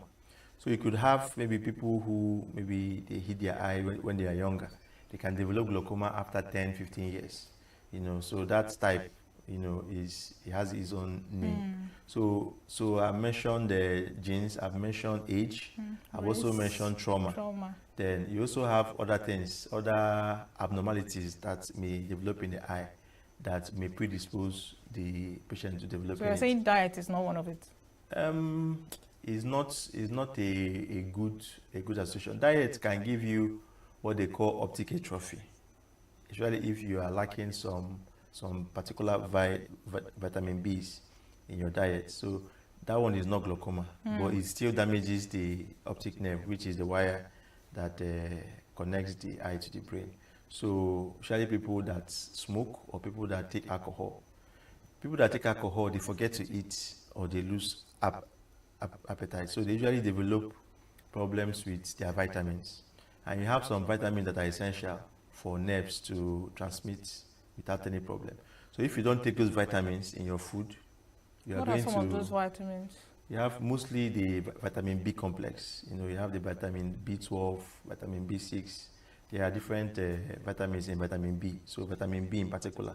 Then vitamin A is not necessarily connected with glaucoma. It's important for you to develop your vision, especially vision in the night. So if you don't have good vitamin B in your diet over time, you can develop night blindness.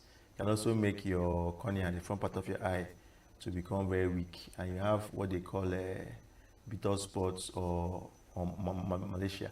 So those ones happen in children who are severely malnourished and don't have that vitamin A in their diet. So vitamins or baby diet is not usually that's associated with glaucoma.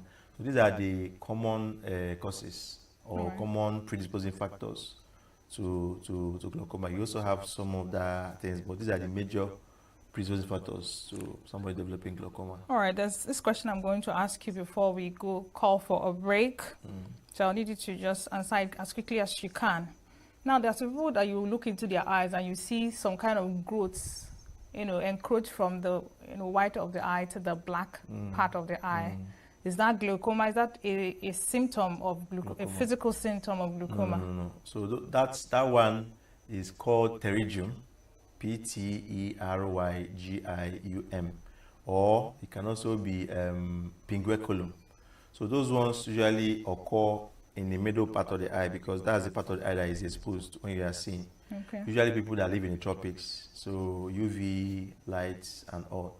So, but those ones only happen on the top of the eye. It doesn't affect the optic nerve. So it's not one of the signs or features of glaucoma. It's a different disease condition. Let me take you back to the predisposing factors. Are there some sicknesses or some ailments that can predispose one to glaucoma? For example, there's this talk that diabetes can actually cause eye issues. So are there some ailments that can predispose an individual to glaucoma? So now I was talking mostly about primary causes. So you now have secondary causes. Okay. So for instance, diabetes, if you don't control the blood sugar well, it can damage different organs and different systems in the body. And one of the organs that diabetes can damage are the eyes. So what diabetes does is that it makes your eyes to have problem with the blood vessels. And then the blood vessels will bleed. You have new blood vessels. And these blood vessels can go to the angle of the eye, which is the part of the eye that drains water away from the eye. So when it blocks the angle of the eye, the pressure in the eye begins to accumulate. And when the pressure accumulates, they will now damage the optic nerve and now give you glaucoma. So it's not a primary thing, it's a secondary thing. So when you have these conditions that damage or increase the eye pressure, they can give you glaucoma. So those ones are discussed under secondary glaucoma. So they are different. Then for primary glaucoma, it can either happen when the child is born congenital, or then you also have the one they call acute angle closure. So those ones are usually dramatic. Maybe somebody is having a closed angle. Remember the angle where the water drains from the eyes. Okay, maybe after the break we can discuss that. Absolutely. Thank you so much. All right, so we are still talking glaucoma, the silent thief of vision, and we still have Dr. Chima Edoga in the studio. Let's go for a short break, and when we get back, we'll start discussing real-life experiences with glaucoma. Do stay with us. Every second, every minute, every day, news is breaking. Events occur, and there are new developments. At Signature TV, we follow these stories objectively, bringing all sides without bias, explaining the complex issues, breaking down the numbers, and investigating the issues behind the news. Anywhere and everywhere, near or far, wherever the news is, we will be there. Signature TV. News in your pocket.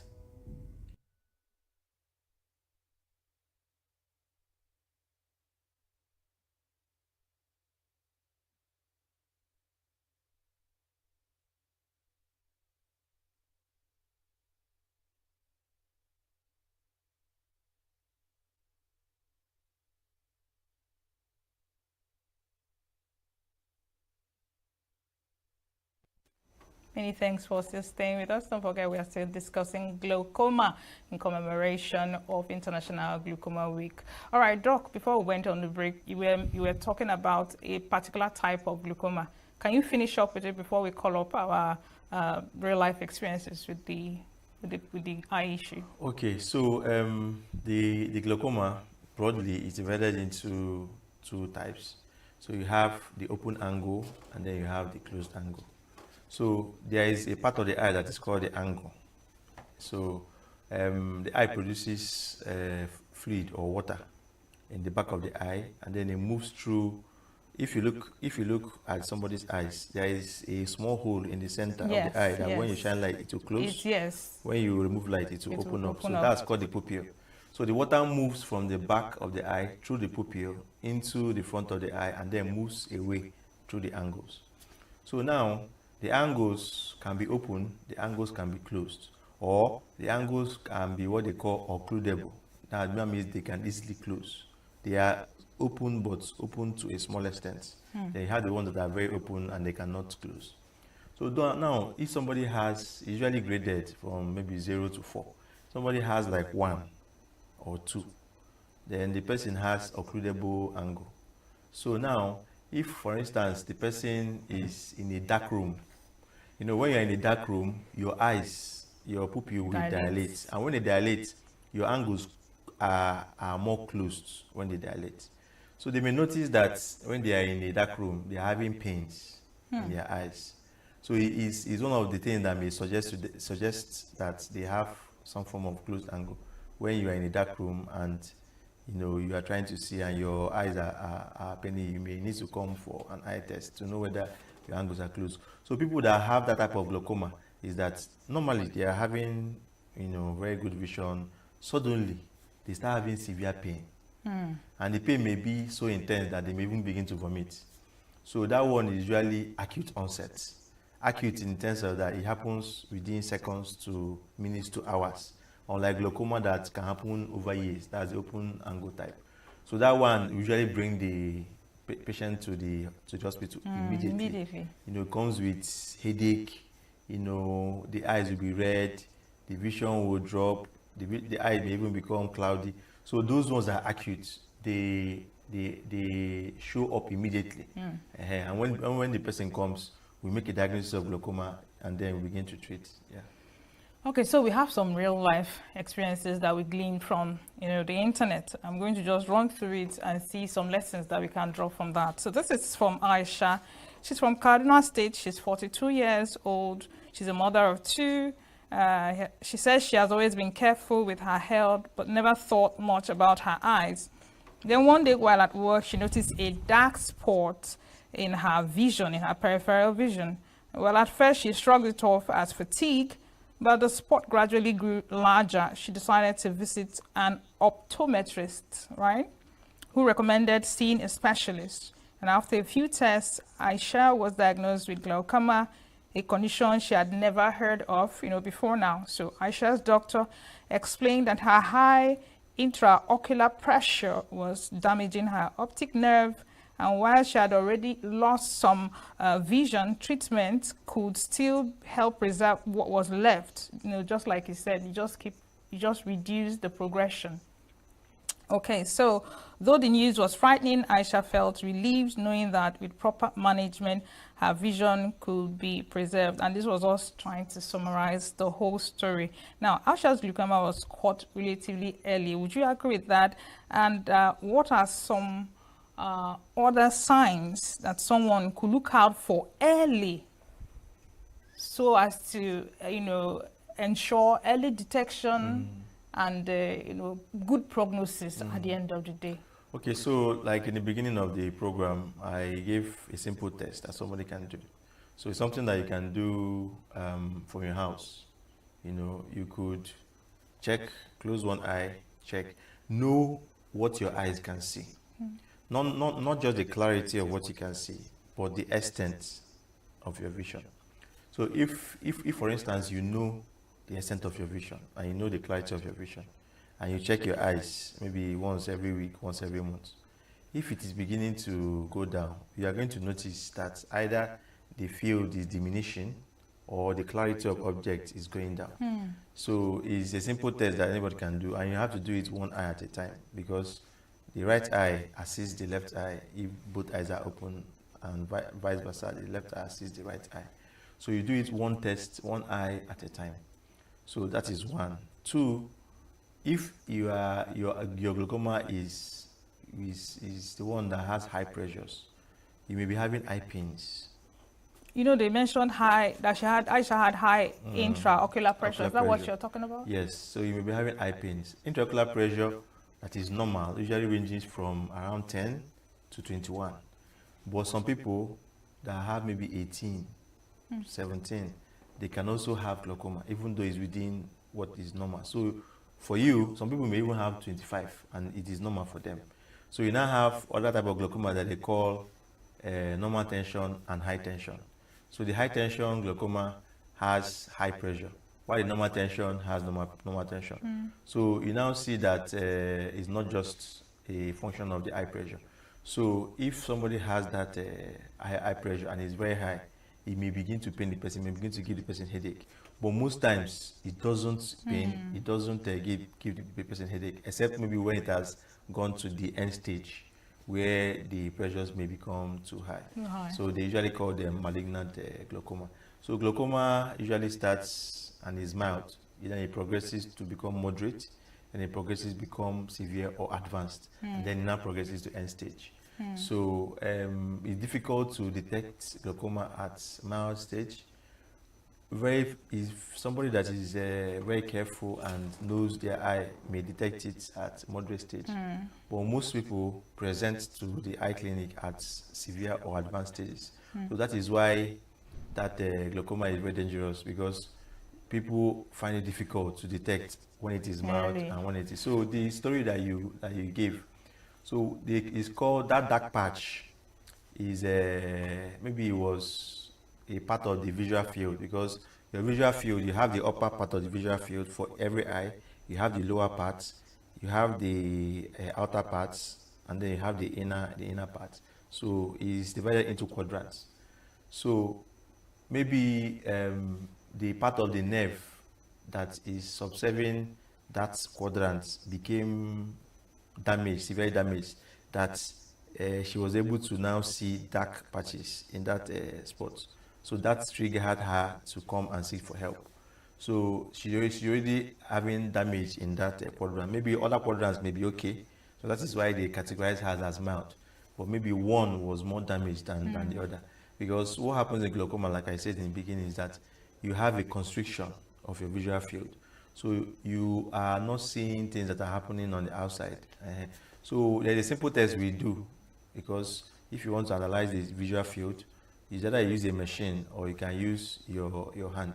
So you could close your one eye like this and keep your finger from outside, and then be wriggling it, just be looking straight, and then be bringing your finger.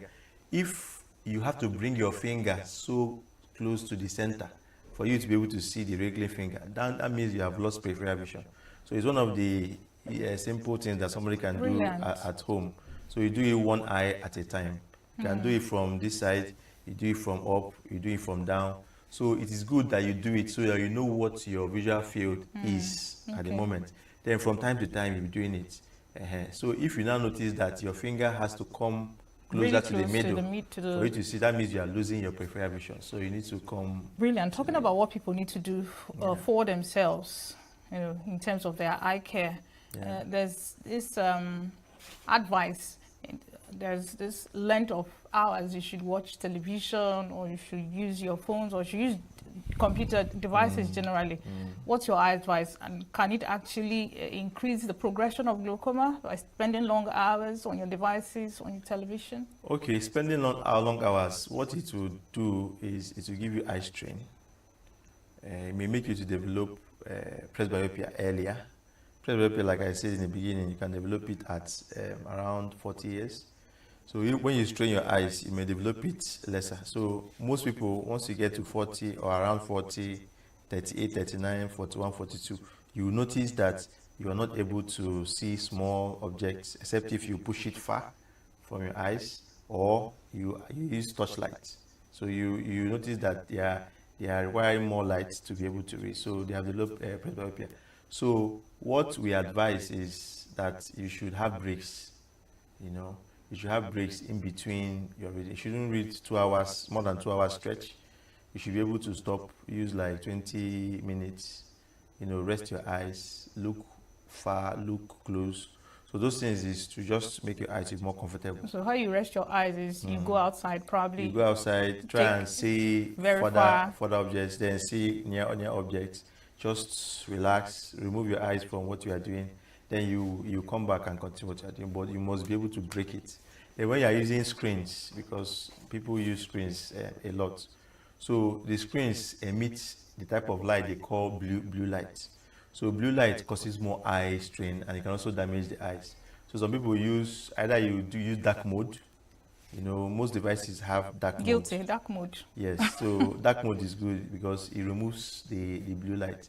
You only see in black and white, and is more comfortable, calmer on the eyes. Some people in the past, they used to use screen guards or screen protectors.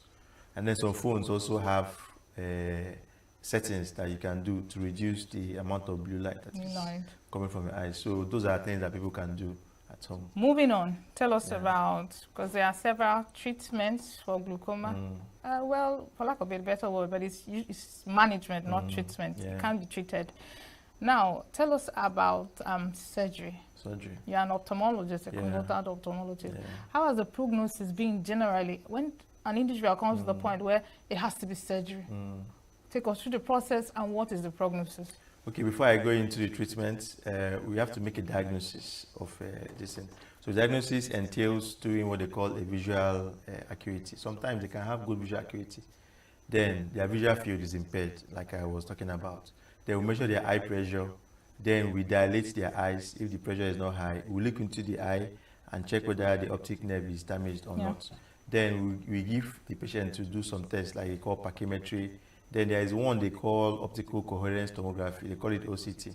So when you are done and you have made diagnosis of glaucoma, you now know whether you are going to start the person on drugs or whether you are going to do laser or whether you are going to do surgery. So we usually start on drugs first, especially if the pressures are not that high, because there are different drugs that we have that can control the pressure. If the pressure is not well controlled with drugs, we can also try laser. Laser can also be tried before drugs. It depends on the decision of the doctor vis-a-vis the costs, you know, and whether the patient can actually bear, because some of these things are not cheap. Then for the surgery is a very good option, especially for young patients. We usually recommend surgery for young patients. So people that are less than 20, less than 30, and they have glaucoma, and their glaucoma is far advanced, we recommend surgery for them, you know, other than treatments. In the interim, we can give them laser treatment while they are waiting to be optimized for surgery. So surgery, they have different surgeries. You have the word that is known as minimally invasive glaucoma surgery, mix. You also have the one they call trabeculectomy. You have the one that they call tubes. And then you have other types that you can use laser to reduce the formation of fluid in the eye, thereby reducing the eye pressure. So those are the different kinds of surgery, you know. But the commonest one is the trabeculectomy, where you are creating a different passage for that water that is in the eye, so that the water will be able to be coming out from the eye and then reduce the pressure. Reducing the pressure, yeah. Right. So we have different experiences with glaucoma. Some people do well after glaucoma surgery. Some people do not do so well, you know. But you cannot say that somebody meets the requirement for surgery and you not offer the person surgery, because the person is going to lose their sight. Because for you to need surgery, for that decision to be made, like I said, very young, or your pressures are not being controlled by either the drugs or maybe laser, then you require it. Because if you don't do it, you are going to lose your vision. Yeah. All right, I would like to ask you about the affordability. Well, we're going to go on a short break because we're going to busting some myths. You are going to be busting some myths, because there are some notions and, you know, mentalities out there that might not be so correct about glaucoma. So We'll go on a short break. Anyway, thank you for still staying with us. And when we get back, the doc in the house is going to be busting some myths around glaucoma. Please stay with us. Every second, every minute, every day, news is breaking. Events occur and there are new developments. At Signature TV, we follow these stories objectively, bringing all sides without bias, explaining the complex issues, breaking down the numbers, and investigating the issues behind the news. Anywhere and everywhere, near or far, wherever the news is, we will be there. Signature TV. News in your pocket.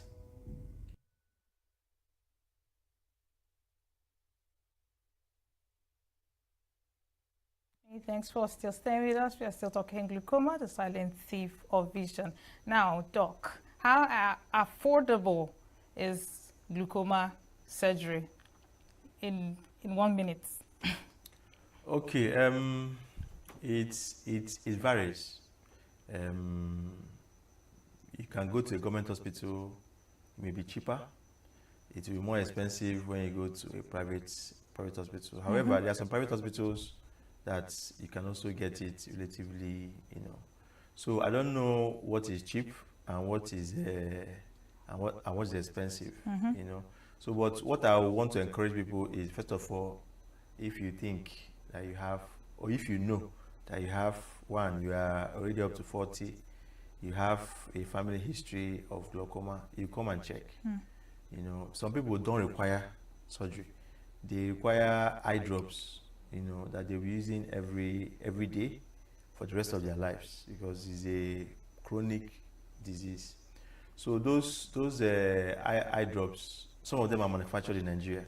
Some are imported from other countries. So the imported ones are usually more expensive than those that are manufactured within, because of exchange rates. For the surgery, there are some centers they call high volume centers, that do 40, 50, 60 surgeries a day. So because they are doing high volume, they may lower the cost of their surgeries. So the patient is going to get the surgeries at a relatively cheaper rate than, but I'm not going to be mentioning specifics of amounts on the news, because some people may not maybe feel that it's too expensive for them. So what we just encourage them is to come to a hospital that has an ophthalmologist and get your eyes screened.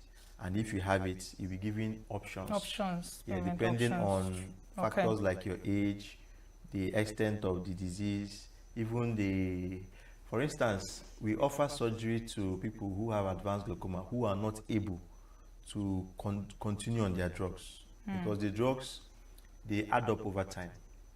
I'll give us an example. If maybe all your drugs will come to around 15,000 naira every month, in a year, it will be 180,000 naira in a year.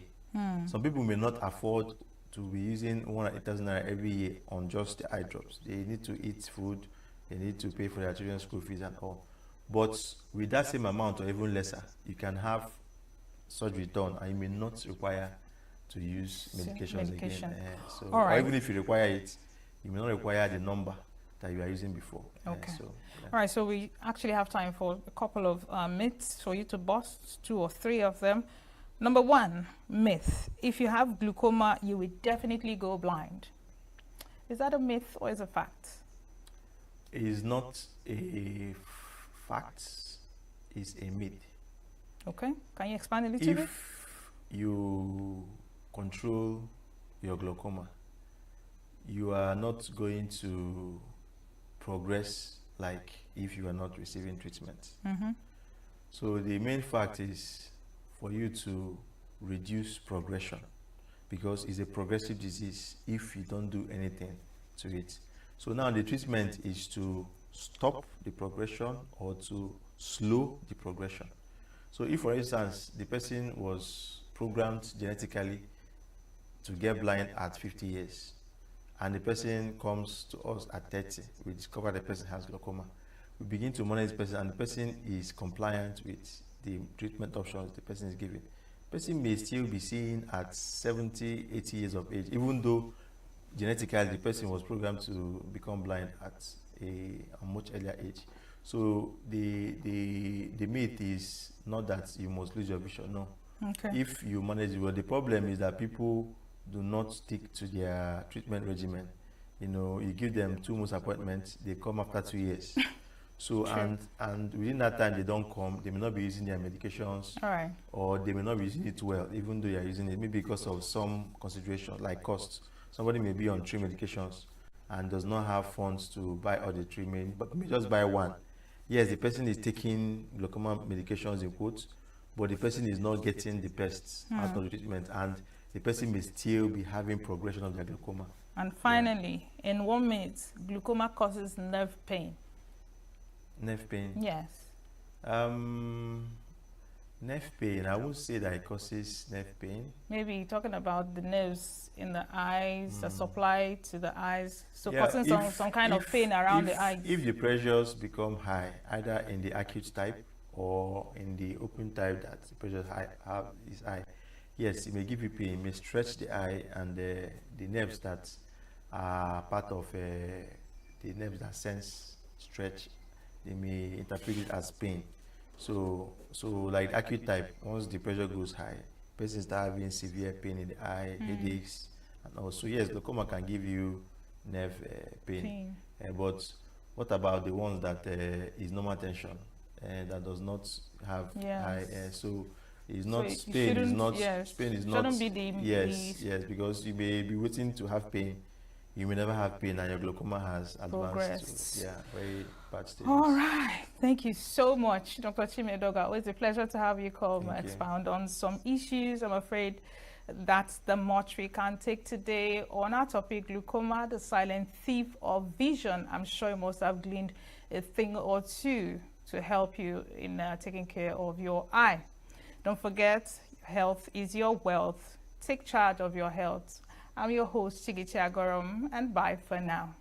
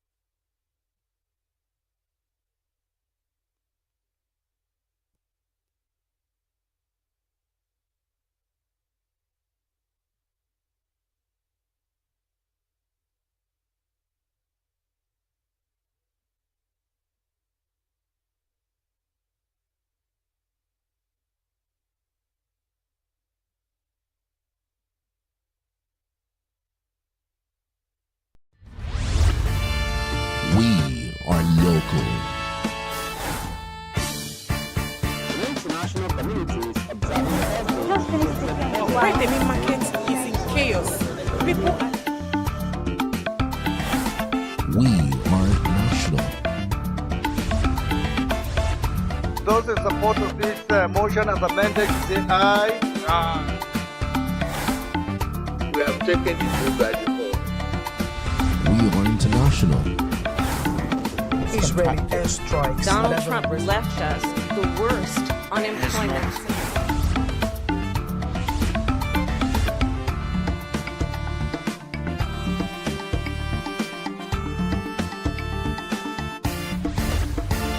Signature TV, news in your pocket.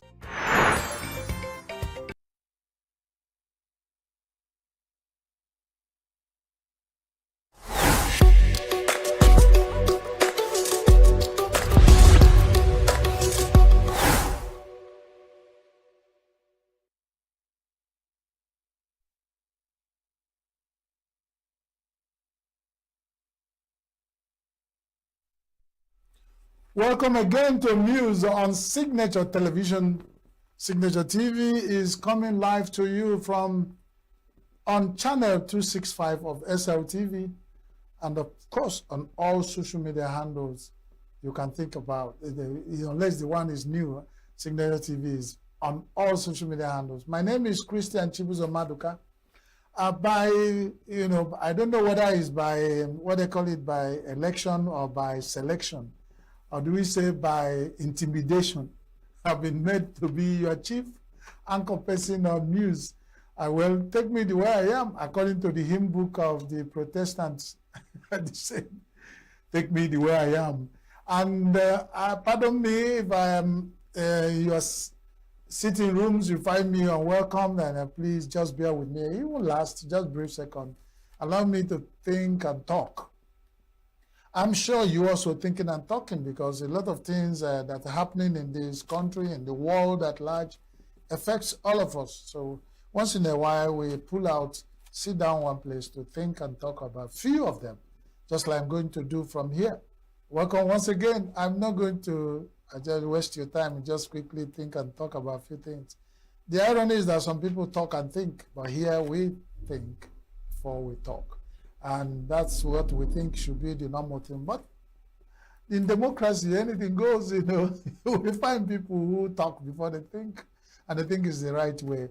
Let the popular opinion win the vote, okay? So today on news, we are going to look at the news. We have that INEC, Independent National Electoral Commission of Nigeria, has planned to clean up voter register before 2027 election. I mean, somebody was thinking, so what is new? Why are we thinking and talking about it? It's just that when you say one thing, it reminds of another. Okay, INEC, usually, is statutory. You have to clean up the voter registration books and your records. Between 2023 and 2027 election, a lot of things have happened. Some people died. Some people got too old that they can't even go out. Some people are displaced and they're in the IDP camp. Some people are in prison housing, correction centers. Pardon me, is what we call it in Nigeria now, is correction centers. Some people have jackpot.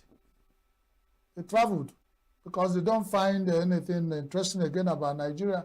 Or maybe they say they're going for better, greener pastures. Yes. Some people have been kidnapped and killed even after ransom paid. Some people were abducted and they're still in the abductors' den, and bandits and terrorists and religious extremist camps. They are held there. Their ransom is being negotiated. We're praying even when their ransom are paid, they will come out alive, because some have paid ransom and didn't come back. Some people have been beheaded. Some people have been lied down on their ground, their ancestral homes, and shot at point blanks, and that's it. While voter registration exercise being prepared to be cleaned up, nobody factored in those people who have died, and their names are not going to appear in the voter register. And INEC is doing this for politicians in Nigeria who want in 2027 to contest, either to be returned in the different positions that either at the state houses of assembly, even in the councillors of local government, chairmen of local government, governors. Some people are going for federal houses, and some people are going for Senate, the Red Chamber. Some people are even contesting to go for President of the Republic of Nigeria. Are they factoring, when INEC clean up his records, where are those who their names are not appearing in the records again? What happened to them? Have we asked ourselves? But that's life.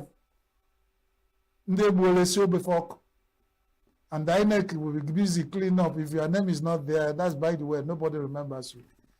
And something that reminds me about all those, if you are thinking from Borno, the number of people killed on daily basis, you come down to Zamfara, you go down to Benue, go to Kwara recently, go to Niger State, I keep calling Niger Report, whatever, or Niger State in Nigeria, Benue, Plateau, and all those states of Nigeria where killings are being done.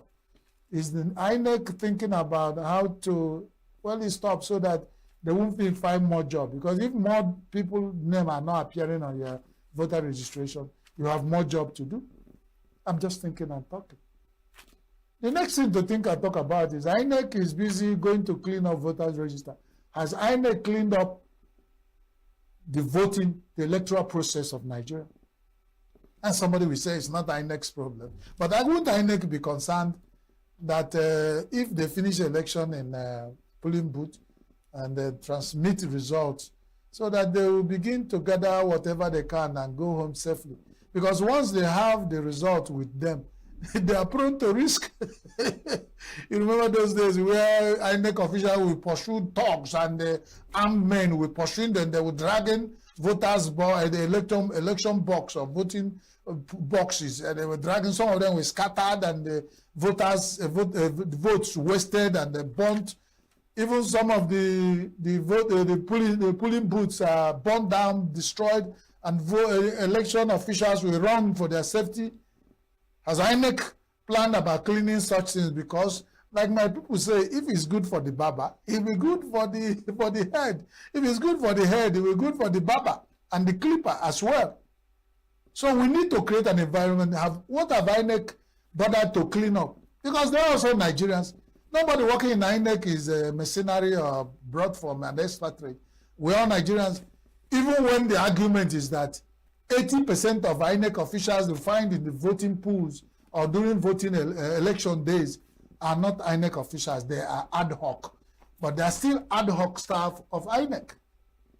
So INEC, as you are preparing to clean up your voters before 2027 election, clean up the electoral process, clean up the electoral environment. Because it's not going to happen in isolation. You're going to conduct the election in Nigeria. Are you going to conduct the election in Borno State, where a lot of people are being killed, and those communities, are they out of Nigerian system, or is it? Are you going to conduct the election in Benue and all those places where people are being killed, in Zamfara, in Kwara, in Benue? Will election hold in Yawata? What happened to the voters register of people of Yawata and all the Kajuri people in Kaduna State? And all the recently, the name of that community in Kwara, where the worst happened recently and nobody's talking about it. And INEC has just come out. Why are we thinking and talking? Because one thing leads to another. Are we going to, the house will not collapse and we're thinking about the roof standing. So INEC, yes, you hold what is very sensitive Nigeria, the democratic system. But democracy in Nigeria cannot survive when killings and abductions and rape and murder, mass murder is taking place, and want to play it out. I'm sure that the federal government of Nigeria spend money, almost what is a very near budget of INEC, to begin to clean up Nigerian image abroad, to say whether killings are happening, whether you call it genocide, mass killing, whether Christians or Muslims, whoever is being killed. That's not what I'm talking about. What I'm discussing and thinking and talking here is INEC to clean up voter register before 2007. And that is usual. Go ahead, clean up. But do remember that, one thing will lead to another. When it is good for the head, it will be good for the clipper and even the barber. All of them work together. Like the Bible says, everything works together. And for those who works together, for those who love God, they also work together for those who hate God and those who hate Nigeria. So let's think about all of them together. Let us clean up the whole system so that everybody will work clean. And then the INEC will not come at last and stoop on the shit where some people have messed up the environment will sit down. As INEC is planning to clean up, some political parties have started electronic registration, asking for sensitive data of Nigerian populace. What are they going to do with it after this election? Where will those data be? Who will handle them? What of when the parties begin to split and they have splitters, and just like one of the parties are struggling who will occupy their national office in Abuja, if they have done e-registration, who will be in control of the data they will get? When you want people to register for a party in Nigeria, you ask for their VIN number, voter identification number, ask of their national identity number, ask of their bank identity number. What can't you ask for? You're asking for everything because you want them to see. Are we planning another rigging? This is data theft for whoever is handling it. What is constitutional about it? Is it not data theft? Because you are using one thing, you pull up everybody. Well, I'm thinking and talking, and people will say, that's what I think, I don't know whether I'm right, but you are the judge. You are there. Think on your own and add up to what I'm thinking and talking. The next thing we are going to talk about this today is about ENUGU court fines British government £450 million. Ego Eliza. For the killing of coal miners in 1949 in ENUGU, the coal city. ENUGU is known as the coal city. In 1949, can you quickly do the mathematics? And some people came from different villages and communities in South is centered in ENUGU, where the business of coal mine is the hottest. Then it was NNPC. It was the mining sector of Nigeria. It should be what it was then. No. So now they were killed by the colonial masters who felt that they should die for disobeying them. So you find out that impunity did not start today. In Nigeria, when protesters say, we do not like the condition, and then the colonial masters gave order and said, you can deal with them, handle them. So the colonial masters, and we remember the British colonized Nigeria, and the number of coal miners in ENUGU killed in 1949 remain on record and still haunting the British government. When we remember our colonial masters, somebody whose grandparents died during the protest in ENUGU of coal miners, what were they asking for? Improve on our welfare. If we entered underground under ENUGU hot climate to go and mine out the coal, which was the black gold then, and then because we disagree on welfare, what will be our own, they were killed. And now, salute the courage of ENUGU court, all the people who have processed that thing to sue the colonial master, they have to pay the families of the people they killed 450 million British pounds. That is huge. And when I say huge, what do I say? What can British government pay those families to make up for the families, for the life of those lost? But there's one thing that is very clear about this.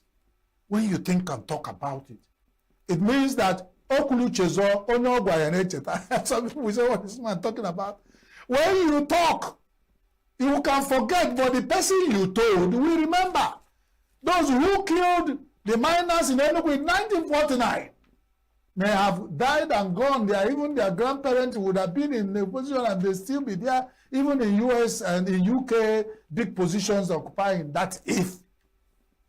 But then, how many years after, the people of ENUGU, whose people were killed in that crash, I say, you have to pay us 450 million, not even because they said they went to court to sue, and the court of competent jurisdiction in ENUGU has slammed British government, despite the fact that they are a colonial master. I said, whether in Igbo land and Katanisi if you the traditional ruler is a booger man, he's doing it like this, nobody talk to me.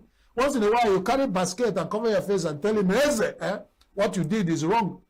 So the British government or the people who represented you or your ally who came to Southeast Nigeria, colonized Nigeria, killed our grandparents or great-great-grandparents during 1949 coal mine massacre in ENUGU. We are asking for compensation, and the court has slammed it and made it legitimate. So we are waiting for that thing to be paid. And somebody said, he said, hey, some of you will do it. Can they pay or not pay? British government have assets in Nigeria worth more than 450 million US pounds. That's for a reminder.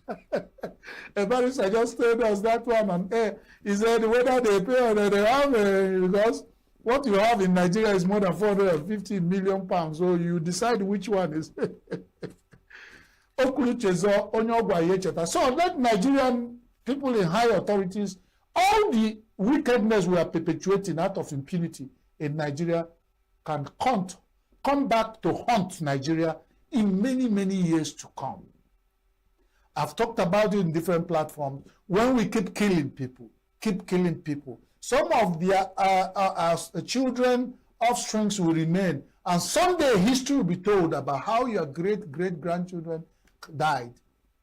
It's even the Igbos that taught us as black people how to trace our ancestry. If you start tracing your ancestry, you come to a point where it halts. You say, how did this man die? He was killed by bandits. He was abducted by terrorists. He was killed by Nigerian government. He was killed by British government, the American government. He was deported by Trump. And then it turned out to be in government and the Americans in Nigeria. Then Nigeria may be doing well then. He said, I'm the president of the Federal Republic of Nigeria. British government or American government deported my parents. I'm going to deport all the Americans in Nigeria. Let's look at it. It's a circle of life. So turn by turn. And when it's your turn, you have your own pound of flesh. But can we exist? How long can we continue in sin and grace will abound? That is what the Bible asks. And I'm expecting now the British government who killed the coal miners in ENUGU to answer. Do we remain in the circle of killing people when they protest? Even in Nigeria, some protesters have been bombed with the tear gas, and some of them died and lost their life, even when their houses were destroyed in Owerri Shoki and Makoko in Lagos. And some workers in Abuja went to protest and they were threatened to go to court to be jailed, and set the army and the police against them. It happened even when the traders said we will not trade in Onitsha market. The governor said he must trade by force. Closed the market and they started protesting, and some people who even lost their life and their properties. Then will they forget? What will make them forget? For how soon will they forget? Will it come back to haunt us in the future? The impunity we displace without minding people. It takes two to tango. It takes the electorate and the people they elected to be in a democracy. That's all I can think and talk on that topic. The next thing is shoot at sight. Bayo Onanuga, the presidential aide, ordered that anybody found vandalizing government property, it was in particular those rare, expensive, heavy rare metals they used to construct Nigerian road. He said, catch anybody, shoot at sight. The question has been, beautiful order, wonderful thing. After all, you can always, when you have that smelly thing they call, human beings drop. If you're smelling too much, you only carry sand to cover it. You will stop smelling. That's a good one from Onanuga. The questions are coming. The order has been given. Now, the question that we are thinking and talking, why has Bayo Onanuga not given orders for any bandit or terror caught to be shot at sight? Why has Bayo Onanuga not given orders that any Nigerian politician found as corrupt with a lot of money in possession should be shot at sight? Why has Bayo Onanuga not given orders that those who are doing us, that so many things, atrocities being committed in Nigeria, that we should have shoot at sight, and then we begin to solve this problem. And that's it. But the question is, does Bayo Onanuga have the right, legal, constitutional, by position or otherwise, to issue such orders? Is he also part of impunity, using impunity to kill impunity? I don't know whether he used impunity to clear impunity. And that is one of the questions we should answer. And as we ask and think and talk, we demand an answer. Bayo Onanuga is the presidential spokesman. Did the president give such orders for Bayo Onanuga as a spokesperson to issue the order? And when we hear Bayo Onanuga saying this, and he didn't say that the presidency has ordered me as director, those letters civil servants around. If you read letters of civil servants, you will know that Nigerian civil servants know how to speak Oyibo. I've been directed to tell you, to inform you that, I've been directed. So the person will remove all the risk of taking responsibility to those who directed him. Now, that is why the question is not about the morality of the order. It's about the constitutionality and all things associated with the order, because it will come to a point where SAs, SSSAs, PAs, to PAs will begin to issue orders like this, and then when we have such orders, few Nigeria, you now have a double wahala for dead body. If I offend anyone, he will only come out and say, I shall shoot aside. If you see Chris Maduka doing news on Signature Television, shoot aside.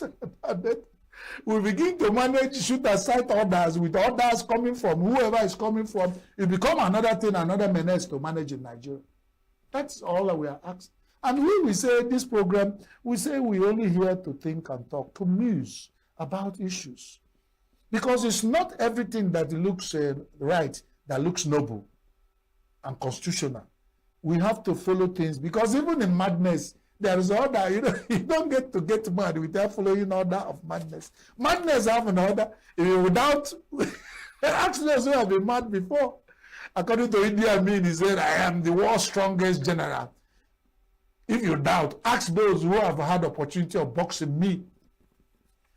If you also doubt, ask my wives. If you're still in doubt, ask my girlfriends. And the world's strongest general, Idi Amin of those days, I like quoting him, because I've not seen difference between Idi Amin and the existing leaders in Africa. So he could as well be my model of quoting a reference to calling what the Nigerian and African leader once said. Well, the next thing I will say about that is the FGA has declared its intention to share electricity subsidy costs with state governors and state governments. That's a wonderful one. That one is a dicey one. Federal government say, hey, we don't carry electricity bill alone or subsidy. State government have to share with us. Let's wonder when they came to customize a NEC in states. Even the state where I'm talking from have a EC now, ENUGU Electricity Regulatory Commission. And that means if they share, they've customized the Electricity Commission and all the things that link with it. They now customize the subsidy bills with it. I mean, so they have to share the bills. But how will they share it? Will it be I don't know. They've not worked out the sharing. They only muted the idea that state government will now share the cost of subsidy, electricity subsidy, with the federal government. What is the implication of that? That's what we are thinking about. What will it amount to? Now, the federal government is the person who decides to subsidize the electricity without consulting the state. Now, it was coming to a point where they say the Bioga they are running. Federal government, now you Bioga, why are you bringing your responsibility of the federal government? And from the federal government, they transfer it to me and people like us. And now that's why our concern is wondering why we are thinking and talking about it. Because we know that when you touch the nose, you will touch the eye. Anything that touch the eye, you touch nose. Anything that touch nose, touch. And that's why we are worried. We are talking about it, musing about it. So tell us, that sharing of the cost, how will it affect us as ordinary Nigerians? Who will pay more, state or federal? Because like joke, federal government will shift everything, electricity, bam, it go land on the desk of the state governors. And because the state governors are all thinking about, some of them are thinking about second tenure. And defecting and all, strong political build-up of truth. They won't remember that it's a responsibility until after 2027. That's when we say one of them will come out and say, federal government gave us the burden. If it's a burden of federal government or state government now, talk now. So the federal government will begin to talk about it and know your position. Don't be accepting what you cannot accept after 2027 now, because 2027 is starting. And whoever gave the idea is a wonderful political thinker, because it's coming at the point where state government might not debate it. And say, whatever you give us now, we take. Whatever you give us now. I want this thing to be clearly spelled out. But whether head or tail, is the masses that will pay whatever is left of the subsidy. How much is federal government subsidizing electricity? What is the amount in our budget? What is left will be cleared. How will it be shared? Is it 50-50? Is it 70-30? Is it 80-20? Well, I don't know. Let's work it out. But whichever way, when they shift, anything that's shifting closer to the grassroots, very soon, whether the local government will share from paying the electricity bill. And that's all I can say about that. Well, I can't muse about everything. There are a few things I've remembered to muse about today. If there's anything you don't want us to muse about, go to the comment section on our social media handles to tell us why not muse about this so that we think and talk about it with you. My name is Christian Chibuzo Maduka, your host today. I hope I have tried to scratch the surface of Nigerian wahala that filled everywhere. I'll come your way next time, but before then, go to our online social media, subscribe, comment, share, and tell us what things we have done right, what things we have not done right. Tell others what we have done right, what things we have not done right. Tell us so that we can correct ourselves, so that we won't be planting seeds with squirrel in our bags. On that note, I say keep watching all the programs coming to you from Signature Television, SLTV channel 265, and all our social media handles. Stay tuned and God bless you.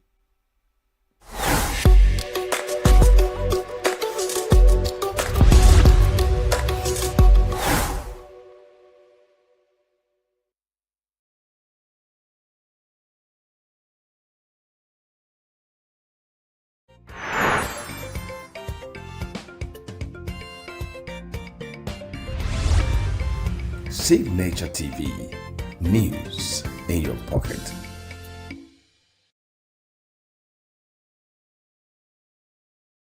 Every second, every minute, every day, news is breaking, events occur, and there are new developments. At Signature TV, we follow these stories objectively, bringing all sides without bias, explaining the complex issues, breaking down the numbers, and investigating the issues behind the news. Anywhere and everywhere, near or far, wherever the news is, we will be there. Signature TV. News in your pocket.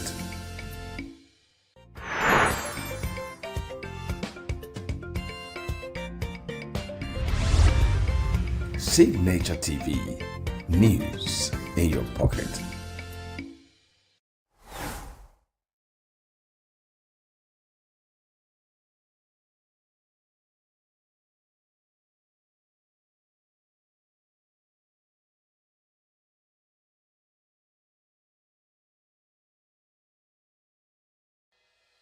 Health is more than a diagnosis. It's your lifestyle, your choices, and your future. Join us on Inside Health, your weekly deep dive into the stories, science, and solutions shaping your well-being. From expert interviews to real-life journeys of healing and hope, we cover it all. One of the complications of cancer management or treatment is they have some of them at one point in time, you see them having anemia. Okay, so you see them at times being transfused. But at the same time, you come in with a diet. Nutrition, mental health, innovations in medicine, fitness, and everyday wellness. Whether you're managing a condition, staying informed, or just living your best life, Inside Health is your trusted guide. I'm Tigiti Agorom, and I'll be with you every week on Inside Health, only on Signature TV.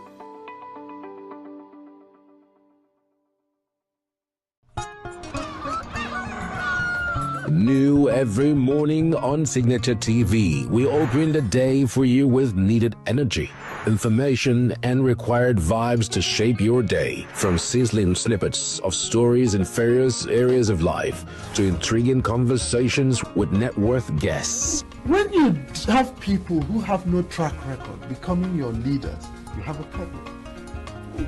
There's no outstanding gratuity when Obi took over from me. I left, in all the accounts of Anambra State, 13.8 billion for him. Your day cannot be complete without Signature Morning on weekdays and Signature New Day on weekends. There is no better way to start your day except Signature Morning and Signature New Day every day on Signature TV.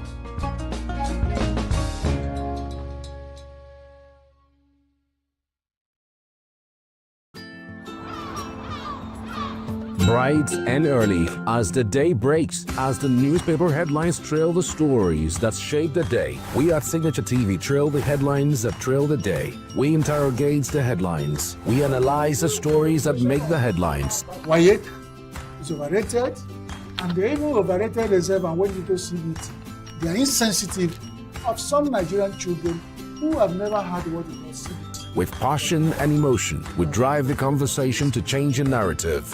Let nobody be deceived by Nigerian high level of performing in agriculture export. We are still where we are. Newspaper review on Signature TV every morning on Signature Morning, weekdays, and Signature New Day, weekends. Newspaper review on Signature TV. We do not just review the headlines, we make the headlines relevant to our daily lives.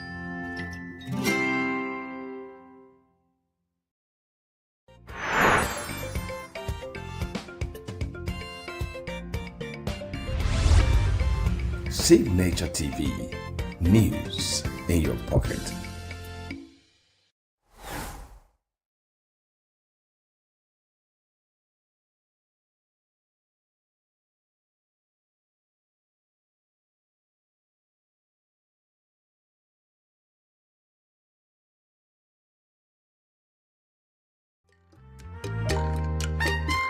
The way we see the world shapes the way we change it. Gender isn't just a checkbox, it's a lens, one that helps us understand the world more deeply and act more fairly. Gender Perspectives, a program for those ready to see more, do more, and be more. Designed to challenge assumptions, ignite conversations, and build inclusive solutions across every sector of society. We are not, fighting the men. We are not saying we are equal in terms of rights. We're only asking they should recognize our existence. Join us on Gender Perspectives, showing every Saturday by 4 p.m. Repeat every Wednesdays by 5 p.m. and Thursdays by 3 p.m. Change begins with perspective. Let's widen yours.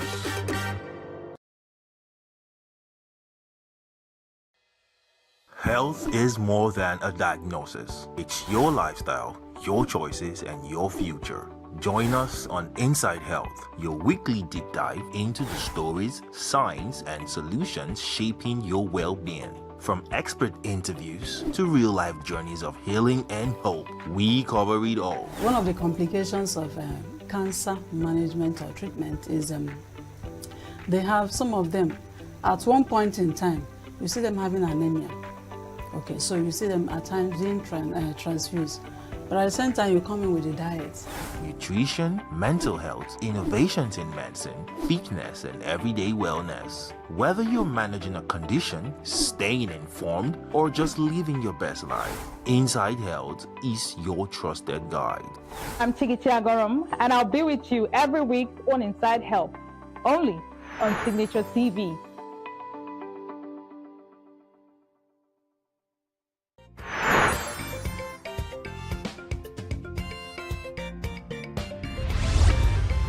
Signature TV, news in your pocket.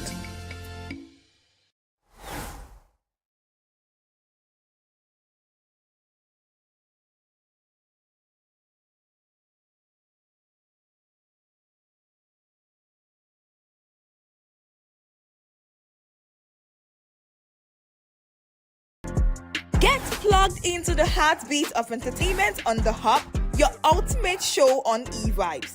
From trending stories and social media drama to top charting music, must-watch movies and exciting moments from the world of arts, we've got it all. Join us for unmissable conversations with your favorite entertainment personalities, plus fun segments every week. I should try harder, so... Okay, I don't know that one. Outfit of the day. Oh, I don't do that.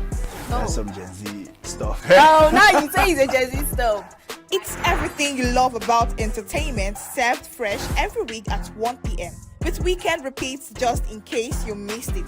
The Hub's on eVibes, where the vibes never stop. Only on Signature TV.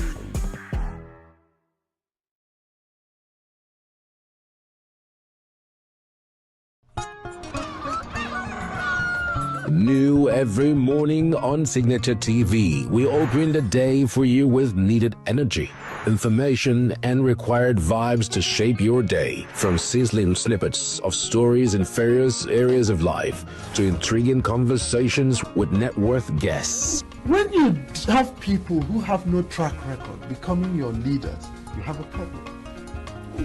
There is no outstanding gratuity when Obi took over from me. I left in all the accounts of Anambra State, 13.8 billion for him.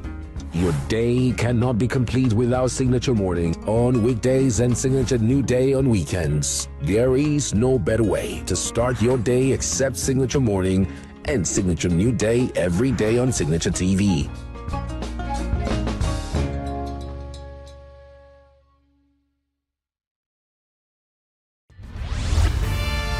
We are local.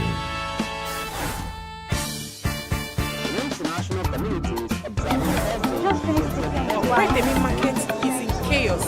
People are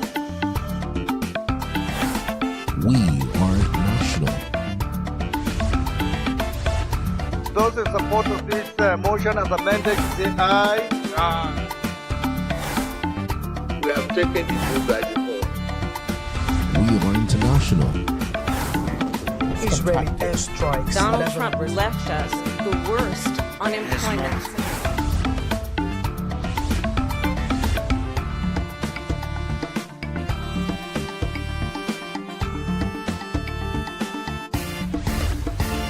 Signature TV, news in your pocket. Get plugged into the heartbeat of entertainment on The Hub, your ultimate show on eVibes.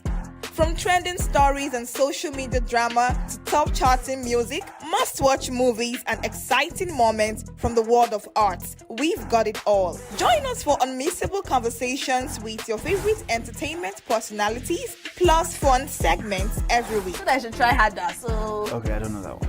outfit of the day. Oh, I don't do that. No. That's some Gen Z stuff. Oh, now you say it's a Gen Z stuff. It's everything you love about entertainment, served fresh every week at 1 p.m. with weekend repeats just in case you missed it. The Hub's on eVibes, where the vibes never stop. Only on Signature TV.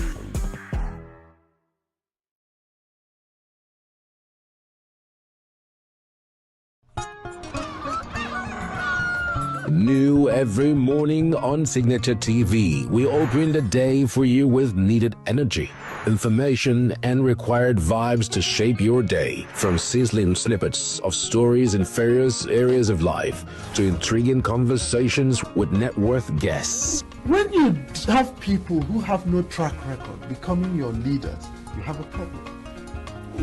There is no outstanding gratuity when Obi took over from me.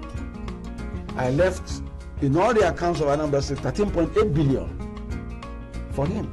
Your day cannot be complete without Signature Morning on weekdays and Signature New Day on weekends. There is no better way to start your day except Signature Morning and Signature New Day every day on Signature TV.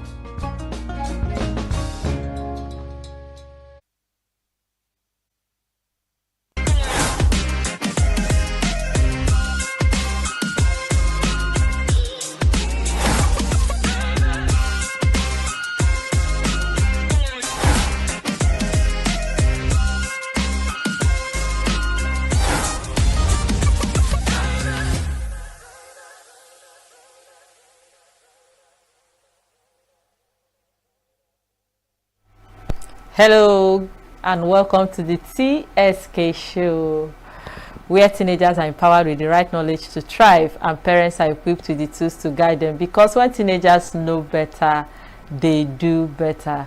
My name is Ifoma the Prof Wato and I'm your host on the TSK show. So on today's episode, we'll look at a very important and insightful topic.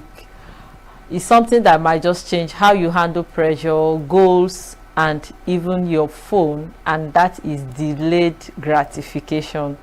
It's all about choosing long-term rewards over short-term pleasures. Yeah, rewards and pleasures. It's the ability to wait for what's better even when what's easy is right in front of you. It is one of the most powerful tools for long-term success and becoming a thriving teen. Does it sound interesting? Is it something interesting? Yeah, of course it is. Then sit back as we dive into this topic, which is one of the biggest secrets behind success. And today in the studio with me to unpack this topic is someone I'm really excited to have on the show. But before I bring her in, we'll go on a short break. Once we are back, I will introduce her to you. Please do not go anywhere.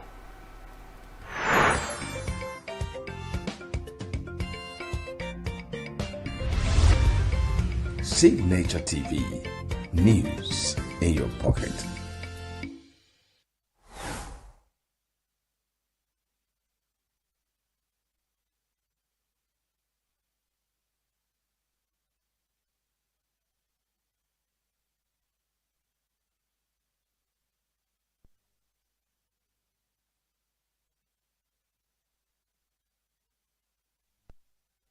Welcome back to the TSK show, the Teen Should Know show on Signature TV.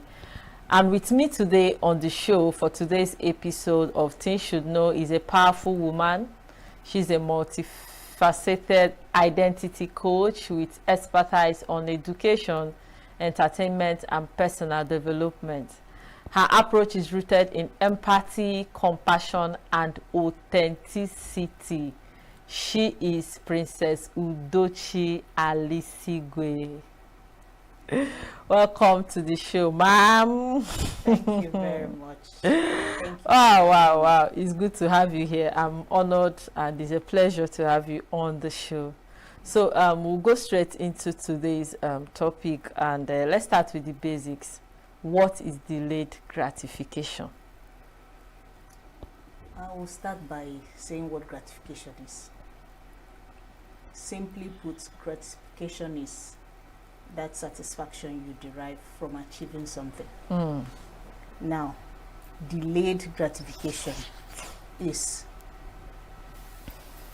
choosing to have maximum satisfaction from the outcome of something and not immediate satisfaction that might not give you the optimum satisfaction, that will not give you the,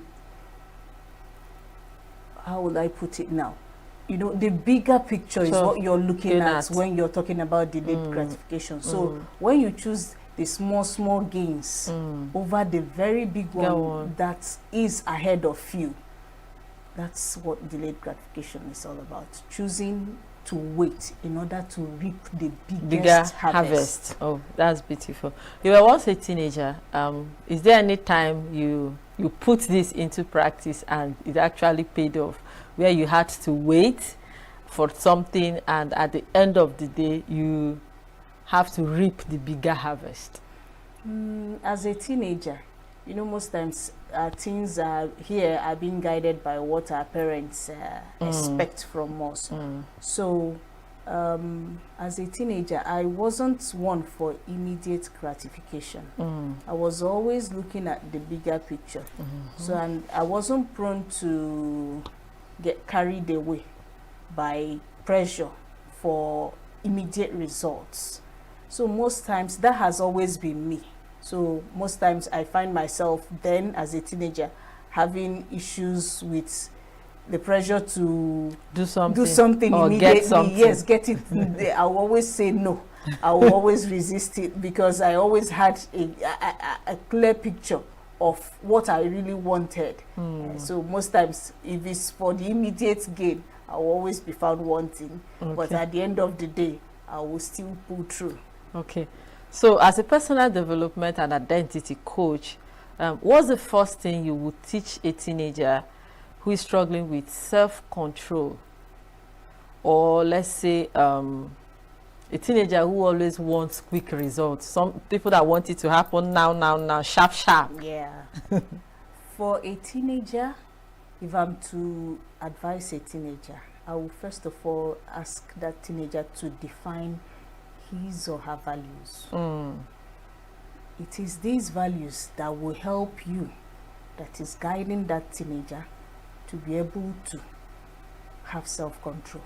Because when she has identified or he has identified his values, his principles, where he wants to land at the end of the day, you can now tell that teenager, if you jump now, you will not land where you want to land. But since this is where you want to land, this is what you have to do.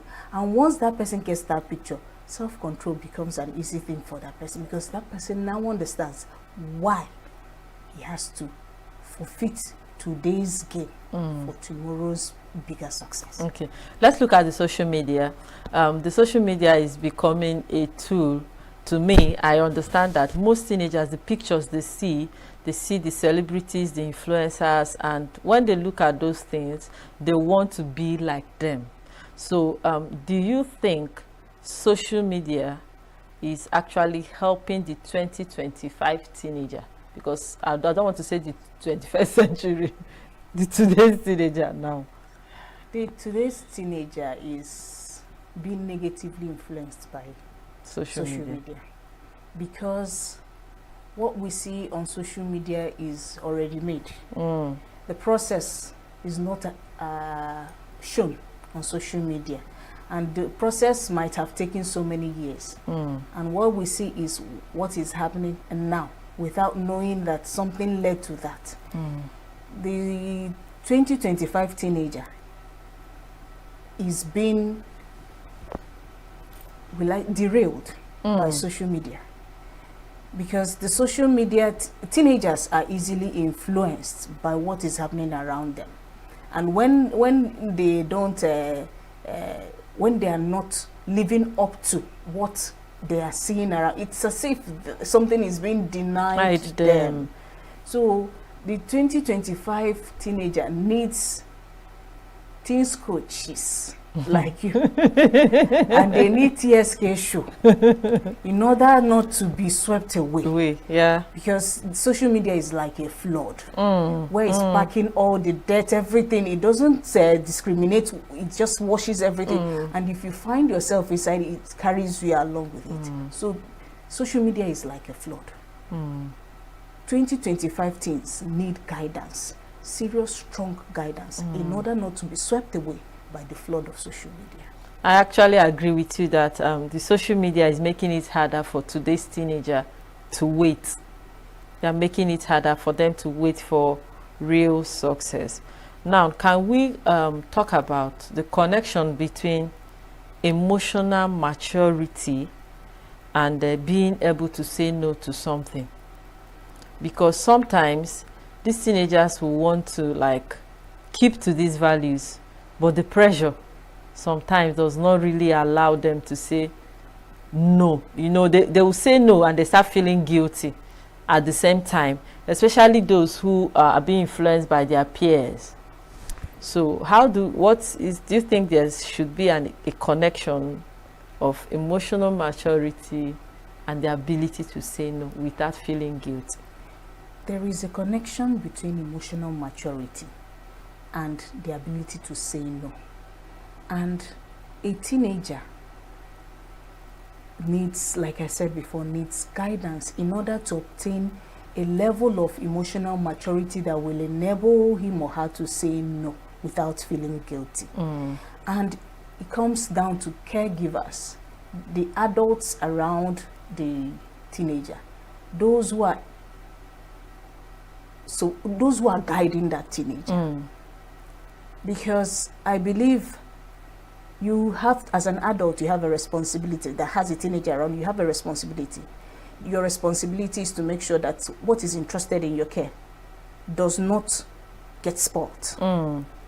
So what the adult needs to do is bring down values and make that teenager understand. Don't make it like it's a textbook you're cramming to pass an exam. Yes, bring it down to real life. Let them understand on a daily basis what the application of these values will help them achieve.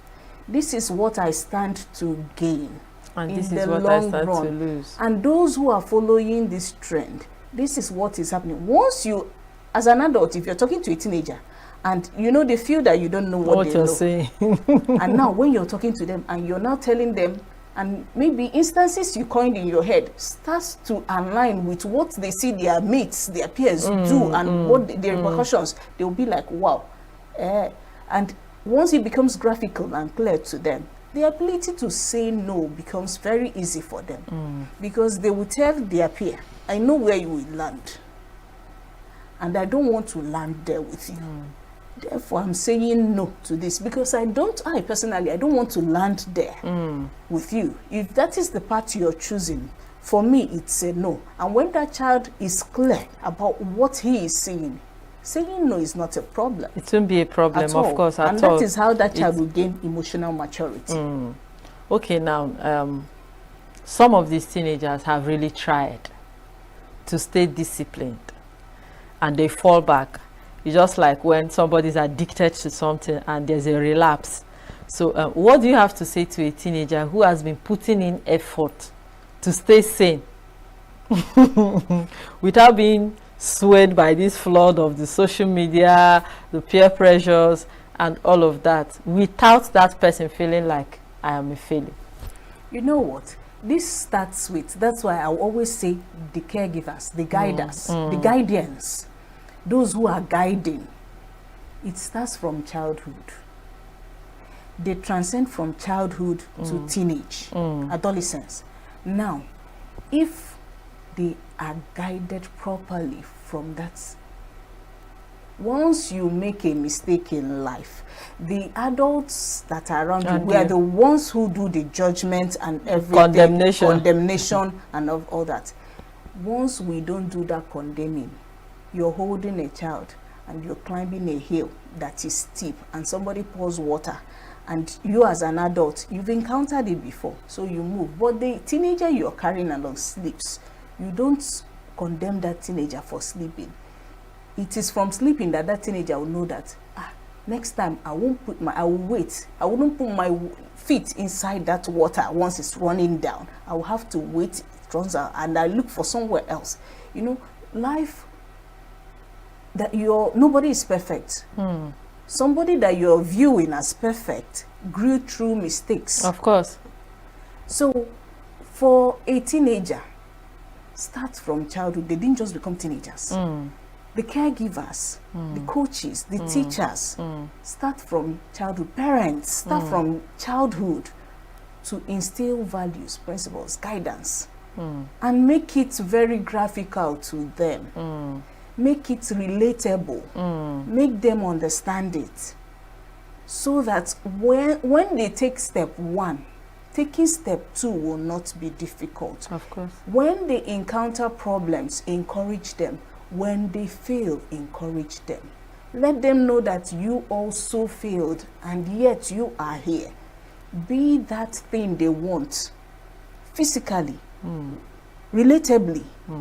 Oh, mommy said she failed in her secondary school. We always tell our children that we came first all through. And then we put untold pressure on them. Tell them that you went through the same thing they are going through, and this is how you were able to, even if you were not able to do it, then tell them, I didn't have this guidance. So, yes. And now you have it.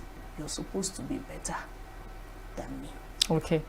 You spoke to parents. I want you to speak to the teenager who feels like, I've tried and I kept trying. I put up a step, I miss my step. I put it again, I miss my step. How do you encourage this teenager? In the first place, I'll tell that teenager to drop away expectations. Drop away expectations. Wow. Drop it. Your life is your life, and it's not identical with any other person's own. Drop expectations. Take life as it comes. One step at a time. One step at a time. You sleep. It is a human being that will sleep. Of course. So you take another one. You keep trying and keep trying. Once you do not have that expectation and timeline for yourself, then the untold pressure to succeed and to overcome and everything is put aside. Then you move according to your own pace in life. You know you're trying. Pat yourself at the back. Celebrate your small wins. Yes. Okay. Wow, it has been so refreshing and amazing. And teenagers, I hope you're learning, and adults too. Let me use the Nigerian language. We listen, we don't judge. Because it's always adults judging teenagers, making them feel like a failure. And teenagers, you're on your lane. You are not in competition with anybody. So wait. there's a huge reward when you wait. You use the word maximum reward. So we'll go on a short break now, but before we go on that short break, I want you to know that as you're growing up strong and you're looking at a future, a brighter future before you, it is important you practice what we are talking about today, which is delayed gratification. We'll be right back very shortly and we'll continue this conversation. Please do not go anywhere. The way we see the world shapes the way we change it. Gender isn't just a checkbox, it's a lens, one that helps us understand the world more deeply and act more fairly. Gender Perspectives, a program for those ready to see more, do more, and be more. Designed to challenge assumptions, ignite conversations, and build inclusive solutions across every sector of society. We are not, fighting the men. We are not saying we are equal in terms of rights. We're only asking they should recognize our existence. Join us on Gender Perspectives, showing every Saturday by 4 p.m. Repeat every Wednesdays by 5 p.m. and Thursdays by 3 p.m. Change begins with perspective. Let's widen yours. Welcome back to the TSK show on Signature TV, where teens are empowered with the right knowledge to thrive and parents are equipped with the tools to guide them. It's been an interesting conversation with our guest, Princess Udochi, who is an identity coach. And the conversation has been an eye-opening one. She has been sharing insights about the topic we are looking at today, which is delayed gratification. We are trying to encourage the young ones to wait because the future is bright. So I want to ask you, Princess, if you are to advise your younger self, like, okay, a teenager now growing up looking at you, concerning what we are talking about, they are sitting there and like, this woman doesn't understand. It's a time of phone. Everybody wants to feel among. There are too many trends, from dressing to music to even choice of school, choice of career. Everybody wants to be a tech survey, tech guru. Everybody wants to do everything at the same time. So what will you tell that teenager about the power of waiting? I will tell the teenager this. There is a time and a season for everything. For everything. There's power in waiting. I would tell the teenager that the day they planted the corn is not the day they harvested. Of course. I will tell the teenager that once you plant, that you will nurture, you will weed, and you will wait. And he who nurtures best gains, and not the early harvester. Yes, so I will tell that teenager to look at plants around and observe. And I will tell that person what life and nature is all about. Once you can wait and nurture and build and add the manure and the necessary things, the harvest will be bountiful. Yes. And you will be joyous. Okay. So we have parents who put pressures on their children to achieve a thing at a particular time. What do we have to say to these parents? I will tell the parents that they should stop seeing themselves as failures in the first place. Because it is from that point of you not being able to achieve that you're transferring what you could not succeed in doing to your children. Exactly. That's just it. That which you felt you failed in, that is what you want your children, your offsprings, to achieve. In most cases, that's and it. They are different from you. You've come, you've done your own life. Allow them to come and do theirs. Stop tagging yourself as a failure. Look for your own wins. Do not transfer your own expectations for yourself on your children, to your children and your word. you are derailing them from their God-given path. Everybody has a path that God at creation has already drawn for that person. Exactly. You putting your own expectation on them is contrary to what God has for that person. Allow that person and his or her God to work hand in hand and achieve what God has created that person for.